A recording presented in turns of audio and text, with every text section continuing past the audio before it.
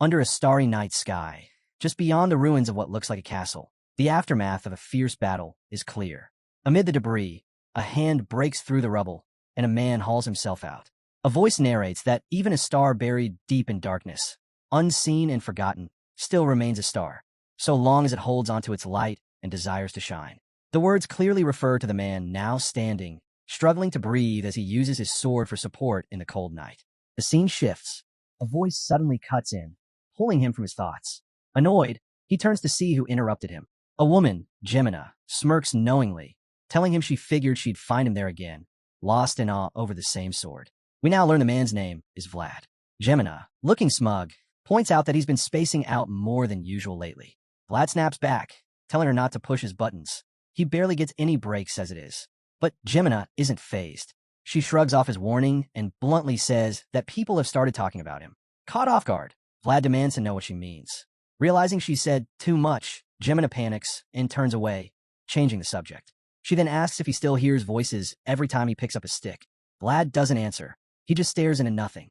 That's enough of a confirmation for her. She wonders aloud what kind of terrible deeds he must have done in a past life. Apparently, Vlad was once struck by black lightning on a clear day, an incredibly rare and ominous event. Geminina warns him to lay low for a while. The new bishop in town used to be a heresy inquisitor, and he's known for his sharp instincts when it comes to anything supernatural. If he deems Vlad suspicious, there'd be no hesitation. He'd be condemned to the stake without a second thought. Vlad sinks deeper into despair after hearing Geminina's warning. The danger feels more real now, and he can't help but be hurt that she'd bring it up so bluntly. But Geminina quickly explains. She's only saying all this because she's genuinely worried about him. She reminds him that plenty of people saw the lightning strike, and ever since, rumors have been flying. Once again, she urges him to stop standing around in public, gazing at that sword day after day. The church is always watching, and they won't hesitate to act if they see something they don't like. But Vlad brushes her off. He refuses to be treated like some criminal just for admiring a sword. As he stares at it, unmoved, Geminina finally loses patience. She calls him hopeless and sarcastically suggests he should just buy the thing if he's that obsessed with it. Of course, the sword's far beyond what Vlad can afford. When he mentions the price, Geminina scoffs. She doesn't believe it could be that expensive. It looks like something made by a random back-alley blacksmith. In fact, she even offers to buy it for him, thinking it wouldn't cost much at all. That's when Vlad finally tells her. The sword is priced at 5 gold. Geminina is stunned. She can't believe it. In her eyes, it's outrageous that a mere hunk of metal would cost so much. She starts rattling off all the things she could buy with that amount, clearly rethinking her offer. Vlad joins in with a smug grin, pointing out that she wouldn't have to lift a finger for an entire year with that kind of money. Their banter is suddenly cut short by a harsh voice. An old man, clearly furious, yells at them. He must have overheard Geminina trash-talking the sword. From his rugged clothes and heavy frame, it's clear he's the blacksmith, and he's not amused.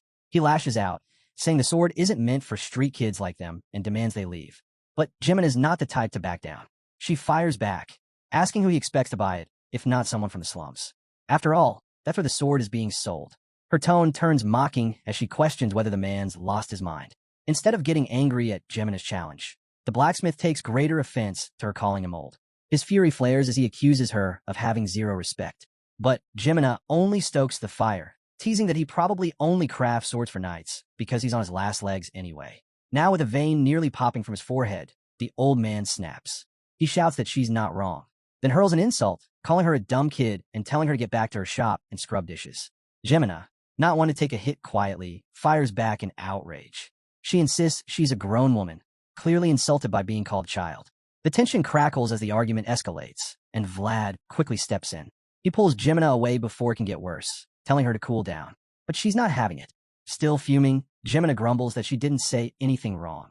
As they walk off, the blacksmith keeps ranting, throwing insults after them. He calls her rotten, dripping with venom, and reminisces bitterly about how he spoiled her as a child back when they barely had anything to eat. Then his gaze drops to the ground where Vlad had been standing. Seeing the deep footprints, he realizes the boy had been there a long time. He mutters that Vlad should be spending more time working instead of standing around dreaming. With a heavy sigh, the blacksmith finally takes the sword off the wall. He's decided it's time to let it go, to sell it to someone who might actually put it to use. In his mind, kids from slums don't grow up to be anything. Still, as he holds the blade, his final creation, he reflects that Vlad is just like the sword, a spark of brilliance hidden in the dirt of the slums. The view widens to show the city of Shoera, the heart of the northern region and home to the powerful Beazid family. Known as the Lighthouse of the North, Shoera shines brightly. Yet even this beacon casts dark shadows. In the depths of the slums, the discarded and unwanted gather. Inside a dingy tavern, men drink and flirt with women.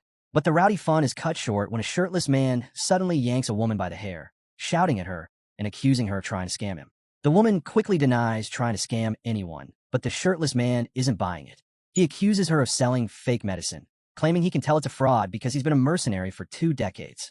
Just then, Vlad arrives, drawn by the commotion. The mercenary immediately recognizes him and calls him the candle maker, demanding he fetch the madam. Vlad, deadpan, tells him that if he wants to see her, it'll cost gold. Silver isn't enough. That only makes the man angrier. He rants that they have no right charging gold when their business barely functions. If the madam isn't around, he says, then Vlad should bring his mom instead. He goes on to claim that even the time candles are a scam, saying his burn out too fast. Vlad fires back, telling him he should have paid for a longer burn time if he wanted more fun. Then he coldly suggests the mercenary go spend time in his own wife's bed instead. That pushes the man to the edge, but before he can react, Vlad offers to settle the matter. He says they can test the candles right here and now, and if it turns out they're faulty, the man can do whatever he wants with the woman. The mercenary hesitates, still suspicious, but Vlad presses him, promising that if the candles check out, he'll beat him down right then and there. Vlad's piercing blue eyes glow with menace, and the mercenary suddenly looks nervous. He lights the candle and waits. 5 minutes pass. The candle burns exactly as intended, going out right on time. Before the mercenary can even react, Vlad slams him in the face with a wooden staff. As the man stumbles backward, Vlad declares that the candles work just fine. Without pause, he kicks him square in the back and shoves him into another room, locking the door behind them. "You're dead," Vlad says coldly. Inside, the terrified man clutches his bleeding nose, begging Vlad to stop. But Vlad doesn't hold back. He ruthlessly beats the mercenary with the staff, again and again. Not just for trying to scam their shop, but for speaking about his mother without an ounce of respect. The pounding is so loud, it echoes out into the streets. By morning, during breakfast, Vlad sits with a man named Jorge and casually mentions that someone tampered with their candles. When the madam, Marcella, hears this, her fury is instant. She demands to know who would dare mess with her business. Then, without skipping a beat, she assigns Vlad to find the person responsible. Caught off guard, Vlad admits he has no clue where to start. But Marcella just grins and says it doesn't matter. She already found them. She had tampered with the candles herself, all part of a scheme to swindle the drunks and rake in more cash.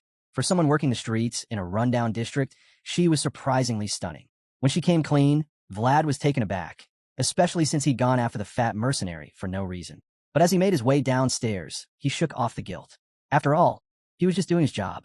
Just then, a group of men approached, and their leader clapped him on the back, praising his work the night before. Wrapping an arm around Vlad's neck, the guy leaned in, asking for some cash. Word was out that Vlad had scored a decent haul from the candle sales. Now they were broke and looking for a share. Vlad wasn't having it. He snapped at the guy, Burley, and his eyes lit up with warning. Burley, unfazed, joked about not being scared and insisted it wasn't just about begging for money. He had something to offer in return. That's when Burley yanked a boy out by his hair, calling him a useless thief. Vlad immediately recognized the kid. Burley offered to hand the boy over for 40 silver. Vlad demanded to know if the kid's fingers and ankles were intact. Burley assured him the boy hadn't been maimed, just taught a harsh lesson. Vlad handed over the silver, warning them that next time they should just deal with thieves themselves instead of bothering him. The boy looked horrified, but Burley laughed it off, claiming they weren't killers.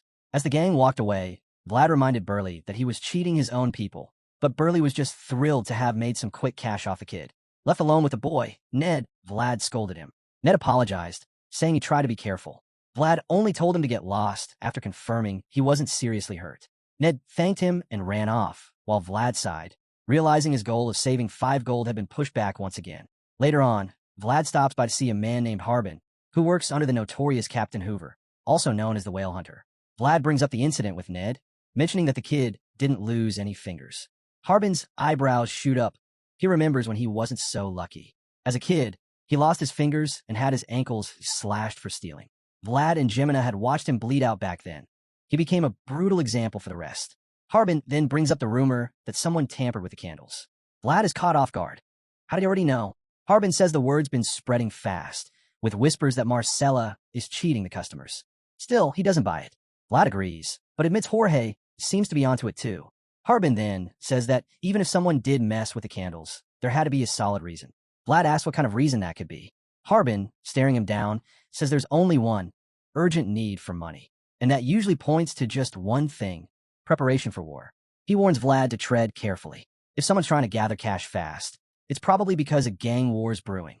Jorge the Horse Knight, Black Bear the Swine Butcher, Dice the Gambler, Captain Hoover the Whale Hunter, and One-Armed Jack the Money Grubber.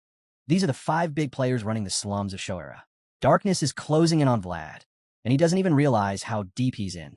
That is, until Money Grubber and his crew show up at his shop, asking for his boss. Vlad just stares, stunned. He never expected Money Grubber himself to show up. His eyes shift to One-Armed Jack. Could the war already be in motion? He's snapped out of it by one of Money Grubber's men barking at him. A scar-faced thug with a ponytail calls Vlad a brat for staying silent and demands to know where his boss is. Vlad's expression hardens. He coolly says he doesn't know. He's just a guy who sells candles. But the thug isn't satisfied. He insults Vlad again and slams his fist onto the table, sending candles flying. Even then, Vlad doesn't flinch. He just locks eyes with the guy, refusing to show even a hint of fear. The workers, especially the women, are frozen in fear as they watch the tension unfold, eyes wide and mouths agape. No one dares move, waiting to see what Vlad does next. Suddenly, Vlad drops to one knee and calmly starts gathering the broken, expensive candles scattered on the floor. Then, as if to further provoke the ponytailed thug, he casually announces that the shop is closed for the day. That only makes the thug angrier. He's clearly not used to being ignored. As Vlad keeps picking up the candles, he tells the guy to move his feet out of the way. That's the last straw. The thug tries to kick Vlad while he's crouched down, but quick as a flash, Vlad counters with a strike from his wooden staff, smacking the man's leg midair.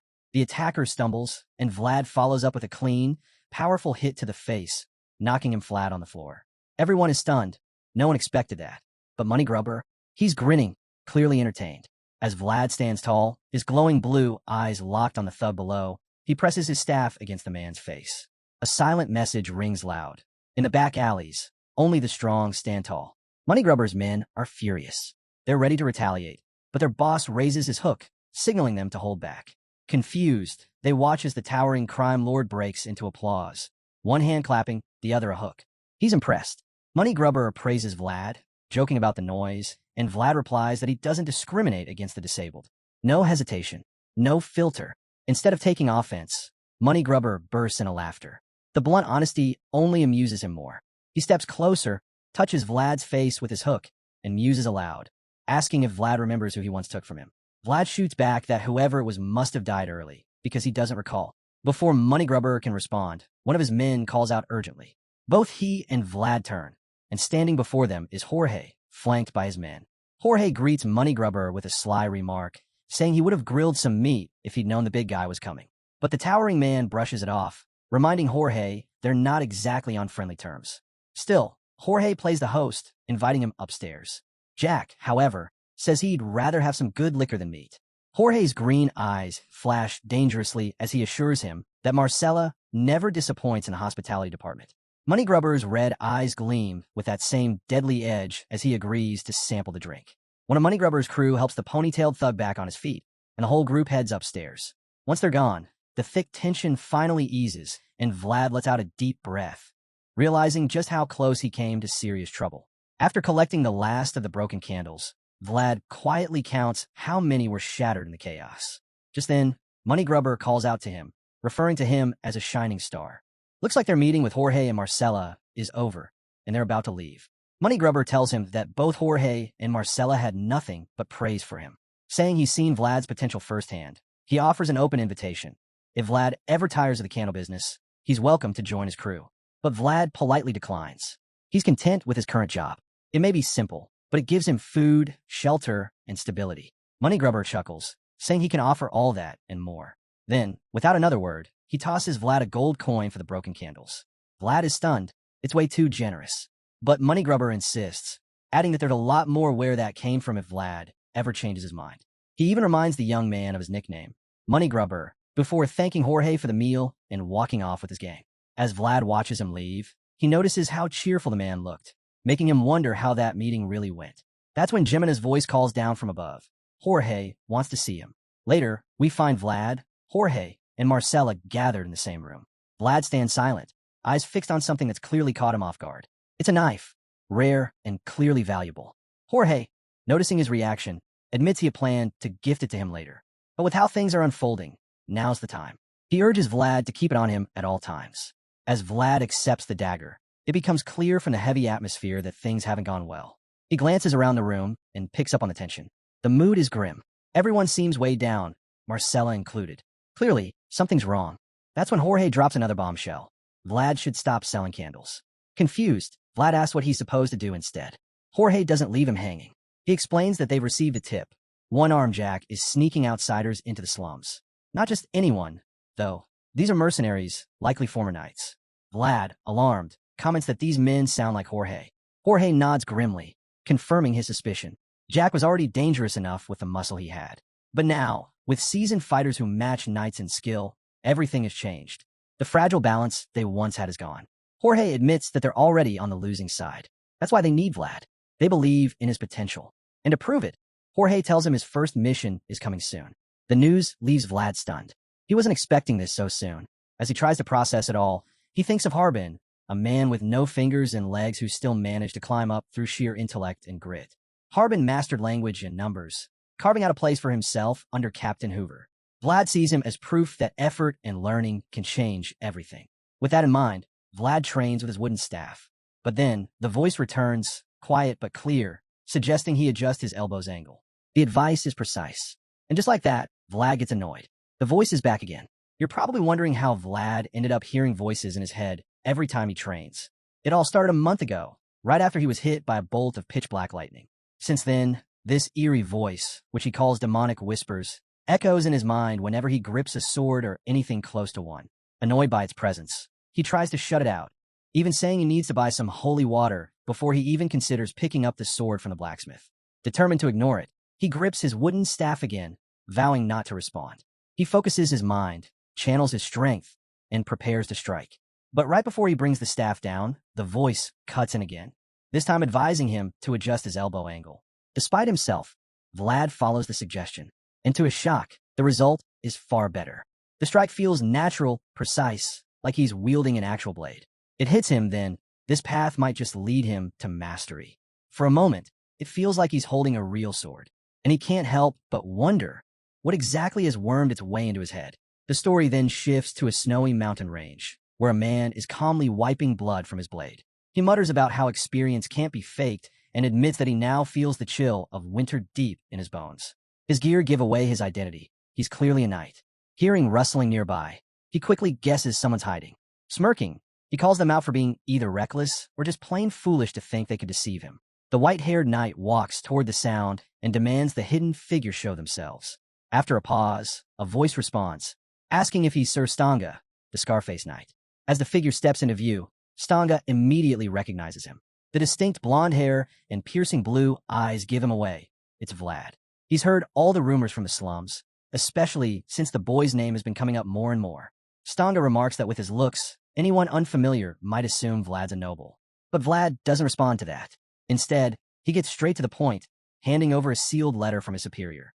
Stanga opens the letter, and as his eyes scan the contents, a faint smile plays on his lips, clearly amused. Sir Stanga reads on, realizing that the opposing group has a mercenary who once served as a knight. Now it all makes sense why Jorge reached out to him for help. With Stanga now in the loop, Vlad informs him that he's been assigned as his guide back to Jorge. He suggests they should be able to reach their destination within 2 nights. Turning to lead the way, Vlad expects the knight to follow. But Stanga smirks and mocks him instead, saying there's no way he'd trust someone as dumb as him to lead the way. Trying to stay calm, Vlad insists he's at least capable of guiding him back safely. But the knight isn't buying it. He calls him out again, saying that anyone doing something this foolish can't possibly be smart. Vlad starts to get defensive, but before he can snap back, Stanga stares him down with his piercing purple eyes. For a moment, Vlad is left speechless. Eventually, Stanga gives in and agrees to follow, but with one condition: if Vlad forgets any part of the route, he'll kill him. Vlad narrows his eyes at the knight, unfazed, and simply tells him to keep up. He won't let this mission be ruined, especially not his first one. Without waiting for a response, Vlad turns and starts walking again. Stanga watches him go, surprised. Even with all his intimidation tactics, the kid didn't flinch. He didn't even acknowledge the threat. That boldness, Stanga thinks, Must be what Jorge sees in him. He's only just met Vlad, but already sees potential in the boy, a fire worth feeding. Later that night, the two stop to rest in a small cave. They light a fire and sit in silence, the atmosphere thick with awkwardness. After a while, Stanga catches Vlad sneaking glances at him. Annoyed, he calls him out, asking why he keeps staring like he's never seen a retired knight before. Vlad, a bit sheepish, admits that it actually is his first time seeing one up close. Stanga raises an eyebrow and asks if he's just some clueless country bumpkin. But Vlad doesn't answer that. Instead, he flips the question back, asking where the knight is from. Stanga replies that he's from a place called Dacia. Vlad immediately reacts, blurting out how rural that sounds. The knight doesn't take the comment lightly. He clearly feels a bit insulted. Changing the subject quickly, he shoots Vlad another deadly glare and repeats his earlier warning. If they get lost, he'll cut him in half. He means every word. But just like before, Vlad doesn't bat an eye.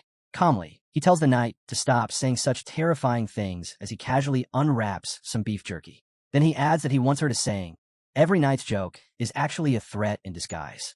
Stanga doesn't bother responding to that. His attention shifts to the food instead. He eyes the jerky, noting how fresh it looks, and asks if there's a portion in there for him. Vlad doesn't skip a beat. He says Jorge didn't give him any extra. Then he turns the question around and asks if Stanga brought anything to eat. The knight shows him a few scraps of meat, clearly unimpressed with his own stash. Meanwhile, Vlad sticks his jerky on some skewers and starts roasting them over the fire. The aroma fills the cave, and Stanga's mouth begins to water.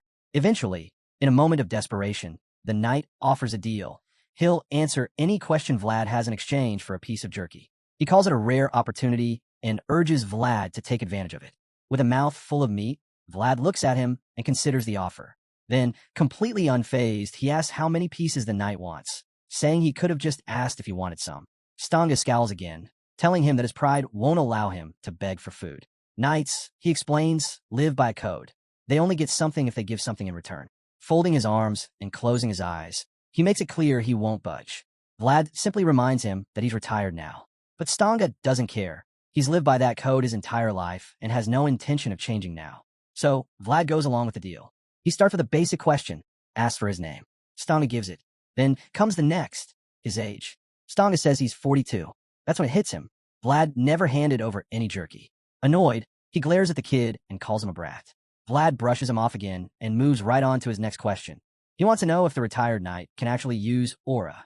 Stanga chuckles at that, saying Vlad might seem innocent, but he clearly knows a lot more than he lets on.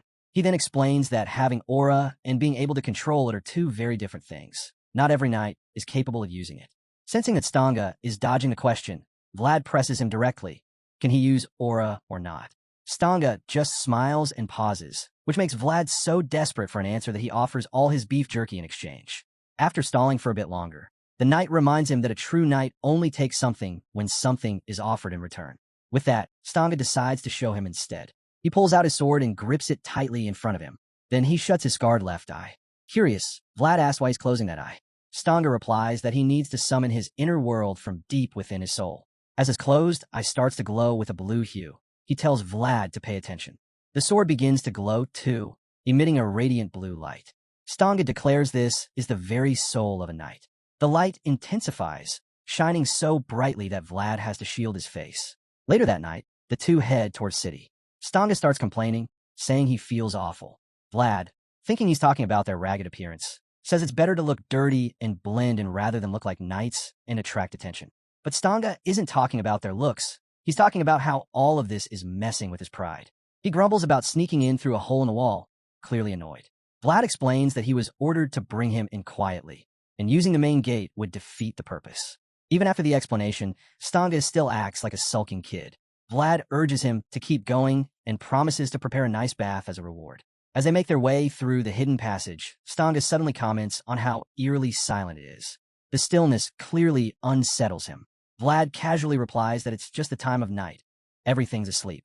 But then, they come across something that halts them in their tracks. Several lifeless bodies lying ahead. Stanga asks if this is a normal sight around here.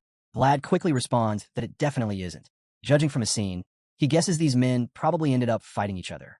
Without wasting time, Vlad suggests they split up. He offers to tell Stanga the location of a secret back entrance used only by members of his organization. Concerned, Stanga asks where Vlad plans to go.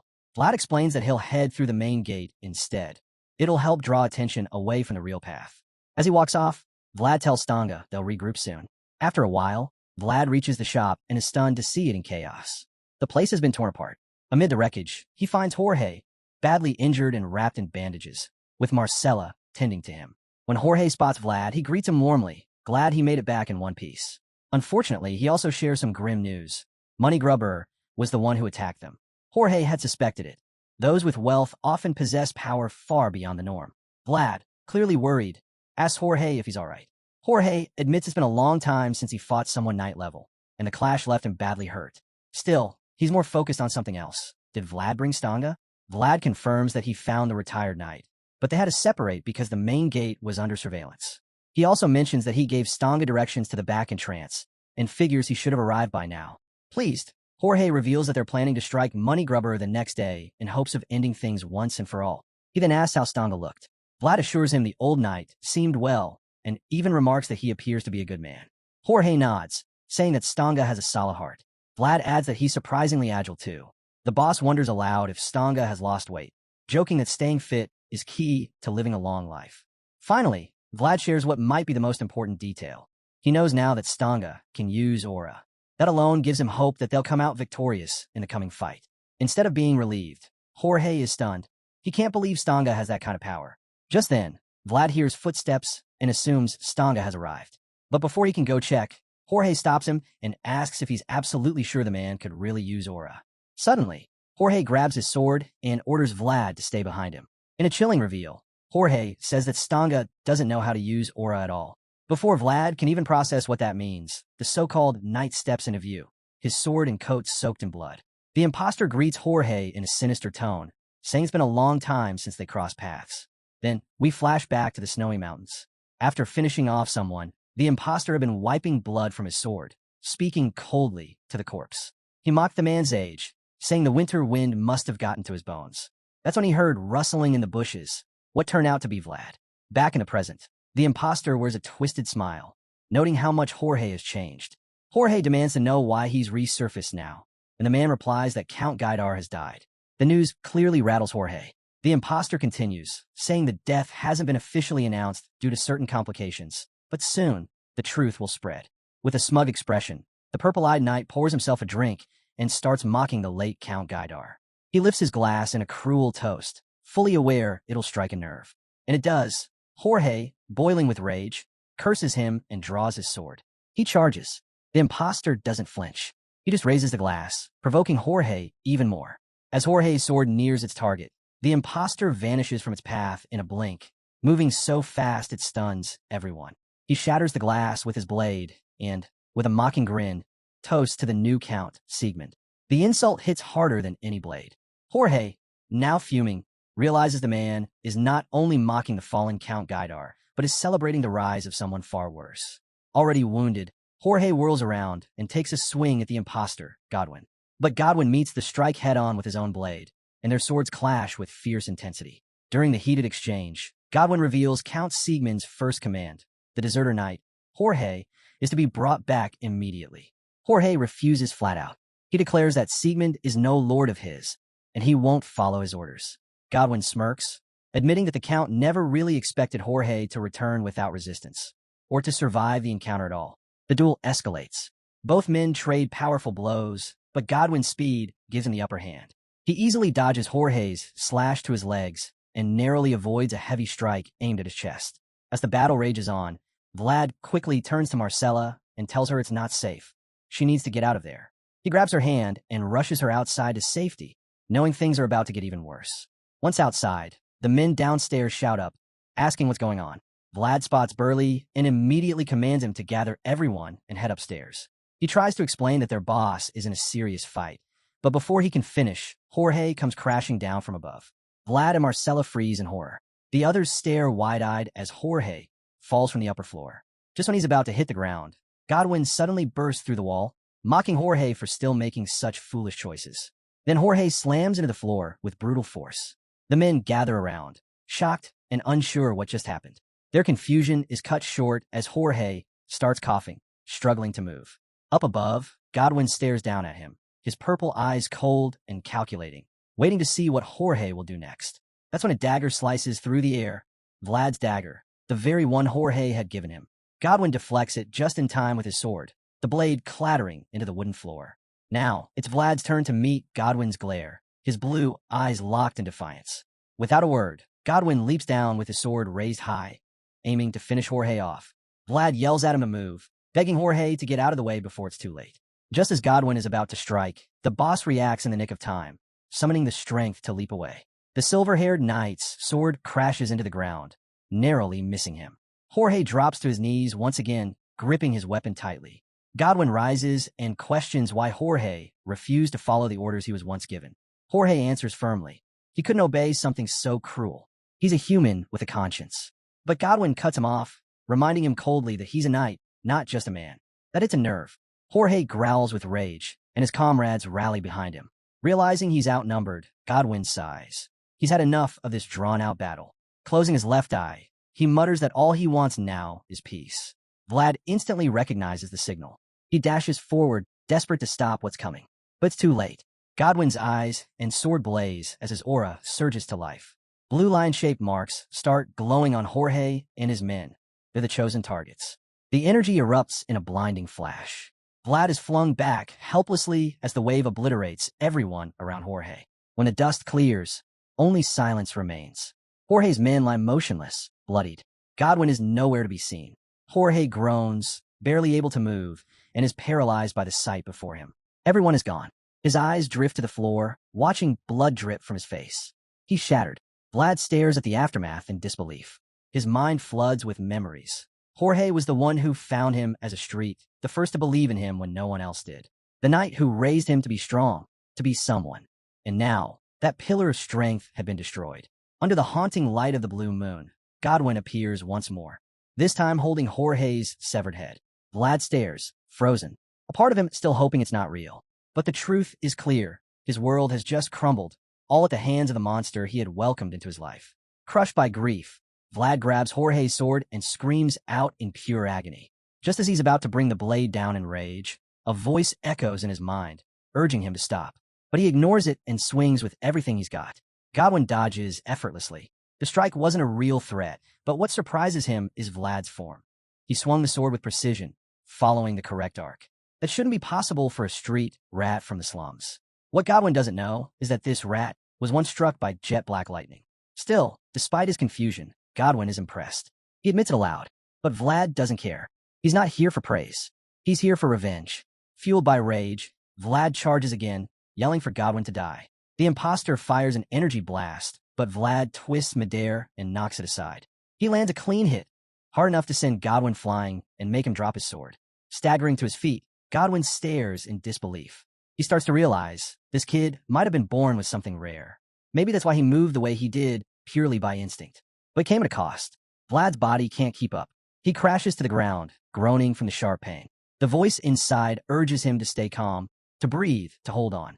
Clutching his side, Vlad curls up, struggling to stay focused. Godwin watches, silent. He considers ending the boy right there, killing him before that potential grows. But something holds him back. He remembers what Jorge once said about watching over those with promise. That memory brings a faint smile to his face. He calls out to Vlad, who's still trembling on the ground, and says that a knight always settles the score fairly. Confused, Vlad looks up. Then, out of nowhere, Godwin tosses him 2 pieces of beef jerky, the same ones Vlad had given him in the cave. He reveals that his name isn't Stanga, and he's definitely not 42. Vlad was shortchanged in that deal, so he's returning a couple of pieces to balance it out. Still, despite the gesture, Godwin makes one thing clear. He's taking Jorge's head with him. Vlad stares in shock, unable to look away from Jorge's bloodied, severed head. Godwin speaks with smug certainty, declaring that he's taking it as a rightful prize, his reward as the victor. He locks eyes with Vlad, almost daring him to respond. Boiling with rage, Vlad glares back and swears he'll kill him. Godwin chuckles, unimpressed. He turns away and mocks Vlad one last time, saying he shouldn't even think about asking for the rest of the beef jerky, not with the pathetic state he's in. With that, Godwin begins walking off. Vlad, still on his knees, struggles to rise, teeth clenched, words shaky but full of fury. He repeats his vow. He will kill the man who took his master's life. But Godwin doesn't look back. He leaves the shop, carrying Jorge's head like a grim trophy. Vlad screams after him, calling his name, but the knight just keeps walking, expression blank. He exits through the gaping hole he created earlier, and Vlad yells after him one final time, promising that the day will come when he'll return to settle the score. After the destruction, Geminina helps the injured Vlad to his feet. He groans in pain with every step, one hand pressing tightly over his wound. It hurts so badly that he eventually collapses to his knees again, drenched in sweat and gasping for breath. Then, the scene flashes back. Vlad's still inside the shop, curled up on the ground. Marcella stands over him, glaring.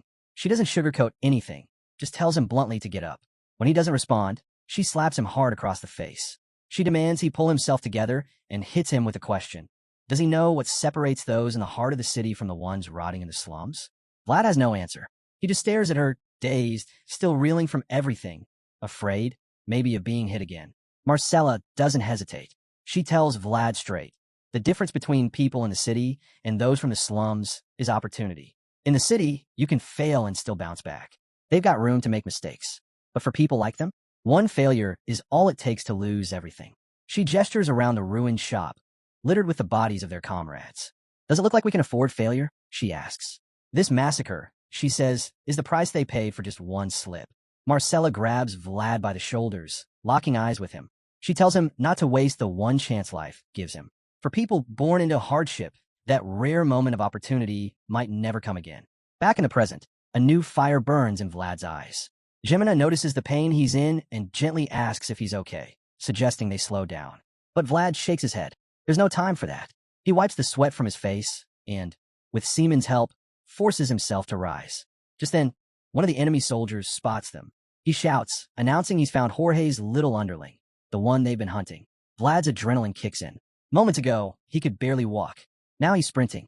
Geminina runs too, and he grabs her hand to make sure she's not left behind. He tells her to move fast. Their lives depend on it. As they dash through the alleys with blades at their backs, Vlad's thoughts shift. Their home is gone. Everything they knew has been torn apart. But maybe, just maybe, it's time for them to fly.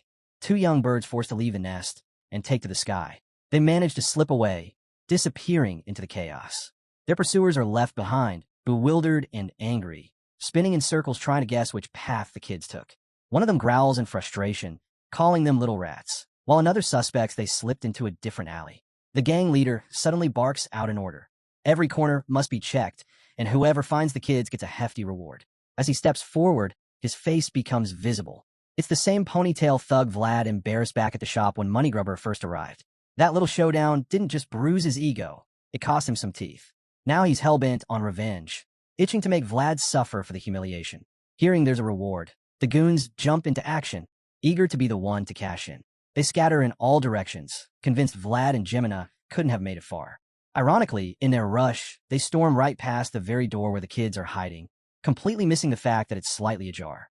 Inside, Vlad and Geminina sit silently behind the door.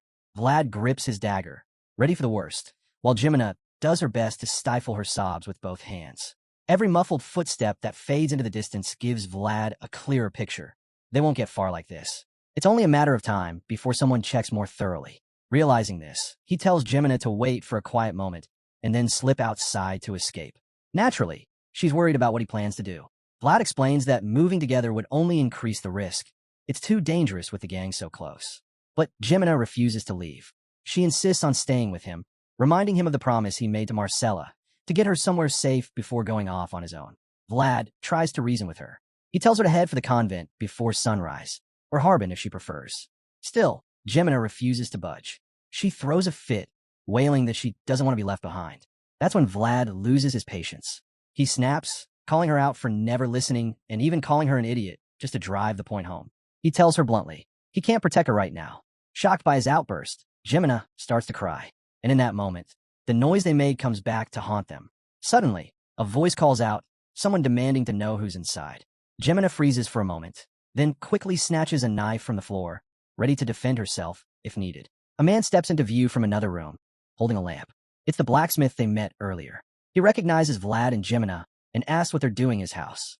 True to form, Geminina immediately starts mouthing off, calling him an old man and waving the knife in his direction. Unfazed, the blacksmith shoots back, asking what's wrong with her. He reminds them that they're the ones who broke into his home. Geminina ignores him completely and keeps threatening to stab him if he so much as moves. But the blacksmith looks at her closely. He can see she's trembling, scared more than anything else. Trying to ease the tension, he speaks gently, telling her to calm down and put the knife away. Geminina refuses. Instead, she demands the sword, the one Vlad's always had his eye on. The blacksmith looks puzzled. Geminina clears it up, saying she means the one that used to hang outside. She insists again, saying they're not safe anywhere else and they need it. Her tone makes it clear she's not bluffing. Vlad steps in, urging her to drop the knife, but she ignores him and yells at the blacksmith to hand over the weapon. The blacksmith watches her and sees the desperation in her eyes. To him, this is just how things are in the slums. People grow up fighting for whatever they can get. It's survival. He remembers being the same way when he was younger. After a long, heavy silence, he looks at Geminina and says her situation is truly pitiful, subtly letting her know he won't give in. That pushes her over the edge. Furious, she charges at him with a knife. The blacksmith doesn't flinch. He closes his eyes, expecting the worst. Even Vlad thinks she's going to stab him. But instead, Geminina does something unexpected. She slashes her own hair with the blade. The old man's eyes widen at the sight. The girl, her voice trembling and eyes brimming with tears, steps forward and offers her red hair. She knows it's not worth much, but pleads with him to accept it, promising she'll pay him back in the future. All she wants is for Vlad to receive the sword. Her desperation is undeniable. The blacksmith is left speechless. After a moment, he turns to Vlad and asks if he's really leaving the slums.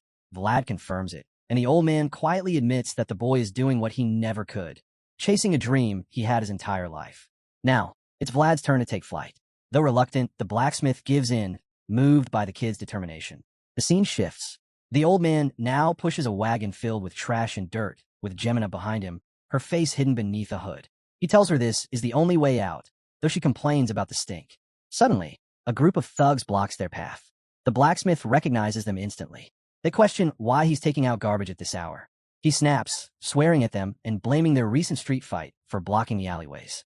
He grumbles that his smithy is overflowing since he couldn't throw the trash out earlier. Their leader eyes the hooded figure suspiciously, knowing the old man usually works alone.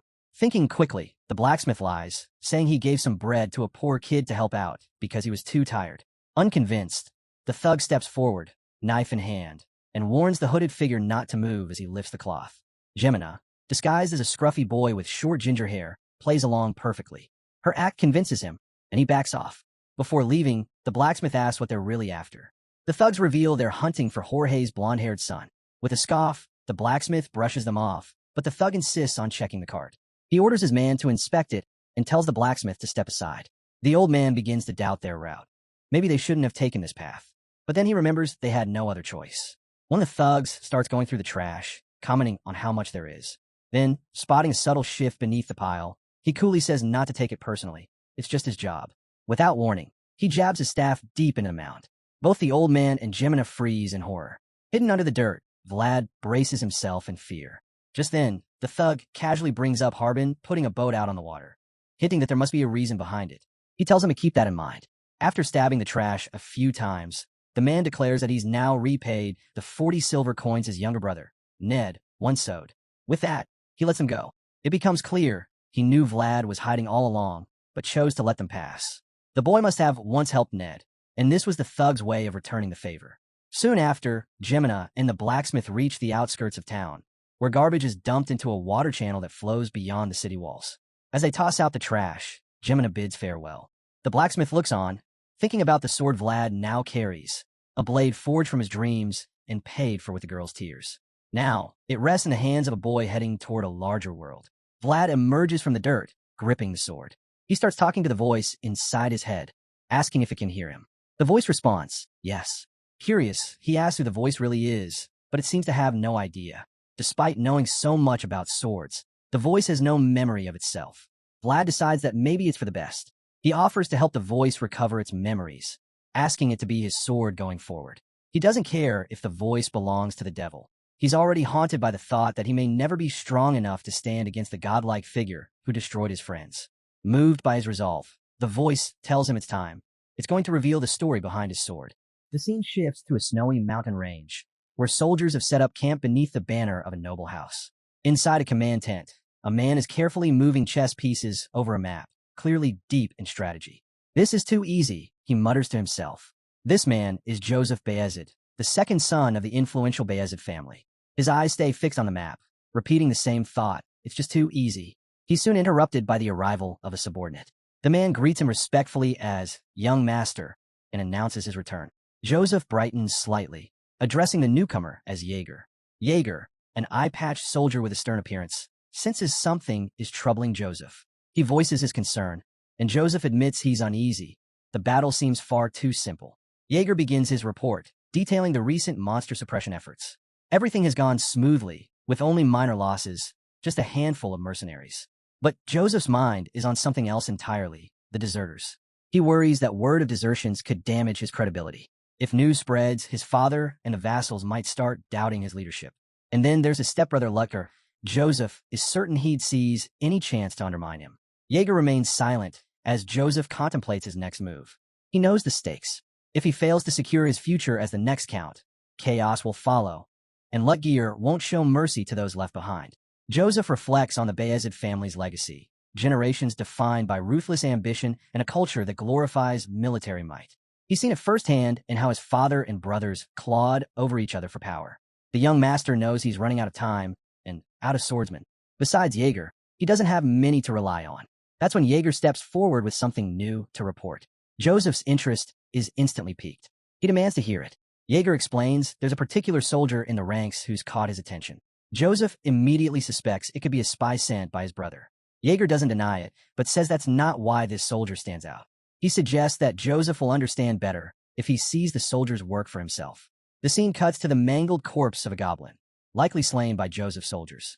Joseph approaches, covering his nose in disgust as he examines the carcass hanging from a wooden shed. He studies the wounds and guesses they were made by someone new to sword fighting, maybe even a child. Jaeger leads him to more bodies. As they walk past the slain creatures, Joseph continues to criticize the injuries. They're all poorly executed. He claims sloppy, repetitive. But then one corpse catches his eye. This one is different. A goblin with its torso cleanly sliced open. As he looks closer, Joseph realizes something. The cuts, despite their variation in quality, all share the same patterns. They were made by the same person. To confirm his hunch, he turns to Jaeger. The one-eyed soldier nods and reveals something even more surprising. The goblins with the messy wounds were killed a month ago. The ones they're looking at now, just yesterday. Joseph is stunned. It's hard for him to believe that someone who was swinging so crudely just weeks ago has now refined their skills so dramatically. It shouldn't be possible, but the evidence is in front of him. Intrigued, he presses Jaeger for more information about this person. The scene shifts again, this time to the snowy forest, where a battle is raging. A group of men is engaged in a brutal fight against goblins. One soldier, surrounded, holds his ground with a spike club, fending off the beasts one by one. A voice shouts for the men to close ranks, making sure none of the goblins escape. Suddenly, another soldier with a spear appears, stepping confidently onto a goblin corpse. He calls out to his comrades, claiming he can see the end, urging them to finish the fight quickly. But instead of charging ahead, the other men freeze in terror. Their eyes are fixed on something behind him. The man with the spear turns, confused by their expressions, but it's too late. A towering, red-eyed hobgoblin looms behind him. Before he can react or ask what's wrong, the monster slams its massive wooden club down on him. The impact is devastating, sending snow flying in all directions. As the snow settles, the soldiers finally see it. The goblin has smashed a man's skull straight into the ground.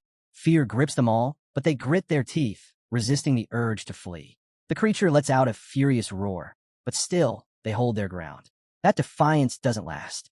The goblin lunges, unleashing a brutal assault. One by one, the soldiers fall. Those in the rear, stunned by the monster tearing through their fifth formation, finally break and turn to run. But their overweight, aging commander isn't having it. He barks at them to push forward, shouting that their pay is on the line. The mercenaries fire back. They signed up to fight men, not this kind of nightmare. Maybe he should have hired top-tier fighters, or better yet, handle it himself. As he fumbles for his sword to threaten them, the hobgoblin slaughters the soldiers right in front of him. Staring death in the face, the commander freezes on his horse, certain he's next. Then, someone steps out from the crowd. Calmly, he walks toward the beast. The soldiers are stunned, whispering among themselves. Is that the praying Riemann? But we know better. That's Vlad, hiding behind a different name. With quiet confidence, Vlad declares he'll handle the monster alone. No one tries to stop him. The hobgoblin notices him and charges with full force. Vlad holds steady, then strikes with his blade just as the creature reaches him. The hit lands, but it's shallow. That brief miscalculation throws him off. Suddenly, a voice in his mind shouts, "Dodge." Snapping back into focus, Vlad narrowly avoids a devastating club swing. He slides back, snow flying, then steadies himself again. He knows he messed up. The voice in his head doesn't hold back, calling him a fool for failing a move he was already told about. But Vlad knows it's not that simple. Nobody masters something new instantly. As the hobgoblin charges again, Vlad digs in. He's not giving up. He's just taking the longer path to victory. The hobgoblin swings its massive club at Vlad once more, but just like before, he slips out of its reach. Each miss fuels the creature's rage, and it slams its weapon into the ground with everything it's got, triggering a blast of snow into the air. But as the white cloud settles, it realizes Vlad's not there. Stunned, the monster stands frozen. That split second of confusion is all Vlad needs. He raises his sword, now glowing faintly, and charges. The hobgoblin turns too late. Vlad's strike lands clean, no hesitation this time. Elsewhere, we shift to Jaeger and Joseph. Jaeger tells his young master about a fighter known only as the Praying Reman. The name catches Joseph's interest, and he immediately orders an investigation. His one-eyed subordinate nods, placing a hand on his chest and bowing with quiet resolve. He'll get to the bottom of this, no delays. After Jaeger departs, Joseph stays behind, silently studying the mutilated goblin corpses. His thoughts wander. The cuts on the bodies brought a month ago were uneven, unrefined. Now they're precise, lethal. It doesn't add up. No one becomes a swordmaster in just a month. A faint smile plays on Joseph's lips as he wonders. Could this boy truly be a once-in-a-generation genius? Back in the heat of battle, we return to Vlad just as he splits the hobgoblin's torso clean in two. His eyes are sharp, unreadable. He's not just fighting anymore. He's walking the path of a true master. Meanwhile, up in the snowy mountains, the mercenaries are busy loading hobgoblin corpses onto wagons. One grumbles about the trash piling up on his side, and another says it's the same where he's working. They had all expected treasure to be hidden somewhere, given how many hobgoblins were swarming the forest. One of the men calls out to their captain, Reman. We know him better as Vlad. Vlad had just finished off a massive hobgoblin, and one of the mercenaries couldn't stop raving about it. To him, Vlad's performance wasn't anything new. Every time monster showed up, Vlad always stole the spotlight. Despite the nonstop praise, Vlad looked more annoyed than proud. He finally snapped, telling the guy to shut it and just focus on piling up the bodies. But the chatterbox had already taken care of that, and smugly noted that nobody would dare touch Vlad's kill anyway. Trying to strike up a conversation, the man asked what their next move was. The job on the ground was nearly done, and he was clearly hoping for more action alongside Vlad. But one glance at Vlad's uninterested face should have been a clue. Still, he pushed on, talking about how well they'd work together, his brain and Vlad's blade. That was the final straw. Vlad cut him off, cold and direct. He doesn't work with phonies. The guy froze, clearly taken aback. Then, trying to recover, he told Vlad he had no right to use the mercenary plaque anymore. He wasn't done, either. He brought up knowing a decent blacksmith, but Vlad shut him down again, this time with more fury. He called the man to make sure he understood that he wasn't playing. Vlad warned him. Pointless talking could get people killed. If Gerda was just making a suggestion, fine. But if there was even a hint of a threat, Vlad was ready to end him right there. Gerda quickly backpedaled, saying all he meant was that someone with Vlad's skills deserved way more than the scraps he was getting. Vlad didn't want to hear it. He told Gerda to shut up and keep working unless he wanted to lose his head. Terrified, Gerda ran off without another word. Once he was gone, Vlad reflected on the whole thing. He figured it was only a matter of time before he dealt with this clingy tag-along once and for all. Meanwhile, the others kept hauling goblin corpses onto wagons, and Vlad quietly walked off, lost in thought. Vlad wandered off into the woods, and the other mercenaries couldn't help but wonder if he was heading off to pray again. Apparently, he made a habit of sneaking away for these forced rituals, and the consistency was starting to impress them. Deep in the trees, Vlad dropped to one knee and drove his sword into the earth. Watching from a distance, the others marveled at how majestic he looked. Some even whispered that he had to be of noble blood. He just didn't seem like someone born into their rough ranks. But Vlad wasn't praying at all. Inside his sword, a voice was tearing into him. He was getting roasted for failing to take down the hobgoblin in a single strike. The voice didn't hold back, calling him an idiot and reminding him that his one-hit kill technique only worked when he had the element of surprise. Vlad, clearly drained, asked what that even meant. The voice, annoyed by his lack of understanding, offered an overly simple explanation, something you'd give a child. Still confused, Vlad listened as the voice tried again. You're supposed to Gerda wham when they Gerda whoosh. That didn't help either. While Vlad struggled with his cryptic coaching session, the others kept watching him from afar, convinced he was deep in prayer. The next morning, back at camp, soldiers moved about, finishing up camp duties. When breakfast rolled around, Vlad was served a shady-looking bowl of soup, the same as everyone else. While the other mercs dug in without hesitation, Vlad eyed his food suspiciously. He wasn't even sure if the meat in it was actually meat. He turned to the others and asked what kind it was. With his mouth full, one man shrugged and said he didn't know and didn't care. It was free, and that's all that mattered. He reminded Vlad that mercenaries rarely got meals handed to them, so you didn't question a free lunch. Another man chimed in, saying their employers could afford it. They were the bids, after all. Someone else added that, yeah, it was salty, but at least it was something. Even with all their efforts to get Vlad to lighten up and eat, he wasn't having it. He stood up from the table, left his bowl untouched, and told the others they could have it if they liked it so much. Then he walked off, leaving the mercenaries scratching their heads. Someone guessed he was off to see the priest again. Another chimed in, saying maybe they should start praying too, maybe it would help their sword skills. But a more blunt comrade quickly crushed that dream, telling him he'd never be anything like the so-called praying swordsman. Not long after, Vlad arrived at the priest's tent. Father Andrea, an old man with wild white hair that gave off a bit of an Einstein vibe, lit up when he saw him. Vlad greeted him respectfully and asked if he'd slept well. The priest replied cheerfully that he always did. Andrea mentioned he'd heard about Vlad's late-night prayers in the forest and commented on how cold it must have been. Like everyone else, he assumed Vlad was some sort of devout warrior. No one had a clue that these prayer sessions were just cover for the brutal lessons Vlad received from the voice inside his sword. Keeping up appearances, Vlad told the priest that he hadn't felt the cold. He was in the embrace of God. Andrea chuckled, saying Vlad was more like a priest than he was. At that moment, a young trainee named Deacon stepped in to announce that Father Andrea's breakfast was ready. The old man thanked him and invited Vlad to join. Though Vlad politely declined, saying he hadn't come to eat, Andrea gently nudged him into a seat anyway. The table was set with a delicious, steaming meal. Deacon and Andrea both sat down, and the priest began a prayer. Deacon shut his eyes in childlike reverence. Vlad, however, kept his eyes open at first. Andrea, ever curious, peeked with one eye to see what Vlad was doing, only to find him now with eyes closed, looking every bit the faithful believer. Smiling to himself, Father Andrea thought how admirable it was that even in a place like this, Vlad hadn't lost his faith. Vlad wonders if they should make a run for it before Sir Joseph starts asking questions. But the voice suggests that the Beazid family might overlook his fake identity since he's a talented swordsman. Still, even if that somehow works out, Vlad knows the truth will eventually surface, that he killed a mercenary for stealing. And when it does, he'll be nailed for both murder and impersonation. The voice takes this moment to mock him, saying he's got some darkness in him, after all. Vlad snaps back, reminding the voice that it's just as guilty since it was involved too. With everything stacked against them, the voice proposes they escape while they still can. After all, self-defense only holds up when there's someone around to back up your story. Vlad agrees to the idea of running off in the dead of night. He even suggests bringing his subordinate along so they can secure a fake plaque. The voice thinks the plan sounds way too risky and voices his concern. But before they can debate it further, the voice suddenly picks up on someone approaching. Whoever it is, they're radiating the aura of at least an advanced knight. Vlad reacts immediately, grabbing his sword and preparing to fight. But when he turns around, he finds Sir Jaeger standing there.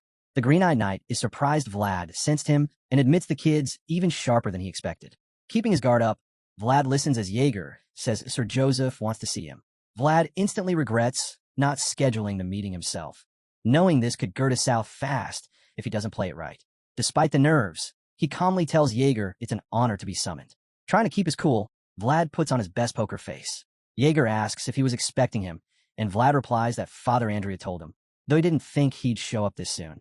Impressed by the boy's poise, Jaeger notes how rare it is for someone so young not to be shaken in his presence. He then instructs Vlad to follow him. As Jaeger turns his back, Vlad considers bolting, but the voice immediately warns him not to try it. Against someone like Jaeger, he wouldn't make it more than 3 steps. Realizing there's no way out, Vlad surrenders to the situation and quietly follows the knight. Eventually, they arrive at Sir Joseph's tent. The young master greets him, saying he's glad to finally meet the well-known praying Riemann. Vlad bows respectfully, calling it an honor to stand before the second son of the Beazid family. Joseph casually asks if everything's going well with his duties. Vlad responds that the mercenaries are grateful for his support. Then, Joseph brings up the real issue, Vlad's striking blonde hair and blue eyes. He admits he once thought Vlad might be the child of a disgraced noble family. To clear things up, he asks directly, is his real name Riemann? Without hesitation, Vlad answers yes.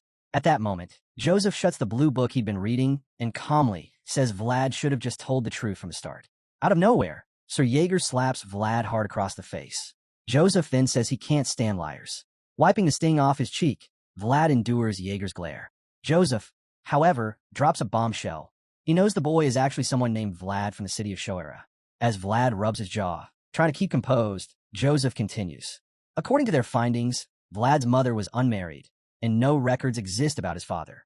Joseph then asks if Vlad knows who his father is. Offended, Vlad fires back sarcastically, saying it's hilarious to ask the son of an unmarried woman that kind of question. Without warning, Jaeger sweeps his legs and knocks him Vlad. Vlad groans in pain as the knight scolds him for forgetting his manners. Though furious, Vlad stays silent. Joseph steps in, stopping Jaeger. He admits the question was both inappropriate and amusing. Then, standing over Vlad, he says he already knows why he fled from Shoera and demands to know where he learned to fight like that. But Vlad doesn't answer. He simply glares back. Joseph stares into his burning blue eyes and says it's clear they're hiding far too much. Out of nowhere, Jaeger draws his sword and tries to strike Vlad from behind. But Vlad senses the attack just in time. Biting his lip, he reluctantly admits he had a mentor who taught him how to fight. Still kneeling, Vlad explains that the teacher appeared out of nowhere and vanished just as quickly. Joseph is intrigued, and Vlad presses on. He says the man never shared his name, only a cryptic lesson, a lone warrior's undefeated secret, never to be passed on to anyone else. As Vlad delivers this with a piercing stare, Joseph finds himself caught off guard by the boy's conviction. After a short silence, he simply says, "Okay," and apologizes for how they treated him. Vlad starts to wonder if his bluff actually worked. But before he can think further, Joseph cuts in. He says he's currently in a difficult position, and because of that, he's prepared to make Vlad of Shoera an offer. He asks Vlad if he's interested in something more power, more freedom, a future as a knight. The words hit hard, and Vlad listens intently as Joseph offers his support. The scene then shifts. Two men are in the middle of a sparring match, wooden swords clashing in rapid succession. It's Vlad and Sir Jaeger. The other mercenaries gather to watch, clearly impressed. One of them wonders how such a young guy is managing to hold his ground. Another points out that Jaeger must be going easy on him. Even so, everyone agrees Vlad's talent is undeniable, and some can't help but feel jealous of the bright road ahead of him. The duel heats up, and it's clear that Jaeger isn't letting him off easy. At one point, the knight scolds Vlad, calling him a cocky brat for talking to Sir Joseph without showing proper respect when his skills are still just average. To drive the point home, Jaeger puts one hand behind his back and continues sparring with just the other, easily overpowering Vlad. With every swing, he reminds him he's just an arrogant kid who hasn't earned his place yet. As Vlad struggles to withstand Sir Jaeger's relentless strikes, he realizes just how outmatched he is. The knight's skill is on a whole other level. Whenever Vlad manages to dodge a blow, Jaeger immediately follows up with another, so fast and powerful that blocking it is nearly impossible. Knowing he can't win with defense alone, Vlad switches tactics. This time, when Jaeger attacks, he blocks it quickly and slips his own blade under Jaeger's. With his sword now free, he prepares a counterattack. His eyes glow as he channels his energy for a decisive strike. Jaeger blocks it, but the onlookers erupt in cheers, impressed that Vlad could pull off such a sharp move. The knight, however, smirks and mocks him, saying that for someone like Vlad, managing one decent strike should be expected. Vlad, panting and drained, doesn't feel victorious at all. In his mind, he's convinced Jaeger let him land that blow. Then, Jaeger calls the session to an end, telling Vlad that from now on, they'll spar twice a day, morning and evening. Hearing this, Vlad is horrified. One session nearly wiped him out, and now he's expected to endure it twice daily? Still trying to recover, Vlad watches as Jaeger walks off, casually warning him not to cool down too much. Once the knight is gone, Vlad vents to the voice inside his sword. He complains that Jaeger is vague and unhelpful. He didn't offer even a single tip. The voice, however, is unfazed. It praises Jaeger's swordsmanship and points out how he ruthlessly shaved off all of Vlad's unnecessary movements. Then it adds that sometimes getting beaten is the only way to improve. Vlad sighs, feeling like no matter where he goes, he's always alone in the fight. Back in Sir Joseph's tent, Jaeger arrives to give his report. Joseph asks what he thinks of Vlad after observing him firsthand. Jaeger admits that Vlad could be a major asset. His swordsmanship is impressive enough to even catch the attention of a noble, maybe even a count if he had the right background. Joseph, pleased, feels validated in his assessment. Still, Jaeger doesn't hold back. He warns that Vlad has a major flaw. He's arrogant and doesn't know his place. Joseph explains that Vlad's behavior isn't surprising. He grew up in the harsh slums, after all. He also mentions that manners can be taught, as long as it's done with patience. With that, Joseph turns to Jaeger, saying he believes he's the right person to teach Vlad. Jaeger is stunned, clearly hesitant. He tells Joseph that an unreliable sword can't be trusted, hinting that Vlad's loyalty is questionable. Joseph agrees. Even though Vlad lowered his head in respect when they met, Joseph still doesn't trust him. He says it's better if the boy stops pretending and starts showing who he really is. Elsewhere, Vlad is furious. He's fixated on something he says must be done, no matter what. Back with Joseph, he believes putting Vlad under Jaeger's guidance might be the best move. After all, a mentorship where both sides need something from each other could work better. Jaeger doesn't like the plan, but he has no choice. He has to obey his master. Joseph doesn't see Vlad as a wild wolf, at least not yet. To him, Vlad is just an arrogant, self-centered kid. He advises Jaeger not to act too quickly. His plan? Build a cage around Vlad, one so vast that the boy thinks he's free, even while completely under control. Later that night, a few mercenaries head into the freezing forest. They're still struggling to accept that their former captain now answers to Jaeger. Gerda regrets not trying harder to win Jaeger's favor when he had the chance. He figures Vlad got lucky, managing to leave the expedition before winter set in. Gerda's thoughts are interrupted when their new captain, Sir Roderick, scolds him and orders him to grab his axe and do his job. Gerda resents the uptight captain and thinks Roderick only passed by to avoid having to check in again anytime soon.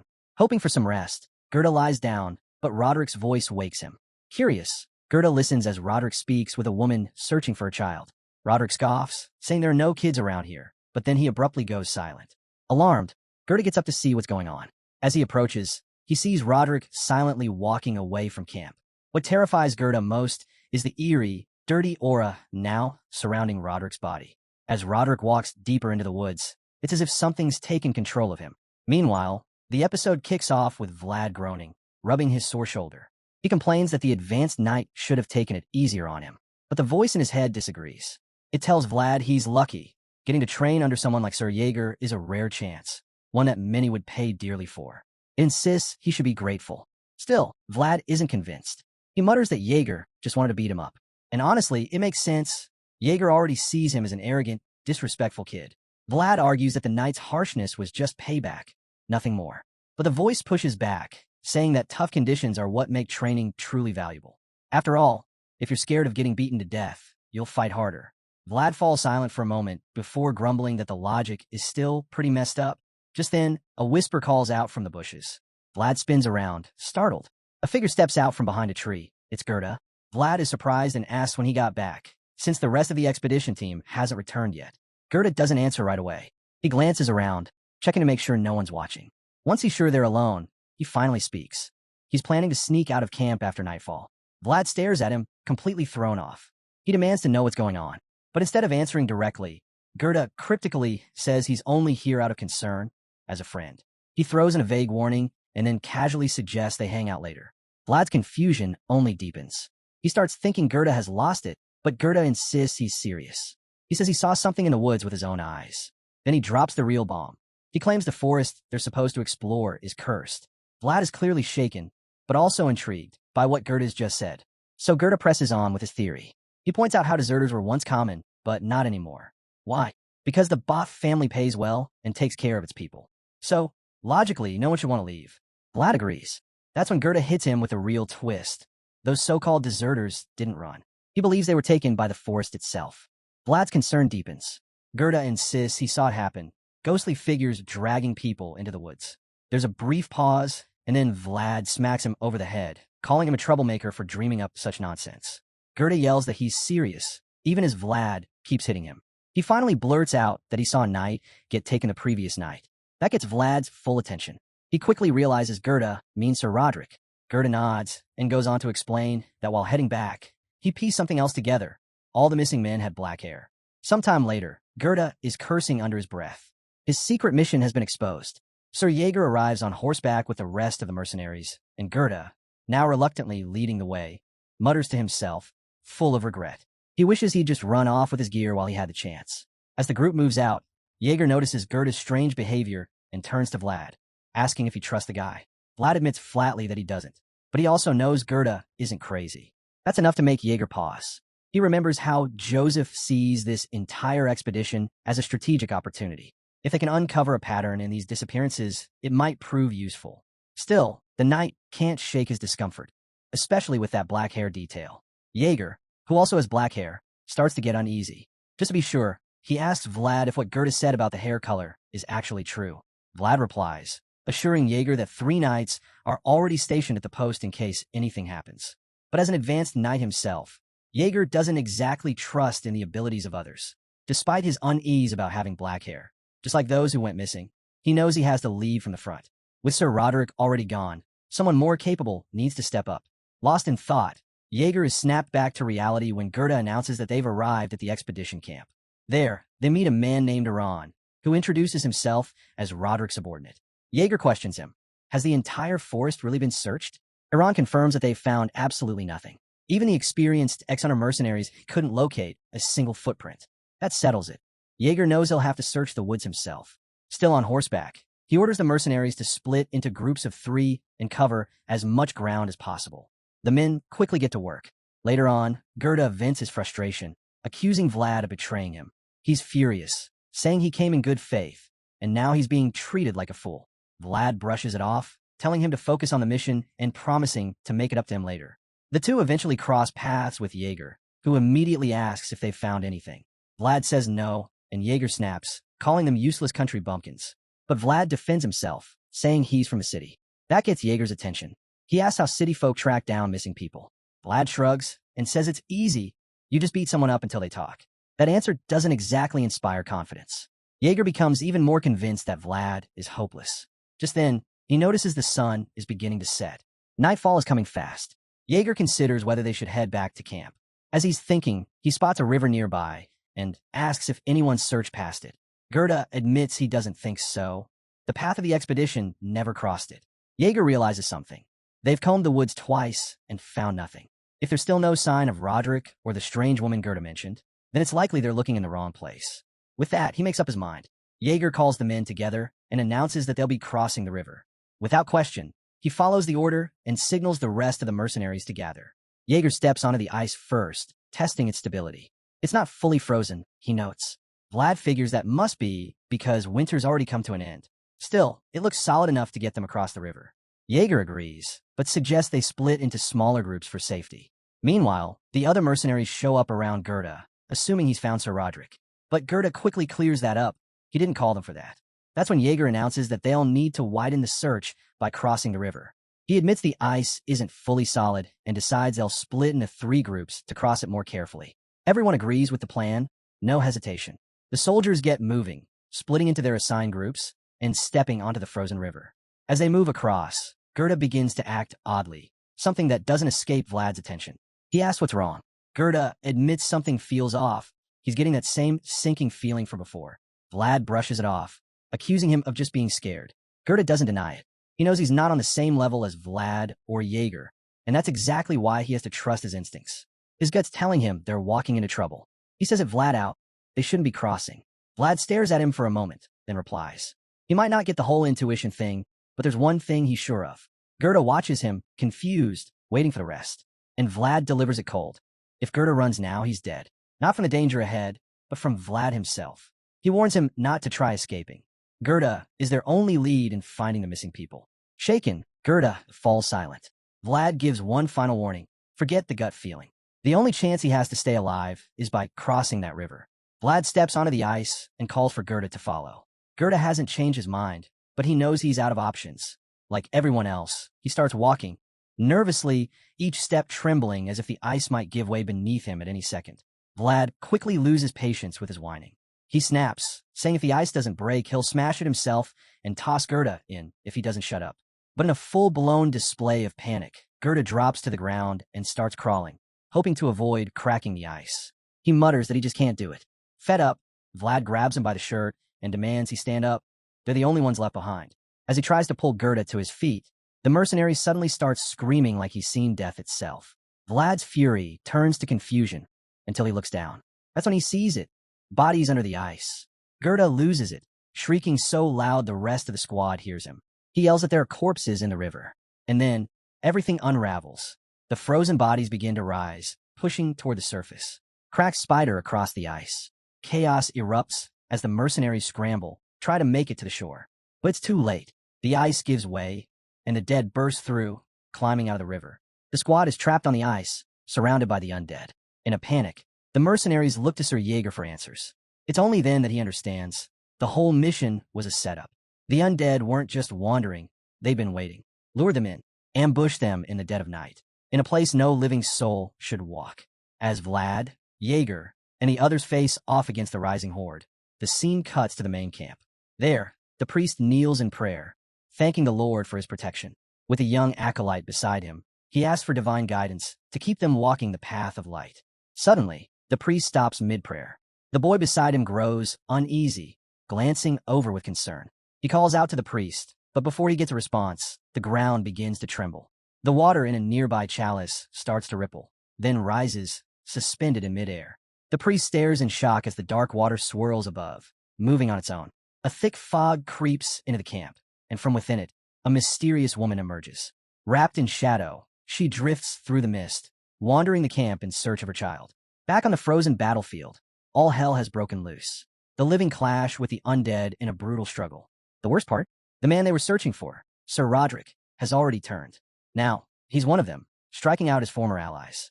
Roderick lets out a monstrous roar and lunges at Gerda. But instead of defending himself or running, Gerda just lets out a high-pitched scream, like that's going to help. Before the undead knight can strike, Vlad steps in, his blade cutting through Roderick just in time. But as soon as he lands the blow, more zombies rush him, closing in fast. Vlad braces himself. His eyes begin to glow cold and sharp, and he shifts into a perfect stance. In a blink, he cuts through the oncoming undead, his sword dancing like lightning. Limbs and heads fly through the air, all while Gerda just keeps screaming like he's about to faint. Vlad's had enough. He curses under his breath and snaps at Gerda, calling him a useless brat and telling him to pick up a spear and fight. But Gerda just whimpers, saying he can't. He's too scared to face the dead. Vlad grits his teeth, furious. The guys become a burden in the middle of a battle. Just as his frustration peaks, a voice inside his head speaks calmly, urging him to stay focused and choose a direction if he wants to escape. Taking the advice, Vlad looks ahead, only to see 3 zombies rising from the water, eyes locked on him. Any hope of moving forward disappears. And now, with Jaeger nowhere in sight, he starts to worry whether his comrade is even still alive. Somewhere else on a frozen battleground, Sir Jaeger cuts through the undead with ease, like he's chopping up a zombie salad. But even a knight of his caliber has limits. When one of his men falls right in front of him, taken down by a walker, he realizes the truth. This wave of undead isn't stopping. Whoever set this trap knew exactly what they were doing. Jaeger might not know who the mastermind is, but he's certain about one thing, the real target of this ambush. With that realization, something shifts. A green glow flickers from beneath his eye patch, and his sword begins to shine the same eerie light. He activates his aura, both his weapon and eye burning with energy. Surrounded by that brilliant force, Jaeger unleashes it all. In a single, blinding display of power, he obliterates the undead swarming him. The light and force are so overwhelming. The mercenaries nearby pause just to watch.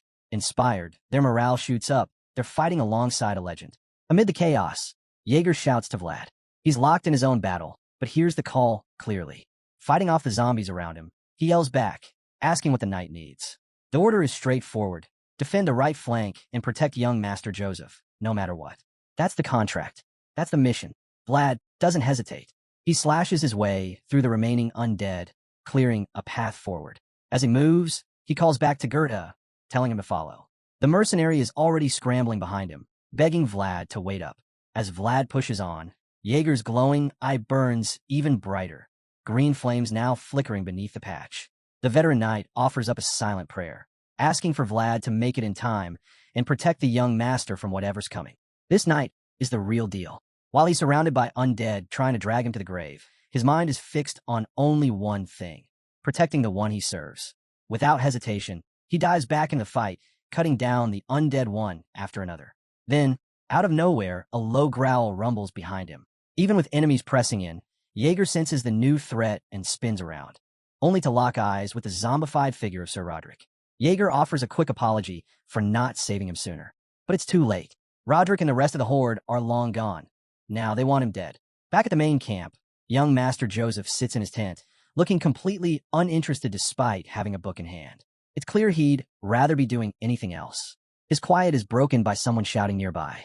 His head snaps up. Who just yelled? The voice cries out again, yelling at something to stay back. That's when it hits him. Something's wrong. The camp is under attack. Joseph stands up, ready to act. But before he can leave, someone bursts into the tent, calling his name. It's Vorden, one of his men. Joseph demands to know what's going on, but Vorden's too out of breath to give a straight answer. He stammers, struggling to explain. Joseph's frustration boils over.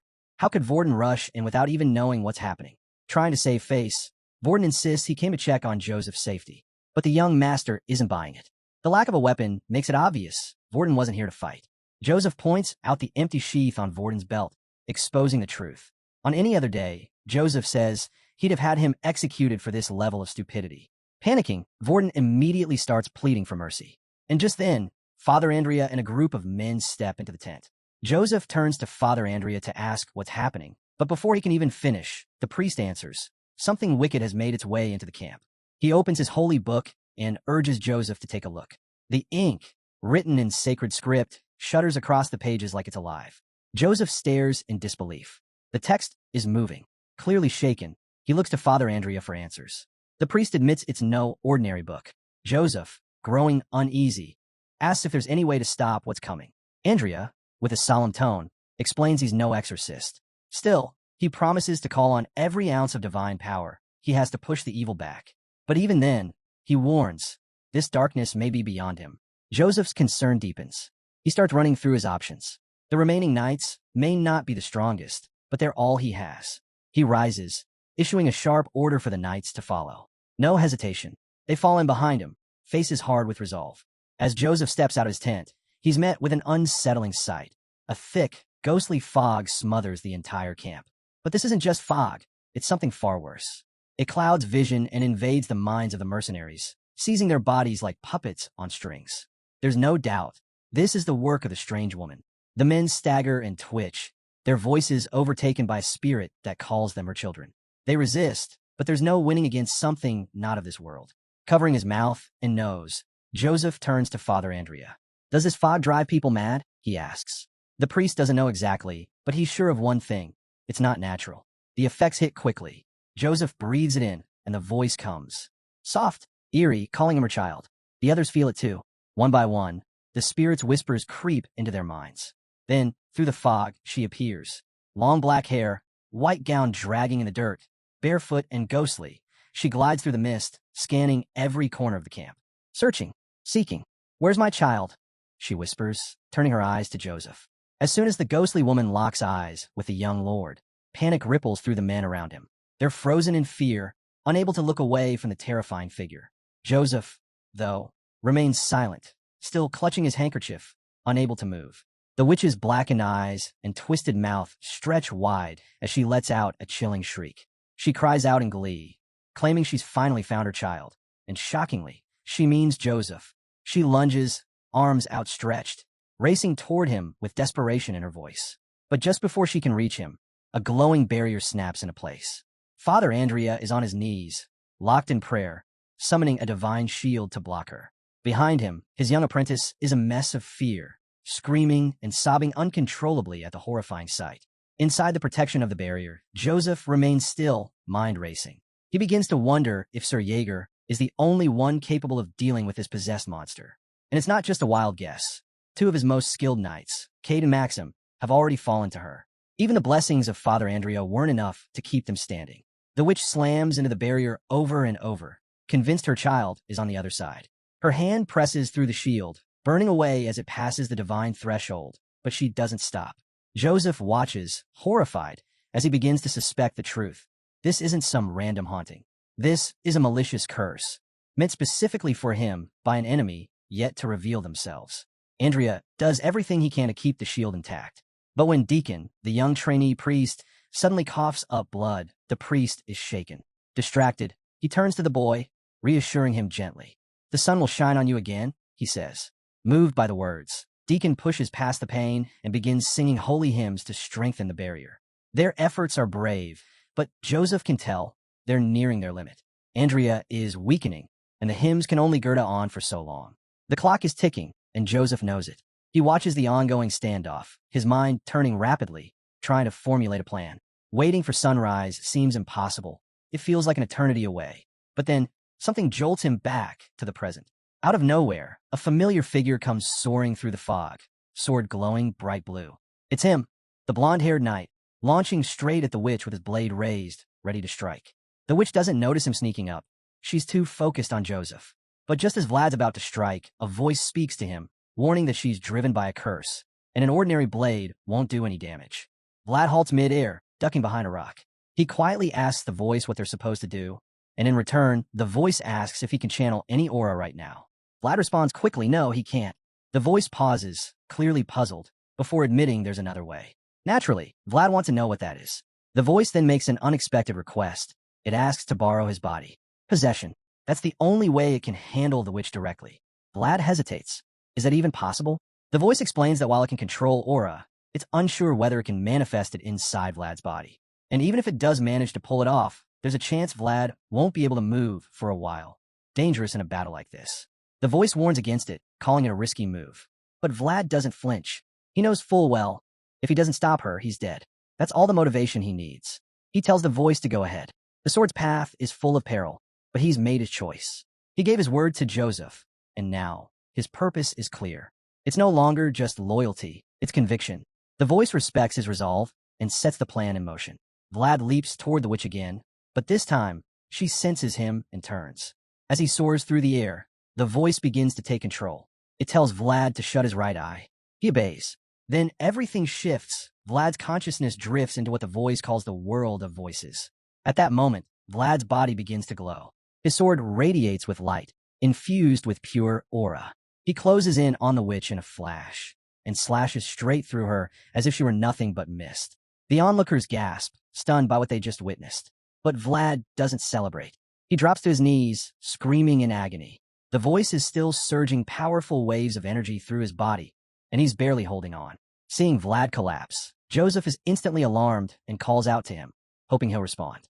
But before he can say more, Vlad's eyes fade to white, and he falls silent. The screaming stops. Joseph watches closely. He knows what he just saw was aura. He has no idea how Vlad pulled it off, but he's certain the cost must have been immense. His thoughts are cut short when the witch stirs again.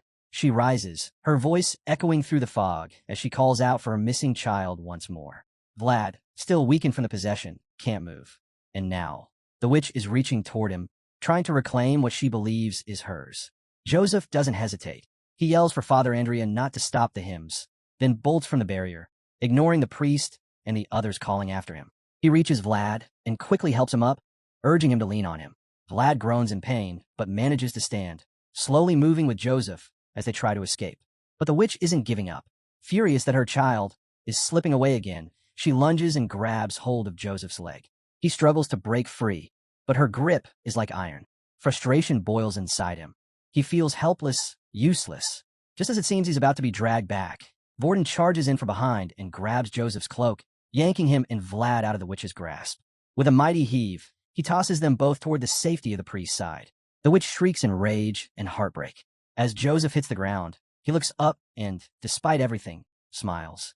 For the first time, he's genuinely grateful for Vorden's presence. He says so, and the knight beams, clearly moved by the praise. While the two exchange a rare moment of appreciation, Vlad slowly reaches for his sword. He's clearly not recovered. Every movement is laced with pain, but that doesn't stop him. He looks to Father Andrea and asks him to bless the blade. He's going back in. The priest doesn't question it. With solemn resolve, Andrea presses his hand against the sword's edge, allowing it to cut into his palm. His blood coats the blade as he completes the blessing. He presents the weapon to Vlad, telling him it now carries divine power. Vlad takes it without hesitation. Thank you, he says, ready for what comes next. As he steps back into the fray, Vlad marches ahead with resolve, ready to face the wicked which won last time. Behind him, Father Andrea and Deacon look on, silently pleading for his safe return and victory. The witch, battered and beaten, lies motionless on the ground. When Vlad finally reaches her, sword in hand, she doesn't cry for mercy. Instead, she begs, desperate not for her life, but for someone to find her lost child. In that moment, despite her terrifying appearance, something strange happens. Vlad catches a flash of her memories. Women trapped in a pitch-black prison, their children ripped away and left on the cold stone floor to die. The mothers cried out, arms stretched through iron bars, unable to reach their freezing children. This horrific vision strikes a chord in Vlad. For the first time, He sees beyond her monstrous form and grasps the depth of her torment. She's not just cursed. She's been endlessly searching, mourning, suffering. But it has to end. With steady hands, Vlad raises his sword and drives it through her skull. He whispers for her to finally rest. As her blood trickles down, the monstrous features fade, revealing her true face. Human again, with tears streaming. She gazes up at him, as if seeing her child in him at last. While Vlad is lifting the curse, the scene cuts to a dark forest, where a cloaked figure sits with a strange box at his feet. A sinister mist coils around him, pulsing with malevolent energy. There's no mistaking it. He's the mastermind behind the chaos. The fog thickens, feeding off his power, and a wicked grin creeps across his face. But just as it swells to full strength, the cloud begins to vanish. Confused and furious, the dark figure watches as his control slips away. For once, his plans are unraveling, and today might not be his day after all. Puzzled by the sudden vanishing of the dark mist, the sorcerer quickly realizes what's happened. The stream of negative energy he was leeching from the woman's anguish has been cut off. The moment Vlad struck her down and freed her from the curse, the spell broke on its own. The sorcerer, now on edge, suspects someone must have defeated the puppet he'd been controlling. The idea disturbs him deeply, as he can't imagine anyone powerful enough to pull that off. But then it hits him. There's only one knight who could possibly wield Sora with that kind of mastery. Just as he's about to utter the name, the very person appears before him. None other than the green-eyed elite knight, Sir Jaeger. Jaeger steps into view, confirming the sorcerer's worst fears. He's found the rat pulling the strings. Seeing the knight cloaked in full A+ gear, the sorcerer starts trembling. The fear is obvious. He knows exactly how lethal this man is. He's not just facing a threat, he's facing a death sentence.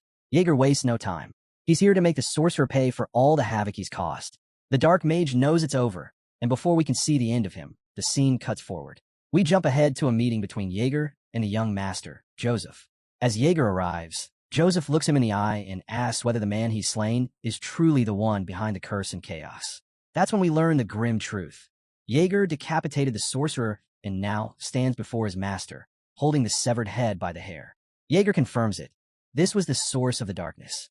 Along with the head, Jaeger brings the strange box that the sorcerer was guarding. He believes it to be the very same cursed object the woman had been searching for the night before. To Jaeger, it's clear now, this box had become her child's coffin. Hearing this tragic revelation, Joseph instructs Jaeger to hand over the box to Father Andrea once they return to Varna, so it can be examined further. Jaeger accepts the order with his usual stoic loyalty, promising to carry it out. Before Jaeger takes his leave, Joseph pauses for a brief conversation. He reflects on how their expedition, meant to secure his power, ended up being a complete disaster.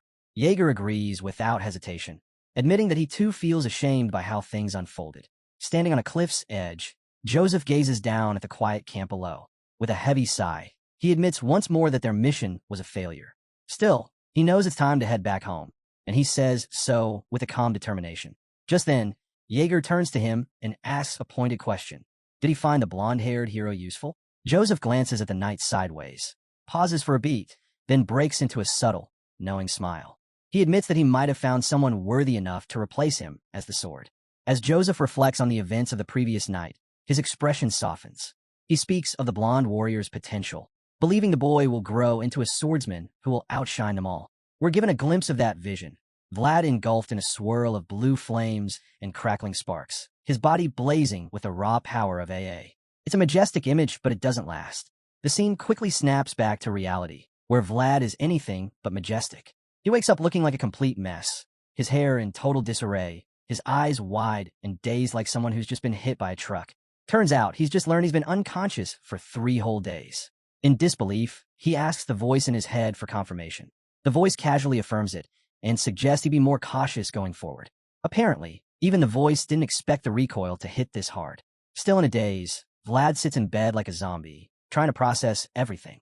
Eventually, he shakes off the shock and admits he's just relieved to be awake. Now, all he wants is to settle what's left at the camp and head back with the others.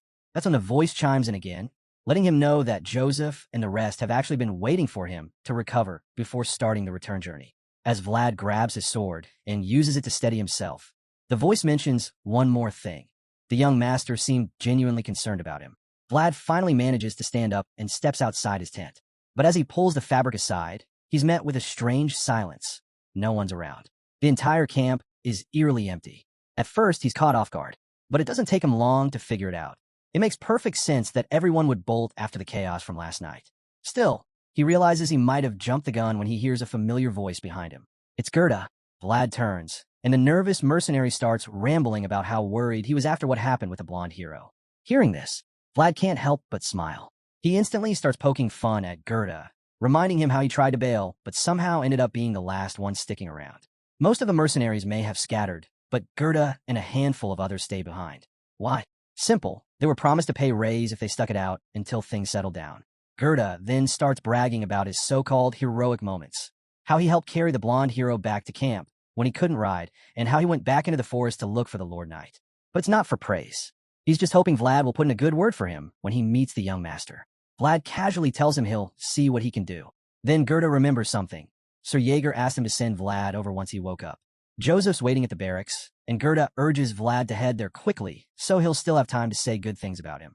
Vlad turns to leave, but not before Gerda nags him one last time, just to make sure he won't forget. At this point, Vlad's had enough.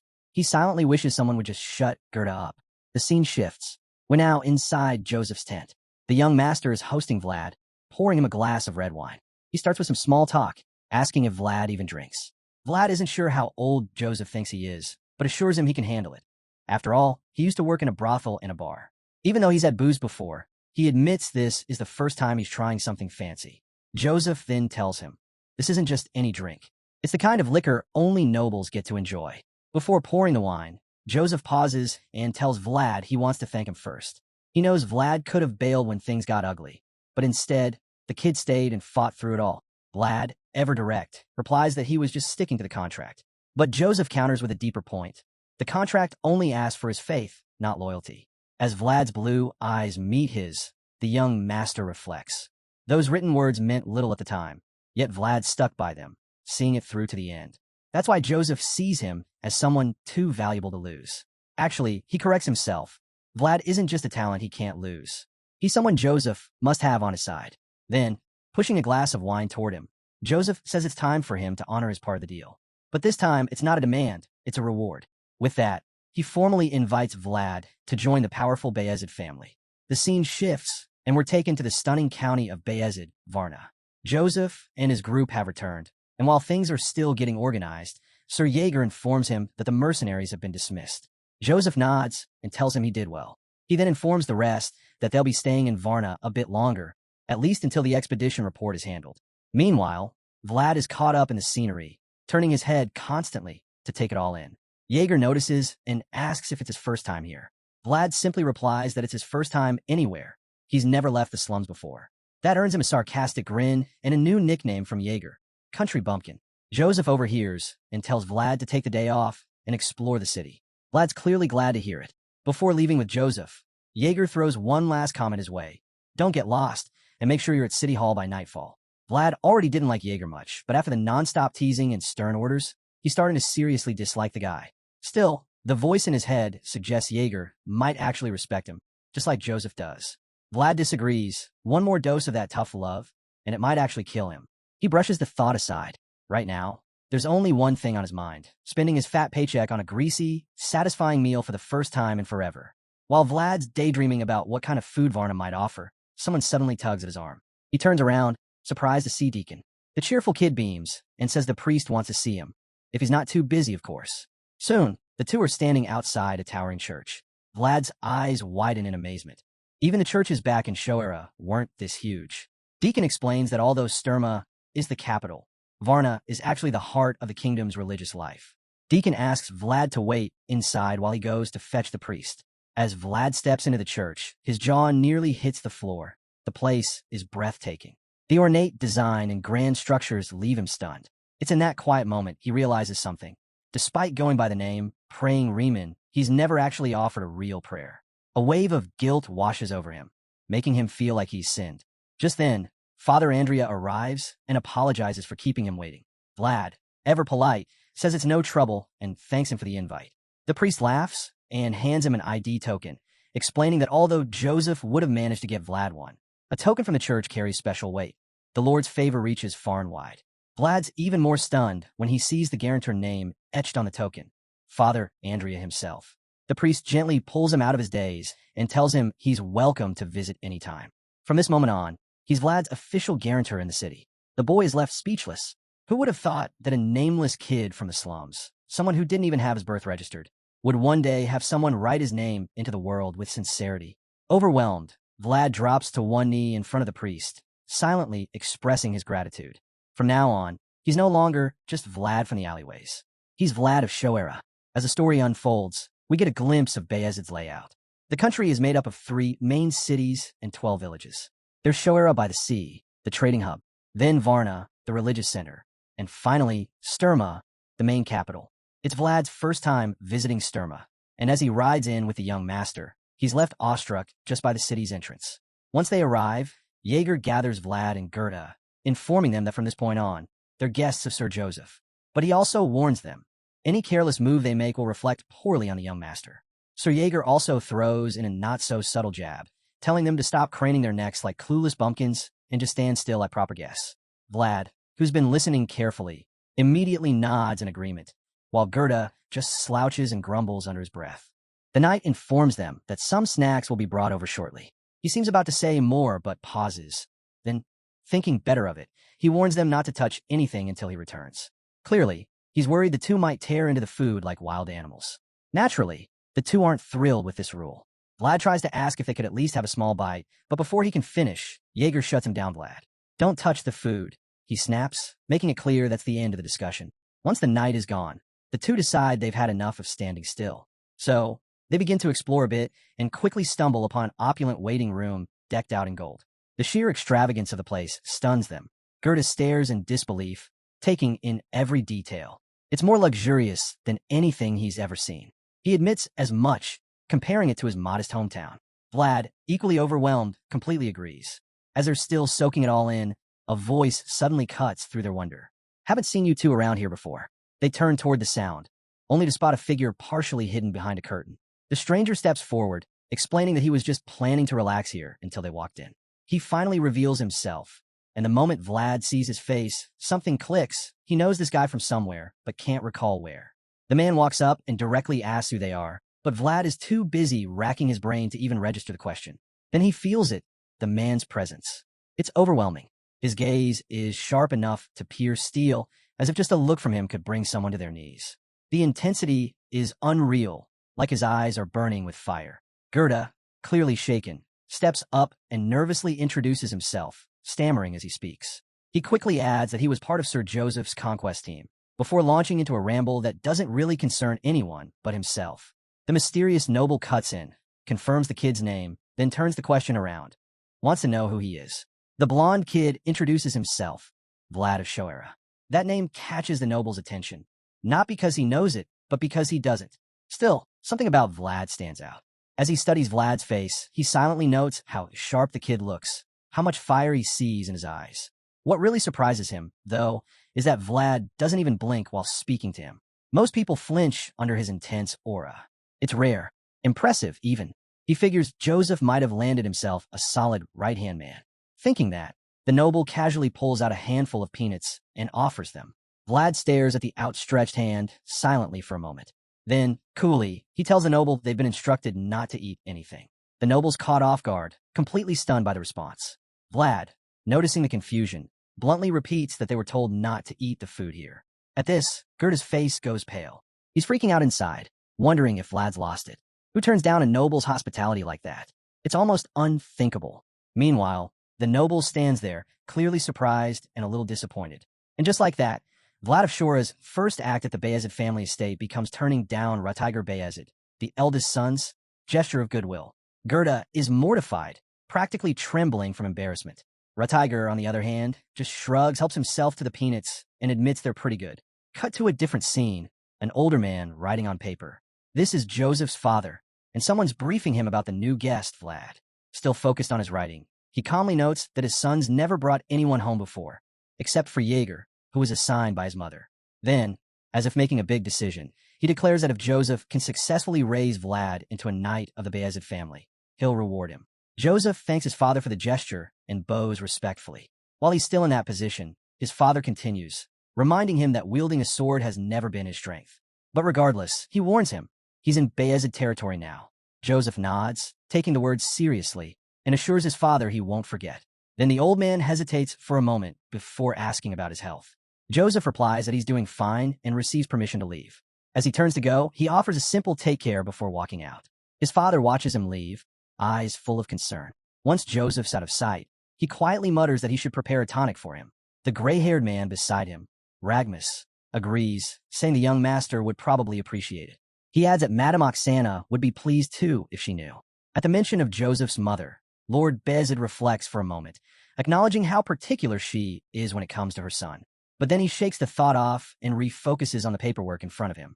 He asks Ragmus for his thoughts on Joseph's recent report. Ragmus warns him not to brush it off. Strange events have been happening too often to ignore. The Lord's expression hardens. He immediately demands that the source of these supernatural events be found, declaring that no one has the right to use sorcery on his land. As his anger flares, Ragmus shares another troubling update. Reports from Varna suggest there's a link between the undead and the curses. It could mean either one powerful sorcerer is behind it all, or two working together. Lord Beazid suggests it might even be the work of a group or some secret faction. Ragmus agrees it's a possibility. But no matter the cause, the Lord's resolve doesn't waver. Standing up with a cold, commanding presence, he declares that the Beazid family will continue to dominate and crush anyone who dares to threaten their rule. Fueled by determination and rage, Lord Beazid commands that those behind the strange phenomena be found immediately, especially the ones who dared harm his son and then had the nerve to stir up chaos in his domain. Later that night, Joseph finally returns to the waiting room with Sir Jaeger. The guests, who've been starving and waiting all day, perk up the moment they see them. Joseph admits that his plans took longer than expected and apologizes for the delay. Gerda, clearly thrilled, quickly waves it off and assures the young master it's no big deal. When Joseph calls her by name, Gerda lights up, clearly anticipating something exciting. But that excitement is short-lived. Joseph abruptly tells him that their rewards will be discussed the following day. The realization hits Gerda hard. He's been hungry and waiting all day for nothing. Just as he's processing the disappointment, Joseph mentions that a servant will escort him to his room to rest. Gerda doesn't say a word. He just leaves, throwing a comment over his shoulder to the others, probably hoping someone will stop him. No one does. Once he's gone, the remaining men stay behind to talk. Joseph takes a seat, crosses his legs, and fixes his eyes on Vlad. He brings up how Vlad saved him and pledged to become his sword, something he urges him not to forget. Vlad confirms it without hesitation. So Joseph reminds him again of what that promise means. He points out something odd, how Vlad wants to fulfill his duty but also seeks freedom right after. That doesn't quite add up in Joseph's mind.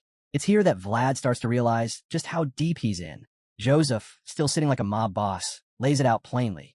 He tells Vlad he's willing to answer his request, but only after Vlad explains the real reason why he wants that freedom. The two lock eyes in silence, tension thick in the air.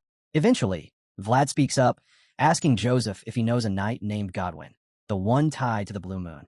That name strikes a chord. In that instant, Joseph realizes Vlad isn't just some talented kid. He's stunned. Never would he have guessed that the boy before him carried such a heavy past. Joseph then drops a bombshell. Godwin, the Knight of Gaidar, was the mysterious figure responsible for destroying the Rose's smile. Vlad, of course, knows that all too well. That night is burned into his memory. He sees it clear as day. Jorge's severed head, the chaos, the pain. Godwin was the man who ended his world.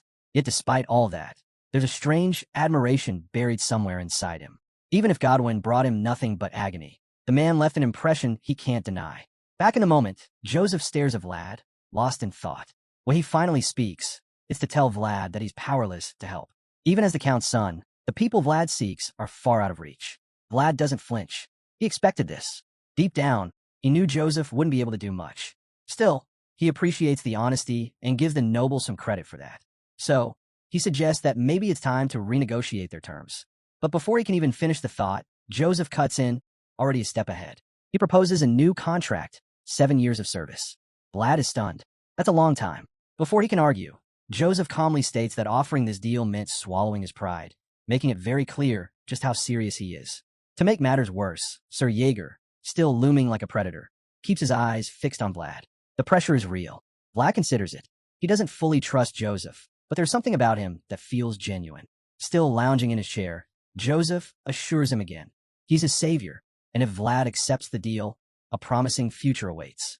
Joseph sweetens the deal. He tells Vlad that for the next 7 years, he'll provide food, clothing, and even personal training if he signs the contract. More than that, Joseph promises to turn this so-called country bumpkin into a knight who could stand tall against anyone in battle. Vlad, who clearly wasn't thrilled about the long contract before, suddenly shows a flicker of surprise. The moment Joseph mentions molding him into a true knight, his interest spikes, eyes widening, tinged with disbelief. Seeing the reaction, Joseph presses on, carefully laying out the full offer. All Vlad has to do is stay loyal and stick to the tasks he's given. In return, he'll receive everything he needs: support, guidance, and a purpose. Then Joseph adds something even more personal. He says the Godwin situation speaks for itself, and while he can't intervene there, he will let Vlad act on anything that involves his old hometown. That alone is a huge concession. And just when Vlad thinks that's all, Joseph drops another revelation. He knows about Geminina. She's at the monastery. That hits Vlad hard. He didn't expect Joseph to know her name, let alone her whereabouts. Now that he's got Vlad's full attention, Joseph asks a pointed question. What does he really hope to achieve with his sword in hand? Then he adds a sharp reminder. Swords aren't the only weapons in this world. With that, Joseph drops one final shocker. He has a weapon of his own. And just like that, Vlad is left stunned once more. Having laid out every card, Joseph finally asks Vlad for his decision. Time passes. Later, we see Joseph gazing into his reflection. He acknowledges that Vlad's goal is impressive, but Jaeger, standing beside him, questions whether it was necessary to act so desperate to win him over. Jaeger offers a cold practicality. He can always find another useful kid to serve the Beazid family. Joseph responds with quiet certainty. He knows talent is everywhere, but Joseph doesn't budge. He explains that discovering talent is one thing. Awakening it is something else entirely. That's what sets Vlad apart. That's what's kept Joseph so fixated on him. Even though he believes Vlad is the ideal candidate, Sir Jaeger keeps pressing, asking if he's really sure the kid would agree so easily. Joseph continues to stare into his reflection, silent for a moment, then finally answers, yes, he's sure. He's confident because he saw it himself, back when Vlad struck down the cursed woman during the expedition. Still, Jaeger doesn't give up. He tries a different approach, pointing out that Vlad's reckless and defiant nature will make him hard to control. But Joseph isn't swayed. Instead, he plays it smooth, giving Jaeger a bit of flattery, saying Vlad's training won't be too tough with another advanced knight around who's more than capable. Then Joseph gets real. He reminds Jaeger that 7 years is a long time. Plenty of time to tighten the leash and shape Vlad into someone who follows orders. That hits the mark. Jaeger, though still unenthusiastic, agrees to take on the job. He promises to do what's needed to bring Vlad in line, even if it won't be easy. Joseph is clearly pleased. He encourages Jaeger, telling him that the tougher the challenge, the greater the reward in the end. This nobleman clearly can't get our protagonist out of his head. Even after wrapping up his talk with Jaeger, he circles back to praising the blonde kid. He stares at his reflection, musing about how he once saw Vlad as a useful tool, a wolf. But now he sees him as someone chasing the moon. The next morning, Jaeger takes Vlad to his new quarters, helping him settle in. He admits it's nothing fancy, but assures Vlad that the room is his alone. Vlad, amazed, lights up at the sight. What's considered modest to others is incredible to him. The clean floors and a real bed? To a kid from the slums, this is luxury. Jaeger is taken aback, reminded that Vlad's from the alley. He's not used to someone reacting like this, especially since most recruits come from wealthy families and often struggle with the harsher conditions of training life. After everything that's happened so far, Jaeger figures Vlad won't have trouble adjusting, unless he causes problems. Vlad immediately knows what he's hinting at, the peanut incident with Sir Tiger. He shoots Jaeger a look, and the knight quickly deflects the blame, saying he never actually expected Vlad to follow orders just because he did once before. Their little back and forth is interrupted when Jaeger heads out, but not before telling Vlad to meet him at the training hall after breakfast. They'll start sparring soon. Just as Jaeger's leaving, a woman calls out to him, addressing him as her loyal knight. The usually stoic and serious Jaeger gets visibly flustered. He tells Vlad, in a hushed tone, that she's Lady Oksana, Joseph's mother. Then he nudges Vlad to greet her properly, the way he was taught. Thankfully, Vlad doesn't slip up. He simply mimics Jaeger's greeting, and it works. Lady Oksana warmly returns the greeting, then asks if this is the boy she's heard so much about. Jaeger confirms. Sir Joseph himself took him in. Lady Oksana's sharp golden gaze fixes on Vlad, and it's enough to make him visibly squirm. His face turns bright red in an instant. Satisfied with her reaction, she gracefully thanks him for saving her son. Caught off guard, Vlad fumbles with his words, insisting he was just doing what he was supposed to. Still, she's not let him off that easy. She tells him he deserves more than just gratitude. He's done something far more important than he realizes. Vlad, still blushing, bows and thanks her quietly. Then, without warning, she ruffles his hair and compliments both its color and the look in his eyes. Just like any caring mother, she starts fussing over his appearance, offering tips to enhance his look, and even promises to get him some proper clothes. The whole time, Vlad is practically frozen from the attention, struggling to hide how flushed he's become. Finally, Lady Oksana departs with her maids, but not before telling Jaeger to keep up the good work. Once she's gone, both he and Vlad exhale like they've been holding their breath. Jaeger chuckles and asks why Vlad looks so jumpy. Vlad admits he's never met a noblewoman before, and Jaeger reassures him. He handled it well, especially with someone like Lady Oksana, who has a way of throwing people off their game. After the quick chat, Jaeger dismisses him for breakfast. Cut to the dining hall, where things take a turn. One of the trainees spits in a Vlad's soup while his lackeys cheer. The bully sneers, claiming he mistook Vlad for a trash can because he smells like garbage. But instead of reacting the way they want, Vlad calmly scoops the spit out, tosses it aside, and resumes eating like nothing happened. In his mind, he's already expecting this kind of behavior. It's happening even faster than he thought. The gang is thrown off by his calm attitude. As they try to figure out their next move, Vlad recalls Jaeger's warning. Don't do anything that could reflect poorly on Joseph. So he starts thinking of a way to handle this without dragging the Count's son into the mess. The ringleader storms off, hurling one last insult, calling Vlad a bastard and warning him to brace for a hazing. But just before he's out the door, Vlad speaks up and asks him, "What's your name?" The bully freezes, stunned that Vlad would even ask for his name. But Vlad doesn't back down. He repeats the question, his face now cold and threatening, enough to make the air feel heavy. The sheer intensity behind his eyes sends a chill straight through the troublemaker. Clearly shaken, the guy stammers out his name, Sobanin. Vlad repeats it back, calm and deliberate, like he's carving it into memory. The way he says it, it's not just a name, it's a warning. A while later, the scene shifts to a quiet courtyard where the family head is strolling alongside his right-hand man. They stop when they catch sight of the training ground below, and the noble suggests watching for a bit. His assistant agrees, curious to see what's happening. As they observe, the noble spots someone among the trainees who draws his interest. It's Vlad. He asks if this is the boy Joseph brought in, recalling he was supposed to have blonde hair. He keeps his eyes fixed on Vlad, even noting that the kid is surprisingly good-looking. But before he can say more, his assistant points out someone else watching from afar. It's none other than Jaeger, quietly observing the session from a distance. He's visibly tense, probably anxious to see how Vlad performs in his first official spar. The nobleman understands that feeling well, but he's just as eager to see what this kid can do. Soon, the sparring match begins. Vlad moves like a machine, calm, focused, relentless. His wooden sword crashes against his opponents with non-stop aggression. Every strike pushes the other trainee back, giving him no room to recover. The boy's face is emotionless, his blue eyes locked on target, each blow faster and heavier than the last. Spectators watch in awe, whispering about how fierce and sharp this kid fights despite his young age and smaller frame. But as impressive as it looks, the family head doesn't praise him right away. Instead, he bluntly states he's sloppy. This surprises his assistant, who thought Vlad was already exceptional. He questions it, and the noble explains there's definitely potential. Something about the boy shines through. He respects that Vlad, despite the rough edges, is trying to apply what he's learned. As he speaks, we catch a glimpse of Vlad's hands, covered in old scars and hard knuckles, signs of long, grueling years spent with a sword. Back on the training ground, Vlad is still in complete control. As he keeps pressing his opponent, he silently reminds himself of a core principle. Swordsmanship begins with the feet. The placement of his steps, the balance of his stance, all of it matters. If he can mislead his opponent with subtle shifts in his shoulders and gaze, then he can dictate the flow of the fight. Vlad puts this into action flawlessly.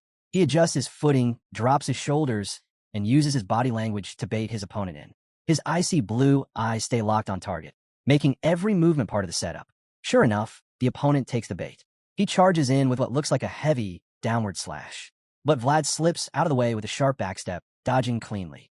The black-haired trainee is left winded and wide open, stunned that his move failed. Before he can recover, Vlad strikes back, hard. His counterattack lands square on the trainee's side, and the impact is brutal. The guy cries out in pain, and from the sound of it, he might have taken serious internal damage. Without hesitation, Vlad grabs him by the hair, recognizing him as one of Sobanin's lackeys. Suddenly, it all makes sense. This wasn't just a spar. Vlad was out for payback. Dragging the guy upright, Vlad clenches his fist like he's about to send him flying across time and space. He reminds the henchman of how he laughed back in the cafeteria and dares him to try laughing again.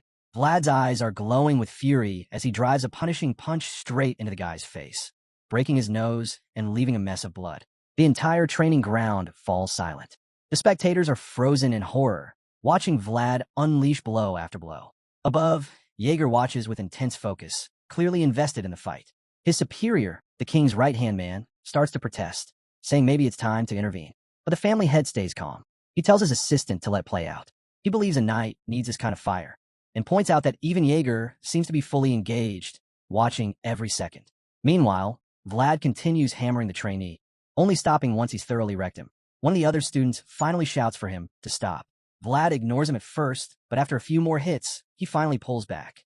Bloodied and calm, he stands, apologizing half-heartedly to the rest for getting too into it. But they're not comforted by his apology. They're shaken by the deadly calm in his eyes. He turns away from the unconscious body and walks off. But before leaving, he makes sure to jab at Sobanin one more time, telling him to apologize to his lackey on his behalf, since he tends to lose control when things get personal. Sobanin clenches his fists, clearly on the verge of snapping, ready to lash out. But before he can get a word in, Vlad steps in and cuts him off. The blonde swordsman strolls up calmly and says he's got something to confess to.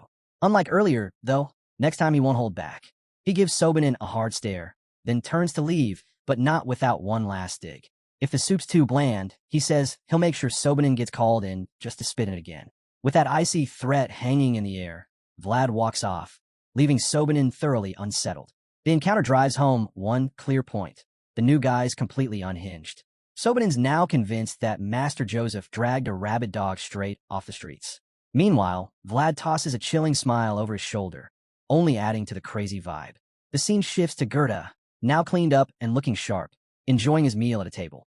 Between bites, he asks Vlad if it's true. Has he really been going around beating up the other vassals? The rumor's spreading fast, he says. Vlad dodges the question entirely, flipping it on Gerda instead. He asks how things are going in the stables and if the job's tough. Gerda immediately jumps into it, proudly saying he's no ordinary stable hand anymore. He works for none other than Count Beazid. He's about to start bragging when it suddenly hits him. Vlad just steered the conversation away from the real issue. Gerda snaps back, pointing out that he's heard all about Vlad roughing up people all over the manor. He warns Vlad it's not just bad behavior, it's a crime. Vlad doesn't even flinch. He casually asks why Gerda's acting so shocked, reminding him that he's always been a bit of a criminal. Compared to his past, he says this is just light work. Gerda is taken aback, but stays quiet, letting Vlad keep talking. The swordsman claims the fights weren't even obvious and that he didn't start them. He was provoked. He says it's worked out fine anyway, since now nobody bothers him. Just then, another student walks in with a food tray, introducing himself as Potri Canor. Vlad, clearly uninterested, spins around and bluntly demands to know what the guy wants.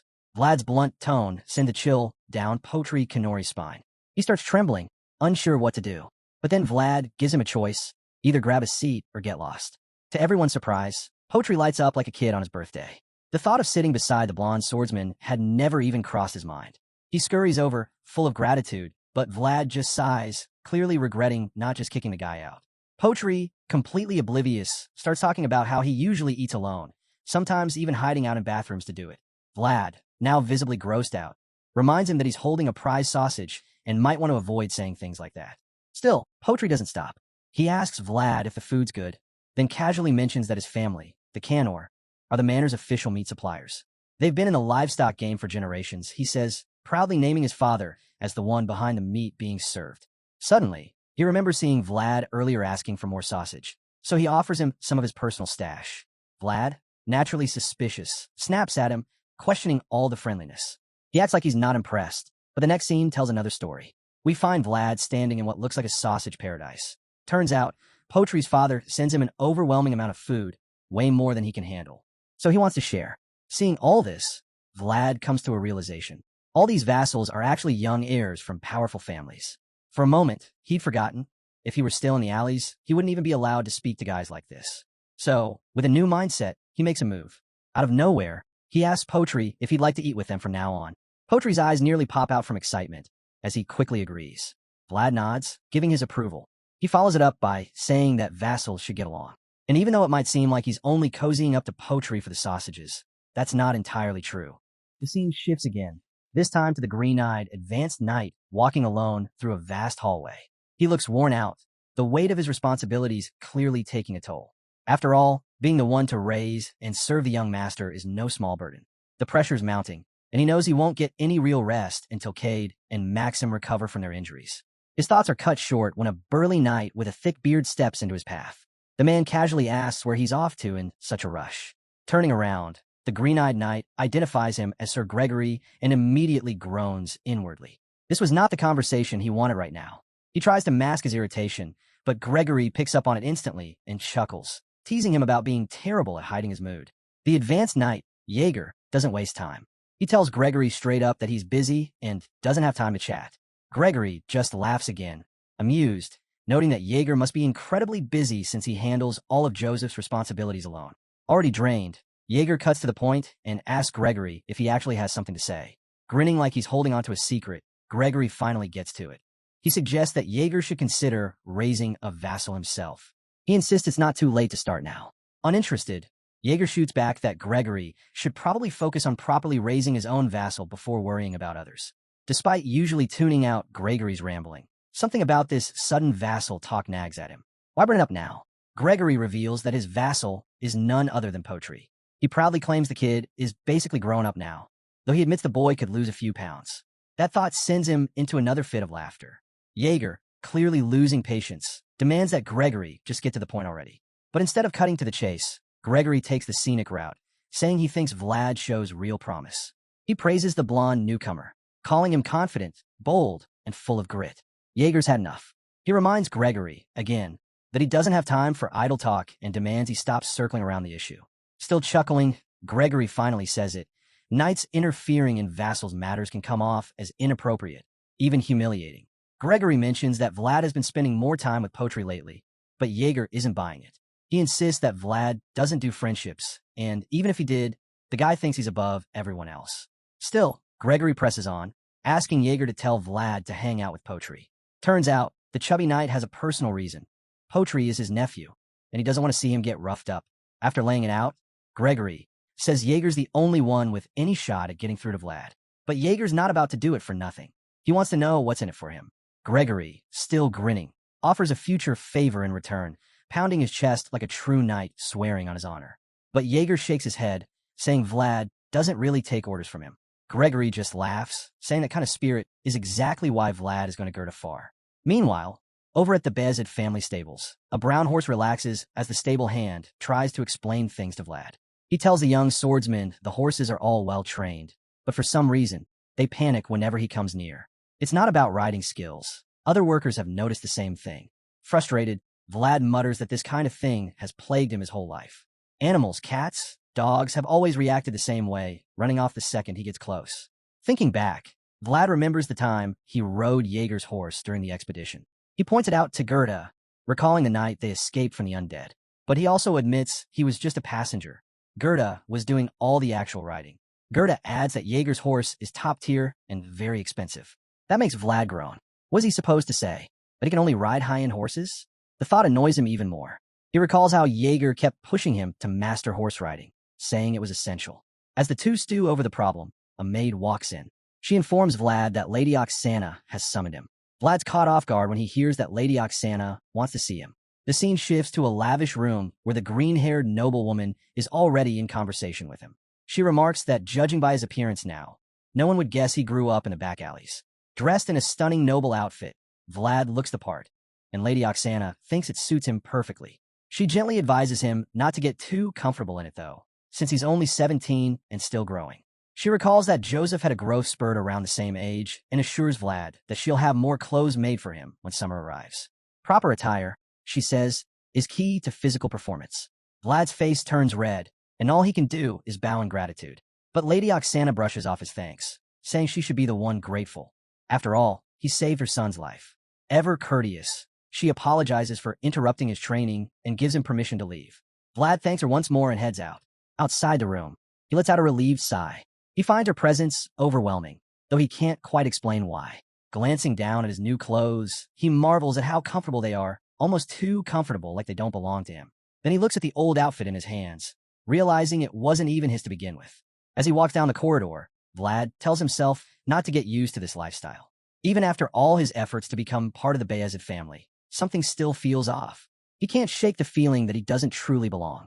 He even thinks he might be putting on weight, as if the comfort is physically clinging to him. His spiral of doubt is suddenly cut short when he notices something outside the window. What he sees shocks him. Sobanin is violently beating another vassal, shouting at him and calling him a pig. He accuses the boy of forgetting what it's like to be disciplined, furious that he dared to enjoy a peaceful life. That's when Vlad realizes the one being beaten is none other than Potri. Sobanin keeps pounding on Potri, mocking him about his new best friend. The more he talks, the more furious he gets, spitting out insults and calling them all a bunch of filthy weaklings.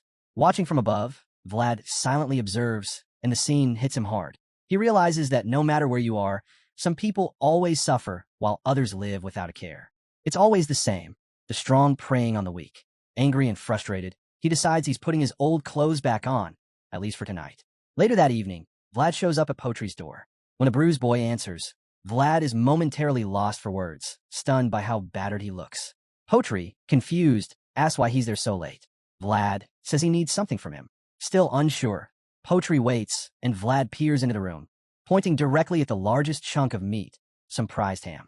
Potri hesitates. It's clearly something he values, but Vlad insists.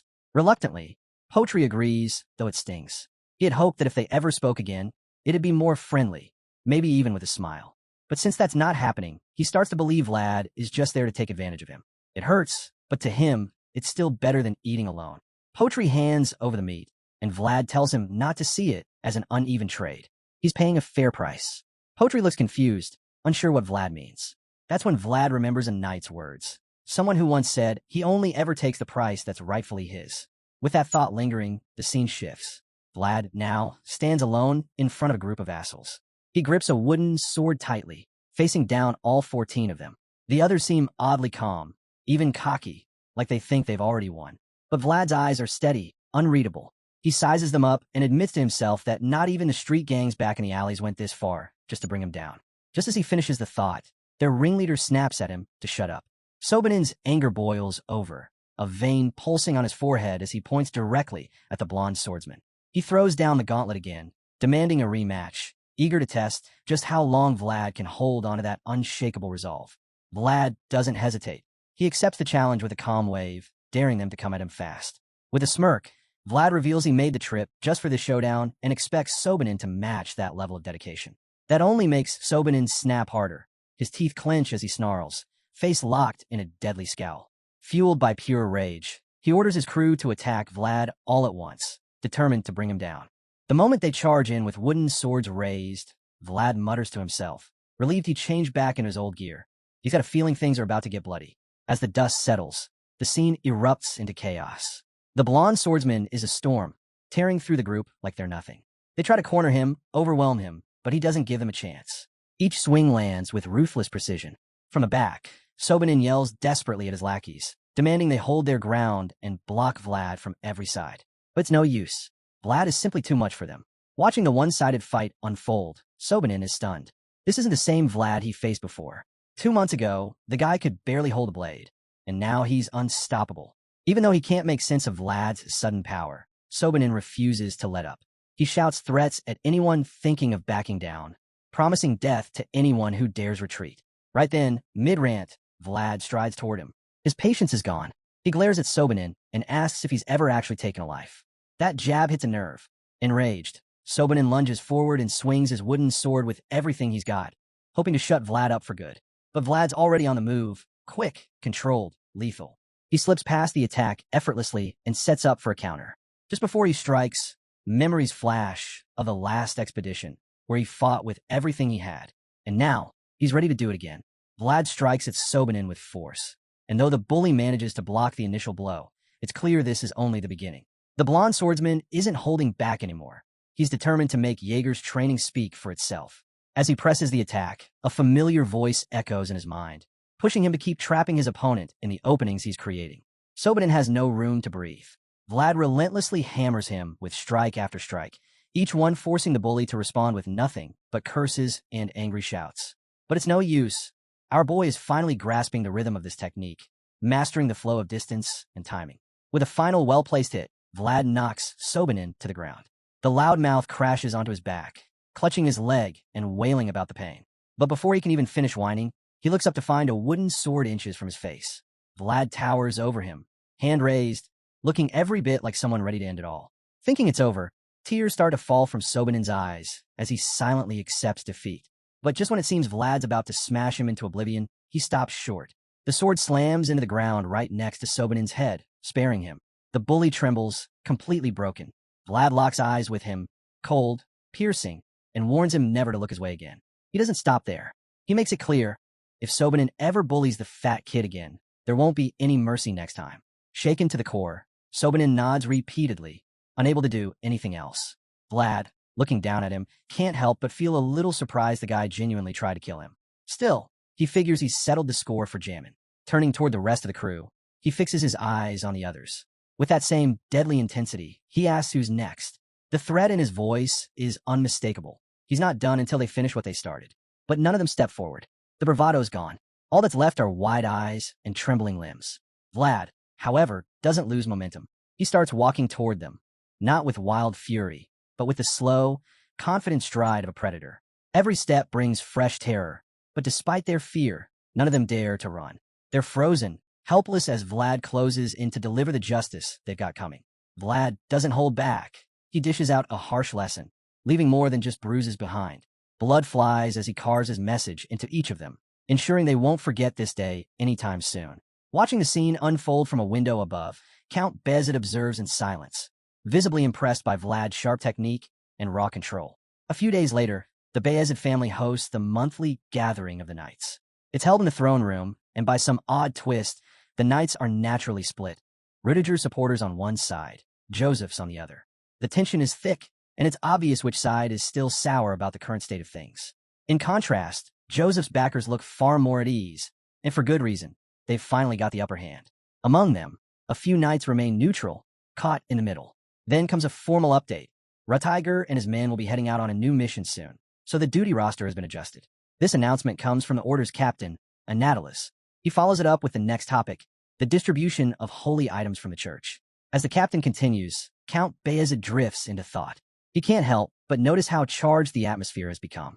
Rudiger's men look ready to erupt at any moment, while Joseph's supporters seem to be enjoying the shift in momentum.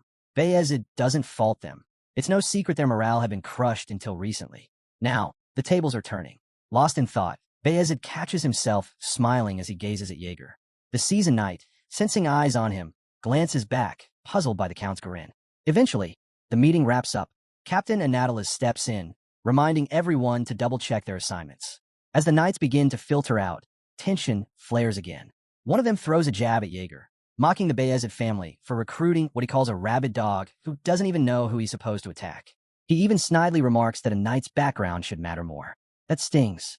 The green-eyed swordsman stops and turns, locking eyes with Rudiger's crew. But they aren't intimidated. One glares right back, while another calmly hisses that it's better to walk away than stir things up. Finally, one of them plainly confirms what everyone's already guessing. The new wild knight in training belongs to Jaeger now. As the group disperses, one of the neutral knights casually strolls over to Jaeger and cracks a joke about how riled up the others are. Jaeger raises an eyebrow and asks what he means. The knight, Sir Gregory, just grins and tells him to drop the act. Everyone's already talking. Still clueless, Jaeger presses him. Finally, Sir Gregory spills it. Word is out that Vlad carried out a massive exorcism, and apparently, not even the drill instructor could handle him. According to the chatter, Vlad's outgrown the standard. Jaeger is caught off guard. He hadn't heard a thing. But hearing it now brings back all the headaches Vlad has caused him. Despite that, he can't help but feel a bit impressed. Sir Gregory, ever the opportunist, seizes the moment. He offers to lend a hand with anything, no matter how tough or exhausting. Jaeger, unimpressed by the pitch, simply walks off and says he'll keep it in mind. Left alone, Jaeger reflects quietly. Deep down, he's proud of Vlad. It's not entirely surprising, though. He did train the kid himself. In his mind, this kind of progress is just the beginning. The scene then shifts. A new set of armor is being revealed, crafted with exceptional care and clearly expensive. The gift, it turns out, comes directly from Count Beazid, and even Jaeger is taken aback. He's skeptical at first. One of the other knights thinks the armor's far too extravagant for someone who's just a vassal. They all gather around to examine it. Jaeger quickly notices the material, orc leather. Not just any kind, though, gray orc leather. Sir Joseph confirms it's rare and only found in the north, which means armor like this would typically be worn by a northern warrior. Seeing a gift like this being given to Vlad, Joseph is convinced his father has already grown fond of the kid. Vlad must have done something extraordinary to earn that kind of favor in just a month. Jaeger agrees. At this point, there's not a single vassal around who can compare to Vlad. Joseph admits he's heard the same from others. The rumors are spreading fast. Still, he reminds his knights that they can't afford to get complacent. Then, without warning, he pulls out an envelope sealed in red wax. Jaeger eyes it and asks what it is, but Joseph doesn't say much, only that breaking the seal will mark the beginning of the next step. The seasoned knight unfolds the paper, expecting a simple invitation, but it's far from ordinary. Joseph turns to his trusted knight and asks if he can handle the response. Jaeger, more than ready to step in, gladly accepts. After all, he's been stuck cleaning up after Joseph lately. Hearing that, Joseph lights up, gives the go-ahead, and announces their next destination, a place called Dearmar. The scene shifts to a bright, open field. A horse-drawn carriage rolls along the path. Inside, Joseph sits across from Vlad. The nobleman seems cheerful about the trip and decides it's the perfect time to teach the young swordsman something new. He shares that Dearmar is well known for its lemons, a rare treat for folks in the north. More importantly, the city is one of the main entry points to the central regions, which makes it incredibly valuable. Vlad, intrigued, asks if that's why Sir Jaeger is getting involved. Joseph nods, explaining that every crisis is also a chance, especially if it's not your own. The so-called crisis? A messy succession battle within the Hanel family. Joseph received a letter straight from the rightful heir, and to him, it's a clear plea for help. As Joseph breaks it all down, Vlad is left stunned. He confesses that he finds noble affairs way too complicated. Sensing his confusion, Joseph sums it up simply. This whole journey is about fighting for control of Dearmar. That finally clicks for Vlad, but he's still shocked. It's hard to believe that such fierce conflict exists within a single family. Joseph notices the look on his face and casually explains that blood feuds are pretty much a tradition among nobles. Suddenly, Joseph thought race towards about a young woman, Alicia, the rightful heir to the Hanel family. Her blue hair sets her apart, but not everyone sees her as legitimate. Her uncle, Indra, spreads the claim that she's an illegitimate child. It's a convenient tale, especially since her disappearance would make him the next Baron Hanel. Alicia, the only daughter of the late Baron Hanel, should have been next in line. But with the seat now empty, her position has been weakened, simply because she's a woman. With no other option, she's forced to defend her right to inherit through a formal duel sanctioned by the church. Joseph thinks about Alicia's situation. To him, she's a relative, distant, yet not too distant. He traces his lineage and admits that through his mother's side, he's about her 8th cousin. Still, that's enough to count as family, and he sees this as a rare chance to earn the Hanel family's gratitude. As he shares this with Vlad, he also reveals that his father, the Count, fully supports the plan. Hearing all this noble intrigue, Vlad finds it a bit overwhelming. Still, he has to admit, it's a smart move. As he ponders the strategy, he notices Sir Jaeger riding alongside the cart. Vlad can't help but wonder why someone like him, a high-ranking knight, was chosen to represent the family's honor. Just then, Jaeger shoots him a sharp glance through the window. He asks Vlad what that disrespectful look on his face is supposed to mean. Vlad, caught off guard, insists he didn't do anything, but Jaeger clearly isn't buying it. The knight snaps, annoyed that a mere vassal like Vlad gets to ride in a carriage while he's out on horseback. Embarrassed, Vlad has no defense. He just stays quiet. Jaeger doesn't hold back. He says he was finally proud to ride out with the kid, especially after Vlad outshined the other vassals. But now, seeing that the boy can't even ride a horse, he feels completely let down. The knight's frustration boils over. He keeps barking at Vlad from outside the cart. Even when Vlad tries to move away from the window, the scolding doesn't stop. As ashamed as he feels, Vlad tries to cheer himself up by thinking he'll eventually get to ride a fancy horse. But Jaeger quickly crushes that thought, snapping that if anyone deserves an expensive horse, it's him, not some back-alley brat pretending to be noble. Jaeger yells loud enough to make sure his words stick in Vlad's head. But just as the knight finishes his rant, Vlad starts feeling something odd. It's coming from inside his armor. His heart's been racing uncontrollably these past few days. Confused, he places a hand over his chest, wondering if something's wrong with him. He figures maybe it's just all the constant scolding. Between Joseph rambling up front and Jaeger barking at him nonstop, it wouldn't be shocking if his body finally started reacting. But before he can settle on that explanation, he realizes it's something else entirely, an earthquake. The ground shakes harder. The knights outside start shouting, confirming the tremors. Jaeger catches on quickly and, noticing the rising panic, orders everyone to halt. He yells for them to dismount, but the shaking is so intense it knocks some riders to the ground. Vlad snaps into action, urging Joseph to get out of the carriage before things get worse. Joseph, surprised by the sudden urgency, is safely pulled out. Once on solid ground, he calmly praises Vlad for his sincerity, but tells him not to panic so much. That response throws Vlad off, but there's no time to think about it. The quake finally subsides, and the knights surround them breathe a sigh of relief. Vlad, a bit pumped, admits it's his first time experiencing something like this. But Joseph quickly corrects him. It was an earthquake. He points to the trail of destruction behind them, and sure enough, it looks like something massive carved its way through the earth. It's no quake. Joseph explains that the culprit is a giant deathworm, a leftover creature from the age of the fallen dragons. Far from scared, Vlad lights up at the news. A grin spreads across his face as he admits that sounds absolutely awesome. They finally arrive at Soul City, stronghold of the Hanel family. Towering walls and massive pillars surround the large settlement, cutting it off from the world beyond. Once their carriage enters the city, the group disembarks at the Hanel estate. That's when Joseph turns to Vlad and tells him he's free to move around as he pleases. Vlad's taken aback. He didn't expect to be given that kind of freedom in a place like this. When he voices his confusion, Joseph calmly responds that Vlad can tag along with him if he prefers, but the main point stands: explore the city, see everything you can. Even though Joseph repeats this more than once, Vlad still looks doubtful. He's not convinced it's really okay to just wander off. Noticing the hesitation, Joseph asks if something's wrong. Vlad quickly backtracks, saying he's totally fine with it and would love to look around. But before he can finish his sentence, Joseph interrupts. He tells Vlad to think about why he brought him here in the first place. The upcoming duel isn't just any duel, it's an honorable one. And this time, it's even more rare because it's a team event. Joseph explains that knights from all kinds of backgrounds have gathered in Dearmar. He instructs Vlad to watch them carefully and soak up whatever he can. This catches Vlad off guard, but Joseph clearly has a purpose. He believes that witnessing something in person leaves a much deeper impact than just hearing about it. This is part of his plan to help Vlad grow by exposing him to real-world experience. He hopes it'll broaden the young swordsman's horizons. Meanwhile, Jaeger cuts in with his own advice: don't get beat up in some sketchy alley. He also reminds Vlad they'll need to warm up and spar later in the evening. But as the night speaks, Vlad starts showing a bit of attitude, trying to prove he's not clueless. Sadly, Jaeger's not buying it. He bluntly admits he's lost all faith in the kid, especially since he still can't even ride a horse. Shame washes over the blonde kid again as he hears the same remarks.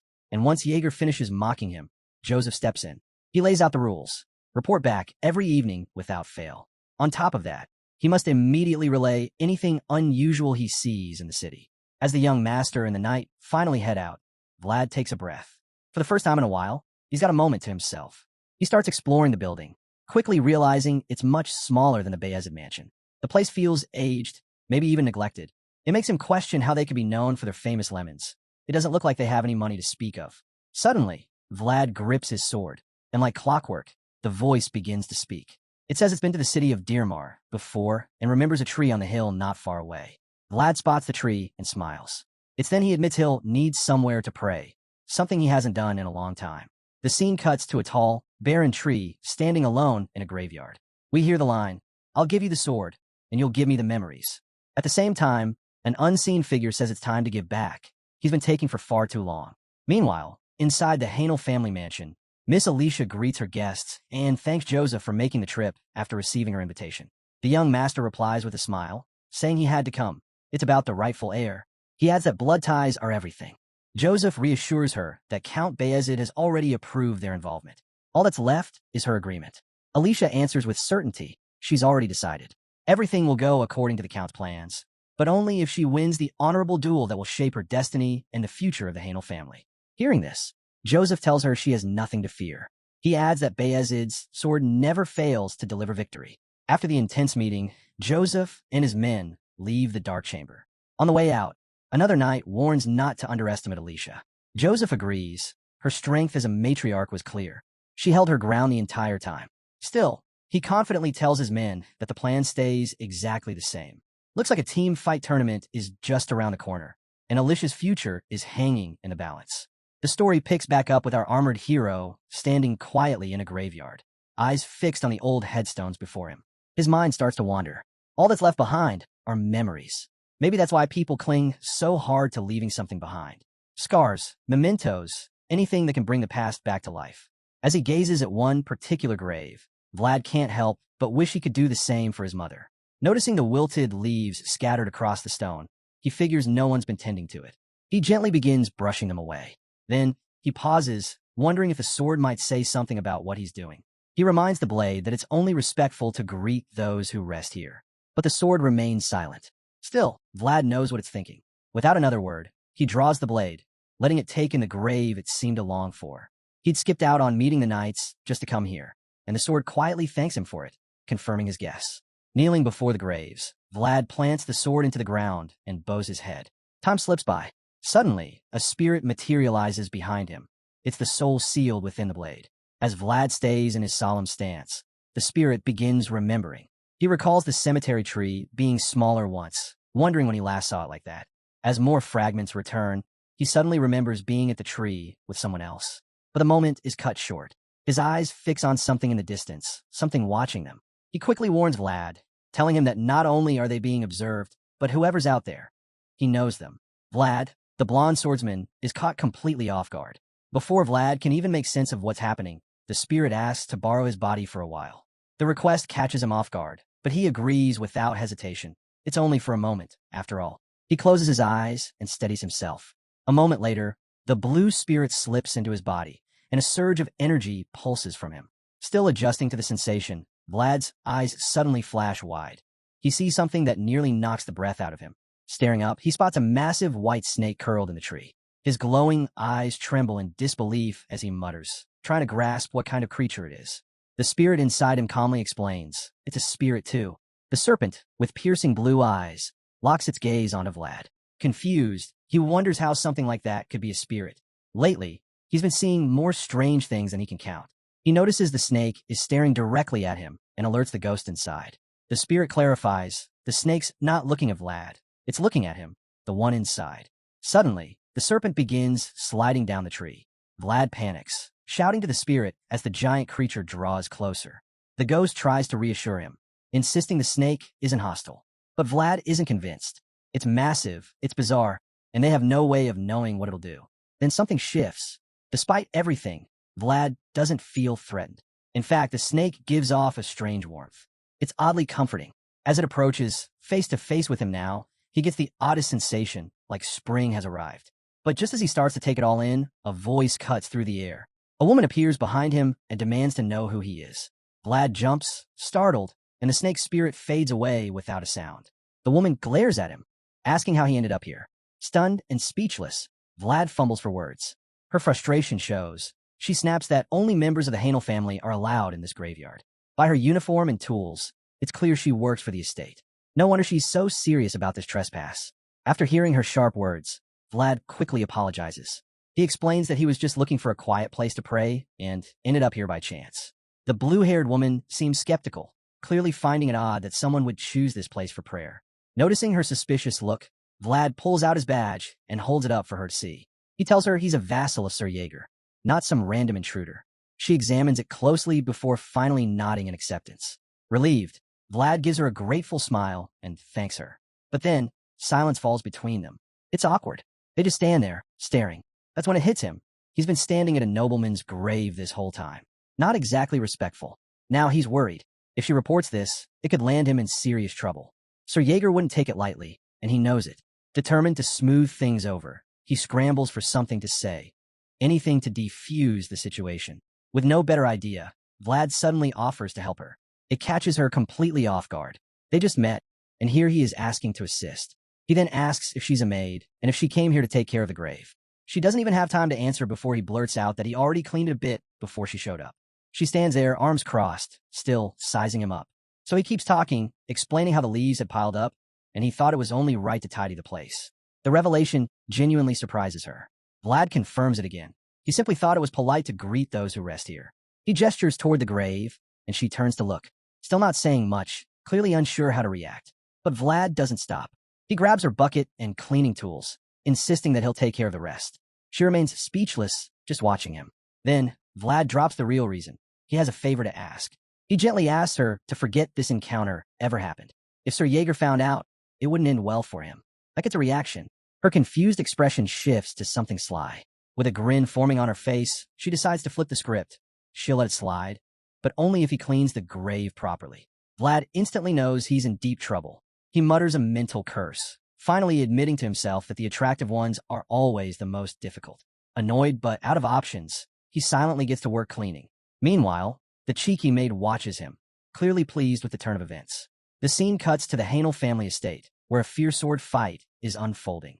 Hidden in the shadows, Vlad observes the duel between two knights, captivated by the action. As blades clash, the voice from his sword comments on the strength of one of the combatants. Vlad guesses it's Sir Colin, and the voice confirms it, warning that the ruthless knight could easily shatter Vlad's bones in a real fight. Vlad doesn't argue. He's clearly impressed, now understanding why Colin has earned the title Dirty Boar of the Midlands. Still, Vlad admits he's more drawn to Sir Pablo. The voice agrees, noting Pablo's expert use of a shield and his ability to deflect nearly any blow with his seasoned technique. Vlad continues watching, stunned that this is just a warm-up match. The intensity is more than he expected, making him question if such skill is really necessary to become a knight. The voice cuts in, reminding him that not every knight is extraordinary. Just look at Sir Vorden. Vlad chuckles and nods in agreement, realizing the title doesn't always match the skill. Still glued to the duel, Vlad starts to piece things together. Stuff he never understood back in Sora now starts making sense. For the first time, he feels like he's beginning to grasp his place in this massive world. A sigh slips out of him, not from relief, but from the weight of realizing just how far he still has to go. When the actual day of the duel arrives, we find Vlad assisting Sir Jaeger, helping him fasten his armor. Jaeger barks at him to tighten it more, and Vlad complies without a word. But while his hands are busy, his mind wanders, drawn to the reason they're all gathered here. His eyes land on a cold, sharp-eyed man with blue hair. Vlad's shocked to realize that this is Indra, the one threatening his niece's right to the throne. His thoughts are quickly cut short when Sir Jaeger snaps him back to reality, reminding him to pay attention during the duel. It's not every day he'll get the chance to witness a real knight's battle. Before heading off, Jaeger also tells him not to dwell on yesterday's events. He may not know exactly what happened, but he knows Vlad is hiding something. Caught off guard, Vlad is stunned that Jaeger could tell. The knight just chuckles, pointing out that fear is written all over his face. Vlad finally admits that what he saw during that secret duel was terrifying. The knight's skill was beyond anything he could have imagined. Jaeger doesn't sugarcoat it. He tells Vlad that he's still a child, and before he can run, he needs to learn how to walk. The greater the dream, the longer the path. Even though it stings, Vlad understands. Just then, someone calls out for everyone to pay their respects. Vlad turns and sees a girl approaching, Princess Alicia Hanel, the head of the family. He realizes, to his horror, that this is the first time he's actually seen her, and the shock hits him like a brick. The maid from the day before? That was her. He nearly breaks down on the spot, and a voice in his head dryly suggests he add insulting and noble to his growing list of mistakes. Vlad can only curse silently, knowing he's already in way too deep. Alicia is led from the entrance down the center aisle, and as she passes, every knight bows in respect. When she nears Vlad, he tries to disappear among the others, hoping she won't notice him. But her sharp blue eyes zero in on him instantly. Panic sets in. She's recognized him. All he can do now is stay bowed and hope for mercy. With a sly, knowing smile, the princess continues walking until she reaches her throne. Once seated, her playful demeanor vanishes, replaced by the poise of a ruler. A priest steps forward, announcing that the duel can begin now that both parties are present. He invokes the gods as witnesses and declares that the outcome of the duel shall speak the truth. This isn't just a contest. It's the moment that will decide whether Alicia remains heir to the throne. A brutal yet noble fight is about to unfold between her champions and her uncles. The atmosphere is electric.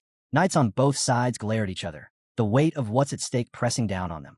The priest speaks of noble blood, how its blue hue reflects not just lineage, but the heavy burden of duty, karma, and sacrifice. Unlike red blood, it bears legacy. But Alicia's not ready to let hers run cold. As the duel kicks off, the violence escalates quickly. Suddenly, Alicia shouts for the fight to stop. She surrenders, not for political strategy, but to save the older knight on her side, who's clearly taking the worst of the damage. Despite her plea, the wounded knight, Sir Duncan, remains standing, breath ragged, body bloodied. He refuses to yield, declaring the fight isn't over. The priest reminds him that his master has already surrendered and urges him to stand down. The younger, stronger knight, his opponent, speaks up. He tells Duncan it was a good match and calls him captain, showing respect despite the outcome. Hearing that word, Duncan is left speechless. He never expected the young knight to still see him as his leader. Sir Duncan shuts his eyes, weighed down by defeat. In that quiet moment, he reflects on the young knight before him.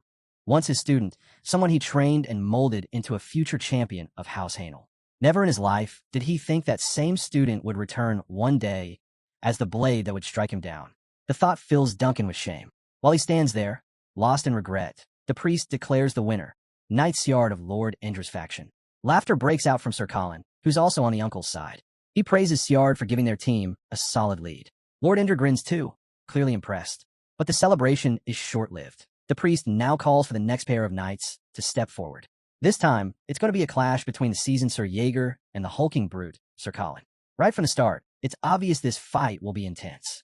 As they face off, the priest repeats the rules. No aura allowed. That works in Colin's favor. His strength and size give him a natural edge. The fight can only end if one knight yields, their master surrenders, or if a fighter is too injured to continue. Sir Jaeger glances back at Vlad, who watches with concern. The green-eyed knight notices the worry in the kid's eyes, but shakes his head slightly, silently telling him not to run, especially when he hasn't even learned to walk yet.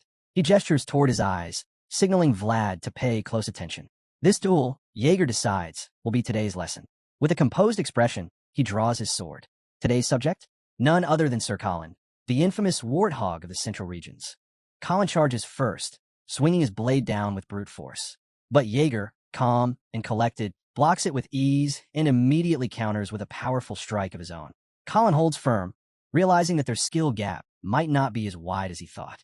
Encouraged, he raises his sword again, this time aiming to strike faster and harder. But it's no use. His mighty blow is neatly dodged, as if it were nothing. Colin swings again, but it's another miss. Despite having only one eye, Jaeger reads every move with precision. It's like he knows exactly what the brute is going to do next. Still, the wild boar charges on, slashing wildly, desperate to land just one blow. Indra watches, not worried in the slightest. To him, Colin's raw strength is enough to push Jaeger back, and he's confident the tide will turn in their favor. But one of Indra's own knights isn't so convinced. He watches closely, growing uneasy. Something feels off. Colin isn't winning. He's flailing. And it's starting to show. Sure enough, frustration creeps into Colin's eyes. He's gasping now, soaked in sweat, and still hasn't even grazed his opponent. Meanwhile, Jaeger stands calm, almost taunting, like a matador dancing just out of reach. Then Jaeger says two words, all in. That's the spark that lights the boar's fury. Colin bellows in rage, cursing the one-eyed knight, and barrels forward, blade ready to finish it once and for all. But that's exactly what Jaeger was waiting for. As Colin commits to the attack, Jaeger shifts into a lower stance, positioning himself perfectly. The moment is so sharp, so decisive, that the voice inside Vlad speaks up, telling him to pay close attention. This is the moment he was meant to witness. Colin, thinking victory is his, doesn't realize he's stepped into a trap. Jaeger meets the attack head-on, blocking it with lightning speed. In that instant, a gap opens between them, just the space Jaeger needed. The voice kicks into explanation mode. It tells Vlad that this is a natural gap created when a hit is blocked, an opening for a devastating counterattack. Vlad already knows the concept. You block first, then strike right through that opening. And just like that, Jaeger goes in for the real blow, the move he's been planning from the start. The next thing we see, Colin is on his knees. He's gasping, drained, and visibly shaken. Reality hits him hard. Sir Jaeger is in a league he can't reach. Accepting defeat, the brute lowers his head. The priest raises his voice, announcing that Sir Jaeger, Alicia's proxy, has won the second round. Alicia exhales in relief. Meanwhile, her uncle and his entourage glare in silent fury. Like a true champion, Sir Jaeger strides back toward Vlad. When he reaches the boy, he casually asks if he caught everything. Vlad grins, confident now, and thanks him for the lesson. But the duel isn't over yet. With both sides tied, one last match is needed to break the deadlock. Representing the uncle's side is the blonde knight from earlier, Sir Pablo of Arnstein. Facing him is a purple-haired swordsman from Alicia's faction. Pablo politely introduces himself and expects the same courtesy from his opponent. But the purple-haired knight couldn't care less. He calls Pablo awkward and mocks the need for formalities, especially since they already know each other. Still, Pablo stands firm on his principles, and the purple-haired knight finally gives in, introducing himself as Ubayer of Shajad. The voice in Vlad's head takes note of Ubayer, admitting that Alicia really found herself a capable warrior. While Pablo and Colin are evenly matched, Ubayer is operating on an entirely different level. Then comes the shock. Ubayer suddenly turns to Alicia and Joseph instead of preparing to fight. Confusion spreads. He bows and declares his withdrawal from the duel. Silence. Stunned disbelief washes over the princess's side. Alicia, Jaeger, Vlad, even Sir Duncan are frozen. Joseph looks like he's ready to explode, completely blindsided by the betrayal. Meanwhile, Indra is thrilled. With Alicia's fighter bowing out, the match is over, and so is the challenge to his claim. Smirking, he calls for confirmation from everyone present. Joseph, fuming, finally sees the full scope of the setup. Indra had planned this all along, keeping Ubayur as a secret ace. Now, all Joseph can do is glare at the uncle who played them all like a fiddle. The old man boldly declares that he's the one and only Hanel, affirming it before the gods themselves, even though everything seems to be tilting in Indra's favor. But just as it looks like the match is over, Joseph Beazid steps in and says otherwise. With a sly grin, he declares the duel isn't finished yet. Indra quickly counters, pointing out that Alicia's proxy has already stepped down and mocks Joseph by claiming he knows exactly what the young master must be feeling. Still, he doubles down, insisting the duel has ended. Joseph, however, coldly replies that the fight can't be considered over until he is satisfied. He makes it clear that the Beazid family won't just sit back and accept whatever verdict is handed down. Joseph refuses to yield. At this, one of Indra's advisors leans in quietly and urges him to at least listen to what Joseph has to say. The advisor reminds Indra that Joseph represents the North, and since their knights report to the Central Command, any rash decision could stir serious trouble. A clash between North and Central isn't something they want to risk right now. Indra takes the advice seriously. Meanwhile, Alicia's uncle stands baffled, asking what he's supposed to do next. Joseph breathes a little easier, but knows the best-case scenario is already lost. Now, all he can aim for is to avoid a total disaster. For that, a clear and decisive loss might actually be the only acceptable path forward, something they can build a new strategy around. With that in mind, Joseph turns to Indra again, asking him to continue the duel. He insists that Miss Alicia's name shouldn't be sullied by something as disgraceful as a forfeit. Indra quickly fires back, asking if Joseph has a replacement for Jubert.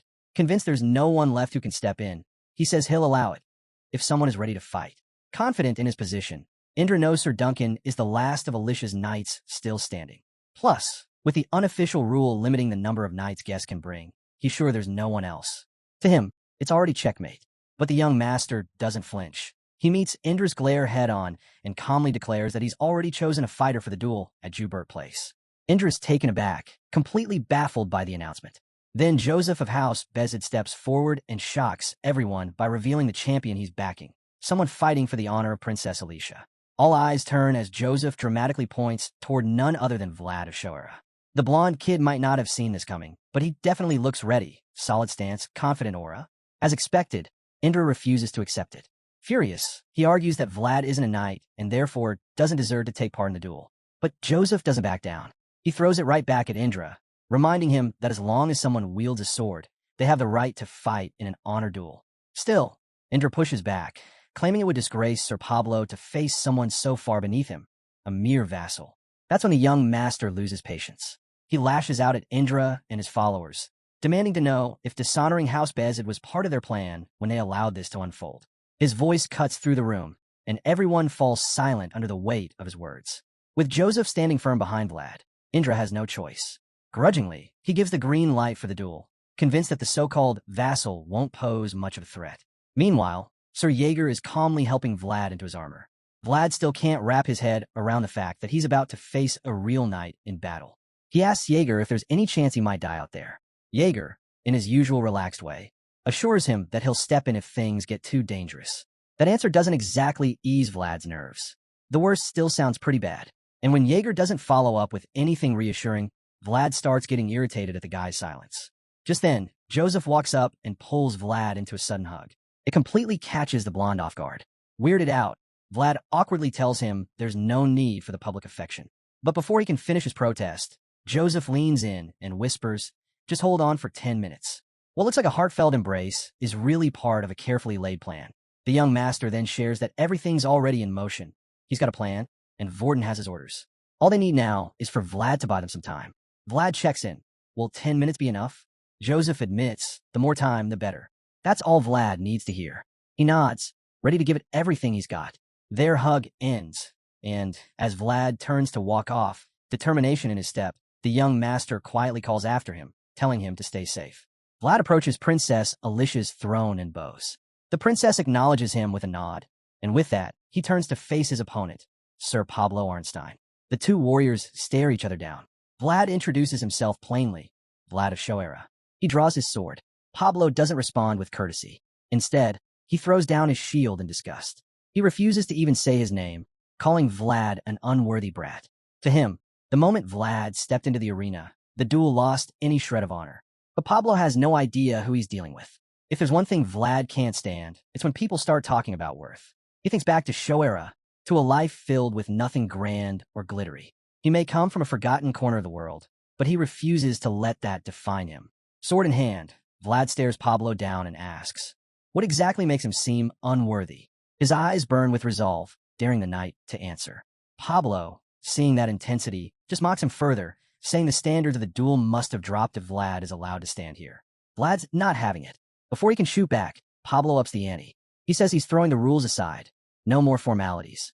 He wants Vlad to come at him with everything he's got, but still swears he'll end the fight in one blow. That's all Vlad needs to hear. Fueled by fury and pride, he charges. Today isn't just a fight, it's his moment. He swings hard, but Pablo, with more experience, blocks the strike. Swords clash, sparks fly, and for a few intense seconds, they're locked in a deadly standoff. Then Pablo's expression shifts. He's noticed something strange about Vlad's sword. He quickly shoves Vlad back, but Vlad isn't backing off. Not now. He charges again, with more fire than ever, because for the first time in his life, he's not fighting for himself. He's fighting for someone else. The blue-eyed warrior charges in with another fierce strike, and a voice inside Vlad's head offers a quick tip.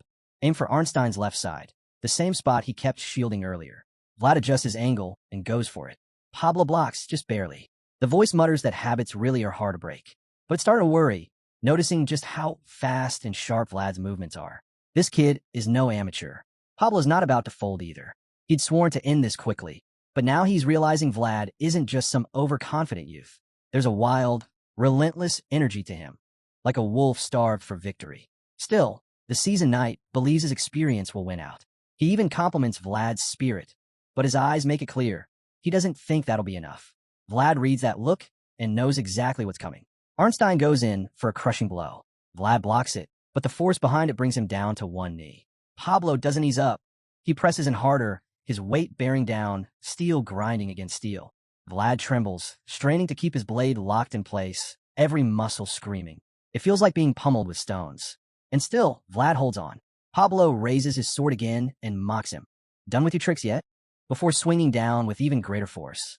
Vlad braces himself, using both hands to block the blow from underneath. The impact shakes him to his core. The voice in his head cuts in again. Don't take those hits head on. Parry, redirect the strike. Vlad takes that to heart. When Pablo lifts his blade for another heavy swing, Vlad tries to deflect instead of block. It doesn't quite work. The knight's sword slams into Vlad's guard and sends him flying. He crashes into a wall with a sickening thud, the air ripped from his lungs. Pain explodes through his back.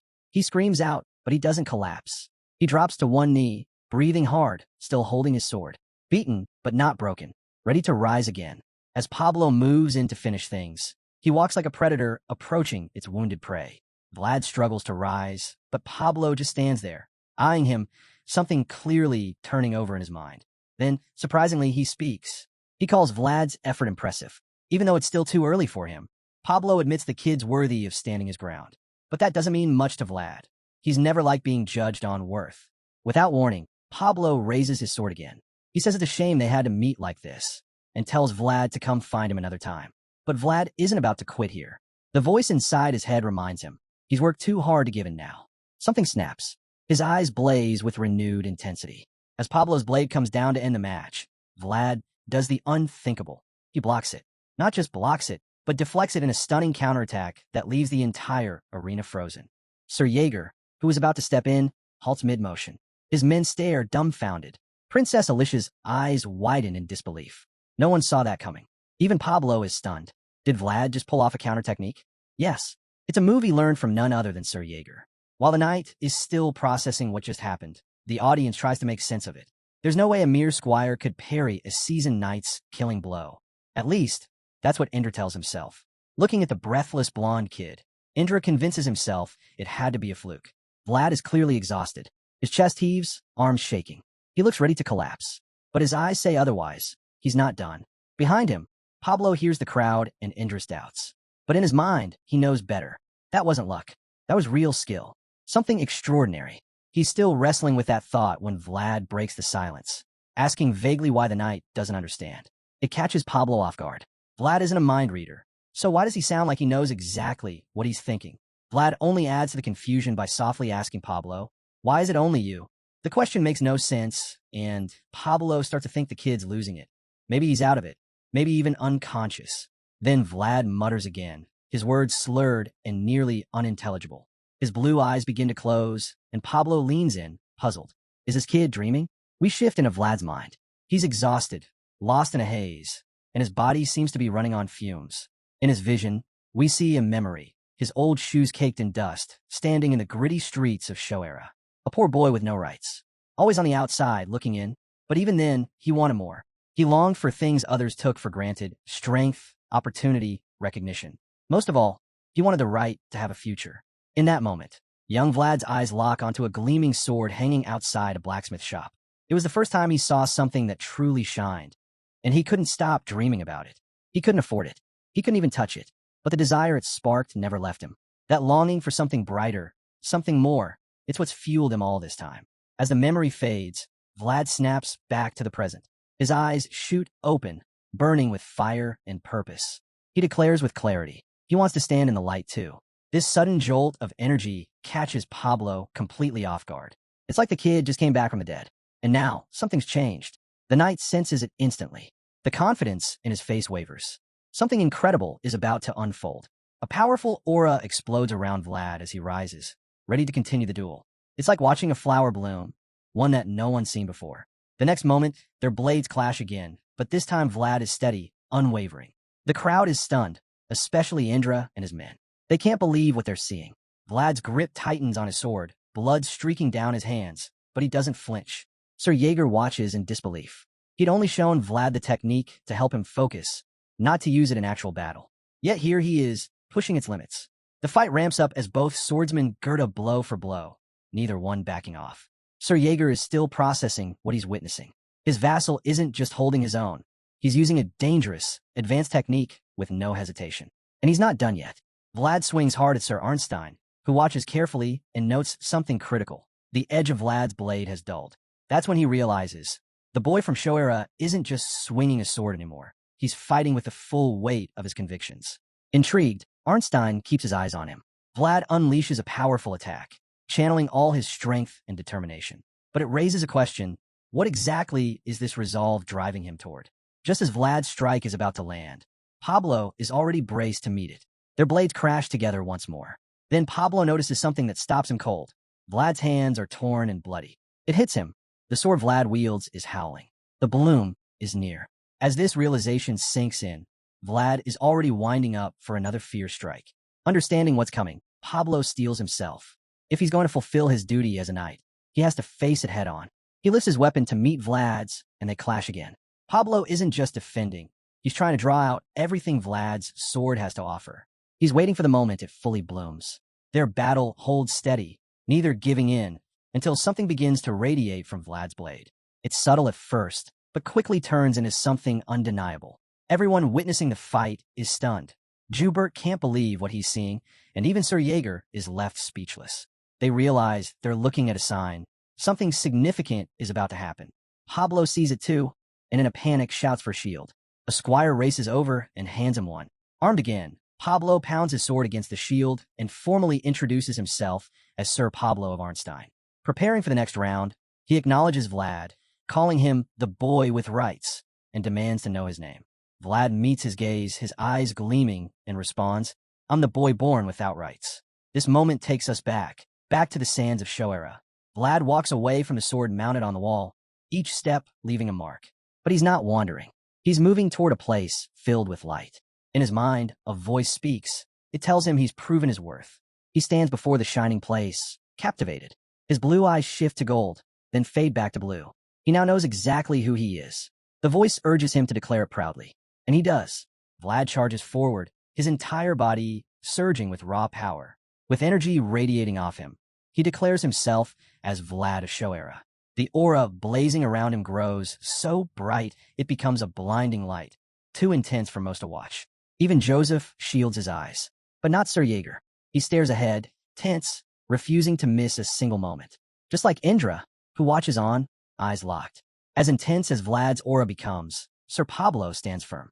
Instead of looking away, he widens his glowing golden eyes, letting the searing light wash over him. Bathed in power, he throws down the gauntlet, daring Vlad to strike again. Without hesitation, Vlad roars like a true warrior and leaps into the air, his aura swirling like a storm around him. This attack, this moment, is meant to decide everything. But Sir Pablo is more than ready. He plants his enormous shield and braces for the blow. Both fighters burn with fierce energy, Pablo like a man engulfed in flames. Their weapons collide, and for a moment, everything fades into white. When the scene clears, we see Vlad's bloodied hand gripping his sword, grounded. Pablo, seated nearby, looks at the unconscious boy with a warm, proud smile, like a mentor watching his pupil rise. Vlad lies motionless, bruised and battered, completely worn out from the clash. As he rests, Indra starts stirring up trouble. He bursts out yelling, accusing Vlad of using aura during the duel, a clear violation of the rules. He demands that Vlad be disqualified. Sir Pablo's expression darkens. He's had enough of Indra's nonsense. With disgust, he glares at the man and scoffs at how Indra could witness something so beautiful and only focus on what comes after, like waiting for fruit to drop from a blooming flower. Just then, Joseph Beazid and Sir Jaeger approach. They saw what happened. They know Pablo helped Vlad unlock his full potential. Both men thank Pablo for fulfilling his role as a knight with honor. Pablo responds humbly. He says he only did what was right and admits that it was a moment worth remembering, helping Vlad reach his bloom. With that, the young master turns to the priest standing nearby and asks him to confirm. Did Vlad truly use aura? The priest confirms it. Yes, Vlad did use aura. Upon hearing this, Joseph turns to him with a pointed question, which carries more weight. The sacred rules of a duel or the Swordmaster's code? The priest is visibly shaken, as if the question struck a nerve. That's because the title of Swordmaster has only ever belonged to one person in human history, and that title comes with a code rooted in honor and duty, intertwined with royal authority. Joseph explains this clearly, then shifts his focus to Indra Hainel and his men. He tells them that rule and code are in conflict here. So now Indra must choose. Does honor take precedence, or does duty come first? Joseph emphasizes that no one here has the authority to answer that definitively. Therefore, he declares that the matter must be referred to the Holy See and the royal palace. Until their decision is made, the outcome of the duel will remain undecided. And with that, the message is clear. Every young soul has the right to let their flower bloom. We return to Vlad, still lying unconscious after his clash with Sir Pablo. His victory, his bloom, is a testament to the beauty of potential. A voice speaks, reflecting on how every young person who shapes the world in their own way is precious. The voice urges all knights to protect these rare moments with unwavering duty. They are to swear upon his name that they will always uphold this charge. This voice belongs to the Swordmaster, the founding king. As knights bow before him, he declares this as his first sacred code. After the duel, we shift scenes to the Hainel mansion. Vlad, finally resting, begins to wake. After going head-to-head with one of the land's greatest knights, his body is battered and his hands are wrapped in thick bandages. Groaning, Vlad calls out for Gerda, hoping his friend is nearby. Gerda quickly brings over a cup of water, but before Vlad can take it, he winces and groans again, clearly in pain from the ordeal. He reaches for the drink, but as he lifts his eyes, he's stunned to see who's really standing before him. It's not Gerda, it's Joseph. Joseph doesn't mind helping out this time. He's just relieved to see Vlad back on his feet. Vlad, embarrassed, quickly apologizes for making the young master run an errand, but Joseph waves it off. He tells him to relax and take it easy. With his bandaged hands, now resembling something out of a mummy's wardrobe, Vlad accepts the cup of water. Joseph sits beside him and asks if he's in any specific pain. Vlad assures him he's not. Joseph then thanks Vlad directly, admitting he hadn't expected so much from a young vassal in the duel. As he settles into the chair, he tells Vlad that the match has been postponed, and it's all because of him. Vlad, understandably confused, blinks in surprise. He was unconscious the whole time. What could he have possibly done? Joseph explains that the outcome of the duel remains undecided. Things got complicated because the sacred rules of the duel clashed with the Swordmaster's code. That last part catches Vlad's attention instantly. The Swordmaster's code, the voice had mentioned it to him once. Intrigued, he listens as Joseph goes on. To become a knight, one must make a sacred pledge. And if Vlad's journey continues on the right path, he too will one day take that vow. The idea excites Vlad. He starts to daydream, imagining himself in full armor, wielding a massive sword, astride a noble horse. A real knight, But Joseph snaps him out of it as he rises to leave. He advises Vlad to take care and warns that staying too long in this place could lead to complications. Vlad, ever eager, insists he's already feeling better and even considers leaving, but Joseph cuts him off gently. He can't allow it. Not yet. Joseph tells him that someone with potential like his deserves better than to rush recovery. He wants Vlad to heal fully because he values things that are meant to Gerda far. Elsewhere, Princess Alicia gazes out her window, watching the guests depart one by one. A frustrated sigh escapes her. She couldn't even warn them properly. She asks if Indra has left as well, but her knight informs her that her uncle's departure has been delayed, just like the duel. The knight tries to comfort Alicia, letting her know he's already arranged for her protection through the church. But that only upsets her more. What hurts the most is watching those who plotted her downfall walk away unscathed. She says it feels like her heart is being crushed. The knight, however, reminds her that revenge will come, just not yet. He tells her that times like these demand resilience, and urges her to focus on gaining full control over Dearmar. Alicia nods, determined, and agrees that it's exactly what she needs to do. Changing the subject, she suddenly asks how the lemon harvest is going. Sir Duncan delivers bad news. The yields aren't good. Concerned, Alicia wonders if they should switch to barley instead. But he advises patience, warning that they can't just overhaul their production overnight. She understands. It's a tough call, and the sigh she lets out shows her frustration. Even after pushing through what felt like impossible challenges, there's always another hurdle waiting. Then something outside the window catches her attention. Curious, she turns to Sir Duncan and asks if most knights can ride horses. He's puzzled by the question. Of course they can. In his eyes, if a man can't ride, he shouldn't call himself a knight. Riding is just as vital as wielding a sword. Alicia smiles faintly, still looking out the window, and murmurs that the gods don't bless everyone equally. Sir Duncan steps over to see what she's watching, and is completely stunned. Outside, Vlad is fighting to stay on a horse, flailing like he's in a rodeo. In the background, Jaeger watches in silent disappointment. Sir Duncan can practically feel the advanced knight's pain just from looking at him. Moments later, Vlad is thrown off and crashes on his back. The look on his face says it all. He's in agony. And honestly, you've got to feel for him. He's barely recovered from a brutal duel not long ago. Vlad sits on the ground, wincing as he rubs his aching back. Jaeger reminds him that he claimed he could handle a hybrid horse. Vlad shoots back with a snarky comment. Maybe the horse just needs to be more expensive. That's the last straw for Jaeger. Without warning, he delivers a brutal smack to the back of Vlad's head and tells him to think before he speaks. Groaning in pain, Vlad argues that he did manage to mount the horse before, except that time, it was Gerda who led it. As he tries to defend himself, Gerda steps in and backs him up, confirming that Vlad really did get on the horse. That makes Jaeger pause. He thought he could personally train Vlad to ride, but now he's starting to question whether the horse is actually the issue. Watching Gerda try to lead it back, he notices the animal pulling away from Vlad and glaring at him like it wants nothing to do with him. Jaeger begins to suspect the horse might be spooked by something ahead, though he's not sure what. So he calls it a day. Vlad asks if they'll pick up the training tomorrow, but Jaeger surprises him by saying they'll skip it then too. Confused, Vlad wants to know when he'll actually learn to ride. Jaeger explains that part of the training is being pushed back for now. Vlad, clearly annoyed, says he's heard that line too many times since arriving in Dearmar. Jaeger, ever blunt, asks if he's got a problem with that. Vlad, never one to back down, answers that yeah, maybe he does just a little. Realizing there's no fixing his squire's attitude in one go, Jaeger simply turns around and walks off, saying they'll deal with it once they're back in Stroma. He got other things to take care of. Later that day, once Jaeger's gone, Gerda finally asks Vlad the question that's been on his mind. Why do horses seem to hate him more and more? Vlad, now genuinely worried, admits he's scared that even the pricier horses won't let him ride them.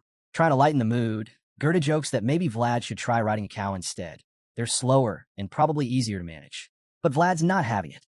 He snaps, saying Gerda's just talking nonsense and should really think before speaking. Gerda fires back, clearly annoyed, mocking Vlad for riding in carriages while the rest of the knights are out on horseback. He teases that Jaeger would love to hear that.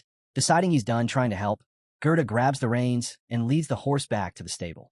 Watching the horse reject him yet again, and feeling abandoned by Gerda, Vlad starts questioning what's really going on. That's when a voice speaks up. It suggests that Vlad might be moving too fast. Holding his sword, Vlad listens as the voice explains that animals are often sensitive to that kind of thing. Still puzzled, Vlad asks what he's supposed to do. The voice replies, he needs to learn how to control his momentum. It elaborates that controlling momentum is part of mastering the mental world. If Vlad can freely tap into aura, then he'll also be able to manage his energy.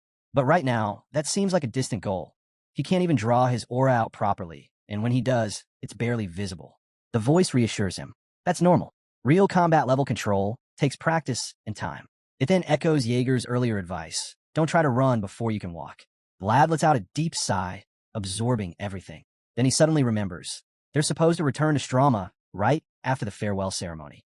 The next morning, Vlad finds himself staring at the lone tree on the hill, debating whether he should visit it one last time before leaving Dearmar. Meanwhile, inside the mansion, Joubert, the knight with purple hair, is trying to reassure himself. He tells himself the Lord will understand, even though he failed his mission. As he walks through the halls, he reflects on how none of this was really his fault. After all, you can't blame the sea for making waves. The duel? Just an unfortunate fluke. No one could have guessed that Vlad's flower would bloom at that moment. The more he thinks about it, the more absurd it seems. How could a mere vassal stir up so much chaos? It still doesn't make sense to him. Suddenly, his thoughts are cut short. Jaeger appears in front of him, sword drawn, its tip aimed straight at his throat. Joubert smirks and casually calls in an aggressive way to say hello. He insists there's no need to go this far, but the glint in his eyes says otherwise. Jaeger isn't buying the innocent act. If anything, it confirms that he didn't need to go this far. Joubert asks how long Jaeger's been waiting there, wondering if the knight doesn't have better things to do. Jaeger replies coolly that it's his day off. Joubert calls it a waste of a perfectly good day, to which Jaeger shoots back that he's just catching up on old business. With that, Joubert stands calmly and says he gets why Jaeger's upset, but he insists he had no other option. Jaeger responds with sarcasm, calling their run-in a coincidence, because apparently, he doesn't have much of a choice either. Then Joubert gently pushes the sword away with a single finger and says the situation must be frustrating. He reminds Jaeger that they do the same kind of work, so he should understand. But Jaeger's eyes narrow. He says he's only following orders. If the master tells him to bark, then bark he must. The tension spikes. Both knights begin to release their aura, eyes lighting up as the energy crackles between them. Neither one backs down.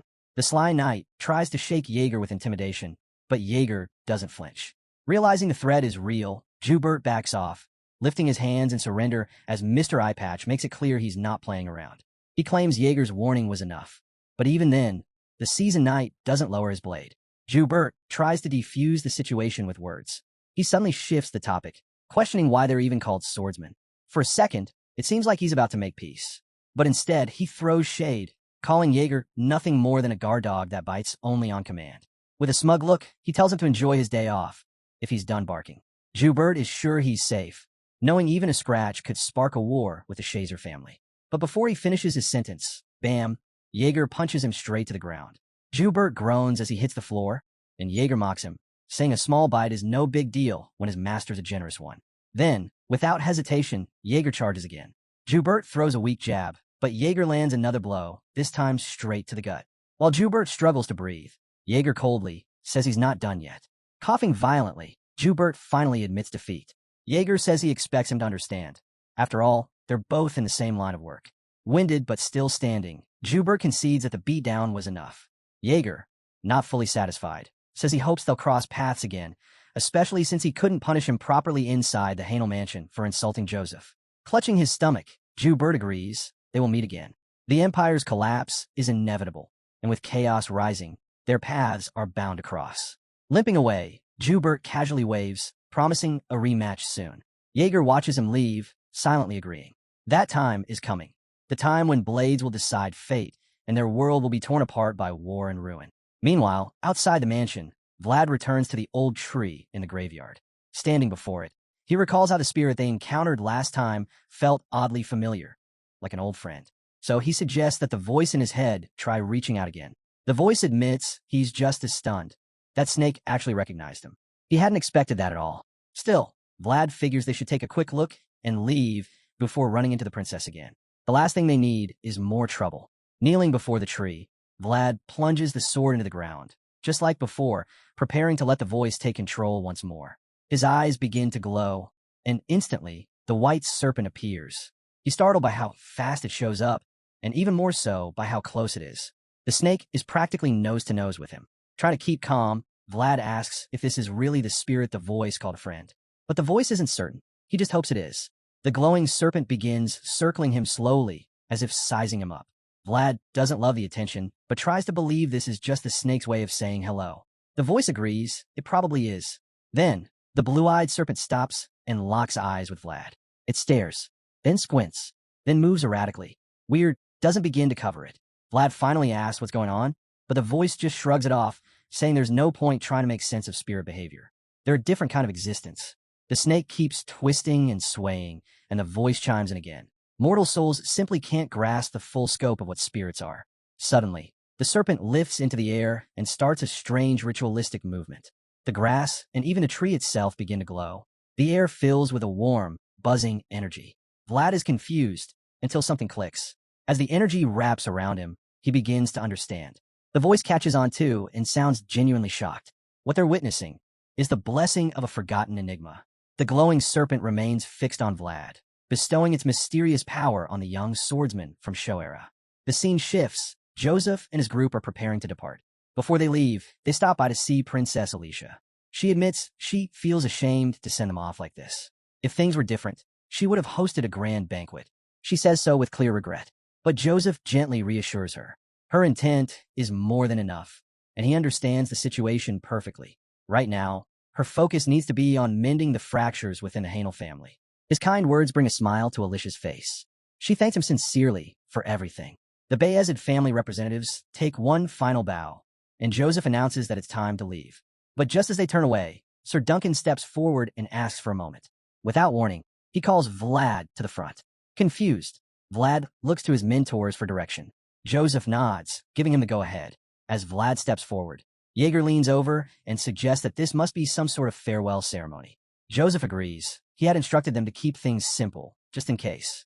When Vlad reaches Sir Duncan, he's told to kneel. He obeys, and that's when Princess Alicia steps in. She tells Vlad how grateful she is. Without him, she wouldn't even be standing there. She praises him for defending their honor and for revealing the truth in a duel clouded by deceit. To her, no words of thanks could match what he's done. Still, she offers what she can. Stretching out her hands, she holds a purple handkerchief and tells Vlad she wants to entrust him with her name. Even though he's not a knight, she says, he showed more honor than most knights ever could. Watching this unfold, Joseph realizes exactly what's happening. Alicia's no fool. She's tying herself to the Beazid family by symbolically choosing a prospect like Vlad. It's gratitude, yes, but also smart politics. Meanwhile, Vlad looks up at the handkerchief and is seriously underwhelmed. This is the big reward? He can't even hide the disappointment on his face. It's just there, plain as day. He hesitates, unsure if he's supposed to take it. He's still new to all this noble etiquette. Then, it hits him. Jaeger once warned him to always accept gifts from nobles.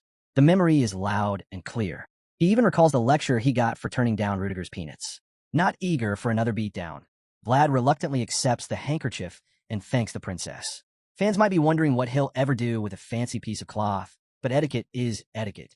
And just as he takes it, the entire crowd gasps in surprise, making it clear that this simple gesture might carry more weight than he thought. Jaeger looks like someone just hit him with a migraine, and Joseph's suddenly sweating bullets. He completely forgot to teach the alley kid how to act around nobles. Sir Duncan, visibly drained, steps in and tells Vlad he accepted the gift the wrong way. The blonde squire blinks, completely lost. Turns out, there are two proper ways for a noblewoman to offer a handkerchief symbolizing her honor, either by hanging it from the tip of a sword or by handing it over directly. The first method stands for honor, but the second? That one's for love. Vlad freezes as realization sets in. He slowly turns to face the sea of stunned onlookers, nervously asking, "So, how was I supposed to do it?" The whole crowd is still in disbelief, and Alicia's face is now bright red, flustered beyond measure. Vlad, meanwhile, is trying to piece everything together. He doesn't realize it, but he just unknowingly made a romantic declaration to the princess. But being Vlad, he leans into the chaos with a smirk, casually claiming he'll make good use of the handkerchief, still wondering why everyone's making such a big fuss. Later, during the carriage ride home, Joseph admits it's been ages since he felt that embarrassed. He blames himself for not properly guiding Vlad and jokes that the traveling bards in Dearmar won't be starving anytime soon with all this drama to sing about. Vlad apologizes, but Jaeger still gives him a firm scolding. Next time, if he's handed anything from a noble in public, he should always look to him first. Vlad nods, taking the lesson to heart. But then Joseph smiles and congratulates him. Vlad's confused, until the young master reminds him. He's now a man recognized by a noble woman of high rank. Alicia didn't just thank him, she honored him. That purple handkerchief was her way of declaring him an honorary knight. At the start, Vlad was just a nameless kid from the slums of Shoera. Now, he's climbed all the way up to being acknowledged as a knight. And hearing that, it completely stuns him. The young master casually mentions that in places where Alicia's name carries weight, the Vlad will be honored like a knight. This news stuns the young blonde swordsman. He never imagined being granted any title, especially not at his age. The weight of it all hits him hard as he tries to make sense of everything. Then Joseph cuts in, clarifying that Vlad's knighthood will only apply within Dirmar, since Alicia's only recently become a baron. That finally makes things click for Vlad. He now understands what it means to be an honorary knight and seems almost relieved, realizing that being officially knighted isn't that simple. Vlad clutches the purple handkerchief Alicia gave him, lost in thought. But the young master snaps him back to reality, reminding him that he only received the gift because of a blunder. He warns Vlad not to lose it. It's a symbol of Alicia's honor, not just some cloth. Concerned, Vlad asks Joseph what would happen if he lost it. Joseph replies with a cold edge. He'll be responsible for whatever happens, since he accepted it with his own hands. That hits hard. Vlad sees the seriousness in Joseph's eyes and realizes that the consequences would be more than even the young master could manage. Gripping the handkerchief tightly, Vlad silently promises he won't lose it, no matter what. At that moment, Joseph pulls out a small slip of paper that looks like a contract. He says the matter has been settled, and because of Vlad, it's no longer needed. Vlad figures out it's a promissory note, and Joseph confirms it. The document states that Alicia had borrowed 10,000 gold, a staggering amount. Vlad is stunned. Joseph explains that the money was meant to pay Alicia's troops if she had lost the duel. Losing would have meant handing herself over, the only way to escape her uncle's grip. But then the young master reveals something surprising. Alicia never actually took the gold. That revelation makes Vlad pause. If Alicia didn't borrow the money, then why did Joseph bring her here in the first place? Especially knowing that losing the duel would cost her everything? The young master responds with a metaphor. His cause is like a spark buried in ashes, waiting for the right gust of wind to reignite.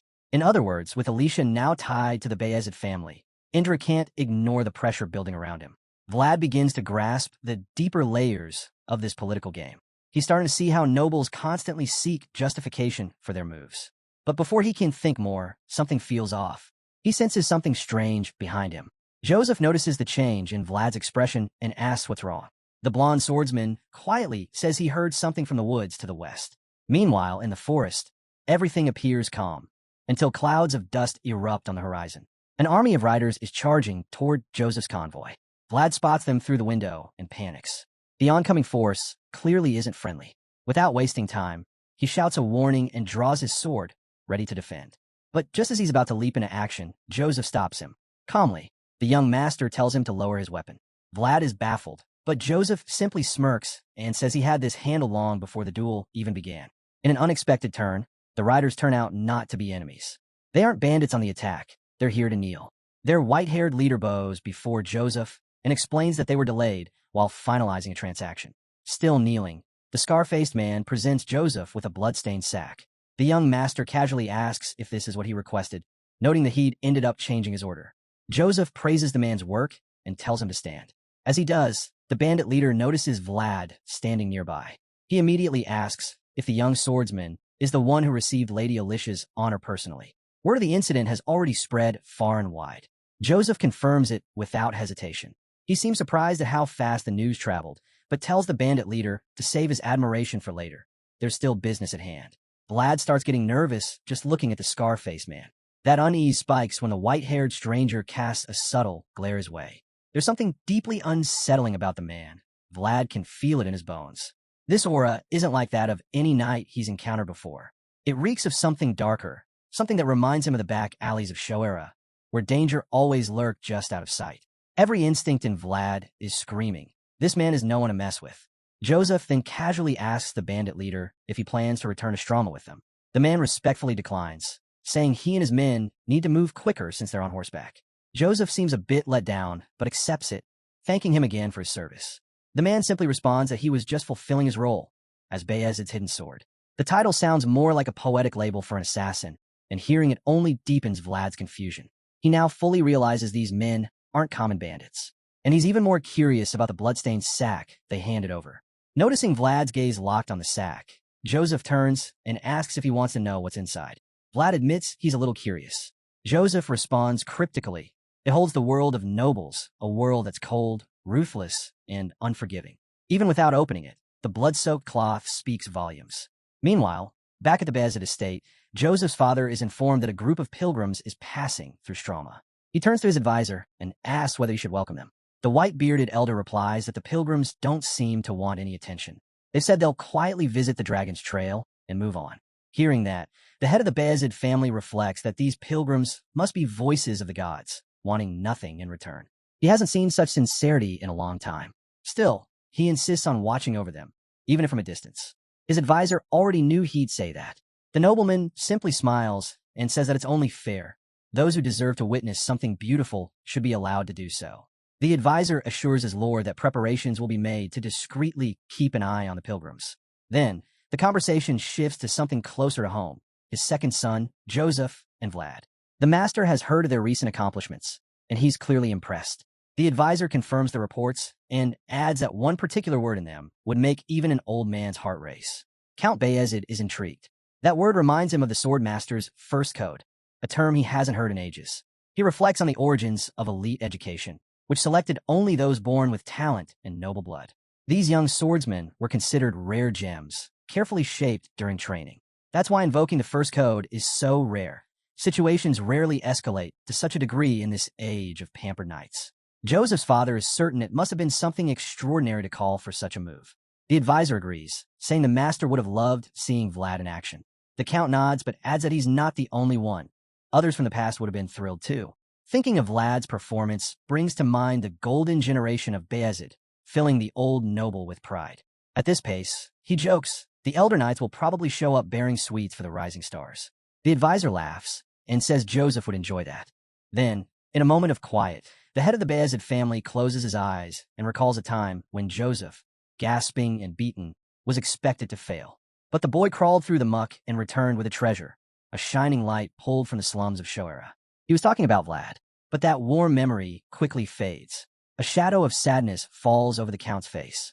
He knows that in the end, only one of his sons can be chosen, and that thought weighs heavily on him. Meanwhile, back in Stroma, the other vassals are eating together when someone announces that Vlad has returned from his mission in Dirmar. The room stirs with curiosity. One of them asks if it's true the blonde kid actually dueled a knight. Another claims to have heard Vlad created a world of his own. As expected, Sobanin, still Vlad's loudest critic, scoffs at the rumors. He refuses to believe any of it. To him, a kid from the slums could never use aura, let alone accomplish something so grand. While the room buzzes with chatter, the atmosphere shifts as someone steps into the hall. It's none other than Vlad, and the first thing he announces is how famished he is. He reflects that it's probably been a month since he last set foot in the place. Scanning the room, he spots the vassals quietly eating at their tables, but the second they catch sight of him, they freeze. A wave of tension ripples through the room as everyone immediately returns their focus to their meals, pretending not to notice.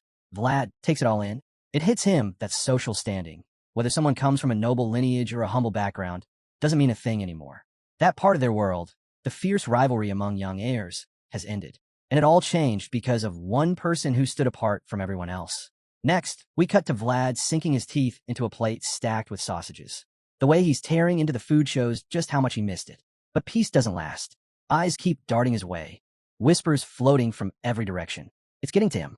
Eating like this, under constant scrutiny, is anything but comfortable. Annoyed, he voices his frustration, and the pudgy guy next to him, the only one who talks to him like a normal person, gives a half shrug and says it'll probably stay like this for a while. After all, word about what happened in Dirmar Word has spread fast. Vlad quietly clicks his fingers, realizing just how fast gossip moves in this place. His tablemate, practically his only friend, decides to switch topics. He casually asks Vlad if he has any vacation plans. Vlad's confused. Vacation? He clearly hasn't heard about it. That's when the kid explains, the vassals get 2 breaks a year, and this week just happens to be one of them. The disciples from influential families have already been granted their time off. Now Vlad wonders if he qualifies, considering he's new, not from a notable clan, and doesn't even have a place to Gerda. Seeing Vlad at a loss, the chubby kid lights up and immediately invites him over to his family estate. He assures Vlad that it's not a big deal. His dad's the one officially extending the invitation. He sheepishly confesses that he's never had a friend over before, and it's obvious that past attempts didn't go well. But that only makes him more determined. He tries to sell the idea even harder, saying their house does serving guests just right, with endless roasted meat and everything. The offer definitely sounds tempting, but Vlad still needs to weigh it out before making up his mind. Seeing Vlad hesitate, the chubby vassal suddenly recalls something. Vlad once mentioned he was on the lookout for horses. That's when it clicks. He reminds Vlad of what his family does, casually mentioning that they can source horses from anywhere around here. That's the hook. Vlad perks up, interested. And then the kicker, the kid lets it slip that they even own horses with better lineage than Jaegers. In short, they got top-tier mounts, the kind that cost more and perform better. That's all Vlad needs to hear. He immediately agrees to spend a vacation at the guy's place. He might take a bit too seriously, but the chubby kid is just overjoyed. For the first time, he'll have a friend over for the holidays. Later that day, things take a rough turn. We cut to Sir Jaeger mercilessly beating the life out of Vlad, all in the name of training. During their spar, the seasoned knight slaps Vlad across the face with his wooden sword like it's nothing. But Vlad doesn't back down. Even though the pain is clearly wearing him down, he stays on his feet. Jaeger notices. So when Vlad charges again, he easily parries and tells him to focus. The knight is barely trying, one hand behind his back, still managing to block every single move Vlad throws at him. Despite the constant defeats, Vlad refuses to quit. He keeps attacking, pushing himself past his limits. But Jaeger's not impressed. In fact, he seems irritated that Vlad's trying techniques way above his level. So in a brutal move, he lands a devastating strike on Vlad's back. With regular swords, that hit would have been crippling. Even though these are wooden, it still knocks the wind out of him. Vlad drops to one knee, finally needing a moment to recover. Jaeger doesn't let up. He reminds Vlad that he warned him not to attempt things he's not ready for. Apparently, the knight thinks Vlad's been getting cocky after fighting a knight back in Dearmar. That comment stuns Vlad, but he stays silent, still gasping for air. Jaeger takes his silence the wrong way, thinks he's being ignored. His temper flares again. When Vlad hears that, he looks up in shock but still can't muster a reply. Jaeger's glare sharpens. That's when it finally hits Vlad. The knight isn't just angry, he's deadly serious. The realization terrifies him, and he quickly scrambles to apologize. After Vlad apologizes, Jaeger delivers his final words for the day. He tells Vlad not to come back to the training grounds if he ever feels like he's being forced into it. On top of that, the knight makes it clear, if Vlad now thinks he's capable of training on his own, then he shouldn't come to him at all. With that, Jaeger ends the session and walks away, telling Vlad he's free to go. Vlad says nothing. Clearly upset, he quietly turns and walks in the opposite direction. From a distance, Jaeger watches him leave. Despite his stern words, he admits to himself that the kid's progress and accomplishments so far are impressive. He's proud, but at the same time, he sees that Vlad is still rough around the edges. To Jaeger, the boy's like loose sand on a beach. One strong wave, and he could be swept away. That thought lingers heavily in his mind. Meanwhile, Vlad is slowly making his way through one of the halls, sword in hand, when a familiar voice rings in his head. It reminds him that he was told to stick to the basics. The voice says it would have been angry at Vlad too. Vlad tries to explain he was just trying to bring out his aura again. But the voice pushes back. Not all knights can use aura, it says, and that doesn't mean those who can are weak. Aura only shows the potential to go higher, not a knight's current level. It also reminds him that he hasn't even been wielding a sword for that long. In other words, he needs to be patient. No great flower blooms without strong roots. The voice assures him that if Jaeger scolded him, it was because he saw potential in him. It urges Vlad to really think about what Jaeger said. The words help. Vlad takes a breath, steadying himself. He's used to mockery and people looking down on him. But today feels different. It wasn't the hits that hurt the most. It was that look of disappointment on Jaeger's face. That look cuts deeper than any wooden sword ever could. As he reflects, the voice adds one last jab. It reminds him that he didn't even get a chance to bring up the vacation. Jaeger was too angry, and that thought just makes the sting even worse. Vlad's frustration flares up again as he remembers he didn't even get the chance to bring up the vacation. But he quickly reins it in, brushing off the thought. Right now, he tells himself there's no room to care about stuff like that. Not in his current state. He glances down at his sword and lets a small smile break through. Maybe what he needs isn't rest, but repetition. He decides to practice until all the clutter in his mind disappears.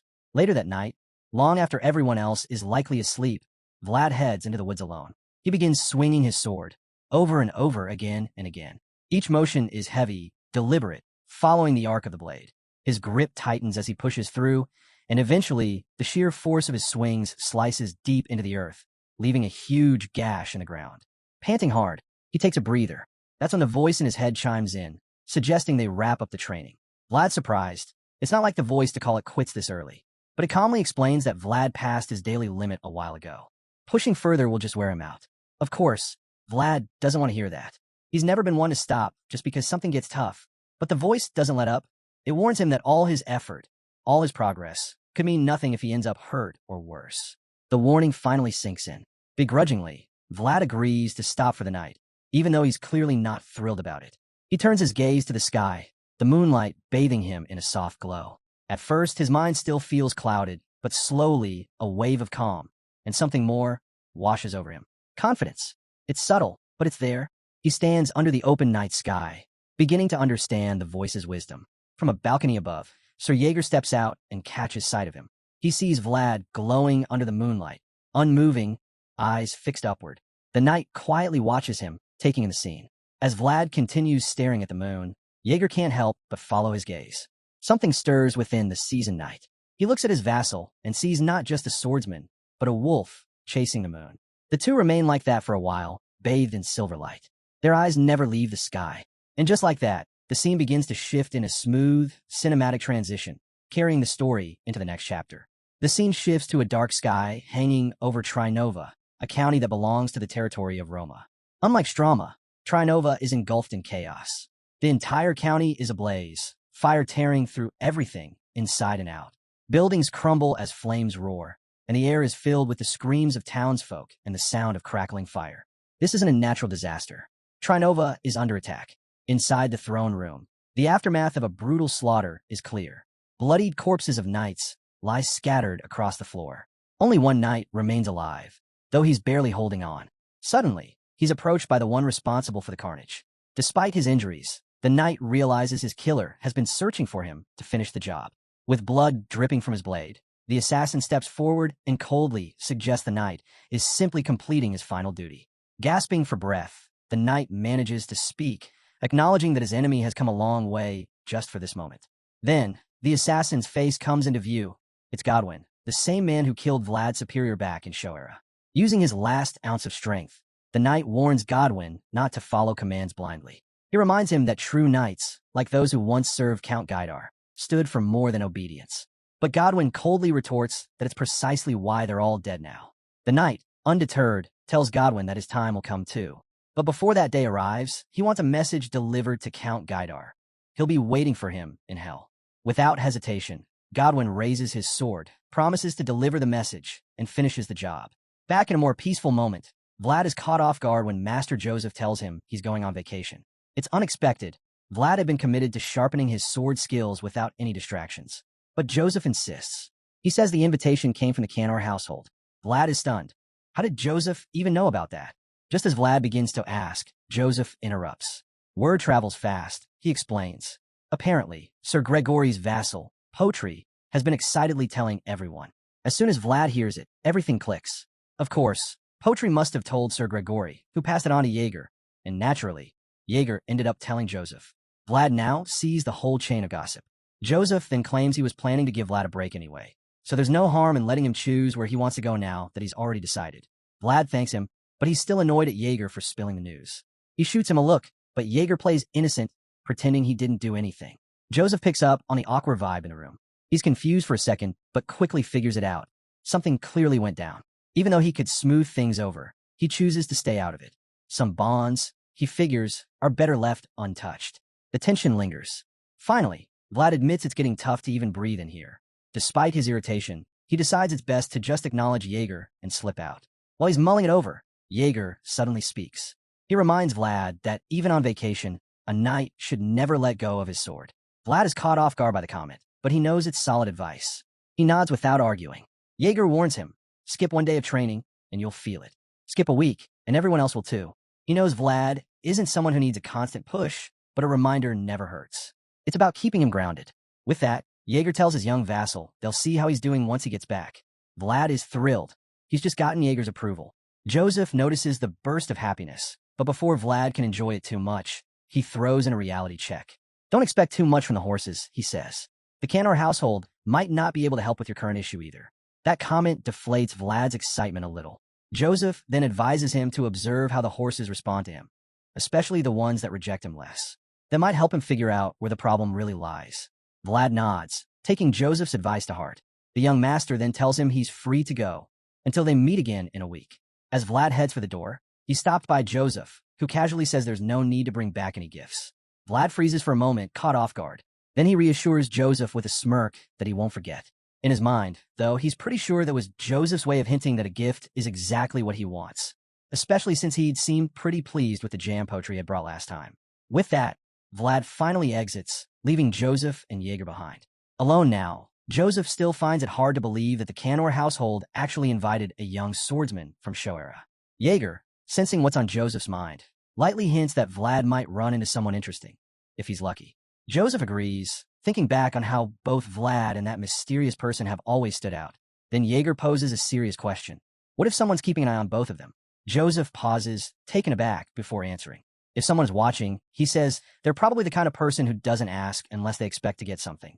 Still, Joseph makes it clear he has no intention of handing over anything, no matter who's asking. Meanwhile, we catch up with Vlad, who looks completely confused. He has no idea what's going on, or even where he is, until it's revealed that he's just being fitted with a new cloak. As expected, Joseph's mother is behind the surprise. She thinks the color looks great on him. In her eyes, Vlad suits leather armor perfectly, and with a strong frame, just about anything looks good on him. That's why she enjoys dressing him up. Seeing him wear her creations is reward enough. Though clearly shy and awkward, Vlad is also touched. He thanks Lady Oksana for her generosity. She then brings up the vacation invite from the Canor household. When Vlad confirms it's true, she reminds him that proper dress and presentation matter, especially when you're a guest. It's just basic etiquette, she says, and a way to avoid bringing shame to one's family. Vlad is left speechless after Lady Oksana's words. Deep down, he knows she's right. But then she drops a line that hits even harder, telling him not to bring shame to her name. In that moment, it's clear she's claiming him as her own. She wraps him in a warm embrace, but Vlad is too stunned to react. He just stands there, eyes wide, frozen in disbelief. Lady Oksana smiles gently, her yellow eyes gleaming as she looks at him. Vlad's face lights up in a full-blown blush, ears burning red. Embarrassed, but touched, he quietly promises that he won't disgrace her while he's away. Still bowing his head, Vlad listens as she adds one more surprise. When he returns, she'll arrange for a tutor. She doesn't want to see him repeating mistakes, like the time he received a lady's honor with his hand. That sort of slip-up, she says, should only happen once. The memory alone is enough to make Vlad squirm. Flustered, he quickly apologizes and begs her forgiveness. Lady Oksana then explains that the title of knight carries weight, like a semi-aristocrat. That means he must always carry himself with proper decorum. Vlad takes the advice seriously and promises to remember it. She gestures to a nearby servant holding a basket of fruit. It's a gift for Vlad to take with him, Joseph's idea. Apparently, it's impolite to visit someone's home empty-handed. Vlad bows again, thanking her for her thoughtfulness. She brushes it off with a soft smile and tells him to enjoy his vacation. Later, Vlad steps out, carrying the basket of lemons. As he closes the door behind him, something feels off. A strange unease creeps over him. He glances at a window and catches his own reflection. In that moment, he sees how much he's changed since leaving Shoera. His mind drifts back to those gritty alleyways, his old self, rough and raw. Now everything feels different, almost foreign. The young swordsman feels like he's wearing something that just doesn't fit. He keeps staring at the glass window, catching distorted reflections. In one of them, he sees his red-haired friend from the alley, glaring at him. Even the image of his past self doesn't look any friendlier. Their silent stares make him uneasy, filling him with guilt as he suddenly recalls that Geminina is reportedly in a convent now. Unable to handle the judgment in those reflections, he shuts his eyes and turns away. Vlad can only hope she's doing okay, though he imagines she, too, must feel out of place in those convent robes. With that thought, he leaves the glass behind and heads down the hall. Meanwhile, whispers fill the air elsewhere. People are talking about a new attendant who's making waves in the Beazid household. Word has it the talented vassal drew out both Aura and Dirmar, but that's not all. The rumors also say he's strikingly good-looking. It turns out the gossipers are nuns in the convent. While some chatter excitedly about the vassal's blonde hair and blue eyes, a red-haired girl keeps scrubbing the floor in silence. The chatter grows louder, with some suggesting he might be of noble blood and could even become a knight for the north. Hearing that, the girl pauses. She's Geminina, Vlad's old friend. She scoffs at the idea. There's no way that could be Vlad. It's just too soon for him to have come this far. Still, a small part of her wishes it were true, that he's alive and doing all right. Lost in thought, Geminina stops scrubbing, and the other girls quickly pounce. They accuse her of slacking off, reminding her she hasn't made any donations and implying she owes a lifetime of labor. They order her to clean the dishes next unless she wants trouble from the head nun. The insults keep coming. They sneer about how Geminina has nowhere to go and no one to rescue her. To them, staying at the convent and working nonstop might just be her only future. As the girls leave the room, they order Geminina to finish all the chores before lunchtime. You'd think she'd be upset after being treated like that. But instead, she just smiles and keeps scrubbing. She sees the truth behind it all in Rose's smile, and for a moment, she feels okay. But then, a wave of sadness creeps in. This place isn't made for everyone, and she knows that better than anyone. Her thoughts drift, and a memory surfaces. In the flashback, the head sister is speaking, claiming the convent is a sacred place close to God. She insists they can't take in girls who've tainted themselves in unclean places. It's clear who she means, lowborn girls. Marcella, the woman who brought the girls, pushes back. She assures the sister that all the girls are virgins and that the bishop himself oversaw their care. Still, the head sister refuses, saying they can't just let anyone in so suddenly. Marcella's patience snaps. She reminds the head sister how much money she's donated, enough to feed those girls for a decade and still have more left. The sister tries to respond, but Marcella cuts her off before she can. That's when young Geminina speaks up, asking Marcella where she'll be staying. Marcella brushes it off and tells them not to worry. She begins to lead the girls inside the convent, ignoring the head sister's protests. But just then, the head sister stops her. She says Marcella can't step inside the sacred grounds. Calmly, the gray-haired woman replies that she never planned to. She only asks that the sisters take care of the girls, saying they're all hard workers. Suddenly, a group of men shows up and charges at them. As they close in, Marcella yells for the girls and the head sister to get inside. They manage to rush into the convent just in time. But Marcella isn't so lucky. One of the men grabs her. She fights back, but it's useless.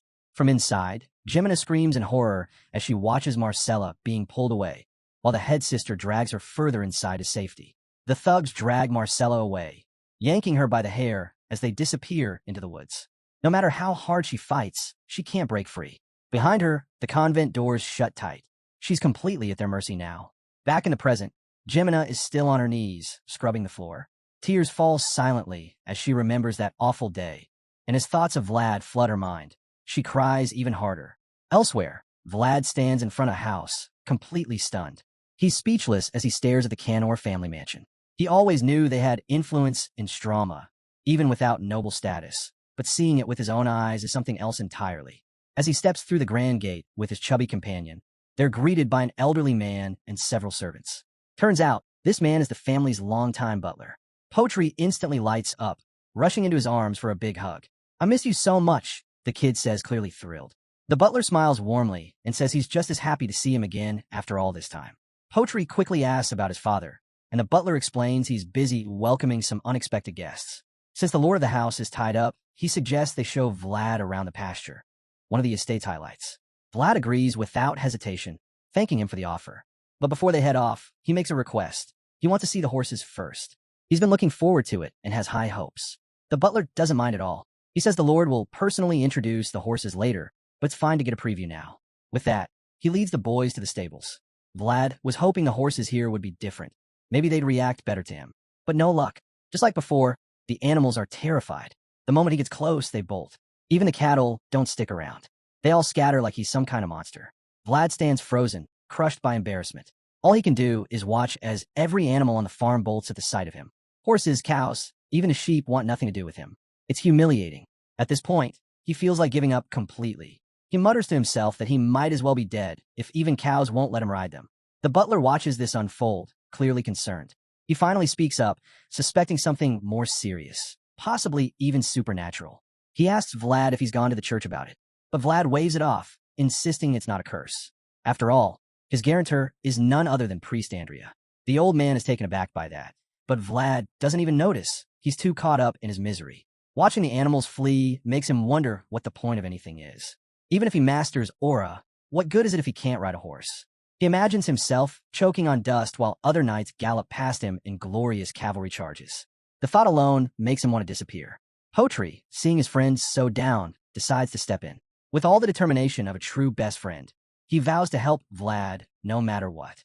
He promises to show him every single horse in their pasture until they find one that won't run away. His confidence sparks a little hope in Vlad.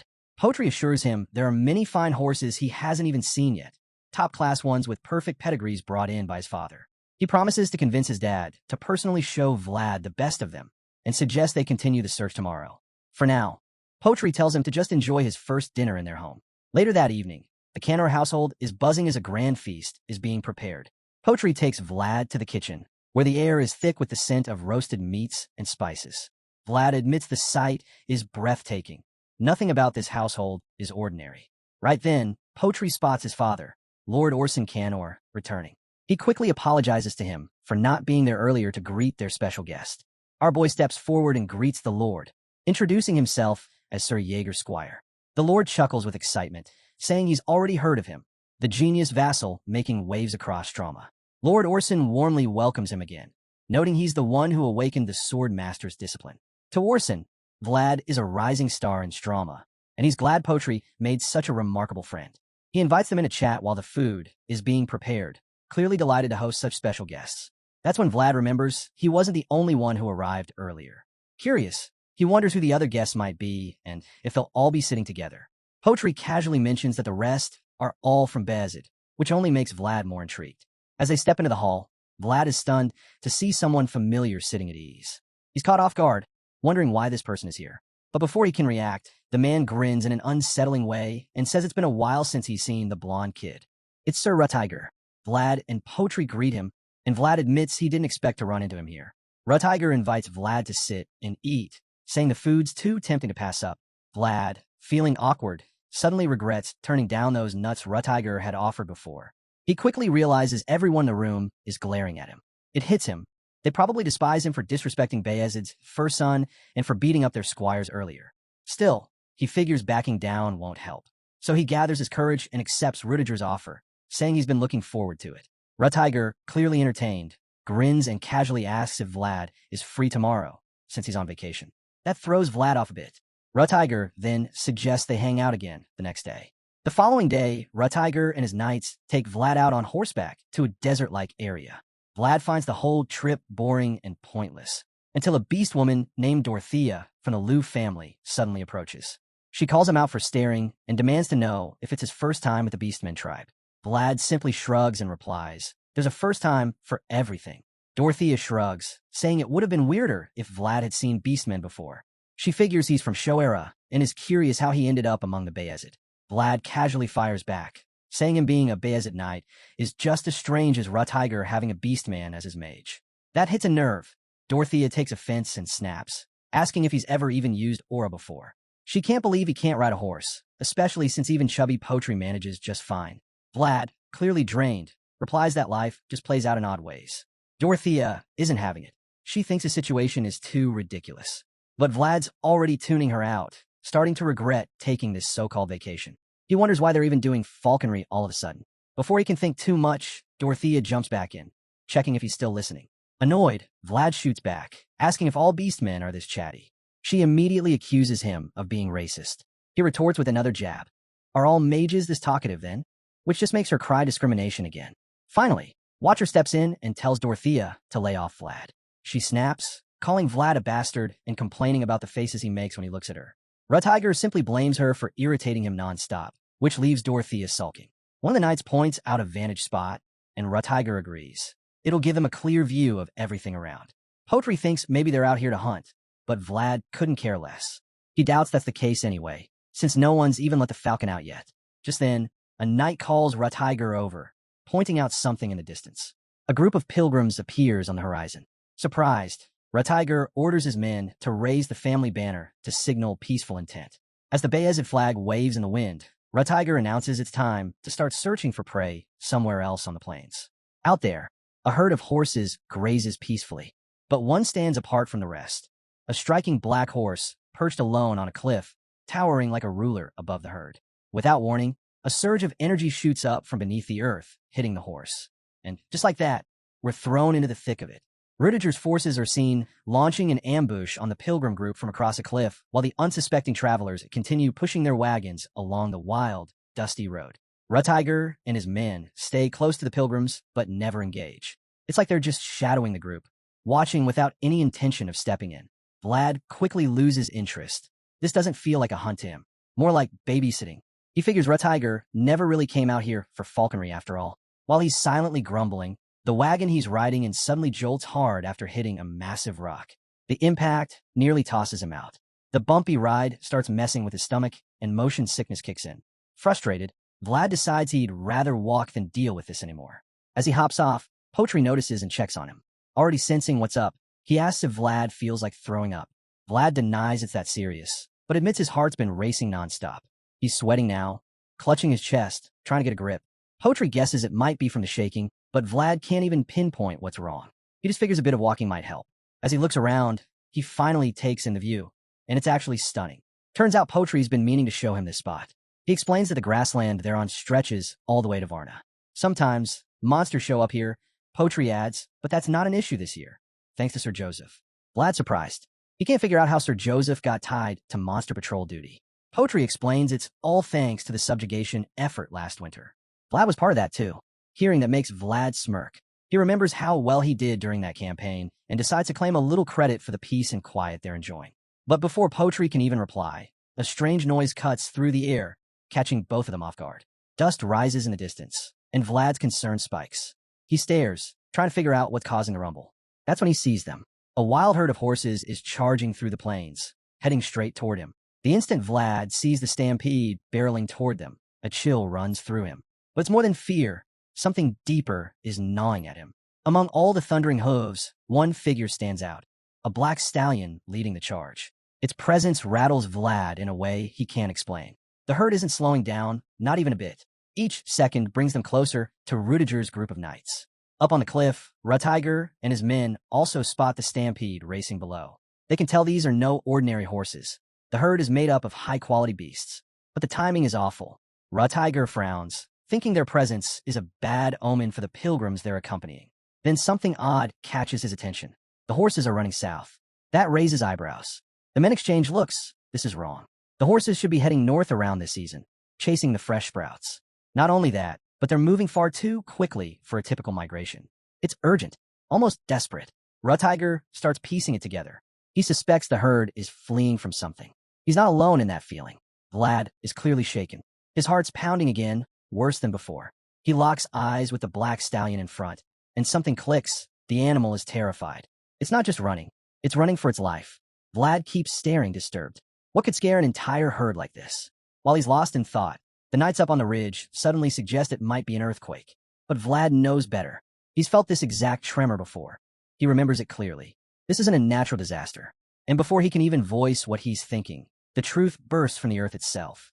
A massive eruption explodes behind the stampeding horses, tossing dirt and rock into the sky like a volcanic blast. As the dust begins to settle, a hulking, grotesque form emerges from the ground. It's a death worm, and the moment the black stallion sees it, it panics even more, trembling with raw terror. Everyone watching the colossal beast is instantly frozen in fear. Fly is especially shaken. He knows this monster all too well. His eyes widen in disbelief as he recognizes the creature. It's a death worm, a terrifying remnant of the fallen dragon. This creature isn't shy about its destructive power. It rips through the ground like a drill on overdrive, fully focused on a single goal, slaughtering every horse it sees. It quickly closes in on a helpless horse and, with one brutal snap, decapitates it. Among the travelers, the beast girl witnesses this gruesome scene. But instead of just fear, she feels something is off. That's because the death worm isn't supposed to behave like this. It's not a predator by nature. Her confusion deepens. Why is it acting like a carnivore? But questions don't matter right now. The worm is in full-on bloodlust mode. A horse's leg dangles from its jaws, and that's when the girl sees something strange. A weird energy pulsing from the creature's forehead. Things go from bad to worse. The death worm's rampage sends the wild horses off course, straight toward the innocent pilgrims who were promised safe passage by Ratiger and his crew. One of Rudiger's men urgently reports the chaos, but he's just as baffled.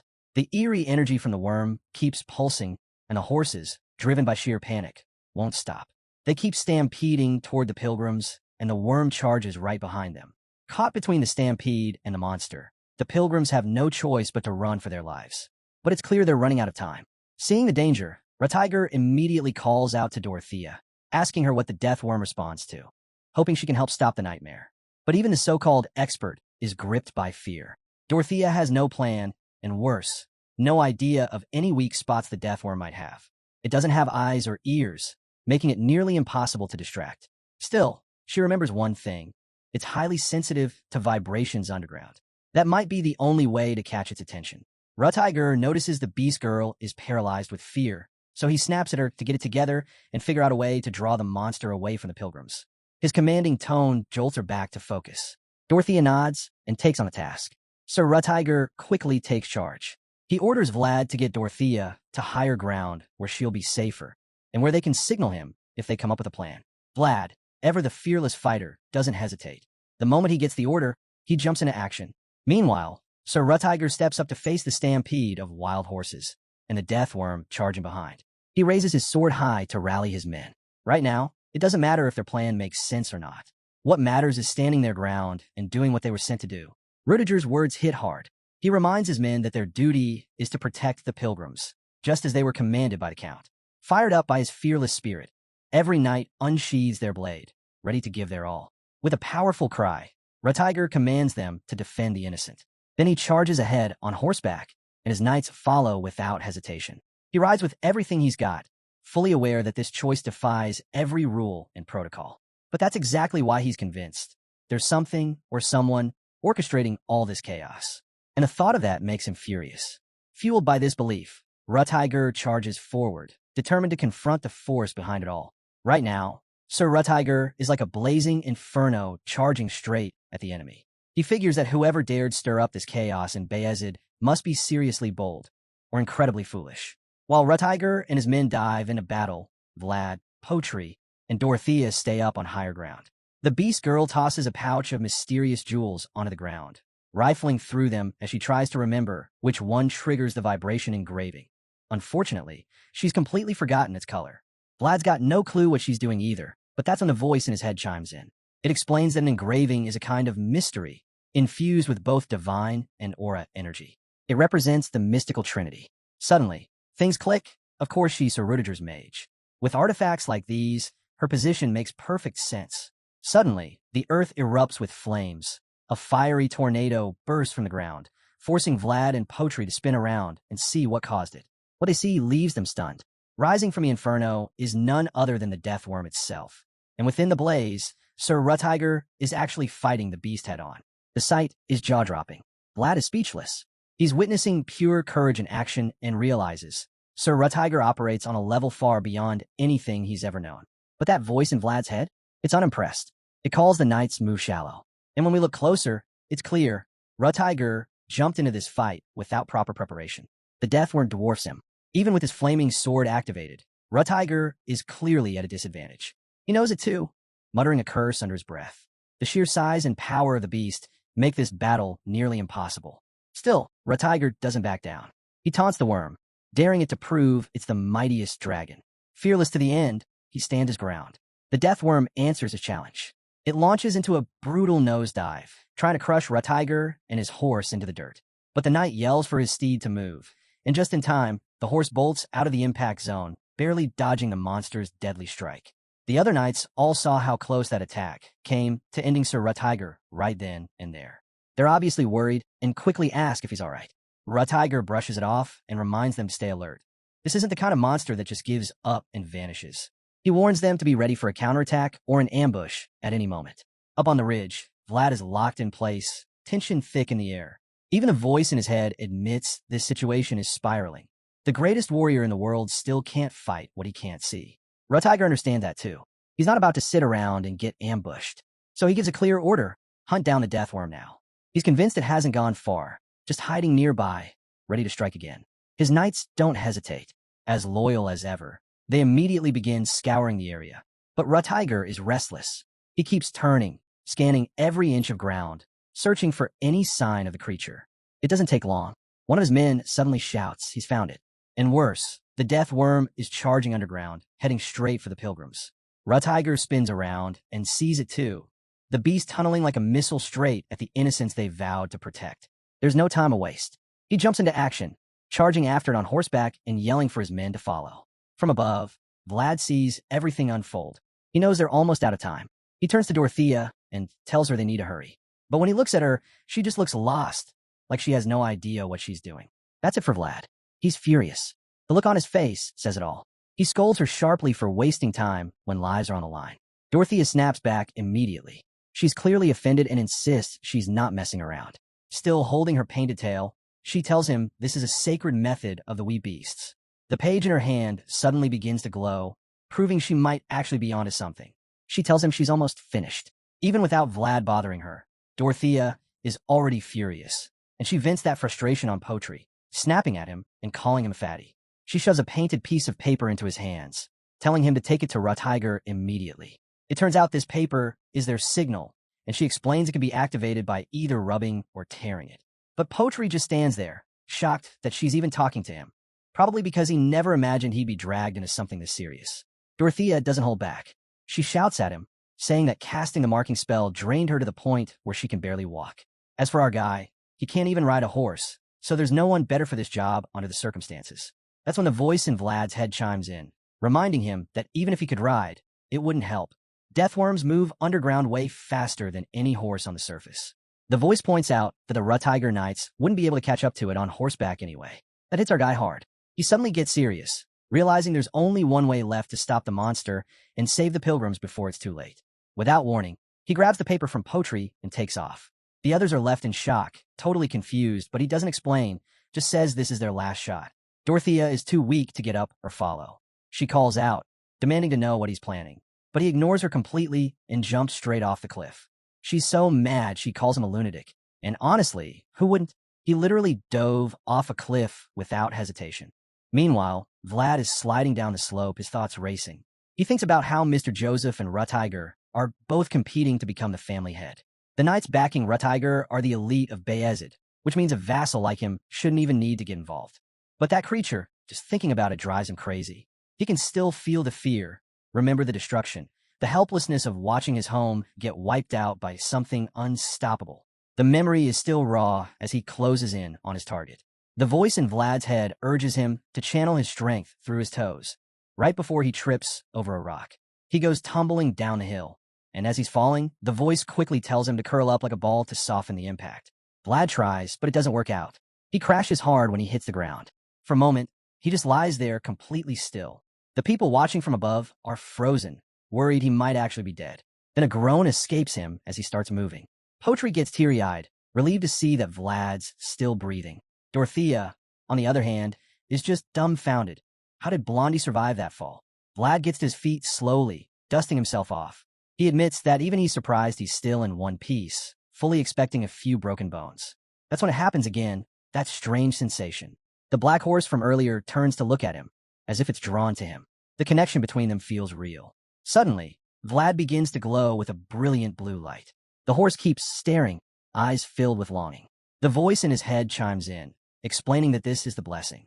It reveals that if it weren't for the snake's blessing, Vlad would have died from the fall. As Vlad watches his own body shining, he's blown away. The voice agrees, is pretty incredible. Then it suggests they visit that mysterious tree later on. With his energy renewed, Vlad takes off again, racing toward the target. He tells the voice they'll get to the tree eventually, but for now, the priority is getting the message to Rutiger and saving the pilgrims. But just as he's picking up speed, something catches his eye. He notices something strange among the pilgrims. That when he spots an old man pushing one of the wagons, and he stops cold. It's Priest Andrea. Vlad is stunned to see the priest leading the group. The realization hits him. Where is Sir Rutiger? Looking ahead, he sees they're still far off. At this pace, the deathworm is going to reach the pilgrims before any help arrives. His eyes fall to the marking spell in his hand, and suddenly the weight of the decision ahead hits him. He's got a hard choice to make. The voice in Vlad's head calls it a coincidence, but not just any coincidence. It says this is fate at work, pushing people to make impossible choices. Our boy curses under his breath, fully realizing just how brutal the decision in front of him is. But while he's caught in thought, the deathworm inches closer to the pilgrims. He doesn't have the luxury of time. He knows it. There's no room for hesitation.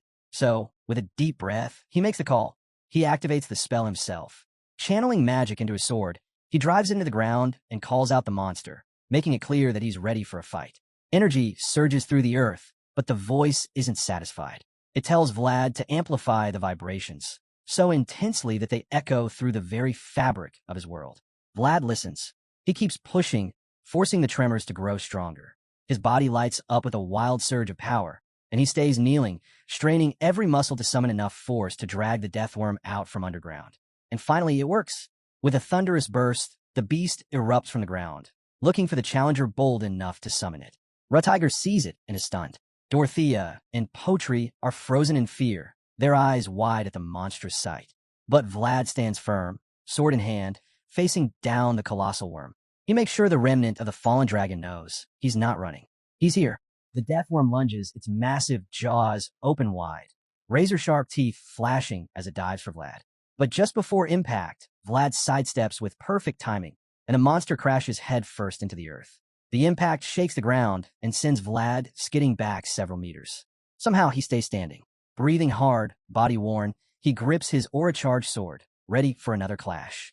The worm rises again, and so does Vlad. That's when a voice in his head finally speaks up again, not to cheer him on, but to warn him. It tells him flat out, he's not ready for this. And if he knows what's good for him, he should step back now. The voice in Vlad's head tells him straight. His current world just isn't deep enough to stand against this creature. Still, the voice gives him credit. Holding the beast in one spot is already a huge accomplishment. But Vlad's not naive. He knows the odds. With his eyes glowing, he glances toward the riders rushing in to help. They're still too far away, and it's clear they won't make it in time. He'll have to face this monster alone, at least for now. And right on cue, the deathworm launches another attack. Its gaping mouth stretches wide, ready to swallow him whole. But even standing in front of certain death, Vlad doesn't flinch. He grips his sword tight and stares the beast down, completely unshaken. Then, without warning, the worm dives underground again. This time, the impact is even stronger, sending violent shockwaves that hurl Vlad across the field. He crashes to the ground, rolls through the dirt, but wastes no time getting back on his feet. He's annoyed now, really annoyed, that the monster slipped away again. Vlad runs to where it vanished and finds nothing but a gaping hole in the earth. Dust hangs in the air as he searches the area, trying to figure out where it went. His eyes dart left and right, his whole body on edge, waiting for the next strike. But then nothing. No sound, no movement. The deathworm's presence is suddenly gone. And that's when dread creeps in. Vlad realizes it might be heading for the pilgrims. Panic hits him like a wave. Just as he starts fearing the worst, he senses it again. His eyes gird wide in shock. The beast isn't gone. It's right beneath him. He freezes, overwhelmed by the realization. The ground beneath his feet begins to crack, confirming his worst fear. And in that split second, it seems like this could be the end of young Vlad. The voice in his head screams for him to move, and he bolts, desperate to flee. But deep down, he knows he's already too late. In a flash, the death worm erupts from the ground and swallows him whole. From a distance, Rutiger and his men witness the horrifying moment. The young leader is shaken, refusing to accept what just happened. Determined not to let the beast take Vlad without a fight, Rutiger kicks his horse into a full gallop, pushing himself to reach the scene. But it's clear he might not make it. The death worm doesn't move. It lingers there, as if trying to digest what it just devoured, its body dripping with slime. That eerie stillness gives Rutiger just enough time to close in. Then, out of nowhere, something shoots through the dusty air. Rutiger narrows his eyes, and he can't believe it. It's Vlad. Even crazier? He's riding a horse. Not just any horse, but that same mysterious black stallion from earlier. Rutiger is floored, but he's not the only one stunned. Even Vlad looks confused, like he's not sure how any of this is real. It's like something out of a dream. After all, he never thought he'd come across a horse that would actually let him ride it. The voice in his head is just as thrown off, but quickly regains focus. It tells Vlad to look at the horse's forehead through his world. Without question, Vlad shifts his vision and spots a strange glow coming from the horse's head. It feels oddly familiar. The voice finishes the thought for him. The horse is a spirit. Right then, a smoky aura swirls and morphs into a radiant sickle emerging from the horse's forehead, making it look like some kind of ghostly unicorn. As they charge forward, the voice marvels. Vlad's mount is no ordinary horse. It's got the blood of a one-horned beast. Light bursts across the landscape, and suddenly Vlad is laughing, wind in his face, the world rushing past. He's completely swept up in a moment, like he's soaring through a dream. He can't help but wonder, what does the world look like through a horse's eyes? The powerful horse launches into the air, and all Vlad can think about is how wild it feels to ride something this fast. His quick daydream is cut short as Sir Rutiger and his men finally catch up to him. Rutiger rides up, clearly concerned, and asks if he's all right. Vlad nods and reassures him that he's fine. As the knight's eyes drop to the sword in Vlad's hand, he notices something unexpected. The blade is glowing, etched with strange symbols. It's already bonded to the boy. Rutiger remembers the moment Vlad fearlessly hurled himself at the deathworm without a second thought. It leaves an impression. He didn't expect someone so young to be so willing to risk everything for others. In that moment, Rutiger realizes this boy has the heart and resolve of a true swordsman. With that, Sir Rutiger praises him. He tells Vlad that his brave decision earlier was more honorable than anything the other knights have done today. Vlad's stunned. He never thought he'd hear those words. But he quickly gathers himself and thanks Rutiger for the recognition. Rutiger then asks if Vlad can control the horse at will. The question catches him off guard. He honestly doesn't know. Before Vlad can say much, Rutiger brings the focus back to the threat at hand. The pilgrims won't be safe until the death worm is slain. They need to act now. Vlad hesitates. The creature is terrifying, and he reminds Rutiger that it's a remnant of a fallen dragon. Fear starts to creep in, but Rutiger cuts him off, declaring he'll handle the worm himself. That stops Vlad cold. Shocked, yes, but also inspired. Rudiger's confidence stirs something in him. The two lock eyes, both ready for what comes next. The deathworm circles back for another strike. Rutiger has a plan. He suggests Vlad lure the beast away. With the engraving of Dorothea and the magnificent horse he's riding, Vlad is the perfect decoy. Rutiger is confident he can pull it off. Still, doubt lingers. Vlad glances at the horse, unsure. But when he meets the animal's eyes, he sees something he didn't expect. Vulnerability. That's when it clicks. This horse isn't just running. It's fighting for its own kind, too. Realizing that, Vlad's fear begins to fade. Together, they're not just surviving, they're protecting. He grips the reins, nods to himself, and takes off, riding into battle with renewed courage, ready to give it everything he's got. The black horse surges with the power Vlad was hoping for, and that boost gives him the confidence to turn to Sir Rutiger and confirm, yes, he can lead the deathworm away. Hearing that, Rutiger gives his orders. He tells Vlad to loop around the hill and come back to him. He'll be waiting on the other side, ready. Without a second thought, Vlad launches into action, galloping away from the knights and bandits. The plan works instantly. The deathworm locks onto him and charges after him with terrifying speed. Vlad glances back and sees it barreling forward. Good, it's working. He leans in and pushes the black stallion to Gerda even faster. The horse responds, cutting through the grass like a bolt of lightning. The knights and bandits watch in awe as the black stallion rockets forward. Even Sir Rutiger is taken aback, a faint smile forming on his face. It's clear, Vlad and this horse are the real deal. And with that bond, their odds of beating the deathworm just skyrocketed. But the danger isn't over. The creature is still right behind them, closing the gap fast despite the stallion's furious pace. The voice in Vlad's head speaks again, this time telling him to lower the sword. He needs to let his essence flow into the engravings, syncing with the weapon through its vibrations. Vlad looks down at the glowing blade and follows the instruction. He lets the sword drag along the ground as the horse charges ahead. His eye begins to shine as he strains to control the sword's energy. Then, bursts of power erupt from the blade, lighting up the path behind him with a glowing trail. And now he sees it. Not just a worm, but a dragon in pursuit. That realization hits hard, but it also fuels him. He grips tighter, urging the horse to go even faster. Both of them are reaching their limits, but neither lets up. The voice tells Vlad the truth. The dragon is chasing the light within him. That's what it's drawn to. Meanwhile, Sir Rutiger and his men reach their position to defend the pilgrims. The knight barks orders without wasting a second. Some are told to evacuate the pilgrims to safety, while the rest are instructed to stand ready for anything. No hesitation. The men jump into action, prepared for the chaos that's coming. Elsewhere, Vlad is tearing across the field on horseback, thinking they've finally outrun the monstrous worm. But his relief is short-lived. In a flash, the death worm bursts out from beneath the ground, this time even closer than before. Up ahead, Rutiger spots Vlad approaching the rendezvous point. Without delay, he begins to ready himself. Calm and focused, the knight taps the blade of his sword with a single finger, and instantly a fiery aura surrounds him. In the blink of an eye, magma floods the ground around him. This is his world.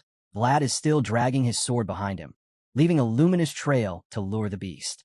But when he sees what Rudiger's doing, he nearly stops in his tracks. He can't believe it. The molten flood around Rutiger stuns him. He takes a second look, and that's when the voice in his head steps in to explain. Rutiger has expanded his world, just for a moment, a rare skill only those with deep self-awareness can pull off. The voice admits it underestimated Rutiger before. That calm, composed leader is anything but soft. Beneath the surface, he's a powerhouse. Vlad listens in disbelief, eyes wide. He never imagined that quiet knight carried this much strength inside him. But now he sees it clearly. Sir Rutiger could burn down his own world if he wanted to. Back in the real world, the chase isn't over. The deathworm is still right behind Vlad, just feet away from snatching him off his mount. The black horse pushes harder, speed and stamina at their peak, but the beast refuses to give up. Then, just when it looks like they can't go any faster, something changes. The creature suddenly hesitates. It senses something, and it throws the worm off course. Vlad notices the sudden shift. The gap between them widens. Good news, right? Not quite. He glances back to see what's going on. That's when he spots it.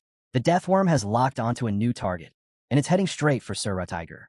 The voice sees it too and lets out a string of curses. He realizes the dragon's remnant has sensed Rudiger's world as a threat. Meanwhile, the knight remains locked in deep concentration, completely unaware that the destructive worm is closing in fast. Vlad gets it now. He knows this is bad. Frustrated like the voice, he lets out his own curse and finally snaps. He can't just sit back anymore. But he also knows he's too weak to draw the worm's attention away from Sir Tiger. He's stuck, unsure of what to do next. Suddenly, the black horse makes a sharp turn, so fast it nearly throws him off. Vlad clings on, confused and struggling to stay mounted, shouting at the horse in an attempt to regain control. But the beast doesn't listen. It bolts straight toward the death worm. Vlad watches, stunned, and demands to know what the stubborn creature is up to. Still, the horse doesn't respond. Things get weirder. The horse starts running in tight, dizzying circles, so fast it looks like there are two of it. Somehow, this manages to grab the worm's attention. Dizzy and alarmed, Vlad yells again, worried that they're getting way too close. But once again, the horse ignores him. Then it lets out a loud neigh. Something's about to happen, and even the voice is caught off guard. The horse begins to glow, and that's when the blonde swordsman starts to understand. As the light intensifies, a glowing horn appears on the horse's forehead. The voice reveals it. Vlad's world and the white snake's blessing are resonating with this strange creature. The horse rises onto its hind legs, and both it and Vlad begin to shine. A long-buried divine secret is awakening from the depths of the world's memory. The death worm watches, biding its time, waiting for the right moment to strike. But now, Vlad and the horse are fully synced, their power merged. The moment the worm attacks, Vlad gives the command, and the horse charges forward with explosive force. As it gallops, something clicks. The truth about this bizarre pair hits home. It's a knight without a horse and a unicorn without a horn. Odd at first glance, maybe even laughable. But in this world, where the two connect, they become one unstoppable force. Their union marks the rise of a single white star shining against the endless black of the KN sky. The horse blazes across the fields, and Vlad tightens his grip on the sword, ready to strike. At the same time, Sir Rudiger's blade glows red-hot, radiating intense heat. It's an intimidating sight, and yet the voice in Vlad's head isn't impressed. He tells them that Rudiger's world is still gaining strength, and warns that it won't be long before the worm stops paying attention to them altogether.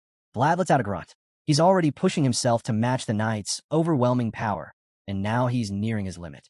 His energy is draining fast, and soon he won't have enough aura left to keep the monster's focus. But the horse doesn't let up. It just keeps charging forward with relentless fury. Just when it seems like Vlad can't hold out much longer, Sir Rudiger's men arrive with reinforcements. They shout encouragement, urging him not to give up and to keep fighting. Suddenly, the eyes of both knights and bandits begin to glow, fueled by the rising energy around them. The voice feels the shift and says it might be just enough to face the worm now. One of the knights gallops ahead, catches up to Vlad, and tells him to maintain his speed and keep going past Sir Tiger. Meanwhile, the knight himself remains locked in his trance, lost in concentration. Vlad races toward him, calling out to break through the fog of focus. That's when Tiger finally opens his fiery eyes. As the army of knights storms past, he gives Vlad a nod of approval. The plan worked. They've successfully drawn the death worm away from the pilgrims. Tiger knows it's time to step in. He expands his lava-infused world and declares that the worm has entered forbidden ground. This is no place for chaos to reign. His eyes ignite with fire, and veins pop across his face. He's furious. With all that rage unleashed, Tiger forms a swirling tornado of flames and hurls it straight at the death worm, shouting for it to vanish forever. A massive pillar of fire crashes down from the sky right after, turning the entire battlefield into a hellish inferno. The destructive force is overwhelming. The blast engulfs the worm, and the sheer power behind it leaves even the onlooking pilgrims frozen in terror. Meanwhile, Rudiger's knights are practically buzzing with excitement, thrilled to witness their commander unleash such overwhelming power. Vlad, on the other hand, is frozen in awe. It finally hits him. This is the world of a knight who can truly reflect upon himself. A real world. The death worm continues to burn in the unending flames, and as Vlad watches this unreal display, he admits to himself, it defies all logic. Watching the knight's world is like staring at a mountain that stretches endlessly into the sky. It's a scene so far beyond ordinary understanding that Vlad can't help but question everything. He starts to wonder if Godwin could even pull off something like this. What about Sir Jaeger or Sir Pablo? Are they even in the same league? And then comes the ultimate question. Could I ever do this too? The voice picks up on his thoughts and offers a rare bit of encouragement. Yes, he can reach this level, but only if his world becomes so unshakable that nothing in existence can ever disturb it. Eventually, the flames begin to die down, and the worm is gone for good. Vlad walks up to Tiger, who's still watching the fire smoldering in the distance. He asks if the knight is all right. Tiger smiles and welcomes him back, offering praise for a job well done. Vlad, still catching his breath, voices concern about the fire spreading across the grasslands. But Tiger waves it off with a grin. The grass is moist enough, and the flames will die out soon. What he's really thinking about now is getting a cold glass of beer. He tries to stand, but his legs give out, and he ends up plopping back down. The voice remarks that the toll of expanding his world has finally caught up to him. Tiger chuckles and jokingly asks if Vlad is just going to watch him struggle. Vlad simply drops to the ground beside him, saying he'd rather fall down too. Tiger finds the gesture amusing, but says nothing, just smiling and letting the moment pass. He shifts the conversation, noting that Vlad is a surprisingly skilled rider, especially given all the rumors he'd heard. Vlad clears the air, explaining that he was never the problem to begin with. They both glance at the black horse, and Tiger admits it's an impressive beast. Vlad agrees, and just as the quiet settles in, they're interrupted by the arrival of Rudiger's men. They cheer loudly, celebrating their hard-earned victory. One of the knights praises Vlad directly, saying his performance was so impressive it's enough to make them consider opening up their vassal slots. Another expresses hope that they'll cross paths again someday. The shy boy gives a nervous thanks, clearly overwhelmed by all the praise. Then someone else calls out to him. Vlad turns and is stunned to see Father Andreas. Relief floods over him, happy to see the priest unharmed. The old man, brimming with excitement, says he's finally come to understand something he couldn't grasp before. During Vlad's fierce battle, Andreas saw a brilliant light. It wasn't the first time he'd seen it, but until now, he couldn't make sense of it. It was like a beam slicing through complete darkness. Then, without warning, the priest drops to his knees and takes Vlad's hands, leaving the young knight frozen in shock. With deep emotion, Andreas thanks him, calling him Vlad of Sarah. Vlad has no idea what that means, but the priest continues, praying aloud and declaring that this boy has followed the will of God itself. Still kneeling, Father Andreas prays for the Lord to comfort the young protector of this world, asking for mercy and blessings to shine upon this radiant boy. On this very day, he says, countless hearts became one light, all because this young man's world had grown. As the story shifts, we find ourselves back in the city a bit on a warm evening. The sun sets, casting golden hues across the noble family's mansion. Inside, a hand marked with scars holds a letter tightly. It belongs to none other than Count Beazid. He narrows his eyes at the message, demanding confirmation from his white-haired advisor. The advisor calmly assures him that the letter is accurate and reveals that it came from Dorothea, delivered through the crystal ball. The Count clenches his teeth in fury. He had only sent the young ones out as a precaution, but now they've clearly gone far beyond their mission. He snaps, asking if this involves dark magic again. The advisor admits that some of them have settled in the north. That only fuels Beazid's anger. He complains that the Empire is far too lenient, and because of it, ancient evils are beginning to stir once more. Deep in thought, the Count looks troubled, staring out the window with rising tension. But the advisor gently reminds him, there's some good news as well. That should count for something. Beazid lets out a sigh and agrees.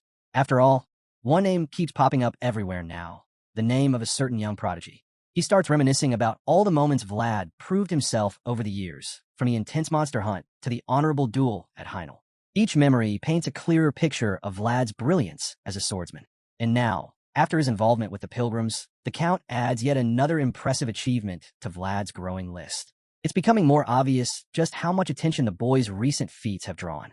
Realizing how instrumental Vlad has been, the Count admits that the Beazid family might have suffered disgrace if not for the young warrior. He can't shake the image of Vlad's remarkable presence and power from his mind. Deeply moved by the boy from Shoara, the Count calmly instructs his advisor to summon his son Joseph. The elderly advisor, white-haired and wise, suspects the Count might finally be ready to grant Vlad something significant. When he asks for confirmation, the Count responds with a subtle nod, remarking that those who prove themselves should rightfully enjoy the rewards they've earned. Meanwhile, far from the estate, we catch up with Tiger and his group, still out in the wild. They've set up camp for the night after managing to save the pilgrims from the deadly deathworm. To be fair, Vlad did most of the heavy lifting, but that doesn't matter now. Everyone is gathered around warm campfires, trying to enjoy a quiet evening. The pilgrims are resting alongside the group, but something feels off. Vlad is sitting by himself, apart from the others, his own small fire crackling in front of him. He seems to prefer the solitude, taking a moment to himself. As we zoom in, we see him methodically cleaning his sword, a weapon that saw serious action earlier that day. Noticing the deep scratches on the blade, he reflects on just how intense the battle was. He hadn't expected the weapon to take that much damage. While he's lost in thought, Sir Stanga suddenly appears behind him. Without warning, the knight casually questions why Vlad is sulking by himself. The blue-eyed swordsman, startled by the voice, turns to see Stanga settling down beside him. Stanga then asks where Vlad's chubby friend is. Vlad explains that Dorothea took poetry away earlier. She had a task for him to handle. Hearing that, Stanga then asks about the priest. Vlad explains that Father Andreas is currently with the pilgrims, which clears up why he's on his own. The knight immediately gets it. With a bottle of wine in hand, Sir Stanga takes pity on the lonely blonde and offers him a drink. Vlad, clearly too young for it, is taken aback. He declines politely, explaining that he's in the middle of cleaning his sword. But before he can finish his excuse, Stanga cuts him off. He's not buying it. He calls Vlad out, pointing out that this isn't the first time he's been rejected. Stanga starts laying on the guilt. He reminds Vlad that he didn't accept the peanuts he offered earlier. Then, the kid didn't help him up when he asked. And now, he's refusing a drink too? Stanga plays it dramatically, pretending to be heartbroken as he asks if Joseph told Vlad to avoid him on purpose. Vlad knows exactly what the knight is doing, and he's annoyed. If people start thinking he's snubbing the first son of the Beazid family, Joseph could get in trouble for it. Not wanting to cause issues for his master, Vlad reluctantly takes the bottle. As he accepts it, he makes it clear Joseph didn't tell him anything. He's surprised to realize it's actually whiskey. Catching the look in his eyes, Stanga casually explains that it's a noble's liquor. That lightens Vlad up a bit, and before long, he takes a sip. As he gulps it down, he can't help but notice that, despite their differences, Stanga and Joseph definitely share the same taste. If he had any doubts before, this seals it. They're brothers through and through. Vlad ends up enjoying the whiskey so much, he finishes the whole bottle. While Vlad's busy downing it, Stanga eyes his sword. He mentions that Vlad should have it properly checked when they return home. That makes Vlad pause. He lowers the bottle, wipes his mouth, and admits a bit sheepishly that he already stopped by the family blacksmith a few days ago, who told him the sword's handle needs to be removed. Stanga finds it odd. Why would anyone remove a handle that seems perfectly fine? Vlad calmly explains that, according to the blacksmith, the handle was poorly attached from the start. So now, he either needs to track down the person who made the sword or completely take the handle off. With his whiskey bottle back in hand, Stanga can't resist teasing. He jokes that the sword's owner must be just as reckless as the blade itself, taking another swig as he does. But mid-gulp, he suddenly freezes when Vlad says he's not going to remove the handle. That throws the knight off. Confused, he asks why. Vlad replies that he simply can't bring himself to do it. He doesn't want to lose the sword. His mind drifts back to Shoera, the old blacksmith who crafted the blade, and his red-haired best friend who's part of those memories. Raising the sword in front of him, he says there's too much tied to it for him to let Gerda. For a moment, Stanga is speechless. He watches the boy in silence, clearly moved. But he quickly snaps out of it and, of course, starts trying to change the kid's mind again. The knight reminds Vlad that he still needs to get his sword fixed. Even if he's holding on to it for the memories, it's already looking pretty worn out. Vlad nods, agreeing, and says that's exactly why he needs to return home, to find the one who forged it in the first place. Hearing this, Stanga asks where this mysterious blacksmith might be. Vlad hesitates at first, keeping quiet, but then he finally admits the blacksmith is in Shoera. Stanga doesn't seem all that surprised. It clicks for him instantly. After all, he's heard Vlad call himself Vlad of Shoera more than a few times. He teases the kid a little, but deep down, he knows the truth. Vlad is a rare talent from the Radiant Shoera, known far and wide as Vlad of Shoera. That title fits perfectly. Stanga thinks back to the battlefield earlier, where Vlad had stood out more than anyone. The image of him charging forward on a jet black horse flashes in his mind. It all makes sense now. Replay after replay of that day runs through Rudiger's head, and it finally hits him. That's why his younger brother has been running around so relentlessly. Vlad lifts that worn blade with unwavering resolve. Inspired, Stanga stands and tells him he might not have to wait too long to see it restored. Vlad doesn't quite follow. He tilts his head, puzzled. That's when Stanga tells him, if he truly believes, if he wants it enough, someone will eventually recognize it. Vlad's taken aback again, this time visibly confused, unsure what to make of those words. still staring up at his senior. Vlad is lost in thought when Rutiger gives him a pat on the shoulder and turns to leave. But just before walking off, he tells Vlad that he's done well so far.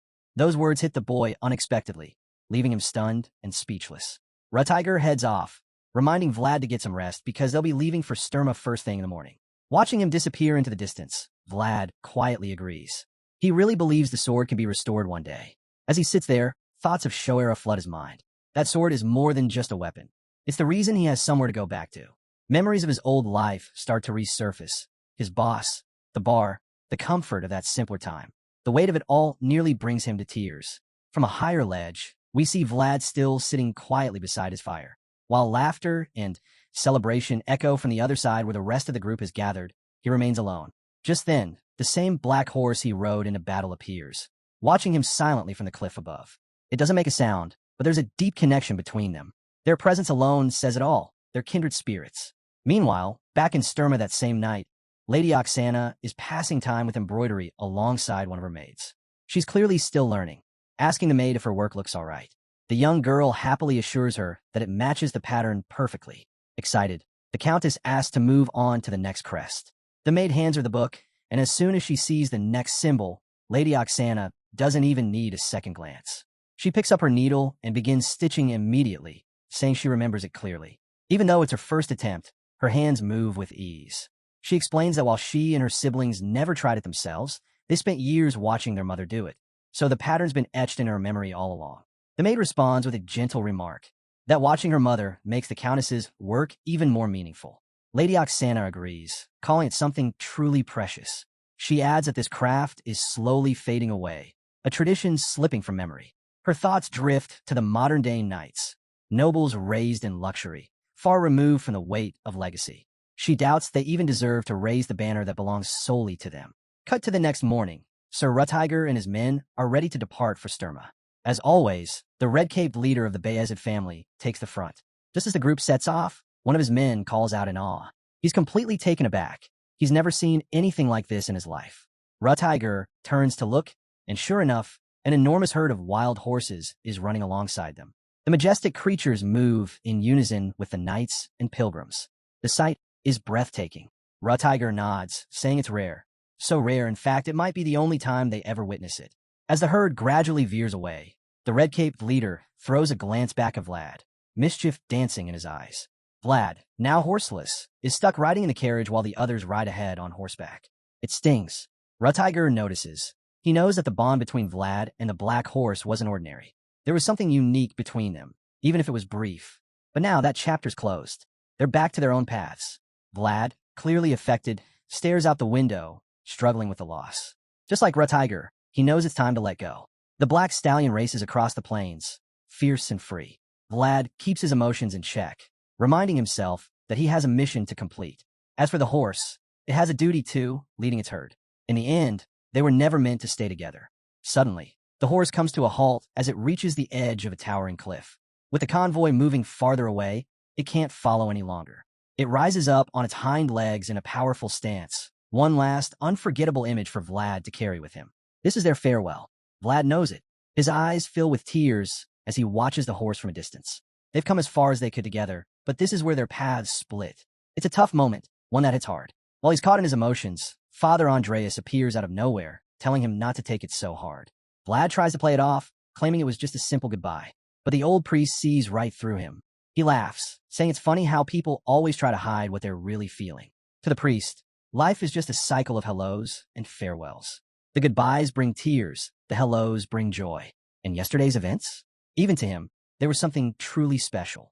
That's why he wonders aloud when Vlad will meet the horse again. Despite the sadness, Father Andreas doesn't believe this is the end. He knows that true bonds aren't measured by time. They're much deeper than that. Hearing this, something shifts in Vlad. The weight lifts a little, and a small smile finds its way to his face. Deep down, he believes the priest is right. One day, somehow, they'll meet again. With that hope in his heart, Vlad is finally ready to move on. As the group travels farther, the black stallion remains on the cliff, silently watching them disappear into the horizon. That night, a violent storm pounds the mansion of House Beazid. Thunder crashes and lightning splits the sky, echoing the tension inside. Count Beazid sits alone in his office, clearly on edge, but not because of the weather. News has just reached him, and it's not good. He buries his face in his hands, consumed by frustration. The report confirms what he feared. Count Ravnoma has fallen. Though the West had been acting strangely for some time, he never imagined it would come to this.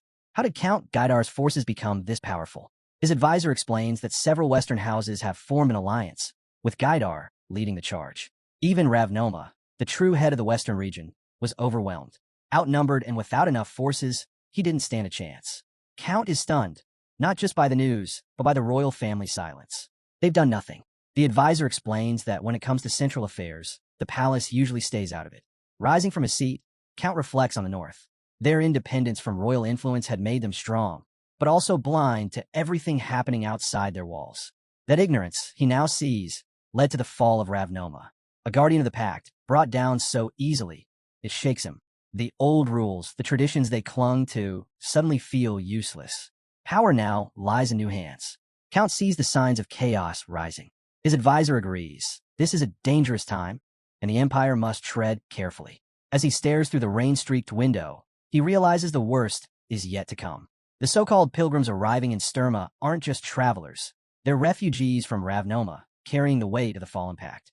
Elsewhere, Vlad hears what's happened. He's caught in a storm of his own, unsure of what to do. He thought helping the pilgrims was the right thing, but now he's aided Rutiger, and that's sure to bring trouble. He can already picture Joseph's reaction and Jaeger's. If the Green-Eyed Knight finds out, Vlad might not make it out in one piece this time. Not like he can change anything now, Vlad walks up and knocks on Joseph's door. The young master tells him to come in, surprised he's shown up a day early. Joseph stays unusually composed, saying he's heard bits and pieces about the situation. He asks if Vlad's injured, and Vlad assures him he's fine. Still, Joseph tells him to be careful, and Vlad agrees, though he can't shake the strange vibe. Something feels off. Joseph looks calm enough, but as Vlad studies his face more closely, the tension becomes obvious. The slight frown forming at the edge of his mouth says it all. He's not okay. Joseph brings up Shoera, mentioning that he doesn't know much about the backstreets there, but he's heard rumors of some trouble. He asks Vlad if it's true. Caught off guard, Vlad admits it probably is. Then Joseph follows up with a question that really throws him. Can't he just send a letter back to Shoera? Vlad isn't sure what to make of it. That's when Joseph mentions Geminina, calling her Vlad's lover back on the continent. Vlad quickly corrects him. They're just friends. But Joseph says he's always known that Vlad stayed silent not because he didn't care, but because he feared someone might get hurt if he reached out. Joseph says he wants to help change that, though he knows it won't be easy. He brings up One-Eyed Jack, saying he's a key figure. Vlad agrees. Moneybug has deep ties with the major powers in Shoera. Then, out of nowhere, Joseph shifts the conversation. He says Vlad has done so much for him, and it's time he honored their promise. He reaches for something, a flag. It's a symbol of old. In ancient times, knights bore flags to represent their honor. Joseph always regretted never being able to carry one himself. So instead, he vowed to one day have a knight who could. And now, Vlad fits that role perfectly. Joseph declares that Vlad is worthy of his own flag. The Beazid family will back him completely. After all, he's the one who carries Lady Alicia's name, and he's a true vassal of the house. So Joseph asks him, no, commands him to stand tall under that flag and return home, carrying the pride of everything he now represents.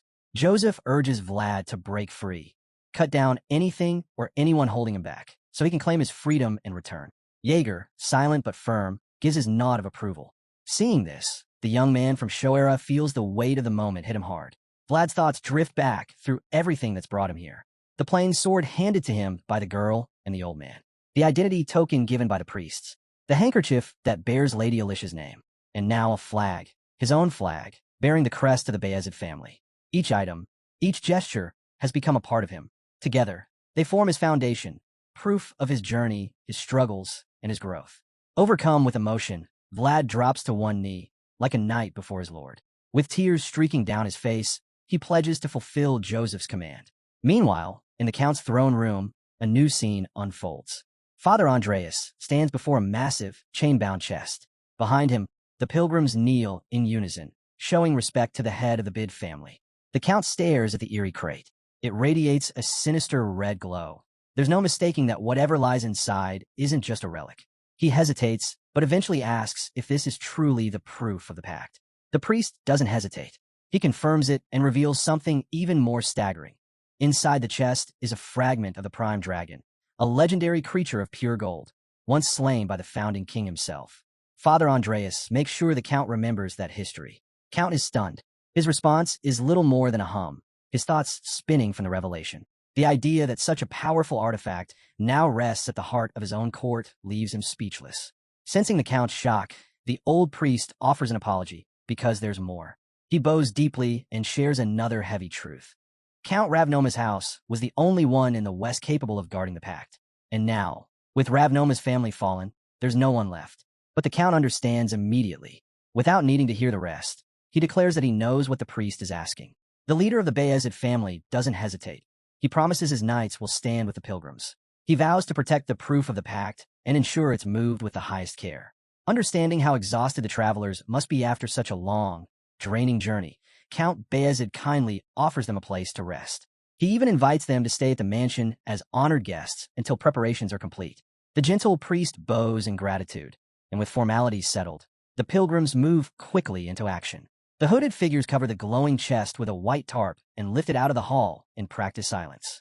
Count Beazid watches them go, his scowl deepening. Something clearly doesn't sit right with him, and his advisor notices the tension too. Trying to ease the mood, the older man offers some reassurance, suggesting that whatever's bothering him isn't worth the stress. But the Count abruptly rises, clearly still frustrated. His advisor gently reminds him that the pilgrims had no other choice. Beazid starts descending the steps from his seat, his voice tight as he insists he knows that already. Still, from the West point of view, he can't help but dwell on it. In their eyes, the only house strong enough to match them, the only guardian family left, is the ruler of the North. And it's easy to see why. The Iron Duke, Timur Baranov, is a force to be reckoned with. With glowing red eyes and a massive blade, he radiates power. No one in the North would dare oppose him, and the West knows it. Count Beazid can't shake the thought. It gnaws at him, even though there's nothing he can really do. The burden weighs heavy, and he finds himself lost in thought as he stares out the window. Then suddenly, something catches his eye, something that yanks him right out of his daze. His eyes widen in disbelief. A familiar flag flutters in the distance, one he hasn't seen in ages. Muttering aloud, he draws the attention of his advisor, who steps closer and peers out the same window. The old man's eyes widen too. He recognizes it immediately. It's the very same flag Lady Oksana had been sewing, the one meant for Vlad. The sight of it leaves both men frozen in place. As Count Beazid watches the flag fluttering behind the departing carriage, he can't help but think the boy should have taken a break before heading out again. His advisor, watching alongside him, remarks that maybe Vlad just couldn't hold himself back. After all, he's a knight through and through. Hearing this, Count Beazid fully agrees. He admits that if he were in the boy's shoes, he wouldn't be able to resist either. After all, Vlad didn't just receive any flag. He was given the banner of the powerful Beazid family. Who wouldn't want to ride out and show that off immediately? The Count knows exactly how it feels to be a knight with full control over his own path. Vlad has officially been recognized as a Knight Banneret, a title that marks a significant achievement in knighthood. Watching him leave, Beazid is filled with pride. He's honored to have someone like Vlad carrying his family's banner and fully supports the young knight's journey. He wants Vlad to return to his roots, to fulfill the duty that now rests on his shoulders. The scene fades from the lively streets of Sturma and transitions sharply to a dark and ominous corner of Shoera, deep in its grimy back alleys. A crowd of unruly men gathers outside a certain room, all waiting impatiently for a woman of high reputation. She's clearly in demand. Each of them shouts out, eager for their turn, claiming she owes them her time. Their bickering usually ends when someone offers the highest payment. Money talks, after all. One man yells for a drink to be brought to him. And that's when we finally see the infamous woman they're all waiting for. It's Marcella. Completely ignoring the shouting mob outside, Marcella calmly finishes her makeup, slowly applying her lipstick. From within the room, another voice grumbles about the noisy pigs outside. The speaker, clearly irritated, wants her to hurry up and deal with them if she's ready. Then, we meet the boss, a character who looks like she's stepped out of a twisted cartoon, with a cold demeanor to match. The woman, Marcella's pimp, reminds her that serving more customers is the only way she can clear her debt. She delivers the message with a sly, almost gleeful smirk, clearly enjoying Marcella's degrading reality since she profits from it. Marcella stares back at the woman, her glare sharp and loaded, like she's imagining how satisfying it would be to choke the life out of her. The old hag isn't one to back down either. She shoots Marcella a cold scowl, locking her into a fierce staring contest. The tension builds, until the woman suddenly grabs Marcella by the face, forcing her to look into a mirror. What she really wants is to test how long Marcella can keep that bold front. According to her, time is on their side, and she fully expects Marcella to still be here even after her youth fades and her body starts to decay. It makes you wonder, just how deep is this girl's debt? Marcella looks like she might crack, but then, in an instant, her composure snaps back. She throws a cool, piercing side glance at the old woman and casually wishes her a long life. That unexpected calm shakes the hag. She wasn't expecting defiance. It rattles her enough to leave her speechless for a moment. Despite all her efforts to crush this girl's spirit, Marcella remains unbroken. Realizing her intimidation tactics aren't working, the old woman gives up and heads out, muttering for her to hurry up and get to work. Once she's gone, Marcella finishes her makeup and starts reflecting. She's come a long way for someone who makes a living this way. Still, she acknowledges the journey has been hers to choose. No matter how twisted, it was her decision, and that gives her a strange sense of pride. Maybe this is what she tells herself every time she has to face the night. Standing tall, she makes her way to the door. The rowdy men are still out there, shouting and fighting over who gets her first. As she steps into view, the crowd erupts again, voices rising in anticipation. Marcella walks out to meet them, fully aware of the chaos she's about to dive into. She calls it what it is, her path to ruin. But the way she carries herself, it's like she's already made peace with it. Right on cue, the old hag joins the scene again. Seeing her prized earner ready for business, she mocks the eager crowd, asking if they've really been waiting all this time. Then, with a crooked smile, she calls for the highest bidder to step forward. If any of them wants to enjoy the black rose tonight, they'd better flash their gold. The bidding war kicks off, and the desperate crowd throws out their offers. Some even suggest pooling their gold together to afford just one night with Marcella. But the madam quickly shuts that idea down. This isn't a group project. It's every man for himself. As the men argue and jostle, the old hag watches with glee. Marcella's popularity is a goldmine. She thinks of her as a flower past its prime, but one she'll keep draining until there's nothing left to give. Then, a man boldly offers 4 gold coins. Without hesitation, the madam accepts. The others groan in frustration, already resigned to another loss. Until, out of nowhere, someone shouts an offer of 100 gold. The room falls into absolute silence. The madam nearly chokes on her smoke, coughing in shock. All eyes dart toward the source of the voice, eager to see who could afford such an outrageous amount. She stammers, asking again just to be sure. The voice calmly repeats itself. 100 gold for Marcella. The sound of creaking wood echoes through the room as the mysterious bidder climbs the stairs. Marcella freezes. That sound, she knows it too well. It's the sound that haunted her past, the sound that destroyed everything. It's him. She hasn't even seen his face yet, but her body already reacts, goosebumps crawling over her skin as her heart races. When the hooded figure finally steps into view, he doesn't speak. He doesn't have to. His presence alone silences the room. The madam, still in disbelief, asks again if he really meant 100 gold. But he's done talking. Ignoring her entirely, he walks straight toward Marcella. The other men, still trying to make sense of what's happening, shrink back. The closer he gets, the more they realize just how terrifying his presence is. His aura is overwhelming. None of them dare move. None of them dare speak. The hooded stranger finally steps up to the counter and casually asks the ladies if he can place an order. The madam, thinking his lavish offer might have been a bluff, figures he could still afford a 10 gold meal. Confident, she hurries to hand him the menu, but he waves it off. No menu needed. The voice under the hood calmly says he's back for something he's been craving ever since he left town. A particular dish he just couldn't forget. Grilled sausage and black pudding. The moment those words leave his mouth, Marcella's eyes shoot wide open.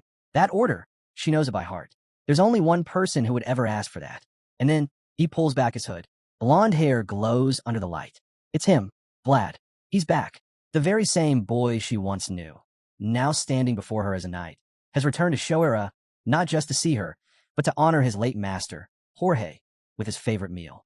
Marcella is frozen in shock. So many emotions rush through her all at once. She doesn't even notice the tear rolling down her cheek as she takes in the sight. This wasn't some crude offer made from lust. It was a heartfelt gesture, a tribute. Memories flood her mind. She remembers the day Jorge brought home a young, blonde-haired boy. She remembers bathing him, raising him. That little child, her boy, had grown up. Vlad gently assures her it's really him. Still stunned, Marcella covers her mouth, trying to quiet her sobs. She can barely hold back the tears as they both share a quiet, powerful moment. The silence between them says more than words ever could. But the moment is cut short. Marcella suddenly snaps back to reality. This is still a brothel, and the place is packed with ravenous men waiting for her. Vlad's in serious danger just by being there. She quickly wipes her face and leans in, whispering for him to leave. Now, she already knows how reckless the men here can be, so she quietly tells him to leave. As they speak, Marcella leans in and secretly warns him. The place is under the control of One-Armed Jack's crew. She doesn't want word getting out that the blonde swordsman is back in town. She keeps murmuring quietly, and though the old lady nearby notices, she can't make sense of what's being said. It all sounds like nonsense to her, which only piques her interest. What's more surprising is how familiar Marcella and the stranger seem with each other. On top of that, something just feels off about the whole exchange. Sensing the tension building, the old woman decides it's best to break up the reunion before things spiral out of control. She gives a subtle signal to a group of rough-looking men at a nearby table. One particularly grim-looking guy locks eyes with her and immediately gets the message. Without a word, he gestures to his crew, and they all rise like they've just received silent orders. It's like they're synced. No need for words. They all know exactly who the target is, Vlad. Vlad notices the shift in the room and the quiet build-up around him, but he doesn't react. He keeps talking to Marcella, calm as ever. He says there's a calculation he needs to finish before paying the sum owed. The madam, curious about what he means, cuts in and asks him to explain. He calmly says the name One-Armed Jack and mentions there's something he needs from him. That name alone sets off alarms in the room.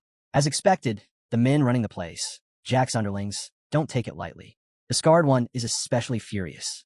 Sword drawn, he calls Vlad a lunatic for daring to speak his boss's name and tells the others to deal with him. But before he can finish running his mouth, Vlad cleanly slices off his head. The man crashes to the floor, blood spilling across the room in an instant.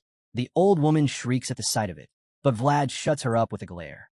She goes silent immediately. He then warns her. If he doesn't get what he needs from Jack's men, he might just take it from her instead. You'd think the others would back off after seeing their leader drop like that, but no. They draw their weapons, ready for a fight. They aren't scared. They want to know who the hell this guy is and where he came from. Vlad steadies himself, ready for the chaos ahead, armed with nothing but a small dagger. But this isn't just any blade. It's the final weapon left behind by his late master, Jorge. He even goes by the same name now. That statement stuns the crowd. They exchange glances, trying to make sense of it. It doesn't take long for the realization to hit. They're staring at Jorge's protege. As surprising as it is, they quickly let their guard down, thinking he's still beatable. They start talking big, saying their boss would pay handsomely just to get Vlad's head. Even if he escapes today, they think he's better off staying and hiding forever. But none of that gets to him. Vlad tells them to cut the chatter and bring it on. He dares them to try, just like they did all those years ago when they tried to kill him. As soon as he says that, the air around him shifts.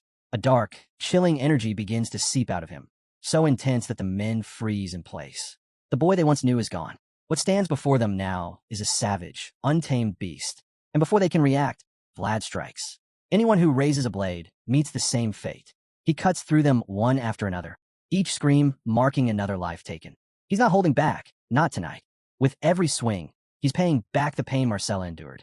He won't stop until their blood makes up for every tear she shed. While Vlad turns the pleasure house into a slaughterhouse, the scene cuts to One-Armed Jack, who's slumped over a table, drunk in his home. His mind drifts back to Jorge. Ever since Jorge vanished, Jack felt like the Shoera back alley belonged to him. But that wasn't enough. Greedy for more, he wanted to climb even higher, no matter who he had a crush along the way. He believed he could build his empire on the bodies of those he defeated. And he did, rising through the ranks. But now, for the first time, he's realizing that even the king of the alleys is still at the mercy of the powers above. He drinks more, lost in thought, remembering how victory was his only rule. Jorge may have been the strongest, but he died all the same.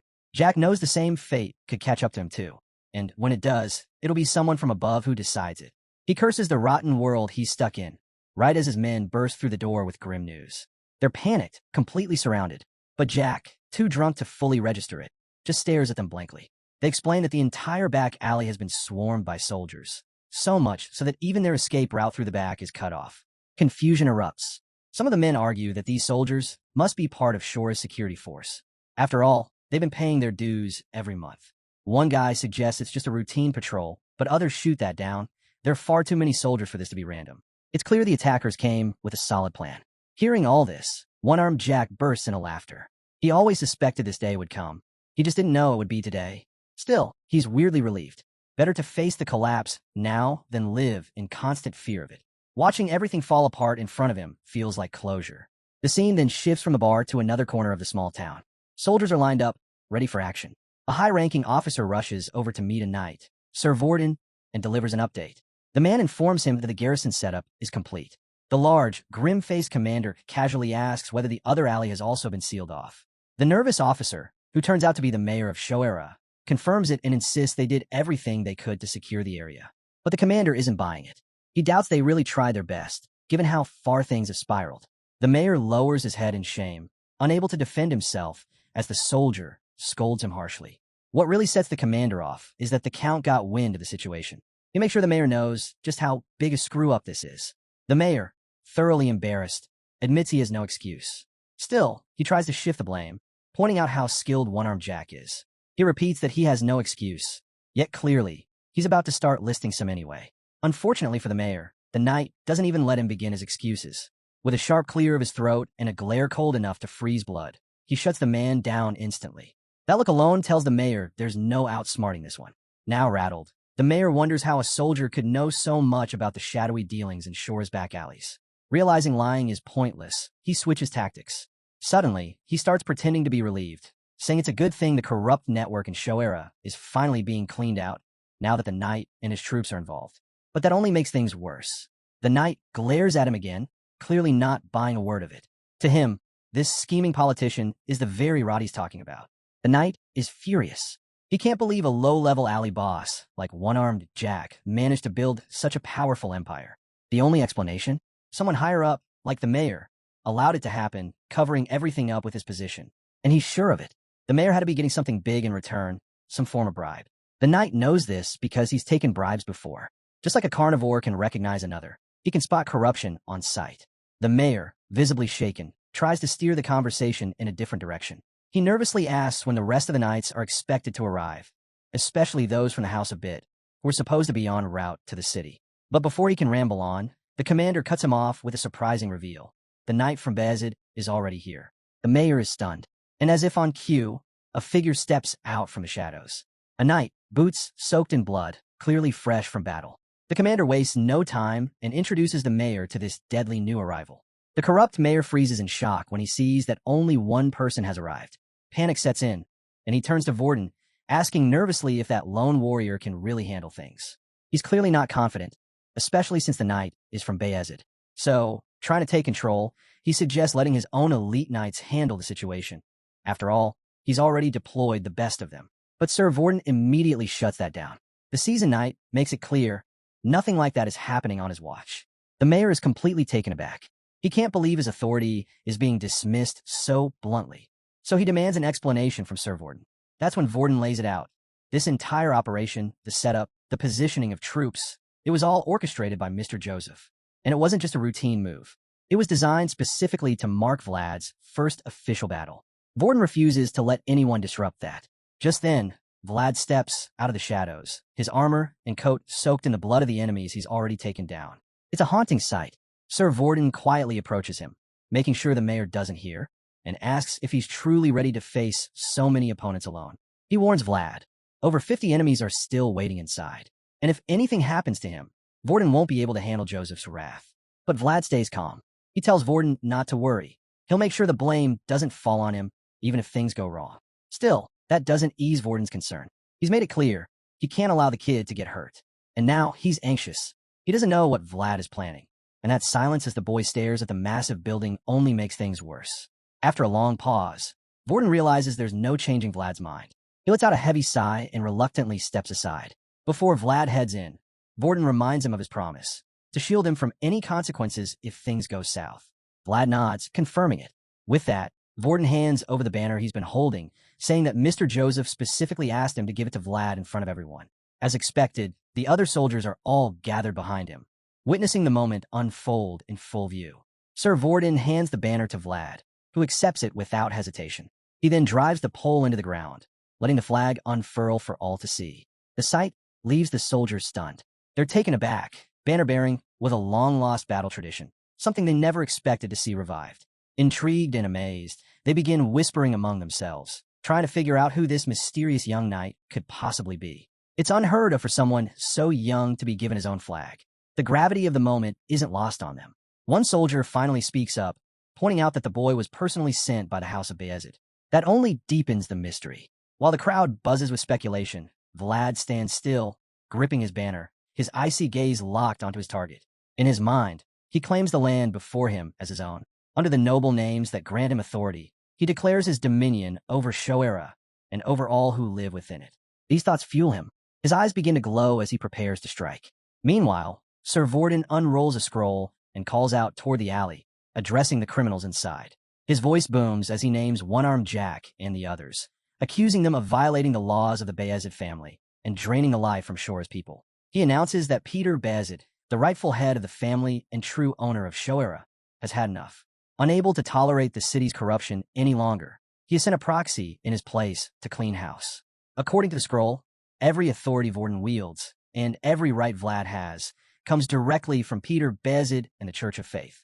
Furious, Sir Vorden demands that One-Armed Jack and his crew come out immediately and open their doors to allow the rightful envoy inside. At his command, the soldiers begin striking the ground with their weapons, creating a deafening rumble. The air fills with chants of the Beazid family's name, repeated again and again until the noise is impossible to ignore. Inside, the criminals begin to stir, irritated by the uproar. But the soldiers don't let up. They keep pounding and chanting, proclaiming divine protection over Vlad and declaring their absolute belief that One-Armed Jack's time is up. While the crowd outside keeps shouting, the man behind it all, the infamous boss, sits quietly in his chair, polishing off yet another bottle of booze. Back outside, the chants grow louder. Vlad stands firm, waiting for the criminals to show their faces. That's when Sir Vorden finishes reading the Count's message and informs Vlad that this time, things are different. The people support him now, and he has the legal right to act. Unlike before, there's no doubt. He's got the power and the backing. With that assurance, the senior knight gives Vlad the green light to go all in. No holding back. Vlad thanks Sir Vorden and wastes no time. He draws his glowing sword and strides toward the house. As he moves in, the round-bellied commander calls out, warning him to stay alert. Right then, the voice in Vlad's head returns. It warns him. One-Armed Jack is likely already in position. The voice urges him to widen his focus. The boss won't come at him from just one side. He'll attack from every direction. Vlad gets his mind ready. The voice isn't done. It reminds him, this fight won't be like anything he's faced before. If he wants to win, he has to take the first move. It tells him to make his entrance one to remember. Taking that advice to heart, Vlad begins channeling every ounce of power into his blade. As he prepares for the showdown with One-Armed Jack, memories flood his mind, especially the day Jorge died. He wonders, would Jorge still be alive if he hadn't summoned Godin? Or if Jack had never threatened him to begin with? The guilt eats away at him. But there's one thing he's certain of. He can't move forward until Jack is gone. With that resolve, Vlad charges the boss head on, sword and eyes glowing. His first strike is explosive, blasting the door apart and launching the guards inside like ragdolls. The whole entrance is reduced to rubble in a single blow. As Vlad steps inside, the aftermath of his strike is clear. Goons are scattered, wounded, and dazed. But something else catches his attention. He senses that One-Armed Jack's world is starting to merge with his own. That unsettling realization makes things crystal clear. This has to end now. There's no moving forward unless that link is broken. Determined, Vlad walks deeper into the building and announces his presence. He declares himself as Vlad of Shoera, the man here to end their conflict once and for all. With his sword at the ready, he faces the enemies, silently watching for any movement. But none of them react.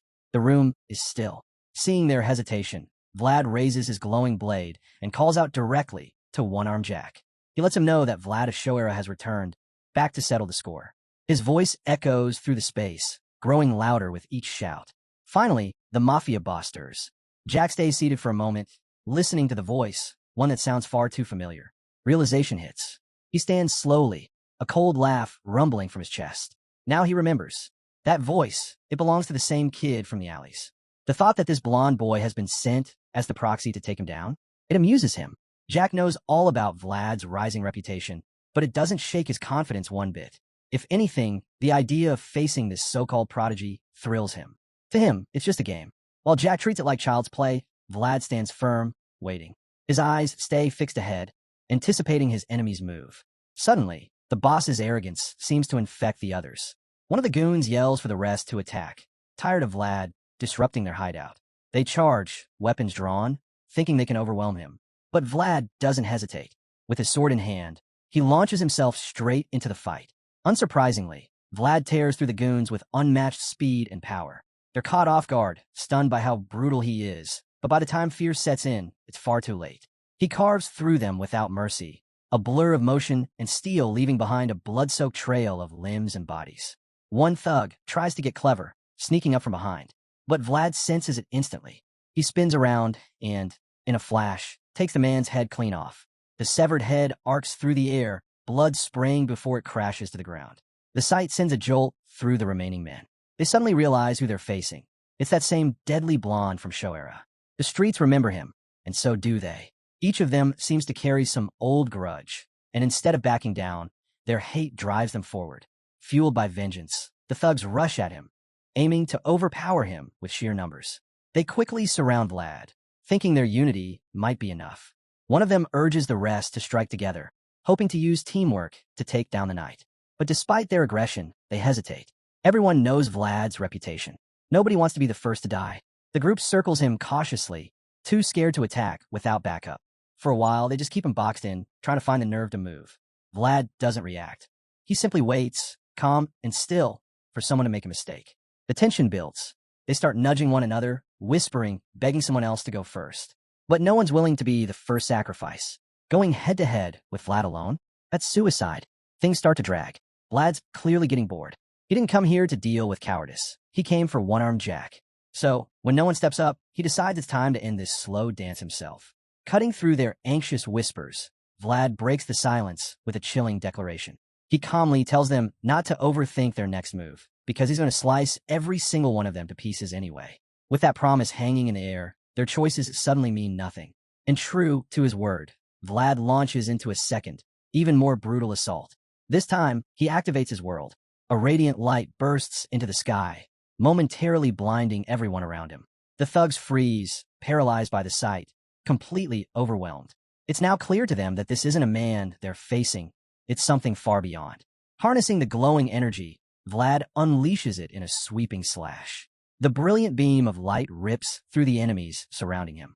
Their screams echo as they're cut down, one after another, their bodies torn apart by the devastating attack. Seconds later, silence falls again. The ground is painted red, and Vlad stands alone, surrounded by corpses. The few remaining henchmen stare in disbelief, stunned into silence. No one can figure out how to deal with this monster in human form. Then one of them shouts out an idea. Use the iron fishnet to trap him. They act fast. Vlad notices the massive net coming his way and darts to the side, dodging it effortlessly. But the goons refuse to give up. They begin hurling everything they can get their hands on, hoping to catch him off guard. Too bad for them. Vlad's speed is on another level. He vanishes from their sight in an instant. One of the thugs spots him behind a pillar, and they quickly try to trap him again. They work in unison, blocking off exits, pushing Vlad toward the upper floor where more fighters wait in ambush, armed and ready. But Vlad picks up on their plan. Charging straight into the second group would be reckless. He pauses, assessing the threat. That's when the taunts start. The enemies above mock him, daring him to come at them if he's truly as bold as he looks. The young knight isn't about to fall for a trap like that. He quickly stops using his aura to avoid giving them the upper hand. That's when he notices a rope tied to a post. Geminina always used to gripe about how heavy the curtains attached to it were. An idea clicks. Instead of clashing with the thug's head on, he cuts the rope and grabs on. The weight of the curtains yanks him upward, launching him straight to the upper level in no time. Landing on the first floor, he barely has time to breathe before the goons downstairs rush up after him. He's caught off guard by how sparse the security is on the top floor, but that just means less trouble. He doesn't waste time. Vlad charges straight at the thugs, and they come at him full force too. Bad move. They're hopelessly outclassed. He runs his blade through the first guy's neck, instantly reminded just how razor-sharp his sword truly is. The rest charge in like fools, making it easy for him to slice them down one after another. It's so pathetic, he even thinks Sir Jaeger's wooden training sword would be more threatening. After wiping out the crew, he lets out a small sigh, thinking it's finally over. Then, out of nowhere, his instincts scream, an arrow is coming. Thanks to his ridiculous reflexes, he dodges it just in time. But the attack doesn't stop there. The archers keep firing relentlessly, urged on by the others, desperate to stop him from going any higher. Arrows rain down, but Vlad charges straight at them. Without hesitation, he leaps over the railing, shattering a few arrows mid-air. While still airborne, he lands fatal strikes that take out the archers in a flash. After that swift execution, he exhales like it was just another chore. Reaching this floor was more of a pain than expected. As the surviving goons stare in shock, Vlad casually picks up a kettle and chugs whatever's inside like he owns the place. The thugs are too stunned to even breathe, let alone speak. They just stare at the blood-soaked knight, jaws practically hitting the floor. Vlad takes a swig from the kettle, then instantly spits it out, unimpressed. This stuff's garbage, he mutters, tossing it aside. Then, with a chilling grin, he turns to the remaining fighters. So, he says, how do you guys want round 2 to go? They're frozen in place as he reminds them why he's not done fighting yet. After all, it's time to collect rent for letting them live in his house rent-free all this time. The message hits hard. They clearly thought they owned the place. Big mistake. Vlad smirks. You really thought this was your turf? He says. This is Rose's Smiles, my nest. Meanwhile, across the city that same night, Vlad's old friend Harvin stands at the harbor, tense and unsettled. He can't shake the feeling that one-armed Jack has finally snapped. Just thinking about the crime boss and his gang wears him down. Even the black market thugs seem tame compared to Jack and his crew. Back in his office, Harvin tries to focus on writing a report, but his thoughts keep spiraling. He can't shake the anxiety. Something terrible is brewing in Shoera. Jack's been robbing openly, backed by his men, and Harvin feels powerless to stop it. As his frustration builds, Harvin drops the pen and thinks back to when everything started spiraling. It all changed after Jorge's death. That one event flipped a switch in Jack. He used to be bad, sure, but now he's crossed the line completely. Back when Jorge, Vlad's guardian, was still alive, Jack drained the district dry, but he never went full-blown tyrant. With Jorge gone, Jack's finally let loose. And now, he's making life a living hell for anyone who owes him. Leaving no way out, the young man finally admits what's been weighing on him. If things keep heading in this direction, there's no saving the town.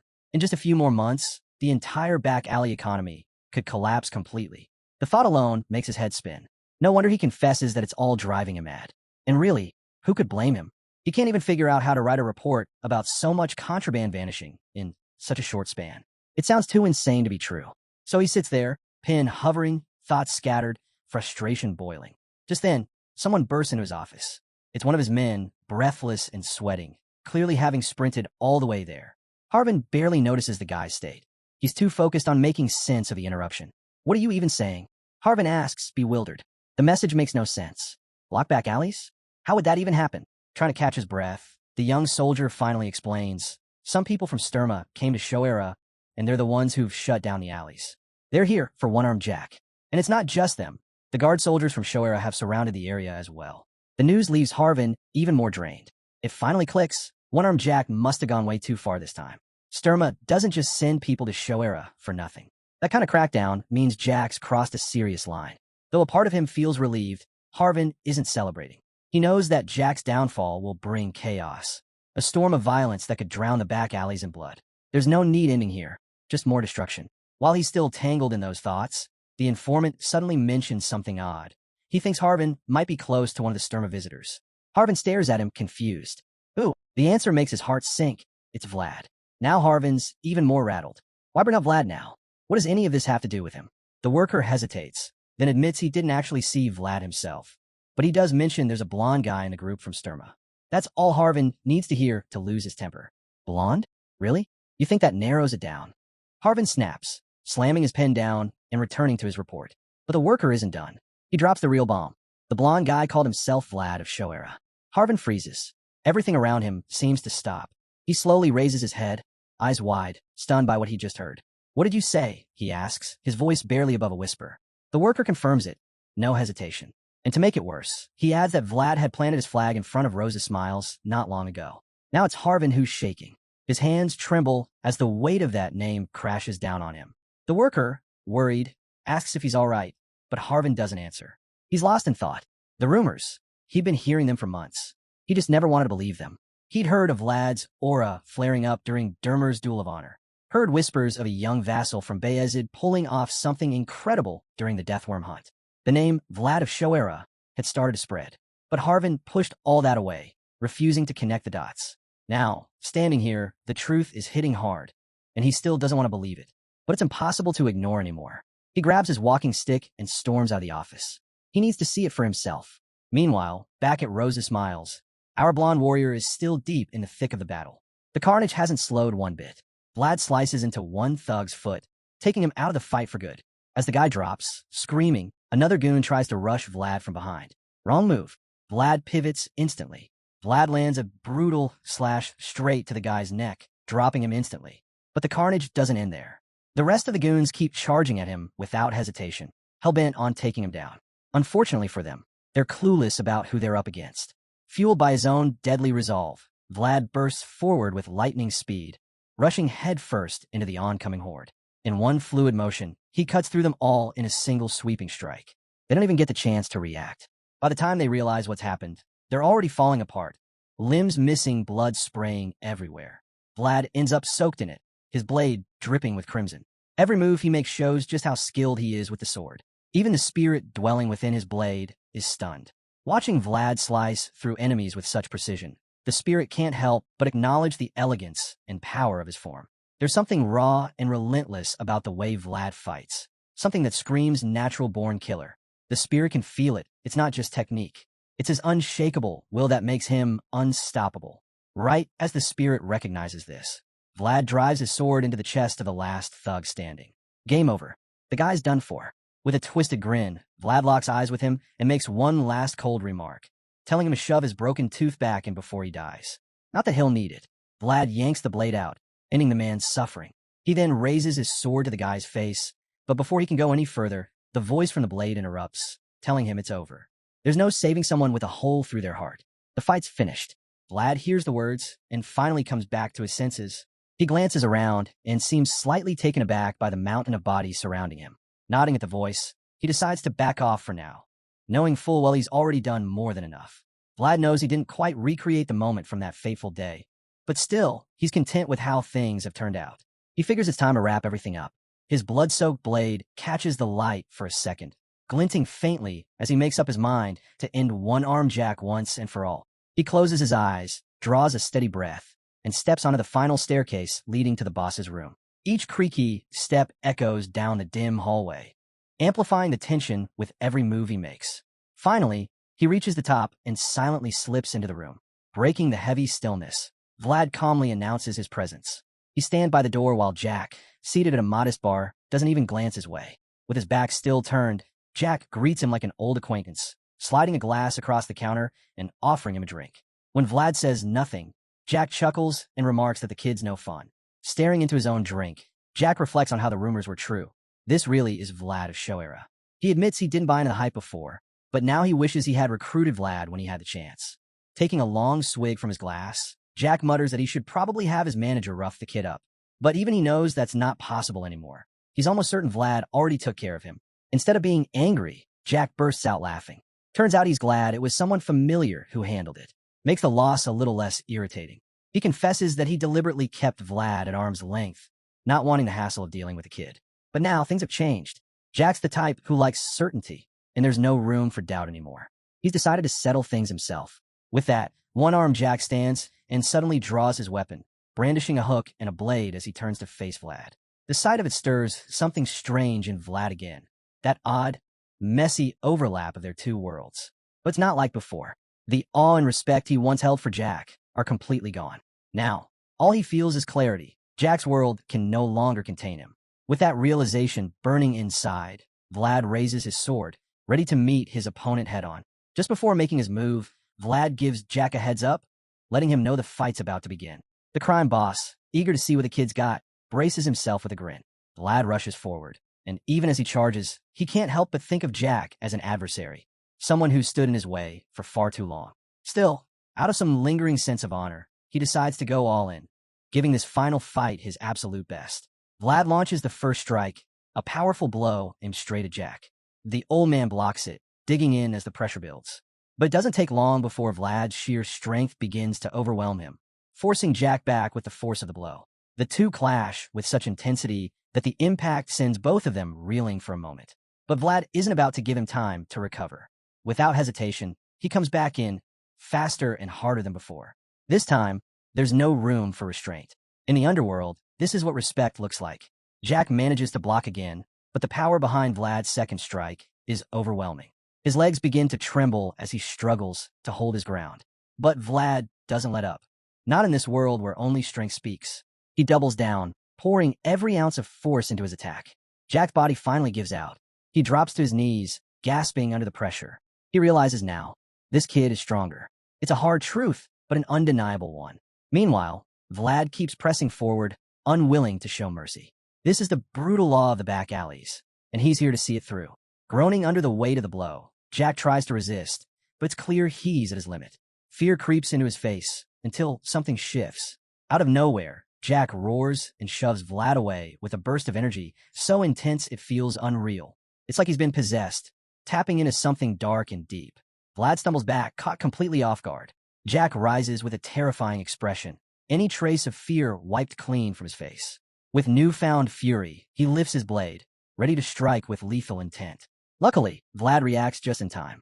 He blocks Jack's surprise strike and swiftly dodges the follow-up.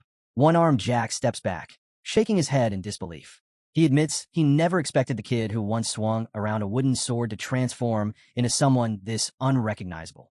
It all makes sense now. For Vlad to even think about coming back to the back alleys, he had to reach this level.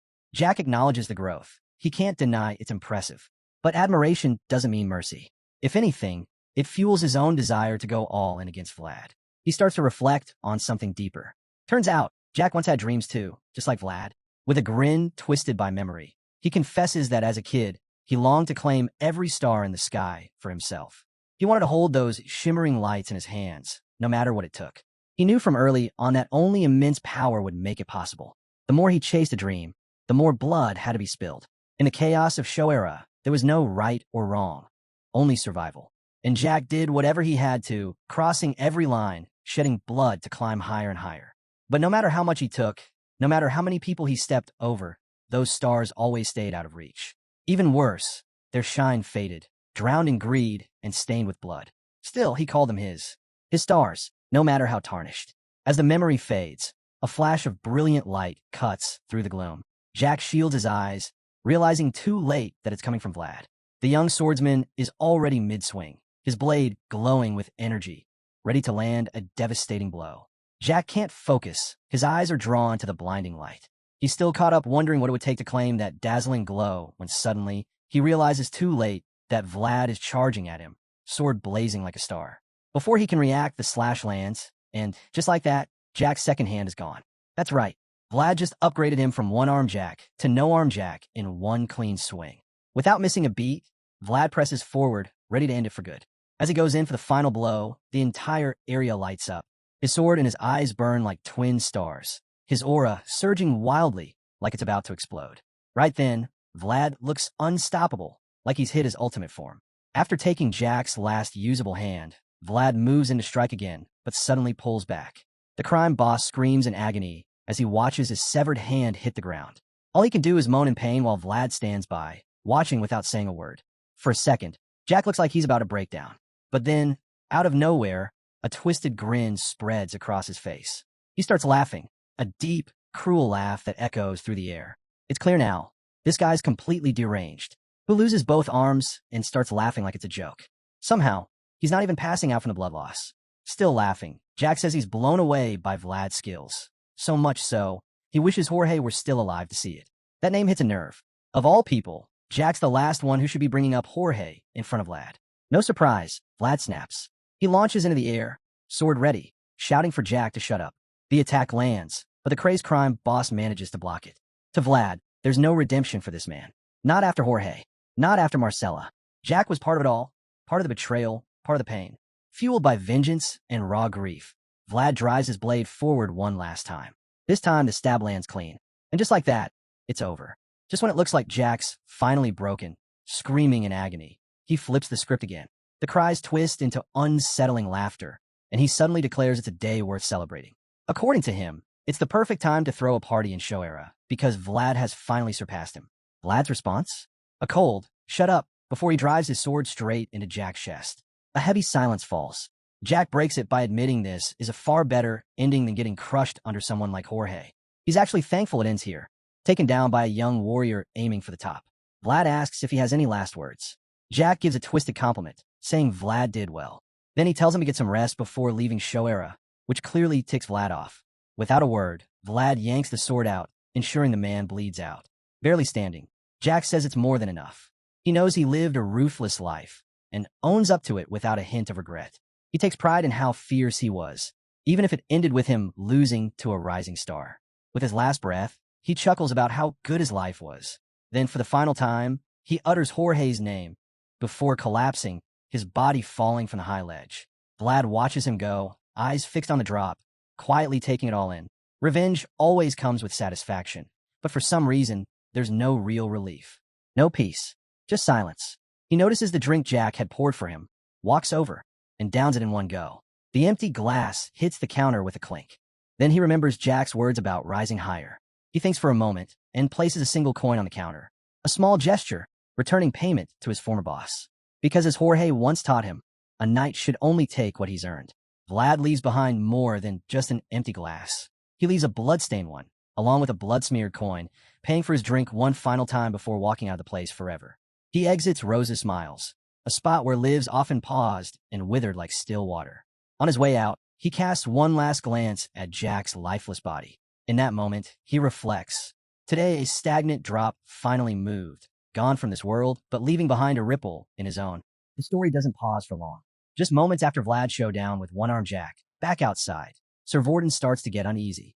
The sudden silence inside Rose's Smiles is too eerie. It gnaws at him. He has no clue what's happening in there, and the longer the quiet stretches, the more intense his concern grows. Then it happens. From the burning building, someone steps out. The sight stops Vorden cold. It's Vlad. He made out alive, but the look in his eyes brings no comfort. It's the look of someone who's seen too much, done too much. He's walking out victorious, his blade soaked in blood. Blood from every single enemy that stood in his way. Sir Vorden is stunned, speechless. But he's not the only one. The other warriors nearby go stiff with fear. It's like they've seen a Gerda. Vlad's entire body is drenched in red, head to toe. At first, they can't believe it's all blood. But it is. And the most disturbing part, almost none of it is his. Everyone stares at him in disbelief. The fact that Vlad, just a young knight, managed to take out over 50 enemies single-handedly is beyond anything they imagined. Even as they see the aftermath with their own eyes, it feels unreal. They're so shaken, they can't even approach him. Sir Vorden, standing in the back, shares the same silence. He's known Vlad for a while. He knows he's gifted, something rare. But this is something else entirely. The boy keeps surpassing every expectation, breaking every limit. And now, no one knows how far he can really go. Sir Vorden keeps his eyes on the boy, and deep down, he knows what he's feeling now isn't just respect. It's something heavier, something closer to fear. And honestly, who could blame him? Vlad just wiped out an entire gang of ruthless killers on his own, and topped it off by defeating the infamous one-armed Jack. As Vlad stands there, clearly worn out, the others remain frozen, silently watching him. The sight of him barely flinching from the exhaustion somehow makes them even more afraid. Sensing their fear, Vlad decides it's best not to get too close. Without a word, he turns away. In a flash, he starts walking off into the shadows. Sir Vorden watches in surprise, but says nothing. Vlad's just a few steps away from vanishing when someone suddenly calls out his name. He stops. He turns around, a little confused. The voice sounded familiar, but it couldn't be, could it? The name rings again. Vlad. The young swordsman blinks, trying to process what he just heard. It can't be real. He looks again and spots soldiers holding someone back. Then it clicks. It's Harvin. Vlad stares, stunned. The soldiers aren't letting Harvin through, but that doesn't stop him. He shouts Vlad's name with everything he's got. Finally, Vlad sees him clearly and realizes it's not a dream. Harvin's really here. The shock is written all over his face. Sir Vorden notices the shift in Vlad's expression. That's when he puts it together. The two of them know each other. Without hesitation, he orders the soldiers to step aside. They do, clearing a path. Harvin walks toward him slowly, leaning on a cane, and Vlad just stands there, staring. It's like he still can't believe what he's seeing. Harvin's just as stunned. He's seeing someone who barely resembles the boy he once knew. Now, Vlad looks like something else entirely. Darker, more dangerous. Like someone who's walked through fire and come out different. Harvin approaches carefully and asks, "Are you all right?" It's clear Vlad hasn't been the same since stepping into one-armed Jack's lair. Like he left a piece of himself behind. But standing here now, face to face with his old friend, something shifts. The weight he's been carrying lightens just a little. His expression softens for the first time in a long while. He lets his guard down. Vlad's sword clatters to the ground as he suddenly drops it and smiles faintly, then collapses. Luckily, Harvin is quick enough to catch him before he hits the floor. That's when Vlad finally opens up, admitting just how much agony he's really in. He tells his old friend that the pain is everywhere, coursing through his entire body. Harvin's puzzled. He knows most of the destruction happened inside the building, where Vlad had the upper hand. So he asks what really went down. That's when Vlad tells him something unexpected. He finally feels like himself again. The scene shifts to the next morning. Vlad wakes up to a breathtaking view stretching out before him, like royalty surveying the city of Shoera. From his room, he can see nearly everything. It's impressive, sure, but it doesn't sit right with him. As he gazes through the massive balcony overlooking the skyline, he realizes why. This isn't the back alley he grew up in. No matter how grand the view, it's not home. While he's still lost in thought, Gerda enters the room. He's surprised to find Vlad already up and figured now was a good time to stop by. Noticing how early it is, he tells Vlad he should have stayed in bed longer. But Vlad explains that lying down isn't doing him any favors. His body's still sore from the brutal fight the night before. Then he spots the bowl of water in Gerda's hands and asks what it's for. With an unsettling grin, Gerda says it's for washing up. As you'd expect, Vlad isn't thrilled. He's perfectly capable of cleaning himself. He shoots Gerda a sharp glare and bluntly asks what's wrong with him. It's a fair question. The guy's creepy grin while talking about bathing is just off. He's obviously acting weird, though he tries to play it off, insisting that this is just how he is, still wearing that unsettling smile, while pretending he has no idea what Vlad's talking about. Just as Vlad suspected, Gerda isn't just being friendly. He's working an angle. He knows all too well that Vlad's old connections are starting to pop up across the city, and that makes him nervous. If this keeps up, he could easily lose his place beside the young captain. So Gerda's solution? Make himself too useful to be replaced, even if it means acting overly sweet and just a little too creepy. He didn't follow Vlad all the way to Beazid just to end up mucking stables. Gerda tries to keep up the innocent act, but Vlad sees right through it. He knows exactly what Gerda's up to. Still, he understands where the guy's coming from. So, he tells him not to worry. He'll make sure it goes taken care of as long as he keeps doing his job properly. Hearing that, Gerda lights up. He even double-checks, asking if Vlad really means it. But instead of repeating himself, Vlad just gives him a sharp look and tells him that if he doesn't trust him, he's free to do something about it. That serious tone sends a chill down Gerda's spine, and he quickly backs off, swearing up and down that he believes in him. After all, he knows full well that Vlad could change his mind in a heartbeat. Seeing Gerda so flustered makes Vlad let out a tired sigh. He's already exhausted from all the over-the-top flattery. Right around then, Gerda suddenly remembers something he should have mentioned earlier. Sir Vorden asked to see Vlad as soon as he woke up. But Gerda had been so caught up in trying to win best servant that he completely forgot to deliver the message. Vlad is surprised, but it actually works out perfectly. He's got something he wants to bring up with the old knight anyway. The scene cuts to a lavish office table covered in sweets and pastries of every kind. Apparently, this is Sir Vorden's idea of a normal breakfast, which definitely explains the man's size, especially for someone who's supposed to be an active swordsman. Vlad, unimpressed, advises him to cut back, warning that this kind of diet is going to get him killed one day. Unfortunately, it's clearly a lost cause. Vorden's already head over heels for his sugary habits, and no amount of advice is going to change that now. Sir Vorden chuckles at Vlad's comment, countering that he'd die if he didn't eat sweets. He picks up a slice of cake, gazes at it like it's a long-lost lover, then takes a big bite without a care in the world. Of course, he didn't call Vlad in for a health lecture. He gets straight to business, pointing to a mountain of paperwork stacked in the corner. He admits there's no way he can get through all of it alone, so he's brought in the young prodigy to lend a hand. Vorden doesn't think there's anything wrong with his sugar obsession either. He justifies it by claiming his brain needs the fuel to keep functioning. It's probably the same excuse he uses every time he grabs another dessert. He shifts the topic to one-armed Jack's gang, explaining that the tyrant's influence had even reached deep into the back alleys. Vlad isn't surprised. After all, Jack grew up there and eventually took control of the entire underworld. Vorden agrees, but says he still intends to dig up every last root of the problem, no matter how deep they go. Then, almost casually, he asks what Vlad plans to do next. Since Vorden has to stay behind and handle the fallout from Jack's defeat, he lets Vlad know that his own duties in the city are basically finished. But when Vlad admits he's not sure what comes next, Vorden tells him he'll be on standby until Mr. Joseph arrives. That's not all. He also asks Vlad to help him out with work in the meantime. Vlad hesitates, admitting he's not really the paperwork type. But Vorden already anticipated that. He hands him a sheet of paper, and Vlad's eyes widen as he reads it. It turns out he's been appointed as Shora's acting captain of the guard while on standby. On top of that, he's been given something called representative authority. He's not sure what that even means, so Vorden spells it out. Basically, it gives him the power to arrest anyone who breaks the law. Sir Vorden seems especially amused by this new authority Vlad's been given. To him, it's basically a free pass to rough up lawbreakers, within reason, of course. According to Vorden, Master Joseph wants to turn this recent win into a full-scale cleanup of the back alleys. The plan is to rip out the rot and replace it with something better. Vorden explains that this is the next major step in Joseph's grand strategy. Vlad still looks a bit overwhelmed by it all, but the senior knight doesn't let up. He insists that there's no one more qualified for the job. Who knows the back alleys better than the infamous Vlad of Shoera? Hearing that, the blonde swordsman finally gives in admitting that it actually makes sense to put someone like him in charge. With that confirmation, Sir Vorden lets him know he doesn't have to start immediately. For now, he's encouraged to rest and spend some time reconnecting with the people he grew up with. Vorden even jokes that Vlad should invite his girlfriend over for a visit. Vlad's not amused. With a completely straight face, he reminds him that Geminina is just a friend. That's when the fat knight brings up something unexpected. He already applied for a visitation permit to the convent on Vlad's behalf. He had assumed they'd get approval right away, but the convent requested a few days to process it. So for now, he tells Vlad to stay hopeful and promises to let him know as soon as they hear back. Vlad is genuinely surprised and grateful. He hadn't expected Vorden to go that far without being asked. The gesture clearly makes an impression. With no more updates to give, Vlad starts to head out. But just as he's about to leave, something else pops into his mind. He turns back and asks if all of One-Armed Jack's men have been locked up.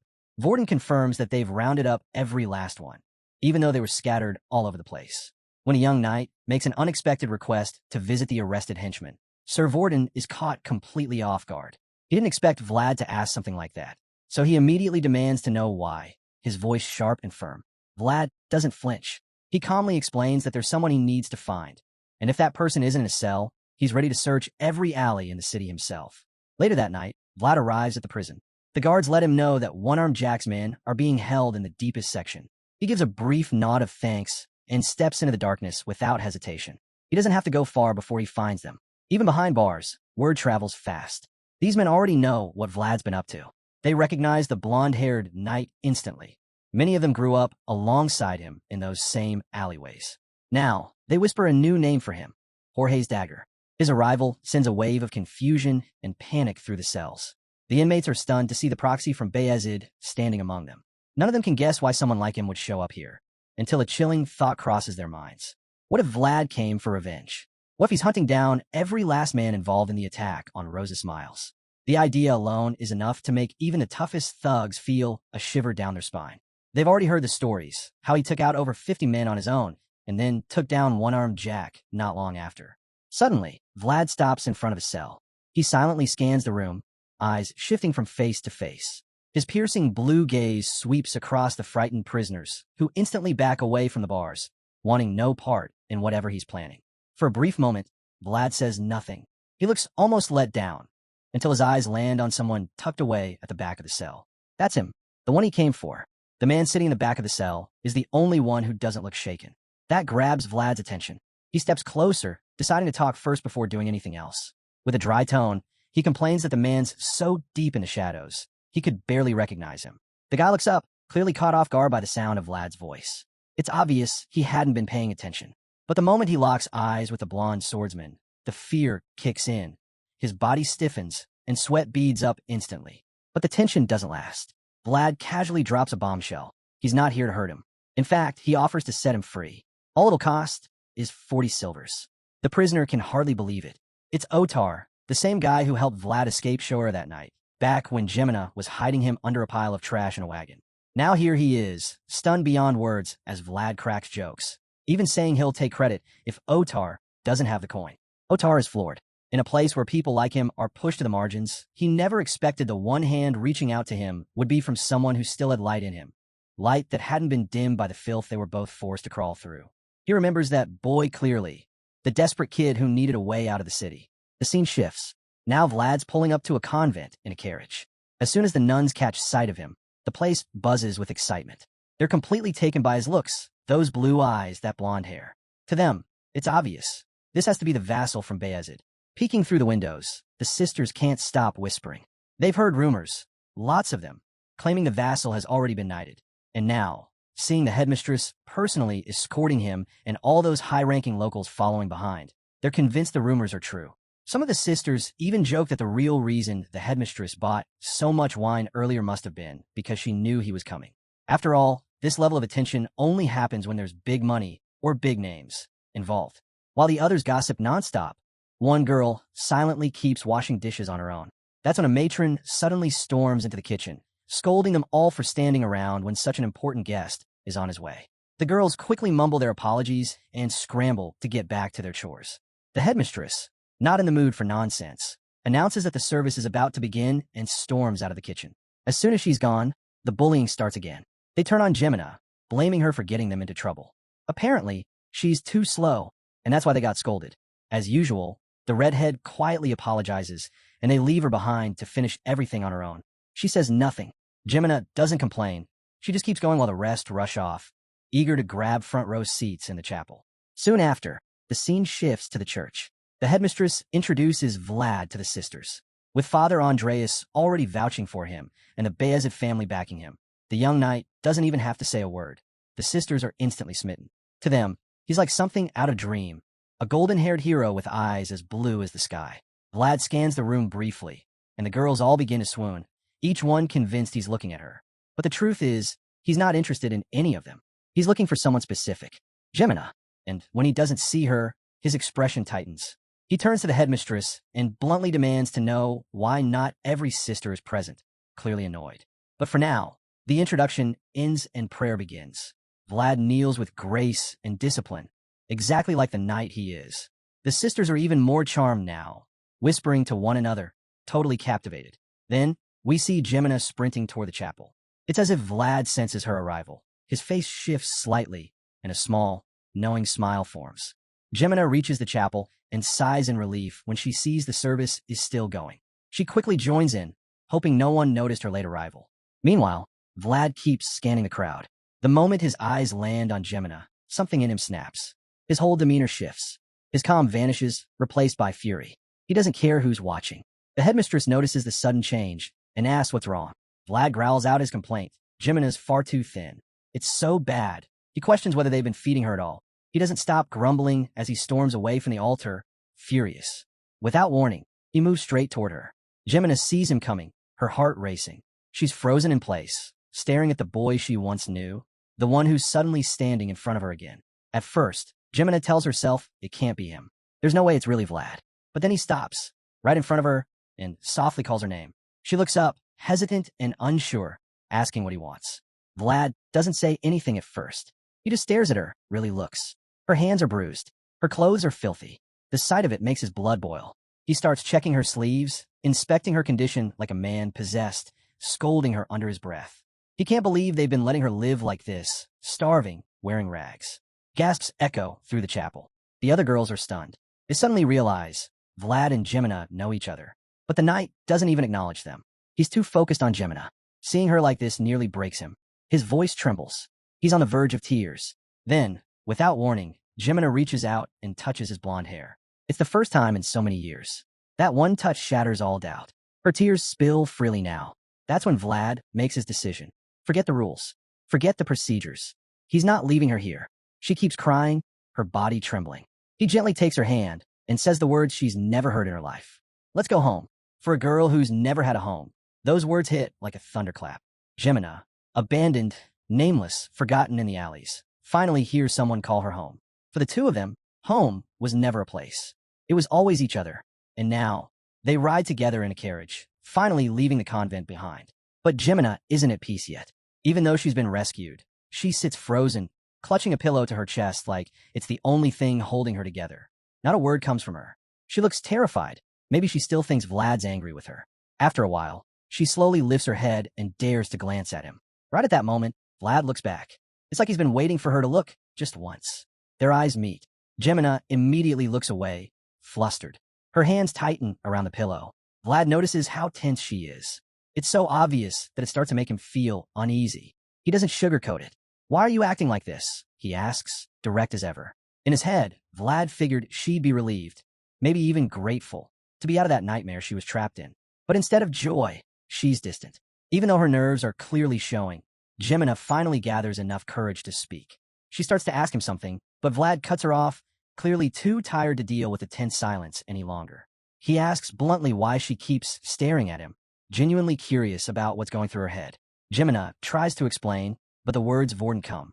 Her nerves get the best of her, and her eyes drift again to the blonde swordsman sitting across from her. It's hard for her to accept that this intimidating knight is the same boy she once knew in the back alleys. The more she stares, the more confused Vlad gets. She suddenly hugs the pillow tight to her chest, hiding her face in it as thoughts race through her mind. How much he's changed since they last saw each other. Vlad watches, puzzled. It's not like they've been apart for years, just half a year, give or take. So why is she acting like a stranger? They used to be so close back in Shoera. He even tries to ask her what's wrong, but she stays silent, face still buried in the pillow.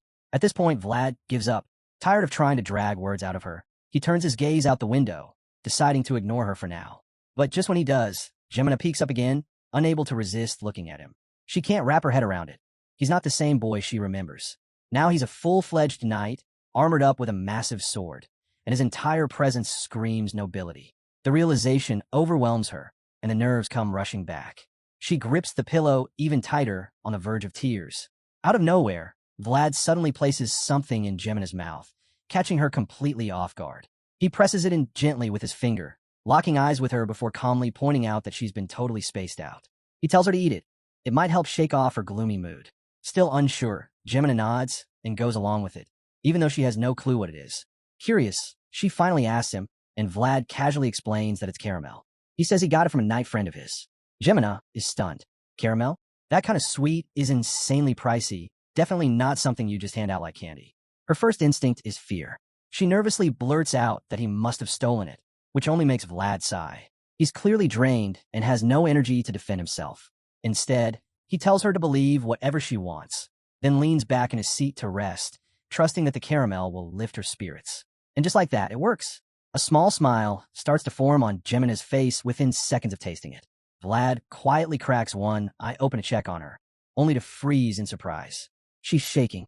Before he can even react properly, tears are pouring down her cheeks. Totally thrown off, Vlad sits up and asks why she's suddenly crying. That's when she finally speaks. Because you came too late. The moment hits him hard. He's left speechless, unsure how to respond. He tries to comfort her, but she turns away, burying her face in the pillow again. Seeing her like this, Vlad decides to give her space. There's not much else he can do, so he turns his gaze outside, hoping the scenery will help clear his mind. The weather's surprisingly peaceful now, a quiet contrast to the turmoil inside the carriage. The two continue their ride in silence. As the carriage rolls on, we're reminded of something deeper, that no matter where someone is born, everyone deserves to chase the light in their heart. But just because someone's worthy doesn't mean it's easy. And with that, we're pulled back to where Vlad's story began, the gritty backstreets of Shoera. It's nighttime, and someone familiar steps into view, the blacksmith from Vlad's childhood. Because while everyone might carry a star inside them, letting it shine is a whole different struggle, one not everyone knows how to face. The blacksmith, just one of many overlooked souls, sits in silence, his gaze fixed on the coals and molten metal churning in his forge. It mirrors how he feels inside, spent, aimless, fading into nothing. In his eyes, he's no different from the glowing liquid in that furnace, both slowly breaking down, serving no purpose. That's the thought eating away at him as he wraps up another empty day. Business is all but dried up. Drifters don't even bother walking past his shop anymore. He's ready to call it a night when his eyes drift toward the empty space where a particular sword once hung. The sight pulls his mind to Vlad. It's been a long time since he's seen that blonde-haired boy. He can't help but wonder how the kid's been doing. Back then, Vlad stood out. There was something admirable about him, even as a child. But to the blacksmith, he'd always seemed like a lonely figure too. It's already been half a year without a word from him, and the old man's left hoping the boy hasn't frozen to death out there somewhere. Just then, a voice snaps him out of his thoughts. A man approaches, sounding surprised that the shop is already closing. Of course, the figure is Vlad, though the old man doesn't realize it yet. Lost in his gloom, he doesn't even bother to turn around, just grumbles that he's closed for the day and walks back inside. But Vlad doesn't back down. He says he can't return tomorrow. He's got things to do. Whatever it is, it can't wait.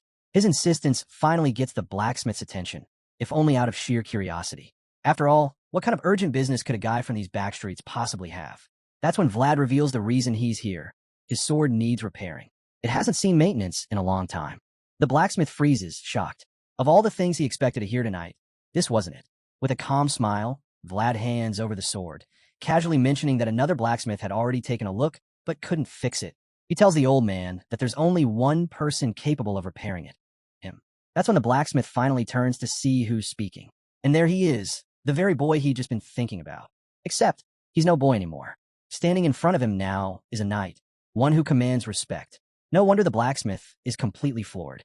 Just moments ago, he was hoping Vlad hadn't frozen to death, and now here the kid is alive and well. He stares in disbelief, speechless, until Vlad nudges him back to reality by asking plainly, "So, can you fix it or not?" That does the trick. The old man shakes off the daze and quickly nods, saying he can take care of it. It's been forever since he had a real job, and this one feels special. With a spark of excitement, he waves Vlad inside and offers him a seat, ready to get to work.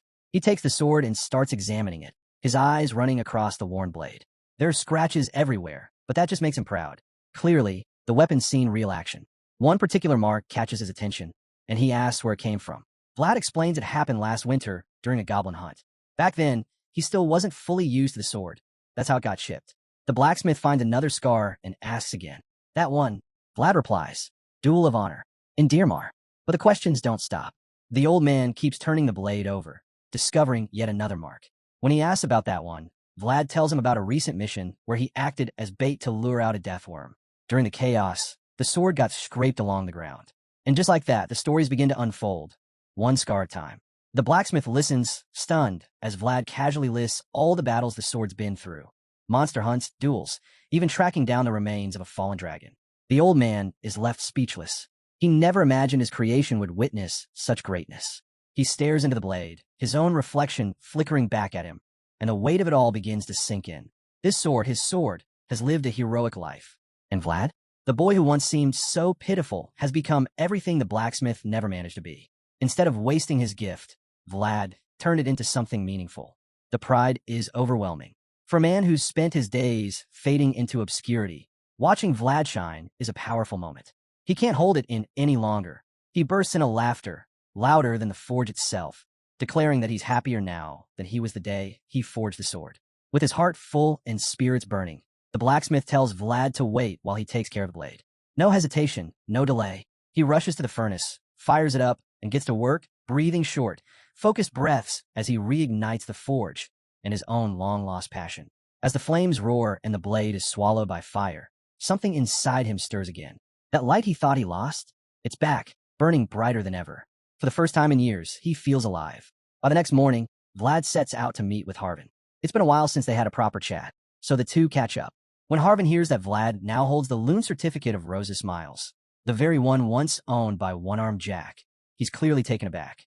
Vlad just flashes a sly smile and says it was a fair trade with the crime boss. Harvin can read between the lines.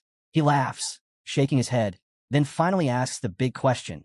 Does Vlad plan on running Rose's Smiles now that he's got the deed and all the paperwork? Without missing a beat, Vlad shakes his head, saying he has no plans to take over Rose's Smiles. He already handed it back to Marcella. Even though she can't run it just yet, he's confident she'll have the place up and running soon. Harvin nods, agreeing that it makes sense, especially since the place is still stained with blood. But now that Vlad's stepping away from the business, he's curious. What's next? Is Vlad heading back to Sturma or staying in the city? Vlad confirms he's staying in Shoera for now. He's on standby. He gives Harvin a soft smile, knowing his friend would be glad to hear it. Sure enough, Harvin beams. He admits it's great to see Vlad like this. The kid he grew up with is now a knight under a noble family's banner. That alone is pretty amazing.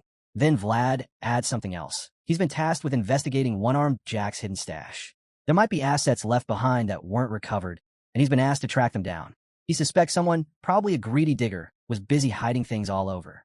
Harvin's immediately on board, more than ready to lend a hand. Vlad grins, saying it wouldn't feel right if Harvin wasn't involved, especially after gifting him that pricey whiskey earlier. Suddenly, Vlad recalls something Marcella mentioned. She's looking for the other girls too, but Harvin sighs, saying odds are they've already been sold off. Even so, Vlad isn't convinced. He believes some of them could still be around. That's when Harvin starts to put pieces together. If there's hidden treasure and missing girls, maybe the two are connected. He's convinced there's more going on beneath the surface. Vlad, though, finds the whole thing a bit of a headache. He admits he did try tracking some of them down, but most left no trace at all. Now intrigued, Harvin leans in and asks, "Who exactly are you talking about?" Without skipping a beat, Vlad tells Harvin there's one girl in particular, Anna. She's the only one he remembers clearly. But it's not just her. There are others who vanished without a single clue. Harvin agrees, finding it all very suspicious. In his mind, there should have been at least something to follow. He remembers how One-Armed Jack operated, and while the man was in all sorts of shady dealings, this feels different, too quiet, too clean. Wanting to help, Harvin offers to dig around as well. He admits his group isn't what it used to be, so resources are limited, but he's still willing to do what he can. Their talk is cut short when the dark-skinned man Vlad rescued, Otar, shows up. He calls out to Vlad, saying he found a suspicious place, just like they suspected. Vlad gets up to follow, while Harvin promises to keep him posted with any updates. They arrive at what now looks like a butcher's shop. Vlad starts asking questions about the missing girls, but the man behind the counter claims ignorance. Vlad isn't buying it, though. He's sure this place wasn't here 6 months ago. The butcher says they're operating with permission from Black Bear, one of the 5 bosses of the Black Alley. He even drops the name to intimidate Vlad. But Vlad stays calm. He figures it's just an act, an attempt to scare him off. Then he catches the guy slipping when he identifies names written on a paper. Most locals can't even read, which means this butcher isn't from around here. Vlad immediately calls him out, accusing him of trafficking human meat. That hits the mark. The butcher panics and attacks. Vlad dodges easily and, now seriously ticked off, demands to know who this man really is. But when the guy refuses to answer, Vlad flips it, asking him the same thing and telling him he'd better start talking. He then turns to Otar and calmly says, "Close the door. Done doing business today." Once the confrontation is over, Vlad chats with Otar, still puzzled by how an outsider managed to set up shop here. Otar shrugs and says it's likely One-Armed Jack had stopped keeping a close watch on the alleys. Vlad's stunned that things fell apart so fast. 6 months, and it's already chaos? Otar sighs and says everything changed after Jorge died. One-Armed Jack wasn't the same after that. In a flashback, we see Vlad confronting the butcher again, this time with no patience left. He drives his blade through the man's hand, forcing a confession. The butcher finally breaks, revealing that the slave merchants are the ones behind the missing people. Back in the present, Vlad is still struggling to accept what he's uncovered. Human trafficking, right under everyone's nose in the back alleys? He never expected it to run this deep. Still, now that he has something solid, he decides it's enough for now. Otar, however, thinks the higher-ups will want all the details soon. Just then, a young boy runs up to them, saying he found what Vlad asked for earlier. Some neighborhood kids had seen something, and as thanks, Vlad hands him a skewer treat. While munching away, the boy tells Vlad he saw Anna. Yes, that brunette Anna, getting into a horse carriage he'd never seen before. Vlad immediately wonders if she's already been sold off. But then the kid adds something even more disturbing. The other women in the carriage were all pregnant. The words hit Vlad like a punch. Why would anyone buy pregnant women? They can't even work. So what's really going on? Otar notices the shift in Vlad's expression. The knight falls silent, completely lost in thought. The idea of Anna being pregnant was one thing, but someone deliberately collecting pregnant women? Even by back alley standards, it's horrifying. That's when Vlad remembers the spirit he'd encountered earlier. A strange presence. And now, he begins to fear, was that Anna? Or one of those women trying to reach out to him? His sword speaks to him then, as if reading his mind. It warns him, again, to trust his instincts. The bad signs always show up eventually, the voice reminds him. Vlad clenches his jaw, hoping he's wrong, but knowing it's time to prepare for the worst. Later, he reports everything to Sir Vorten. But the heavy-set knight is less than enthusiastic. Instead of taking it seriously, Vorten tells Vlad he should take a break. When Vlad reminds him that this was his assignment in the first place, Vorten shrugs, saying he didn't expect results this fast. All he wants now is a moment to rest after finishing his paperwork, but Vlad's relentless digging is ruining that for him. He even jokes that maybe a crisis is coming. Vlad catches on. To him, it sounds like Vorten's trying to pass the responsibility off to someone else. So he asks for permission to speak directly to the mayor. But Vorten doesn't give an answer. Not right away. The seasoned knight had hoped for a peaceful vacation, free from duty. But that dream fades the moment he looks out the window. Master Joseph and his convoy have shown up 2 full days ahead of schedule. As expected, the mayor rushes out, eager to make a good impression, but Joseph brushes past him without a word and heads straight to Sir Vorten. The young master is greeted with respect, and he wastes no time asking if anything happened while he was away. The heavy-set knight, not wanting to deal with the chaos that honesty might bring, quickly says everything's been quiet. Meanwhile, Vlad keeps his mouth shut, which Joseph picks up on instantly. Joseph suggests they continue the conversation inside. The mayor leads them to his office, but before entering, Sir Jaeger insists on inspecting the room.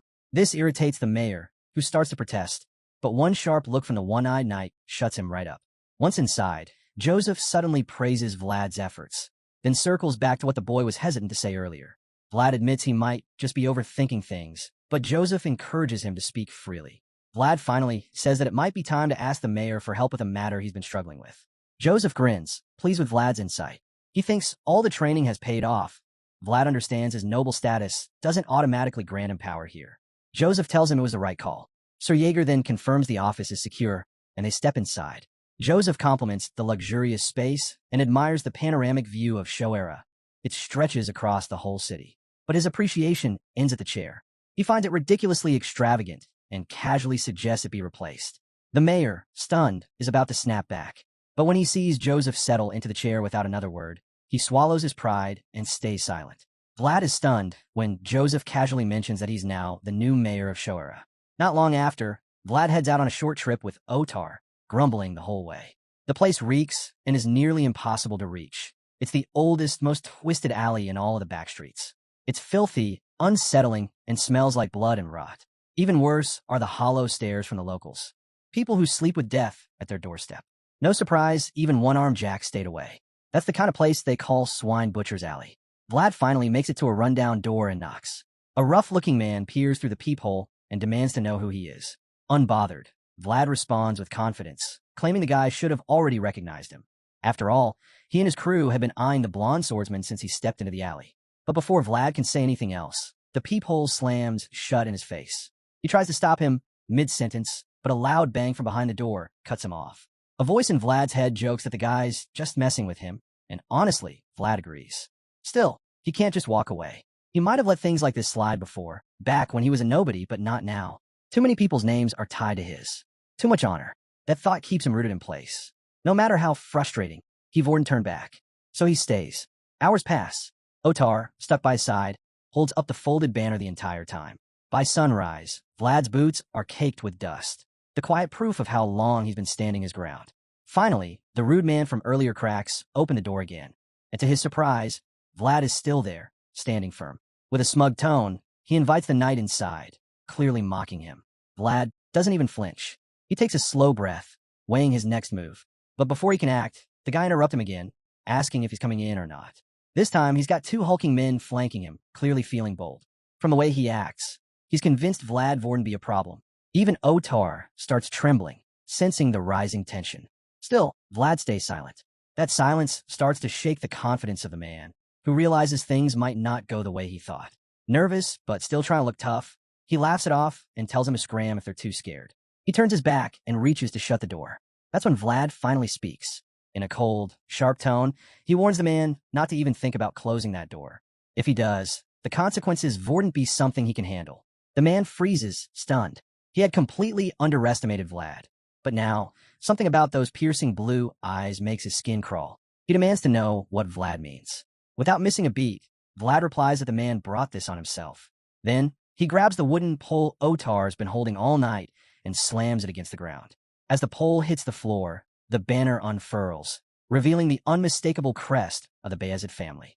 Vlad steps forward and declares his name, Vlad of Shoera, before announcing that he's about to carry out his authority, granted by the powerful names that stand behind him. His eyes harden. The air turns sharp with the threat of violence. Then, in a commanding voice, he orders them to find Black Bear and tell him to stop hiding. It's time he faces the rightful representative of the Beazid family. Hearing Vlad's words, the man who had mocked him just moments ago suddenly goes pale. A wave of fear crashes over him, and his body begins to tremble uncontrollably. Vlad notices the fear instantly, and he pushes further. He knows the guy must have heard the whispers, the stories floating around Shoera. Stories about what happens when a certain blonde knight stakes his claim somewhere. And now, staring into Vlad's eyes, the man doesn't need a prophecy to know what's coming. In his mind, he sees the trail of corpses Vlad has left behind, criminals butchered without mercy. He realizes he's just like them. Corrupt, disposable. Vlad can practically smell the fear pouring off him now.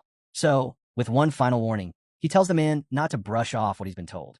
This, he says, is the last bit of kindness he's willing to show. One more insult, and it wouldn't end in words. Meanwhile, back in the heart of the city, the former mayor wanders the streets like a shadow of his former self. Master Joseph has taken his place, and now the man who once ruled Shoera has nothing. He stands in front of his old mansion, looking up at it with teary eyes. There's no going back. From a window above, Joseph watches the broken man shuffle away. Despite everything, a flicker of sympathy crosses his mind, something he never thought he'd feel.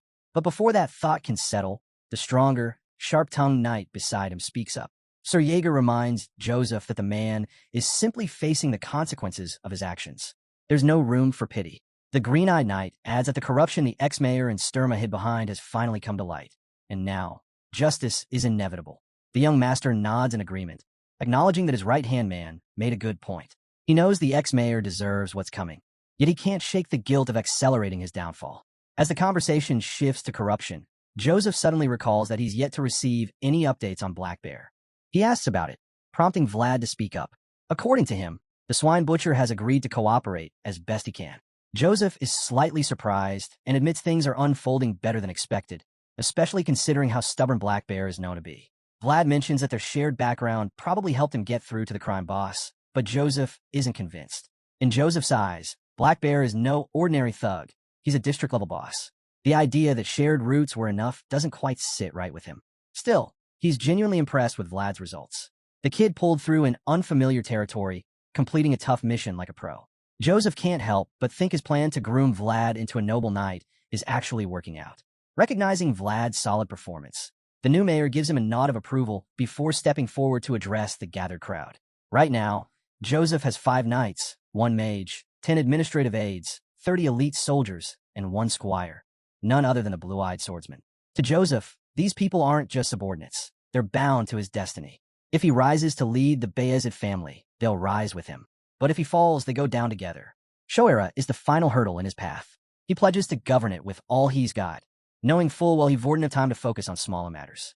Joseph is fully aware that he's not ready to confront the darkness rooted in every part of Shoera. But readiness doesn't matter now.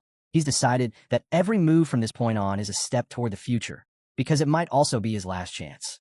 With that resolve, he assigns Sir Gregory the task of forming the investigation team. Right then and there, Sir Gregory gives a nod of gratitude, sincerely thanking Joseph for trusting him with such a critical mission. It's clear why he was picked. Gregory has always stayed neutral in the inter-family feuds, which gives Joseph confidence that he wouldn't get tangled in the rivalry between the Beazid brothers. Though Gregory isn't exactly one of Joseph's loyal men, the young master still believes he's the best fit for the job. Since the assignment involves tracking people, Gregory immediately names Sir Cade as his first pick, relying on his unmatched skills as a tracker. Then, turning to Vlad, he declares that he'll also be depending on the rising talent. Vlad is caught off guard. He clearly didn't expect to be chosen. The scene cuts suddenly to a chilling setting, a gloomy mansion deep in Mashayam, belonging to the Baron of Uthman. It looks like something out of a horror film, made even creepier by the storm raging outside. Inside, a young boy lies in bed, clearly in bad shape. His worried parents hover nearby, desperate for any solution. They've brought in a healer, but the father wants to make sure whatever ritual she's planning will actually save his son. The cloaked woman assures him it will work. Though he's unsure, the man is far too desperate to walk away. He finally agrees, telling her he'll pay any price. He just wants to save his child. Tears roll down his cheeks, and though the healer notices his sorrow, she coldly tells him not to dwell in despair, reminding him that even God can't keep an eye on everything. As she rises and lowers her hood, her face is revealed, clearly a witch, her glowing purple eyes and eerie presence confirming it. Dark energy begins to fill the room as she casts her spell, declaring once again that people like her exist because the divine can't be everywhere at once. Back with the investigation team, we find them out on a stakeout. Rain pours relentlessly as they stand under the dark sky. Sir Gregory mutters about the awful weather, admitting that moving forward with the mission in these conditions just isn't possible. Vlad nods in agreement, admitting it's a shame they can't move forward. Sir Gregory just shrugs and reminds him, things rarely go according to plan. The two of them stand quietly, looking out over the city, when Vlad notices something strange. Gregory slips a pill into his drink. He's taken aback, unsure what to make of it. Gregory catches him staring and casually asks if the young squire wants a sip. Says a bit of alcohol never hurt, especially in cool weather like this. But as expected, Vlad politely declines and instead heads into the brush, saying he'll gather some firewood. Gregory calls out, warning him that all the branches out here are soaked. Starting a fire wouldn't be easy. Still, Vlad insists it's worth a try, which makes the older knight question whether this kid really is Sir Jaeger's squire. Not surprisingly, once Vlad reaches the woods, he sees for himself that Gregory was right. Everything's wet and unusable. It starts sinking in that they might be stuck shivering in the rain all night. But just when he's bracing for the worst, another knight shows up, Sir Cade. He's carrying a bunch of branches wrapped in cloth, explaining they're hollow and should still burn. Vlad's relieved and thanks him, offering to carry the load. As he takes the bundle from Cade, a pause settles between them, heavy and awkward. Cade seems like he wants to say something, but hesitates. Then, out of nowhere, he thanks Vlad, says he never got the chance before. Vlad knows exactly what he means. He saved Cade's life once. Shrugging off, he tells him he was just doing his duty. Then he asks how Cade's holding up. Cade opens up, recalling the moment in past, when he had no choice but to sever a limb. He says it was the only option back then. Before the conversation can go deeper, Sir Gregory steps back into the scene, once again saying he made the right call picking them for the team. There aren't many knights who'd sign up for this kind of mission. At that, Both Vlad and Kate immediately think of the same person, Sir Vortin. The guy's reputation for laziness makes it obvious why he wouldn't be here. Sir Gregory expresses his gratitude, glad that Vlad and Cade are still willing to work with him, especially now that they're no longer knights, but mercenaries. He informs them they've officially entered Baron Uthman's territory. Thanks to Black Bear's cooperation, they've managed to follow their targets this far. But the trail's still cold, no concrete proof yet. Though they're technically still in the northern region, this area falls outside Beazid family control, which means Joseph can't offer them any backup from here on out. With that clear, Gregory gives them their task. Vlad and Cade are to infiltrate the village and investigate discreetly. For now, Gregory decides it's best they head back and get some rest. As they ride, Vlad can't shake the memory of that haunting wail he heard during the dead of winter. Looking at the fog creeping over the Baron's land, he silently wishes never to hear that cry again. After a bit of wandering, the knights mount up and begin searching for a place to stay. But the fog refuses to clear, and Gregory admits he's worried. It feels like they're just one wrong turn away from an ambush. Even Cade feels uneasy, but Vlad, for some reason, thinks it might still be too early to be scared. Suddenly, they spot what looks like an up ahead.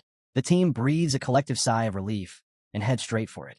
Inside, the innkeeper looks surprised to see anyone arriving at this hour. Gregory quickly spins a tale, saying the rain had stopped them from entering the village the night before. He then asks for bowls of hot soup for the team. But the innkeeper is cautious. He asks if they're mercenaries, explaining that he can't just welcome strangers, not after all the disturbing things that have been happening in the village lately. While Gregory works to ease the man's suspicion, Vlad notices a small girl hiding behind the counter. She reminds him of young Geminina, so he offers a gentle wave, hoping to calm her nerves. Just then, the familiar voice in his head calls out, prompting Vlad to excuse himself. The voice tells him they've come to the right place and offers its world to help him see the girl clearly. Vlad agrees. He activates the otherworldly vision, and that's when he sees it. A faint, ominous purple aura is swirling around the cross on the girl's neck. His heart sinks. It's a curse. With the cursed vision, Vlad sees the dark energy take shape, forming a demonic hand coiled tightly around the child's throat. It's horrifying. What cuts deeper is how familiar this all feels. Time and time again, it's the children who suffer first, pure and defenseless, yet always the ones sacrificed. Vlad's mind flashes back to his childhood. He remembers the adults who stole from kids and the quiet deaths that followed. The way children used to either freeze, starve, or cry themselves into exhaustion, searching for parents who had long abandoned them. Even though he grew up in a cruel, unforgiving world, Vlad made a promise to himself long ago. He would never become like the monsters who ruined it. He swore he wouldn't live the way they did, either. For him, an oath is sacred. Knights are meant to uphold them, and right now, there are children in need of protection. With that resolve, he heads toward a lonely church crowned with a bell tower. The voice in his head confirms it. This is the place. The dark energy tied to the girl's necklace ends here. Vlad decides it's time to enter. The voice agrees, but when Vlad asks if it senses anything strange inside, the answer is no. Still, the air feels heavy, as if something evil is hiding just beneath the surface. His instincts are screaming that something's not right. Then, he feels it, someone's behind him. Caught off guard but determined not to raise suspicion, Vlad drops to his knees and pretends to pray. He needs to look like just another traveler seeking comfort. A calm voice greets him from behind, casually noting that he must be new here. Vlad plays along, saying he arrived the morning before. The man instantly assumes he's one of the mercenaries who came in earlier. Vlad apologizes for entering the church without notice, but just as he speaks, something catches his eye. The cross on the priest's book. It's inverted. In that moment, everything clicks. The eerie feeling around town, the odd atmosphere, the twisted energy, it's because none of the crosses here are real. Every one of them has been turned upside down. Now that he understands what's really going on, Vlad knows he has to tread carefully. The priest, keeping his smile, tells him not to worry. Says God's embrace is open to everyone. But Vlad can tell, this man is no true priest. He's powerful, so much so that even the voice can't pierce through his aura yet. Still playing his part, Vlad brushes off the interruption, saying it's fine. He even claims to feel more at peace now that he's been granted permission to be there. Then he promises to leave as soon as he's finished praying. The priest nods slowly, telling him this is a place for all who seek God, and that he's free to do as he wishes. After leaving the church, Vlad's suspicion only deepens. The energy from the girl's cursed necklace had led him straight there. So no matter how kind the priest seemed, Vlad knows something's off. That smile might be warm, but it's hiding something dark. He can't afford to drop his guard. Just as he's about to end the conversation, the priest casually mentions that a plague has been spreading through the village. Vlad freezes. This is the first he's heard of it. And the priest's behavior only makes him more uneasy. He even prays that the illness spares the children, which sounds innocent, until you realize how strange it really is. Later that day, Vlad tracks down a local man to ask about the so-called plague. But the villager seems confused, saying he hasn't heard much. Vlad explains that the priest mentioned it, and it's important since they'll be staying in the area. That's when the man says something truly disturbing. There's no need to worry, because the plague only affects children. Vlad is stunned. How can an illness target only kids? The farmer admits he doesn't know the cause, only that several villages in Baron Uthman's lands have been hit, and it's always the children who die. In his mind, it must be divine punishment. Maybe God is angry with them. Either way, it's been nothing but suffering. Vlad has heard enough. He thanks the man and walks away, troubled. His thoughts spiral. Women are vanishing in Shoera. Now children are dying here. None of this feels natural. These aren't random tragedies. They're connected. He's certain this isn't a plague, but he has no proof. For a moment, he considers going back to Shoera to retrieve a holy relic, hoping it might help. But the voice in his head disagrees. It says the source is likely a curse, created by a skilled black magician, something only an experienced priest could even detect. That leads Vlad to wonder, how did the villagers come to know such a specific detail? He doesn't have the answer, and that only adds to his frustration. His instincts are flaring, but he's got nothing solid to act on. As he walks, he overhears a child saying something about how the priest gave them something earlier.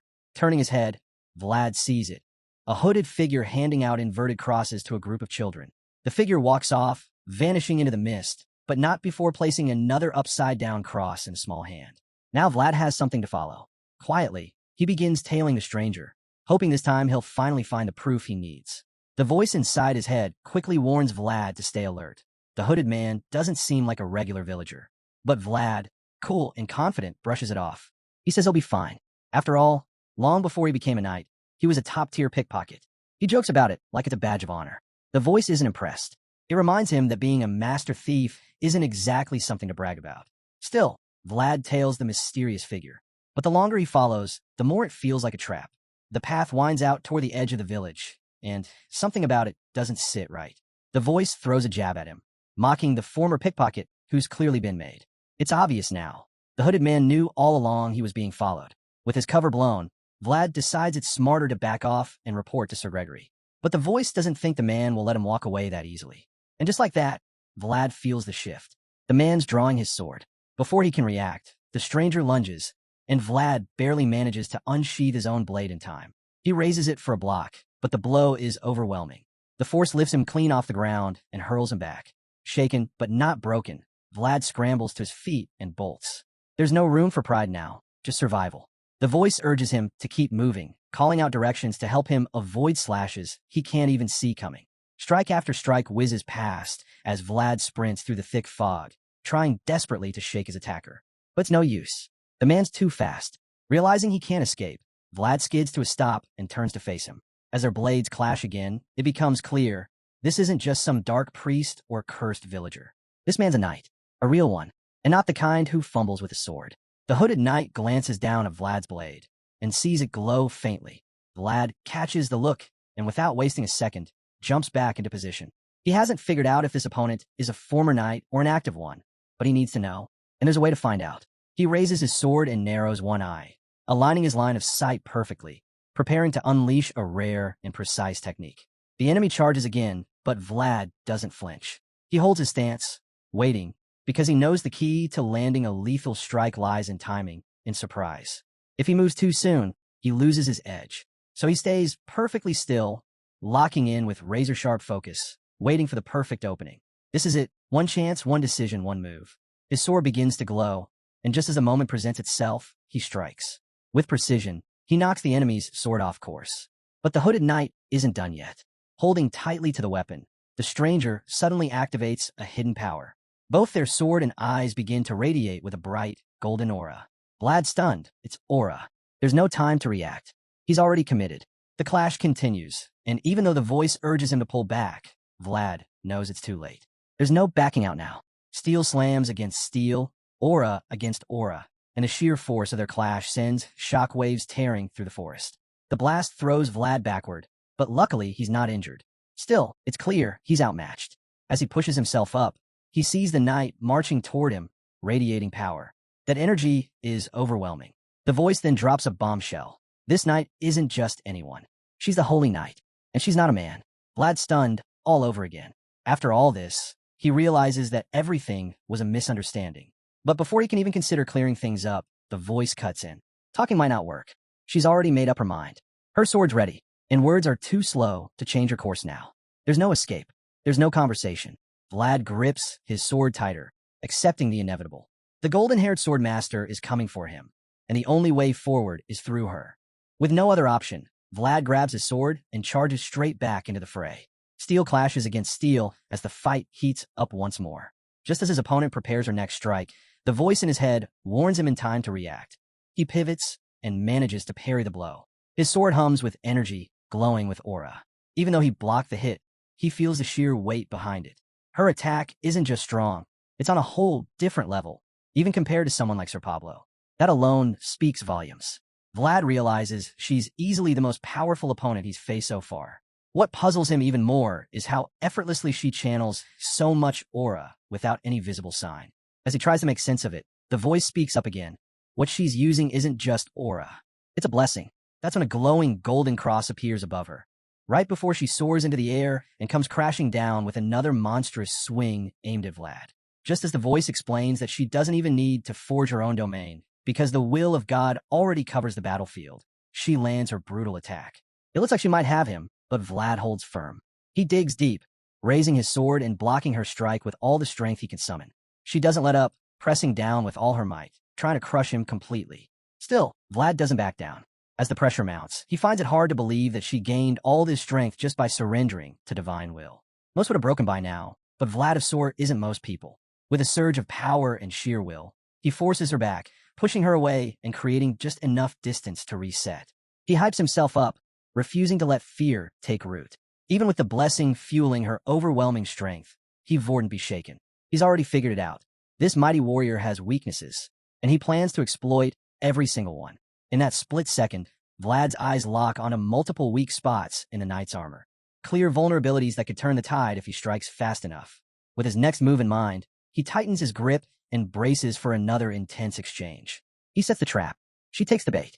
Confident that victory is within reach, the white-haired knight charges in, her sword raised high, aiming to end it once and for all. But she doesn't realize Vlad's already 2 steps ahead.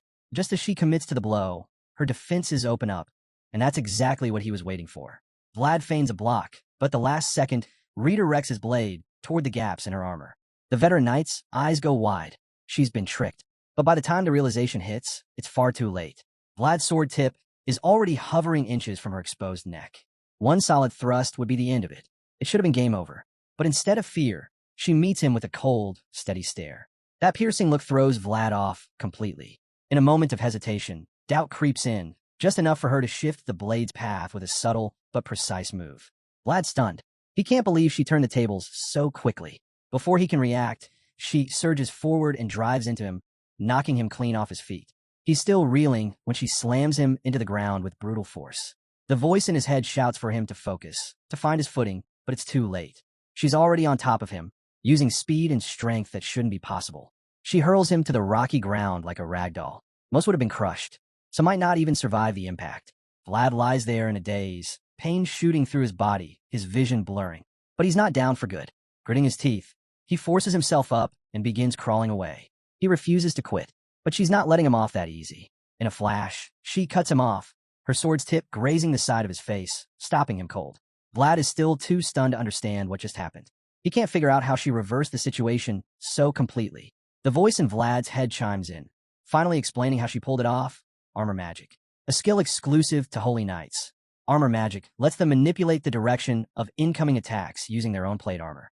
That's how she was able to shift his sword away from her neck and redirect it toward her armored shoulder instead. Suddenly, everything clicks. Vlad notices the faint scratch left on her shoulder plate, and panic starts to rise.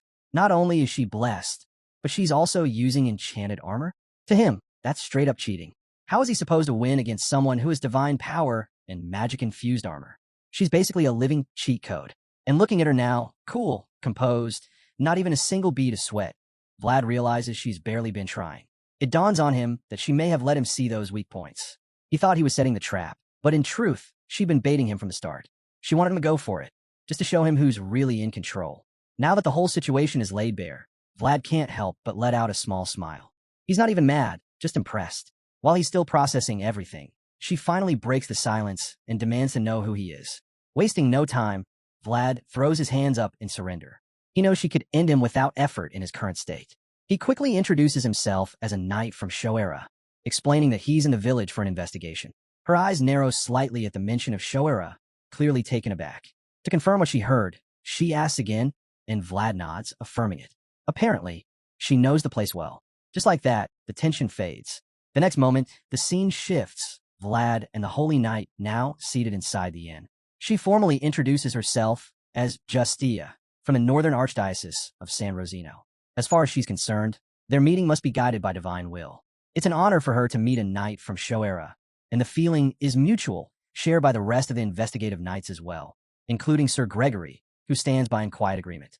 Now that tensions have eased, the bearded knight suggests they all sit down and talk things over. Lady Justia agrees. As they settle in, she reveals that she's been doing her own investigating in the village. She started suspecting something was wrong and initially thought it might be a plague. But the more she looked into it, the clearer it became. This wasn't an illness. It was a curse. She doesn't stop there. She tells them she also uncovered signs of something ancient buried beneath the surface of all this chaos. Sir Gregory is visibly stunned. This is the first he's hearing of a curse. He missed the earlier events at the church with Vlad, so this is a curveball. From his perspective, a church in the area should automatically protect the village from anything dark or unnatural. To him, the presence of a holy place should rule out curses altogether. But Justia fires back with something that shakes everyone. She believes the church itself is the source of a curse. Her words hit the table like a thunderclap. The knights are stunned into silence. It's not the kind of accusation anyone expects from a holy knight. Meanwhile, the voice in Vlad's head is in full agreement with her, and quietly impressed by how fast she pieced everything together. Sir Gregory, however, is horrified. It's beyond anything he anticipated. For a holy knight to say something like this, it must be serious. He knows action must be taken, but at the same time, he's reminded that this territory falls outside of Beazid's jurisdiction. That leaves him in a tough spot. He wants to act, but his hands are tied. Overwhelmed and frustrated, Gregory slams his fists on the table, struggling to process the situation. Justia calmly watches him, waiting for him to settle down. Then, she cuts through the silence. She asks him to deliver a message of gratitude to the new mayor of Shoera. Gregory is caught off guard, unsure where she's going with this. But she continues, saying she respects how the mayor handled the situation, especially using discreet methods and keeping sensitive info hidden when necessary. In other words, she's politely telling them, thanks for your effort, but it's time to step aside. She's taking over from here. After all, Gregory already confirmed this village isn't under their authority. The bearded knight mulls over her words, unsure if she's trying to stop them from digging deeper or simply being thoughtful. Either way, he knows black magic falls under the church's jurisdiction. That means they're officially out of bounds now. With no legal grounds to continue, the knights may have no choice but to pull back. Sir Gregory, though hesitant, comes to terms with it. Vlad sees it all unfolding and stays quiet. It's clear now. An invisible wall has been drawn, one backed by authority and duty. Later that night, Vlad sits by the window, staring into the thick, eerie fog outside. It's too dense to see anything clearly. Inside, he's clearly frustrated. It feels like they've failed Anna. Just then, the little girl from earlier sneaks up and breaks his thoughts, asking if he's leaving soon. Sadly, he admits that goodbyes are coming sooner than she'd like. Her eyes well up with tears the moment he says it. She doesn't understand. Why are they leaving already? Vlad explains that their job here is done, but his face says otherwise. He's not in the mood for talking. He just wants to sit there in silence, sulking over how abruptly everything ended. But the girl's not about to let him sink into despair. Taking his earlier words to heart, she boldly declares, there's no such thing as being done with your work in this world. He scowls at her, not because she's wrong, but because she's exactly right. He hates that truth. He'd much rather obey orders and stay out of any more trouble. But this kid just shattered that illusion without even trying. At a loss for how to shut her up, he finally asks, don't you have any friends or something? Why are you always hanging around here? She replies plainly that her father told her not to go outside. That checks out, Vlad thinks. Given everything happening in the village, it's no surprise her dad's keeping her inside. The whole place feels off. What Vlad doesn't realize, though, is that the father is secretly watching their conversation from the shadows. He looks at the girl, stuck indoors with no friends, no one to play with. It's no wonder she's clinging to him now. She suddenly pleads with him to stay a little longer, hoping to convince him by saying the church will soon be handing out gifts. That catches him off guard. He blinks, not sure he heard her right. Right then, the innkeeper chimes in. He explains that the church is planning to gather all the children for some kind of ritual blessing. The man seems completely under the church's influence, treating the whole thing like it's some divine generosity meant to help them through dark times. Vlad leans forward, more alert now, and asks when this ritual is supposed to happen. The innkeeper says it'll be in 3 or 4 days. The priest is apparently collecting all the children for it. The girl turns to Vlad again, begging him to stay until then. He doesn't respond right away, just silently sips his drink and starts thinking. He recalls sending a message by carrier pigeon, asking for reinforcements. Based on his experience, it'll take at least 4 days for the Holy Knights to arrive. Barely enough time. Weighing everything in his mind, Vlad starts to think they might actually make it. Finally, he looks at the girl and tells her he could stay until the blessing. Her face lights up with joy. Excited, she digs into her pocket to give him something. Curious, Vlad asks what it is. She pulls out a simple ring, twigs twisted together. She calls it a flower ring and hands it to him. He stares at it, confused. Flower ring. There's not a single flower on it. Still, he figures she must have made it using the ivy growing on the building's wall, in a place where flowers aren't even allowed to bloom. This simple gift means more than it seems. Just then, Marianne's father calls out, reminding her it's time for bed. She tries to argue, but he shuts it down immediately. No room for debate. Off to her room she goes. With a pout, she slowly starts walking away. Before heading upstairs, she pauses and turns back to Vlad. Will you still be here in the morning? She asks. Instead of giving her a solid answer, he flashes a teasing grin. Probably. That's all she needs to hear. Beaming, she demands he promise to stay longer. She doesn't even wait for a reply, just spins around and heads off. But then it happens. She suddenly freezes in her tracks, like something takes hold of her. In the next instant, she collapses, her body hitting the floor hard. Her father screams and lunges forward, catching her just before she hits her head. But it's already too late. She's seizing violently in his arms. Vlad's instincts kick in. He knows something is horribly wrong. Without wasting a second, he moves to help. Inside his mind, a voice speaks, offering him its sight. It wouldn't fix anything, but it'll let him see the truth. That's enough, because the curse has been triggered. The father's cries alert the other knights, and they rush downstairs to the chaos unfolding. They arrive just in time to see the man desperately trying to rouse his daughter. Sir Gregory arrives and is struck speechless. The sight before him, the cursed child, is just as Justia described. Meanwhile, the voice tells Vlad that the girl's life is slipping away. Her breath, her very soul, is being drained, and only Vlad can see it. Pale smoke rising from her mouth, floating toward the church. He doesn't know how to explain what he's seeing. While he's still trying to make sense of it, Justia cuts in. The enemy must have sensed her presence. That's why they've come. That's why Marianne is suffering.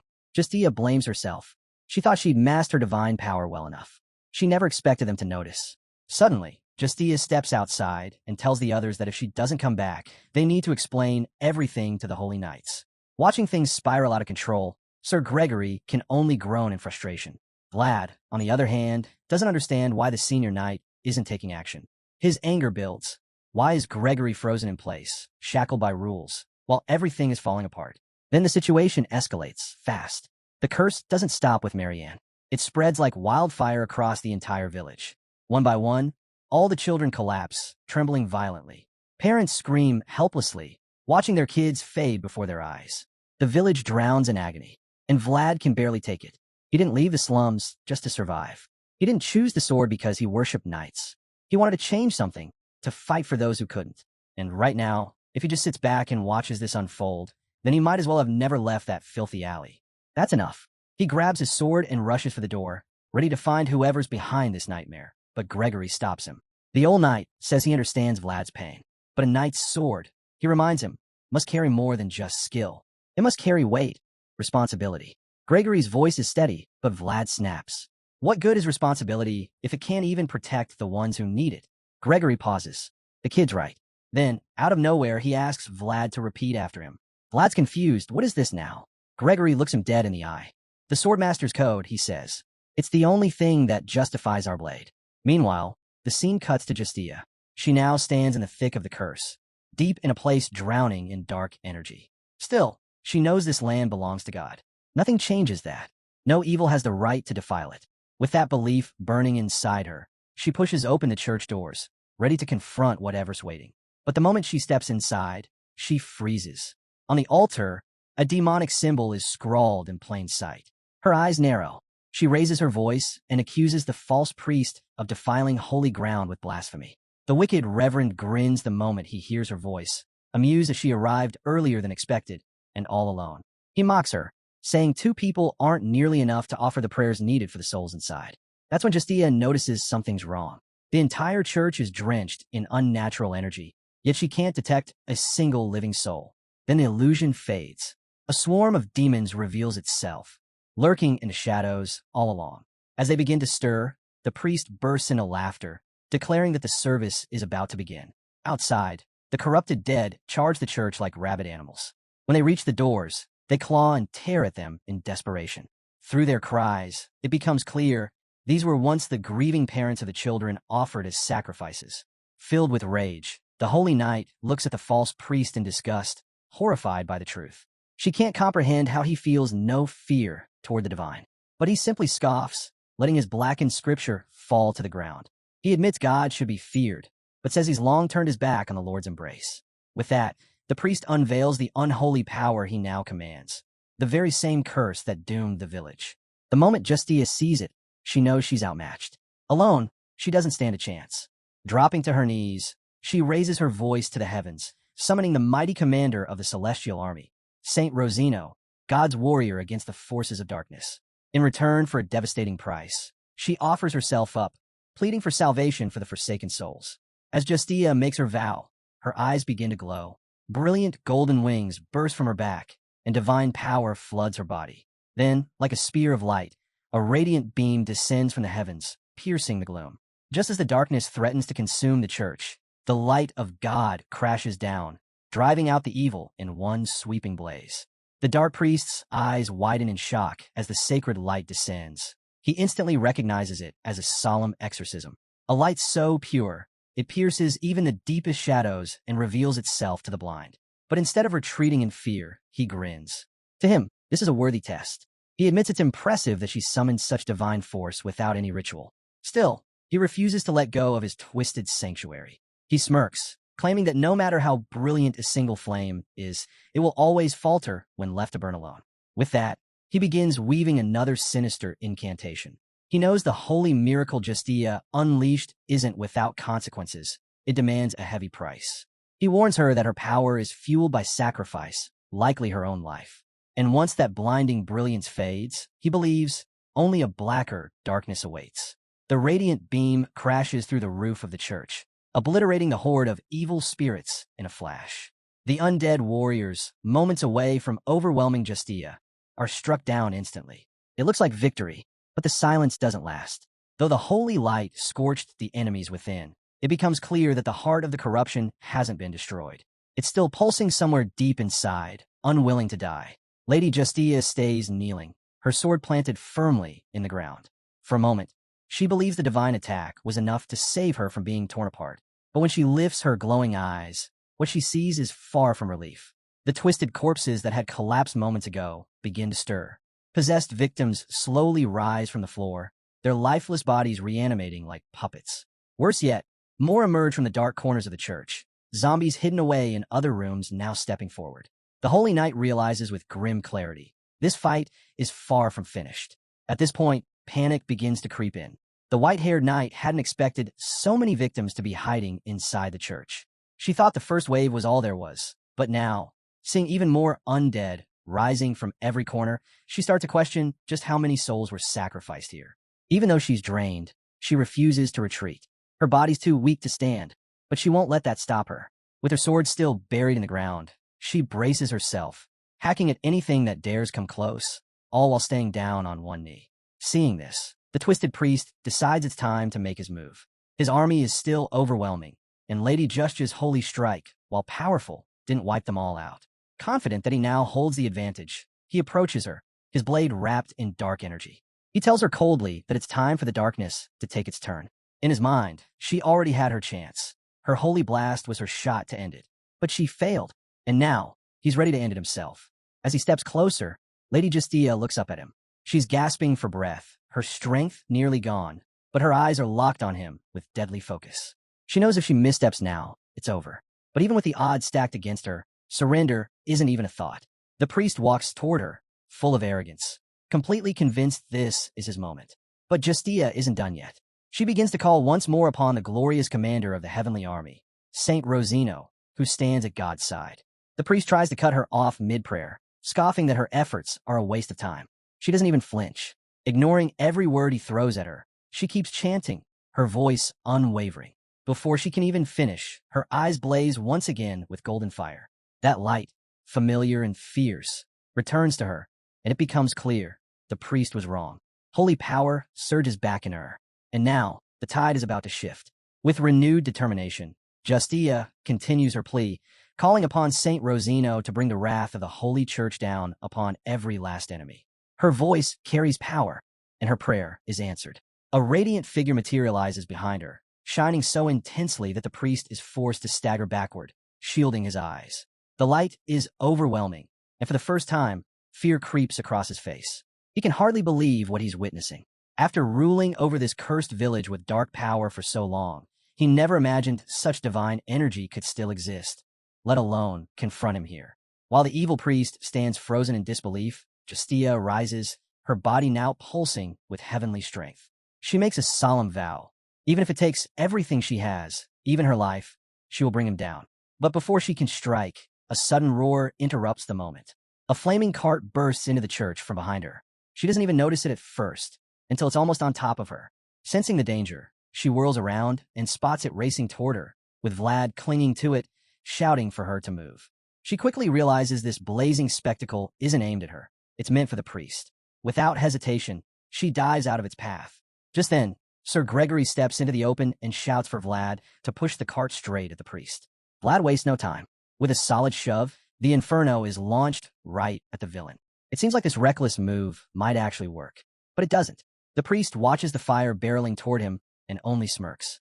He looks more annoyed than threatened.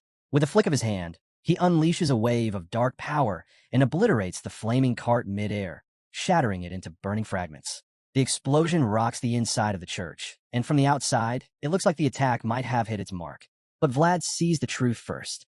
As the smoke clears, the false priest calmly walks out of the fire, completely untouched. So Vlad charges forward, ready to launch the next strike. The young swordsman grips his blade and launches himself into the air, ready to bring justice to the false priest. There's no one who despises the priest more than him, so now that he's got a shot, he's not holding back. The young knight burns with fury. He's had enough. After what the priest did to the village children, this has gone way too far. He's here to end it once and for all. As their swords meet, sparks fly. The clash is intense. The priest may be a fraud, but he's no pushover.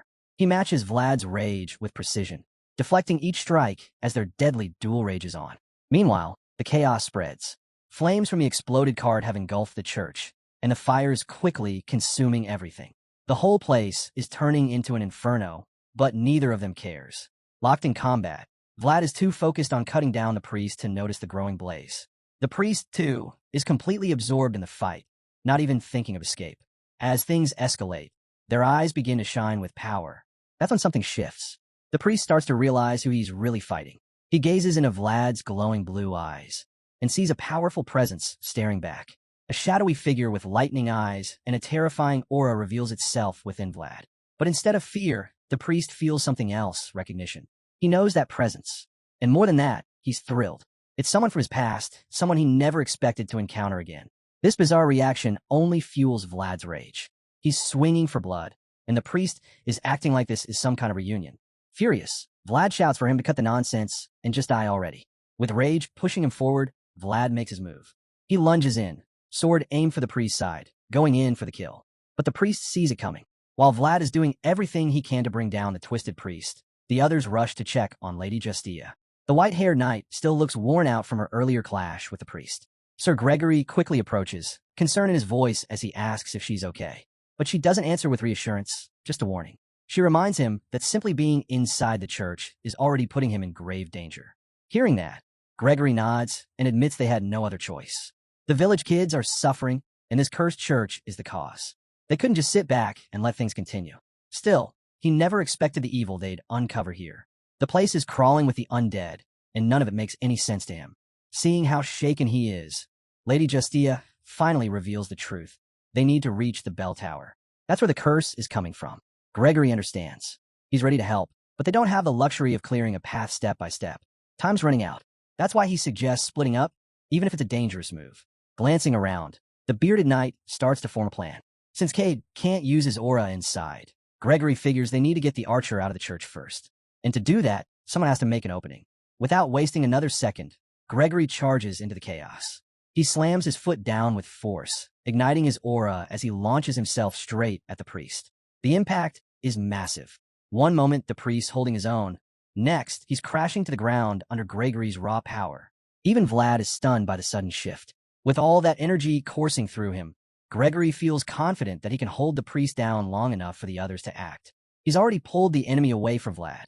Now, he just has to keep him distracted. Pinning the priest to the floor, Gregory shouts to Vlad, passing on what Justia said about the bell tower. He admits he doesn't fully understand what's up there, but whatever it is, he wants the young knight to find it and destroy it. Hearing Sir Gregory's command, Vlad instantly understands the weight of what's just been asked of him. This isn't just a task, it's a mission born from sacrifice. Watching his superior hold off the priest alone, Vlad knows he can't afford to fail. Without a second thought, he takes off. His speed is blinding as he bolts out of the church, hell-bent on making Gregory's stand count for something. But the priest isn't about to let him go so easily. Even while pinned, he summons a fresh wave of undead and sends them charging after Vlad. Like puppets on a string, the cursed victims rise and abandon everything else to hunt down the young swordsman. Vlad sees the horde closing in and lets out a frustrated curse. But he doesn't slow down. He can't. It's now or never. He barrels straight into the wave of undead, pushing through with sheer will, knocking aside anything that dares block his path. But it's too many. Just as he starts to get swallowed by the swarm, a blinding beam of light cuts through the mob, blasting open a path. Vlad's stunned. He didn't do that. He turns to see Cade standing with Lady Justia, the two of them working together. She's channeled her holy power into his arrow, turning it into a radiant blast that cleared the way. Their timing is perfect, but the job isn't done. Dozens more undead begin to rise, pouring in from every corner. The nightmare is far from over. Cade quickly realizes this and tells Vlad to keep moving. He'll handle the rest. Arrow after arrow flies, each one hitting its mark, clearing out the zombies with deadly precision. Not a single shot is wasted. Cade moves like a seasoned warrior, calm, calculated, deadly. Even so, the undead just keep coming. Vlad knows that even with Cade's flawless aim, it won't be enough. He's got to break through himself. There's no time to wait. So, with his resolve hardening, he throws himself back into the fray, plowing through the creatures with unstoppable force. As he pushes forward, a voice echoes in his mind, reminding him of who he is. Every world has value. Every life matters. But not everyone can fight for themselves. That's why knights exist, to protect those who can't. And when duty calls, they can't afford to hesitate. Vlad knows exactly what he has to do. He must become the flame that lights the way through the darkness, even if it means burning himself in the process. It's the second code of the Swordmasters, etched deep into his heart. With that thought anchoring him, he charges forward without hesitation, cutting his way through the endless sea of enemies. Back in the fray, Sir Gregory is still holding the line. But even as he struggles to pin the priest down, he's forced to fend off new threats. A possessed attacker lunges from behind, and when Gregory whirls around a block, another sneaks in and strikes him from the back. Desperate, he slams his sword into the ground, hoping to crush everything in reach, but it's not enough. The swarm keeps coming. Just when it seems like he's about to be overwhelmed, an arrow whizzes past and takes out the attacker. Gregory glances over to see Sir Cade, standing firm despite the exhaustion in his face. The archer's fingers are raw and bleeding, but he still manages a nod. For a moment, the pressure eases. The tide of the undead thins out just enough for them to catch their breath. Gregory, half joking through the chaos, comments that he wishes he were this popular in his regular life. Being swarmed by zombies is one thing, but at least it's attention, right? Then, while he's still trying to find the humor in it all, one of the crawling undead grabs at his boot. Gregory glares down at it, clearly over the horror show. He's seen more twisted things today than anyone should. What really pushes him over the edge, though, is the priest's face. Even now, with everything crumbling around him, the priest is still grinning like a madman. It's a sinister, smug look, like he's sitting on some grand secret. The priest sits on the floor, calm and composed, as if he's already surrendered to fate. He looks at Gregory and tells him to do whatever he wants, because death, to him, is meaningless. He's not someone who could be erased so easily. Hearing this, Gregory clenches his jaw. The priest's confidence, his taunting words, and that sick smile, it's all too much. He's already boiling inside. and now the priest just pouring fuel on the fire. So Gregory decides, if the priest wants to act untouchable, then it's time to break that illusion. Sir Gregory lifts his blade high and brings it down hard on the priest, eager to see if the man can keep running his mouth after losing his head. But instead of fear, the priest just laughs, fueling Gregory's rage even more. With one final strike, the knight silences him for good, telling him to laugh his way into death. In a single, clean slash, the priest is decapitated and his head tumbles down the steps. That's when something strange happens. The enemy soldiers suddenly freeze. Lady Justia steps forward and explains, to stop an army, you take out its commander. The knight nods, confirming Gregory's move was the right one. You'd think the bearded warrior would be proud of what he'd done, but he just scowls. He mutters a curse, clearly irritated by how close things got. Still, there's a sense of relief. It's finally over. He pulls out his flask and takes a long drink, already bracing for a long night of heavy drinking. But just as it feels like the battle's done, a voice echoes, one that shouldn't be possible. The priest's voice. It calls out to Gregory, mocking him, saying there was no wine in the mess hall. Gregory nearly chokes on his drink. Around him, the knights are frozen in shock, their eyes wide at the impossible sight, a severed head still talking. The head keeps going, even asking for a sip of Gregory's booze. The knight slowly turns, stunned to find the priest's head still conscious. Before he can react, Cade shouts a warning. Gregory spins around, and there it is, the priest's headless body, still on its feet.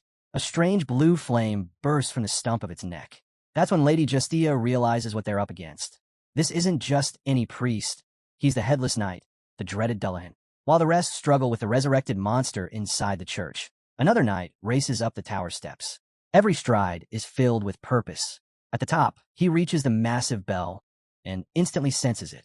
Dark energy swirls thick in the air. He knows it instantly. This bell is the heart of the curse. A voice in his head confirms it. It's the curse of a noble warlock. With that, the voice urges him, no more waiting. Shatter the spell. End it now. Just as our boy begins to activate his skill, he's cut off, literally, when a headless knight suddenly appears and lunges at him. The voice in his head shouts a warning, but it's already too late. The tower starts to tremble violently, shaking like it's about to collapse.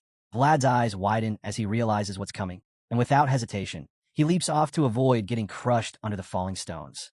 Behind him, the tower erupts in a massive explosion, reduced to rubble by Dullahan, who's determined to protect the source of his curse at all costs. Meanwhile, Vlad lands safely on solid ground. He takes a breath and glances around, confused by the destruction all around him. Then he notices it. The church is completely wrecked. Before he can process what happened, the Headless Knight materializes once more, holding a glowing orb of energy in his hand. With a smug tone, he actually compliments Vlad's acrobatic landing, clearly impressed. But Vlad isn't in the mood for praise, especially not from the enemy. He draws his sword and charges, accusing the priest of never having been human to begin with. As he looks around and sees no sign of his companions, panic kicks in. He demands to know where they are, terrified that they may have died in the chaos. The Dullahan barely flinches. Coldly, he replies that their lives mean nothing to him. Sure enough, we see the motionless bodies of Vlad's fellow knights scattered in the debris. Dullahan lifts the orb and declares that the only thing he values is already in his grasp, the curse itself. Furious, Vlad shouts at him to hand it over. But the Dullahan smirks and tells him to come take it. With no patience left, Vlad charges in again, but Dullahan warns him not to test his limits. He's running out of patience, especially when it comes to his so-called peers. That comment stops Vlad in his tracks. He doesn't understand. What peers? That's when the Headless Knight makes it clear he wasn't referring to Vlad. The moment of confusion is all it takes. Dullahan explodes into action, unleashing a relentless barrage of attacks. Vlad tries to keep up, but he's quickly overwhelmed. The knight realizes, with a sinking heart, that his opponent has become far too fast, far too powerful for him to handle. The voice in Vlad's head cuts in, confirming what he's already starting to fear. Those moves? Not human. And while he's struggling to keep pace, Dullahan taunts him relentlessly, calling him slow, mocking every step he takes. But Vlad's had enough. In a flash, he unleashes a powerful technique, the armor technique, catching the Headless Knight completely off guard. Dullahan flinches, genuinely surprised, and even more shocked when he senses the protection of a spirit wrapped around Vlad. That changes things. This fight isn't just a clash, it's a battle of will now, and neither of them plans to walk away without a victory. The duel intensifies. It's no longer about tactics or honor, just two warriors refusing to back down. With fire in his heart, Vlad charges at his flame-headed enemy, sword coated in aura. One of his eyes glows. He's gone all in. That's how you know he's serious. He closes in fast, blade blazing with energy, and lets loose a crushing strike aimed to do real damage. But Dullahan isn't just any opponent. He's the former priest, and he sees it all coming. Calm and ruthless, he waits for the right moment. He's fully aware of Vlad's fury. He knows the kid wants revenge, but it doesn't rattle him. Not one bit.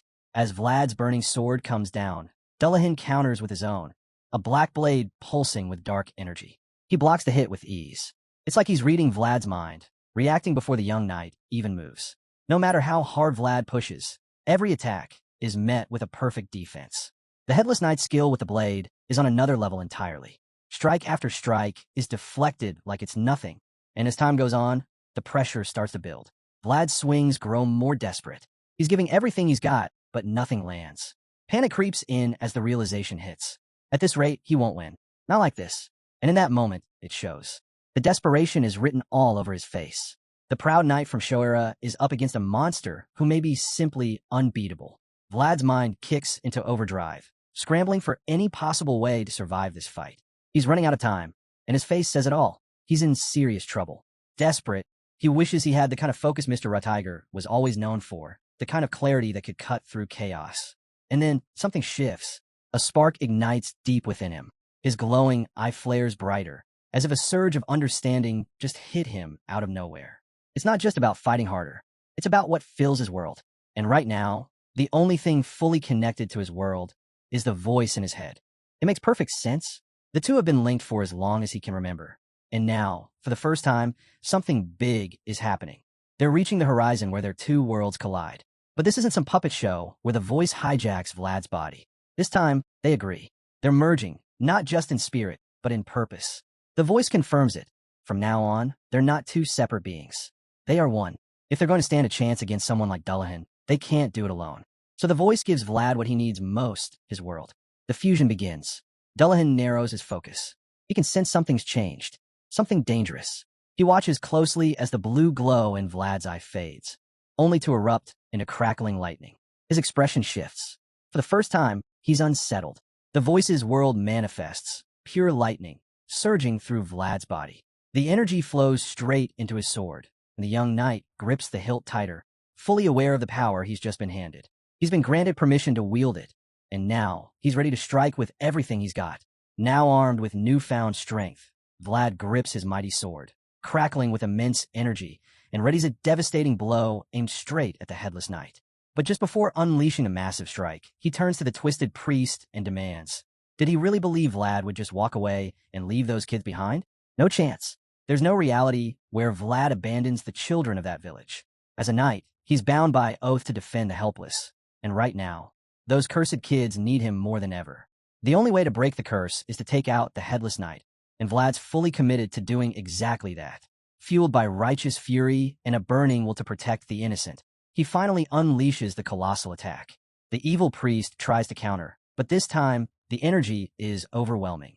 The blast tears through the battlefield, stretching for miles, and at its center, the Headless Knight stands locked in the heart of the storm. When the dust settles, you'd expect the enemy to be reduced to ash. But to Vlad's disbelief, the figure doesn't fall. Instead, the Headless Knight remains upright, weapon in hand, fully ready for more. It's an unbelievable sight. After everything Vlad threw at him, the villain is barely scratched. As the enemy starts charging up his next attack, Vlad can't help but curse. He's stunned. That monstrous blast, all that power, and this is all he accomplished? It's like watching a hero hit with everything he's got, only for the villain to walk it off. The gap in strength feels enormous. And that's when Vlad comes to a bitter realization. His world isn't big enough to contain the voice's power. What they just pulled off, no matter how epic, was only a glimpse of what's possible. His attack fell short because their worlds don't align, and that mismatch meant he couldn't tap into the full potential of their combined might. Right now, Vlad is running on fumes. He's tried everything he can think of, and nothing's worked. You really can't blame him. He's thrown out every move in his arsenal, but it's all been for nothing. Worse still, he figures he's only got 2, maybe 3 shots left in him before he's completely drained. At first, it looked like his opening strike did some real damage. He managed to slice into Dullahan's wrist. But that small victory is about to flip into a nightmare. The blood dripping from the wound doesn't just fall. It morphs into a dark, swirling energy, and it's clear Dullahan plans to use it. The Headless Knight starts laughing, mocking Vlad. Turns out, the first time they clashed, Dullahan held back. He thought Vlad was just another swordsman who shared his style. But now that he sees the kid might actually pose a threat, he drops the act and goes full monster mode. In a flash, he dons a terrifying set of armor, glowing with eerie blue flames from within. It's a chilling sight. Vlad is stunned speechless. He can hardly believe what he's seeing. The transformation is insane, and Dullahan now looks more like a demon than a knight, fully prepped for another brutal showdown. Every swing of Dullahan's sword pulses with that dark, unstable energy. Vlad's still trying to wrap his head around the transformation when the first attack flies straight at him. He doesn't spot it in time, but the voice inside his head does, shouting a warning just before the energy blast hits. Dullahan doesn't stop there. He charges in with lightning speed. Again, the voice calls out, telling Vlad to dodge. He reacts quickly, trying to leap out of the way, but even then, he can't avoid the brunt of it. The next blow slams into him with brutal force, launching him through the air and kicking up a storm of dust. Dullahan doesn't even move. He just watches, standing still as the dust begins to settle. And then, as he scans the battlefield, he actually pauses to wonder, how did Vlad manage to summon his aura fast enough to shield himself? Even just a little? For the first time, the Headless Knight admits it. This kid might actually have real potential. Flat on the ground, barely clinging to consciousness, Vlad is completely drained. And Dullahan sees it. Whatever he thought of Vlad before, just some kid swinging a sword. He knows now he was wrong. There's more to this boy than meets the eye. That unknown potential makes Vlad dangerous, which is exactly why Dullahan decides this is the perfect time to eliminate him. Right here, right now. The kid's out of strength, completely exposed. If he doesn't take care of him now, Vlad will become a major problem later. With that, the Headless Knight approaches, sword in hand, ready to end it. He raises the weapon high, prepared to plunge it straight into Vlad's chest. Vlad sees it coming, but he's too weak to move, too worn out to even lift a finger. All he can do is stare, horror written all over his face. This feels like the end, and what makes it worse is it looks like he's given up. Dullahan leans in with cold intent, blade aimed for the kill. Just before he strikes, he mutters that Vlad should have known his place and kept things simple. Then he drives the sword downward, but just before it hits, Vlad catches it. Hand bleeding, eyes locked, he grabs the blade mid-strike and stops it cold. The sword doesn't pierce. It doesn't even move. Time seems to freeze. And then, something even more unexpected happens. The voice inside Vlad finally speaks, loud enough for someone else to hear it. For the first time, it doesn't just whisper to Vlad. It shouts directly at Dullahan. Didn't you hear what he said? A pause. He told you to leave the children alone. The instant those words hit the air, a massive burst of energy erupts from Vlad's body. A shockwave so powerful it launches Dullahan into the distance, screaming as he's engulfed in the blast. And just like that, Vlad starts to rise. But something's changed. The energy swirling around him is different, stronger, sharper. As he stands, it's clear this isn't just a boy from Showa anymore. The one speaking now is something else. The voice, now in control, admits something strange. He doesn't even know who he really is. His memories are gone, scattered across time. But one thing remains. A single duty etched deep into his very soul. In that moment, it all clicks. The voice finally understands the truth. His very existence revolves around one thing, fulfilling that buried duty. And now, with that purpose clear, he's more than ready to see it through, no matter what it takes. Taking full control of Vlad's body, the voice steps forward. He's done watching the Headless Knight bully children. If Dullahan wants to fight, then it's time he picks on someone his own size. Back on the battlefield, Dullahan is still reeling from that last attack. His body smolders with smoke, evidence of real damage. But that doesn't shake his resolve. He still believes he can win, still convinced the fight is his. He's wrong. As Dullahan tries to recover, Vlad suddenly blasts into the sky, energy flaring around him. In a flash, he rockets down with another devastating strike. The moment catches Dullahan off guard. He raises his weapon to counter, but it's not enough. The blow knocks him back hard, slamming him to the ground. Still, he refuses to quit. Gritting his teeth, Dullahan starts to rise again, but Vlad's already there. This time, he grabs him mid-motion, locking in a brutal, energy-charged chokehold and slamming him straight back into the earth. The voice doesn't hold back. He mocks Dullahan's so-called skills, disgusted that he'd dare challenge a mere boy with such pitiful power. What seemed overwhelming to Vlad. The voice finds it laughable. That's when Dullahan starts to realize he's completely outmatched. Shaken, he finally asks, "Who are you?" The voice doesn't entertain it. Cold and direct, he says, "I've got nothing to say to scum who feed off children's blood." Then comes the final verdict. You don't deserve to live. And with that, he begins charging a final deadly skill. Dullahan starts to panic. He doesn't understand why he's so afraid, but something deep inside tells him this fear is justified. He can feel it now. This isn't just a fighter he's up against. It's something else entirely. He senses a beast, feral, savage, and hungry, emerging from Vlad's aura. It's coming for him, ready to rip him apart. He can see it taking shape, massive and menacing, baring its fangs. And then, suddenly, it's gone. The creature vanishes. Now all Dullahan can do is tremble and wonder. Where'd it go? The evil priest spins around, looking for the devourer, only to have Vlad suddenly appear right behind him. A cold voice mocks the villain, asking if all that talking is just to cover up how slow he's gotten. Offended, the Headless Knight lashes out, unleashing a powerful energy wave. But it barely makes a dent. Vlad stands there unfazed. Watching Dullahan's weak attempt, the voice decides it's time to get serious. Furious, he unleashes a relentless series of strikes, all while expressing his disgust that someone like Dullahan would dare to belittle the power he now possesses. Now, the Headless Knight is rattled. His body, which is supposed to be beyond pain and death, is reacting. He can feel every single hit. The pain is real, tearing through his soul, and he can't make sense of it. But Vlad doesn't let up. The barrage continues, and it's clear he's far from finished. Finally, Vlad lands a devastating blow that sends the knight crashing hard into the ground. Buried in rubble, Dullahan groans, barely able to move. As he lies there, he starts to question everything. How could someone like Vlad even exist? He once thought he stood at the top, untouchable. But after facing Vlad, he realizes he's completely outmatched. Still down, the Headless Knight tries to process it all, but Vlad doesn't give him time. He drives his blade straight through his chest, pinning him where he lies.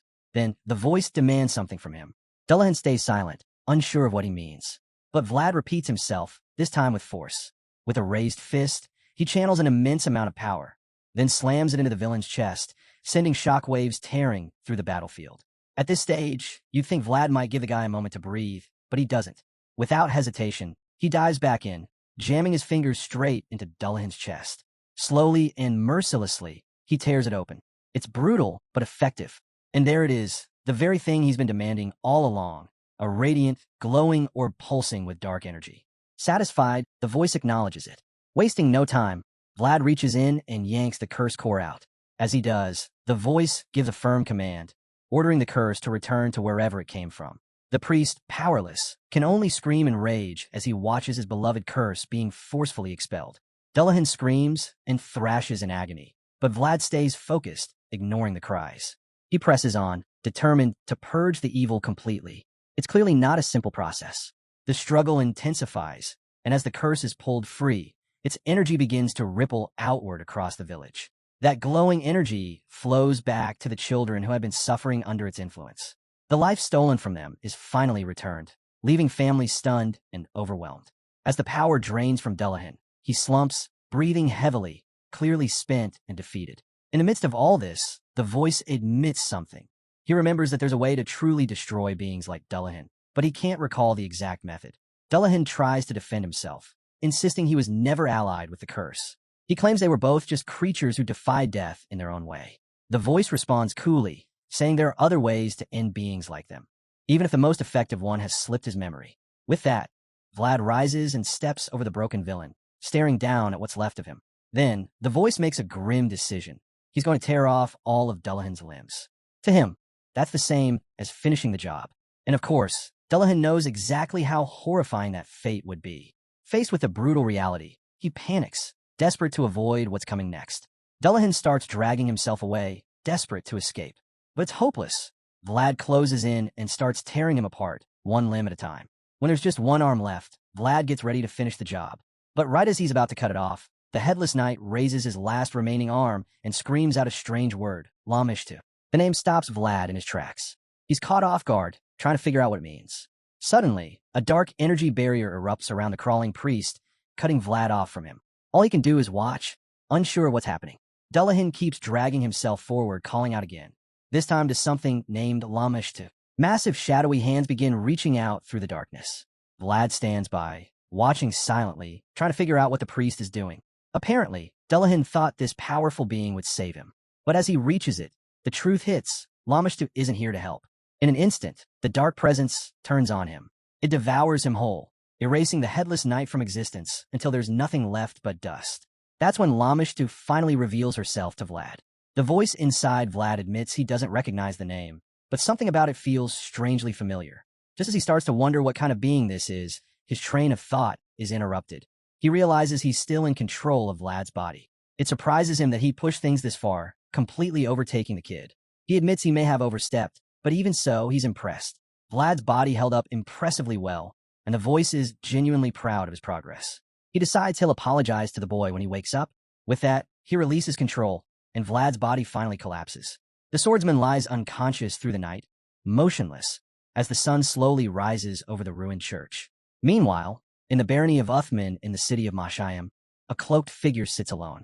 She sensed something, traces of the magic Vlad used. It's old magic, the kind that hasn't been felt in ages, and it piques her interest. She's certain something has begun to stir. The echoes of the past are returning, as she can feel the cracks forming. This, she decides, is the moment she's been waiting for. The era of chaos has finally arrived. With everything falling into place, the Dark Woman gives her next command. Her knights are free to loot the corpses of Baron Uthman's men. After all, the Baron has already paid the ultimate price for his son, who's now been brought back from the dead. The witch has fulfilled her end of the deal, and now it's time to collect a reward.